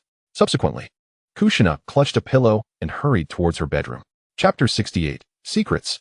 Chiyuki observed her sister's flustered dash into her room and couldn't help but feel a hint of amusement. However, on a different note, isn't it quite remarkable how swift Nana can be? Yet, that troublesome Nana, did she just threaten me? Bah. And she still dares to call herself my best friend? Does she think wealth makes her exceptional? At that moment, the door to Chia's room creaked open. Chia stepped out slowly, approached Chiyuki, and gently tapped her on the head, saying, "I've told you, you need to knock before entering someone else's room. When will you learn?" Chiyuki stuck out her tongue in playful defiance. "I will be more careful next time." But brother, you and Na didn't have anything happen last night, did you? Chia shot a glance at his sister, replying, don't overthink it. Last night, Na mentioned her bed had accidentally gotten wet. So she came to sleep with me. Chiyuki pondered, why not sleep on that large couch? Why come to you, instead of looking for me or Xiaonan? I say, that troublesome Na must have ulterior motives towards you.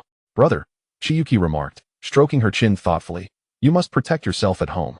After all, that fiery Na. Don't you think? But I must tell you, don't be fooled by her seemingly silly demeanor. She is rather enigmatic. Chia glanced at the red figure behind Chiyuki and quickly turned his head away. Noticing her brother's reaction, Chiyuki's eyes sparkled with curiosity. Just as she was about to inquire further, she suddenly felt a tightening grip around her throat. Yeah, what did you just say? I didn't hear you clearly. Would you like to repeat that in front of me? Chiyuki struggled to pry Kushina's arm away, but it was futile. Had she known, she should have paid more attention while learning about strength. Kushina's grip was exceptionally strong. I was just joking. Don't take it to heart, Chiyuki said awkwardly. Chia gently patted Kushina's head. All right, let go. You know this girl's mouth isn't something new to you. Kushina nodded and slowly released Chiyuki, then glared at her in indignation. How dare she spread rumors about me? Chia chuckled as he observed Chiyuki catching her breath. By the way, where's Xiaonan? Is she still asleep? Chiyuki sighed and shrugged. I'm not making anything up. Xiaonan should have woken up by now. It's quite strange. Chia cleared his throat awkwardly. Well, she might have just gone to bed late last night. Upon hearing this, Kushina raised her hand, volunteering, you all go ahead and eat. I'll go wake Xiaonan. Chia looked at Kushina with skepticism but nodded in agreement, believing that despite yesterday's minor incident, there should be no major issues. Kushina approached Xiaonan's room and gently opened the door, only to quietly close it again. She tiptoed to Xiaonan's bedside and found her soundly asleep, clutching a piece of clothing. Next to her pillow lay a small photo album. Kushina instinctively picked it up, feeling a twinge of embarrassment, but her curiosity was piqued. Just a quick glance. She reassured herself as she slowly opened the album. The first page displayed a photograph of herself, the troublesome Chia, the annoying Chiyuki, and Xiaonan taken together. A warm feeling surged within Kushina upon seeing the picture. It appeared that Xiaonan valued her presence quite significantly. However, as she continued to flip through the pages, an unsettling realization dawned on her. There was Chia, and more Chia. Xiaonan was quite the secretive one. When were these photos taken? Chia looked rather charming while sleeping. And what was this photo of him wrapped in a towel? There were also pictures of him practicing with a sword and training in ninjutsu. As Kushina flipped through, she suddenly felt the album yanked from her grasp. Xiaonan had just awakened and was taken aback to see Na grinning foolishly at her album. How embarrassing. The album had been discovered. She had forgotten to put it away after looking at it last night. Thankfully, it was only Na who stumbled upon it. Xiaonan blushed slightly. Na, you didn't see anything, right? Kushina, wearing a gentle smile, confidently replied, Xiaonan, you do have a crush on Chia, don't you? She pointed at the album in Xiaonan's embrace. Na, I'm not trying to compete with you. Kushina glanced at the panicking Xiaonan, instinctively mimicking Chia's gesture by reaching out to pat her head. It felt nice to the touch. No wonder Chia always liked it. Ahem, I digress. Xiaonan, you need not deny it. In truth, while Chia can be a bit brash, one must admit he is quite exceptional. I'm not particularly concerned about how many wives he takes in the future, as long as it isn't excessive. After all, my father married more than one. Thus, Xiaonan, I hope you will guide me in the future. We shall now be allies, Kushina said while gently embracing Xiaonan. Blushing, Xiaonan rested her chin on Nana's shoulder. But will Chia agree?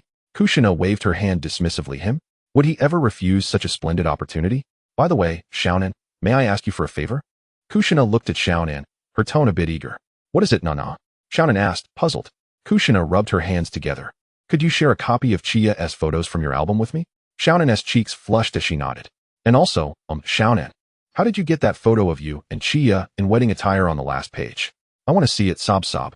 Xiaonan quickly covered Nana's mouth and glanced back at the door, ensuring no one was eavesdropping before she sighed in relief.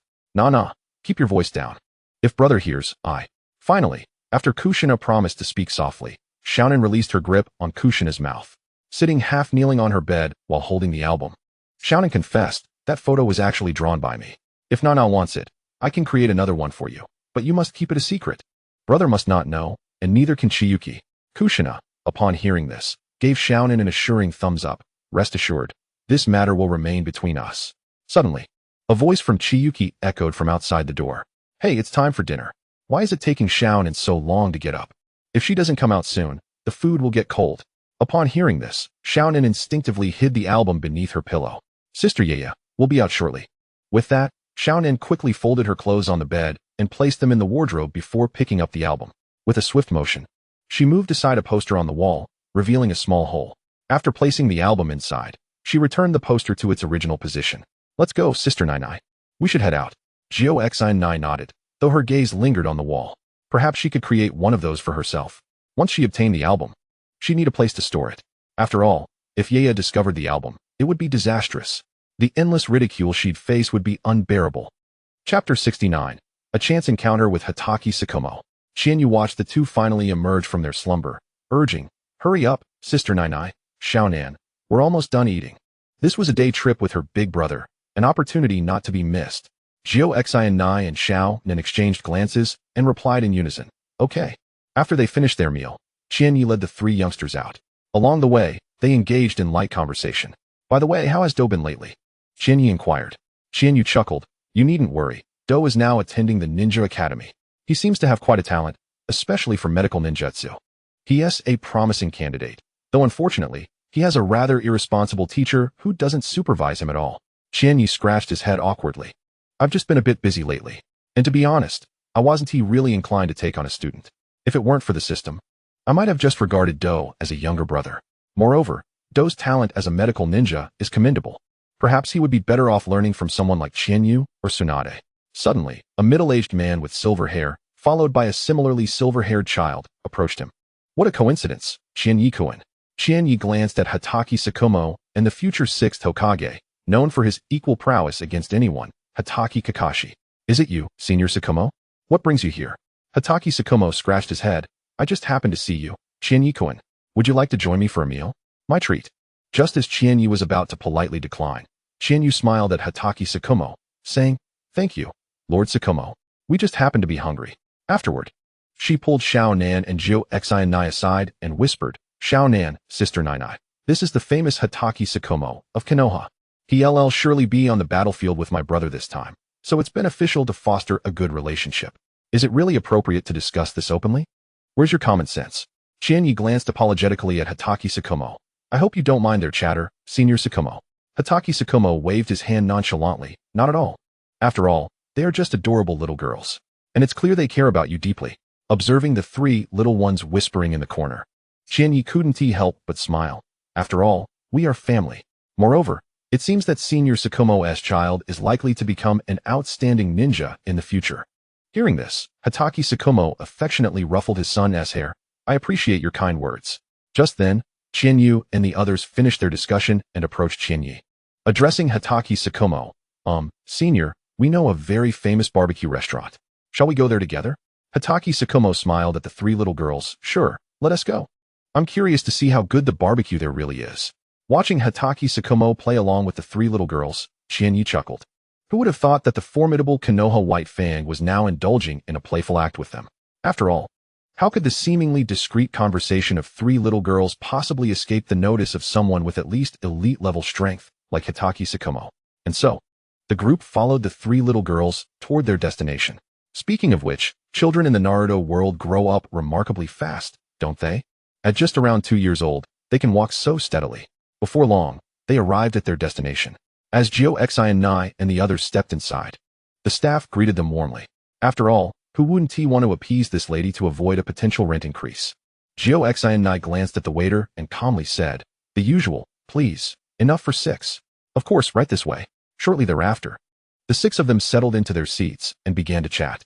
"I must ask, Senior Tsukumo, if it's not too inconvenient, is there any danger in this upcoming war?" Hatake Tsukumo took a sip of his drink, eyeing the slightly anxious Qianyi with a smile. "Well, it shouldn't be too dangerous, considering the 5 great nations are sending their elite forces." "Oh, I see." Hatake Tsukumo continued to engage the 3 little girls in their playful banter until plates of fresh meat were brought to their table. He sighed in relief upon seeing the food arrive. He never anticipated having to endure an interrogation. Suddenly, he felt a bit apprehensive about the little girls. Reflecting on it, he realized that his son's personality was indeed quite agreeable. At that moment, as they were enjoying the barbecue, Gekkō Nai picked up a small bottle of sake. Eager to taste it, Qianyi promptly tapped her on the head. exchanging the sake for juice. You're too young for alcohol. Stick to your juice. Jio displeased, accepted the juice, took a sip, and looked at Qianyi. I'm not a child anymore, you know. I just wanted to taste it. Qianyi replied with a faint smile. No means no. Can't you see I'm drinking juice too? Jio shot back. Simon, Qianyi. Are you afraid to drink? Qianyi nodded. Yes, I'm afraid. So what? Oh no. Shouldn't Qian Yi be proving her bravery by drinking and showing me that she can handle it? With a resigned sigh, Qianyi picked up an empty cup, poured some sake, and beckoned to Jio. Come here, but just so you know, it's not pleasant. Upon hearing this, Jio eagerly nodded. Got it. Got it. She then lifted the cup Qianyi had given her, took a sip, and was immediately overwhelmed by the spicy sensation filling her mouth, the warmth spreading through her belly. Water. I need water. Qianyi handed her the juice he had prepared in advance. There's no other way. Rebellious children require extra effort. It's better to suffer a little now than to face greater challenges later. After downing the juice, the intense spiciness gradually subsided. Qianyi looked at Jio, teasingly asking, was it good? Want to take another sip? Kushina hurriedly shook her head, declaring she would not drink anymore. Juice is quite sufficient. Alcohol is simply unpalatable. Chapter 70. Departure, a dull game. The following morning, Chiya rose early, utilizing the technique of invisibility. He stealthily slipped away from the Moonlight clan before dispelling the jutsu. He then set off towards the designated meeting point, with 500 individuals from one nation. The total from 5 nations amounted to 2,500. One could only wonder how long the entertainment would last. Last night, he had already acquired the Eternal Mangeko Sharingan in full payment. Of course, the cost was that he was now practically destitute. However, this was hardly a grave concern. The Shadow Assassin organization generated daily income, and with Kushina being somewhat of a wealthy lady, the family business had been flourishing recently. Thus, he had opted to pay in full. Initially, he had only intended to exchange for the Mangekyo Sharingan, but upon reflection, while the Mangekyo was splendid, nothing could compare to the allure of the Eternal Mangekyo. He had experimented, and it appeared that his Kamui space was akin to the Shadow space, albeit seemingly accessible only through his own eyes. The scenery within the Kamui space resembled that of Abido's, with nothing but earth, merely soil. Yet, he had long harbored a question. If during the Fourth Great Ninja War, Abido had entered the Kamui space with Madara's Rinnegan and simply did not emerge, would not Madara have perished? Before long, Chiya arrived at the gathering point, which was already teeming with individuals. He found a quiet corner and leaned against a tree to rest. Shortly thereafter, he lazily remarked, Orochimaru-sensei, have you finally deigned to emerge from your laboratory? How goes the experimentation? In the next moment, Orochimaru appeared beside Chiya. The experiments are progressing reasonably well, though they have been somewhat disrupted by this war. However, during my absence, you have performed admirably, Chiya? Chiya waved his hand dismissively. Please, that position is a hassle. It does not suit me at all. Orochimaru looked at his disciple and chuckled. Do you realize how many would covet that position, which I would not grant? Chiya glanced at the serpent-like figure beside him and replied, I do not possess such lofty aspirations, sensei. I have no desire to become Hokage nor to wield power. All I wish for is a peaceful life with my family. I sincerely hope you achieve your ambition, sensei, for then I would have more time to spend with them. Orochimaru regarded the youth, who stood just slightly shorter than himself, and said in a slightly hoarse tone, Family, is it? Such a humble yet grand dream. However, you do realize that your aspirations depend on me to come to fruition, yes? Chiya responded coolly, Sensei, as you put it, this is a transaction. I will assist you in becoming Hokage, and in return, you shall grant me more leisure time, barring emergencies. Quite reasonable. A faint smile crept across Orochimaru's pale face.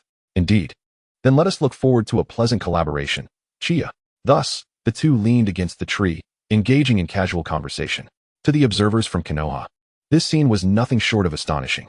For both Chiya and Orochimaru had garnered reputations as difficult individuals to approach. Yet here they were, conversing amiably. Nearby, Jiraiya watched the two and remarked to Tsunade, Do you not sense that Orochimaru seems to have changed? Tsunade ruffled her somewhat disheveled hair. Has he? It's merely an improvement in his relationship with his disciple. What's so extraordinary about that? Jiraiya retorted, Yet we have never seen Orochimaru interact this way with Kakashi. Tsunade pointed dismissively. That is hardly comparable. One is a disciple taken in for talent, while the other was simply a favor I granted. They are not the same. Before Jiraiya could respond, a mournful voice interjected, Sister, could you refrain from speaking ill of me in my presence? Moreover, my teacher and brother have not seen each other in ages. Is it not normal for them to catch up? Besides, Orochimaru-sensei has always treated me quite well. Tsunade shot a somewhat awkward glance at the nearby Shinjuro. But, sister, is it not typical to chide one's younger brother? Shortly after, Sarutobi Hiruzen appeared, clad in combat attire. Addressing the assembled group. All right, everyone is here. Let us prepare to set forth. With that, Sarutobi led the elite of Konoha towards the land of rain. Not only the Hokage, but the leaders of other nations had also mobilized. This demonstrated the trepidation the 5 great nations held towards the Shadow Assassin organization. However, it was notable that Uchiha clan members constituted 1/10 of the total number, 50 individuals. This did not even account for the Uchiha members from the temporary 3rd Umbu squad he was leading. Moreover, both Uchiha Shizuka and Uchiha Fuyu were among the ranks. Deploying 2 at once, what was the intention? Surely they did not intend to recklessly confront the Shadow Assassin organization? That would be preposterous. For would they not forfeit their precious potions? Thus, Chiya followed Orochimaru, leading the 3rd Umbu squad towards the direction of Amagekure. Feeling somewhat bored, Chiya stifled a yawn. What a nuisance. I could easily teleport with Flying Thunder God, yet here I am, trudging along. His gaze inadvertently drifted to Shinjuro at his side, the true prince of Konoha. He mused to himself, if only I could capture Shinjuro this time and persuade Tsunade to sell off the family business to acquire him, I could make quite a fortune. After all, it is likely he would squander the family wealth in the future, so why not reap the benefits now? The more he contemplated, the more feasible it seemed. Alas, my dear disciple, it seems you shall have to endure this. As a token of gratitude, your elder brother shall ensure you live to a ripe old age. A day later, Sarutobi led the group to the border of the Land of Rain, where they set up camp. He instructed everyone to rest before designating several for patrol duty. Gazing at the map, Sarutobi furrowed his brow. These rogues are merely biding their time, waiting for someone else to make the first move. Very well, let us see who can outlast whom. At that moment, after setting up his tent, Chiya reclined quietly within, pulling out the rice balls he had prepared in advance. Alas, poor Orochimaru-sensei, having trekked all day only to be summoned for a meeting. Just then, a melodious voice interrupted. Captain, may I come in? Chiya replied nonchalantly, certainly. A young Uchiha girl entered, approaching Chiya and extending her small hand. Chiya, somewhat resigned, pretended to retrieve a rice ball from a scroll and handed it to Mikoto. It seems she has learned the skill of boldness from Yaya and Nanana. She was so shy at first,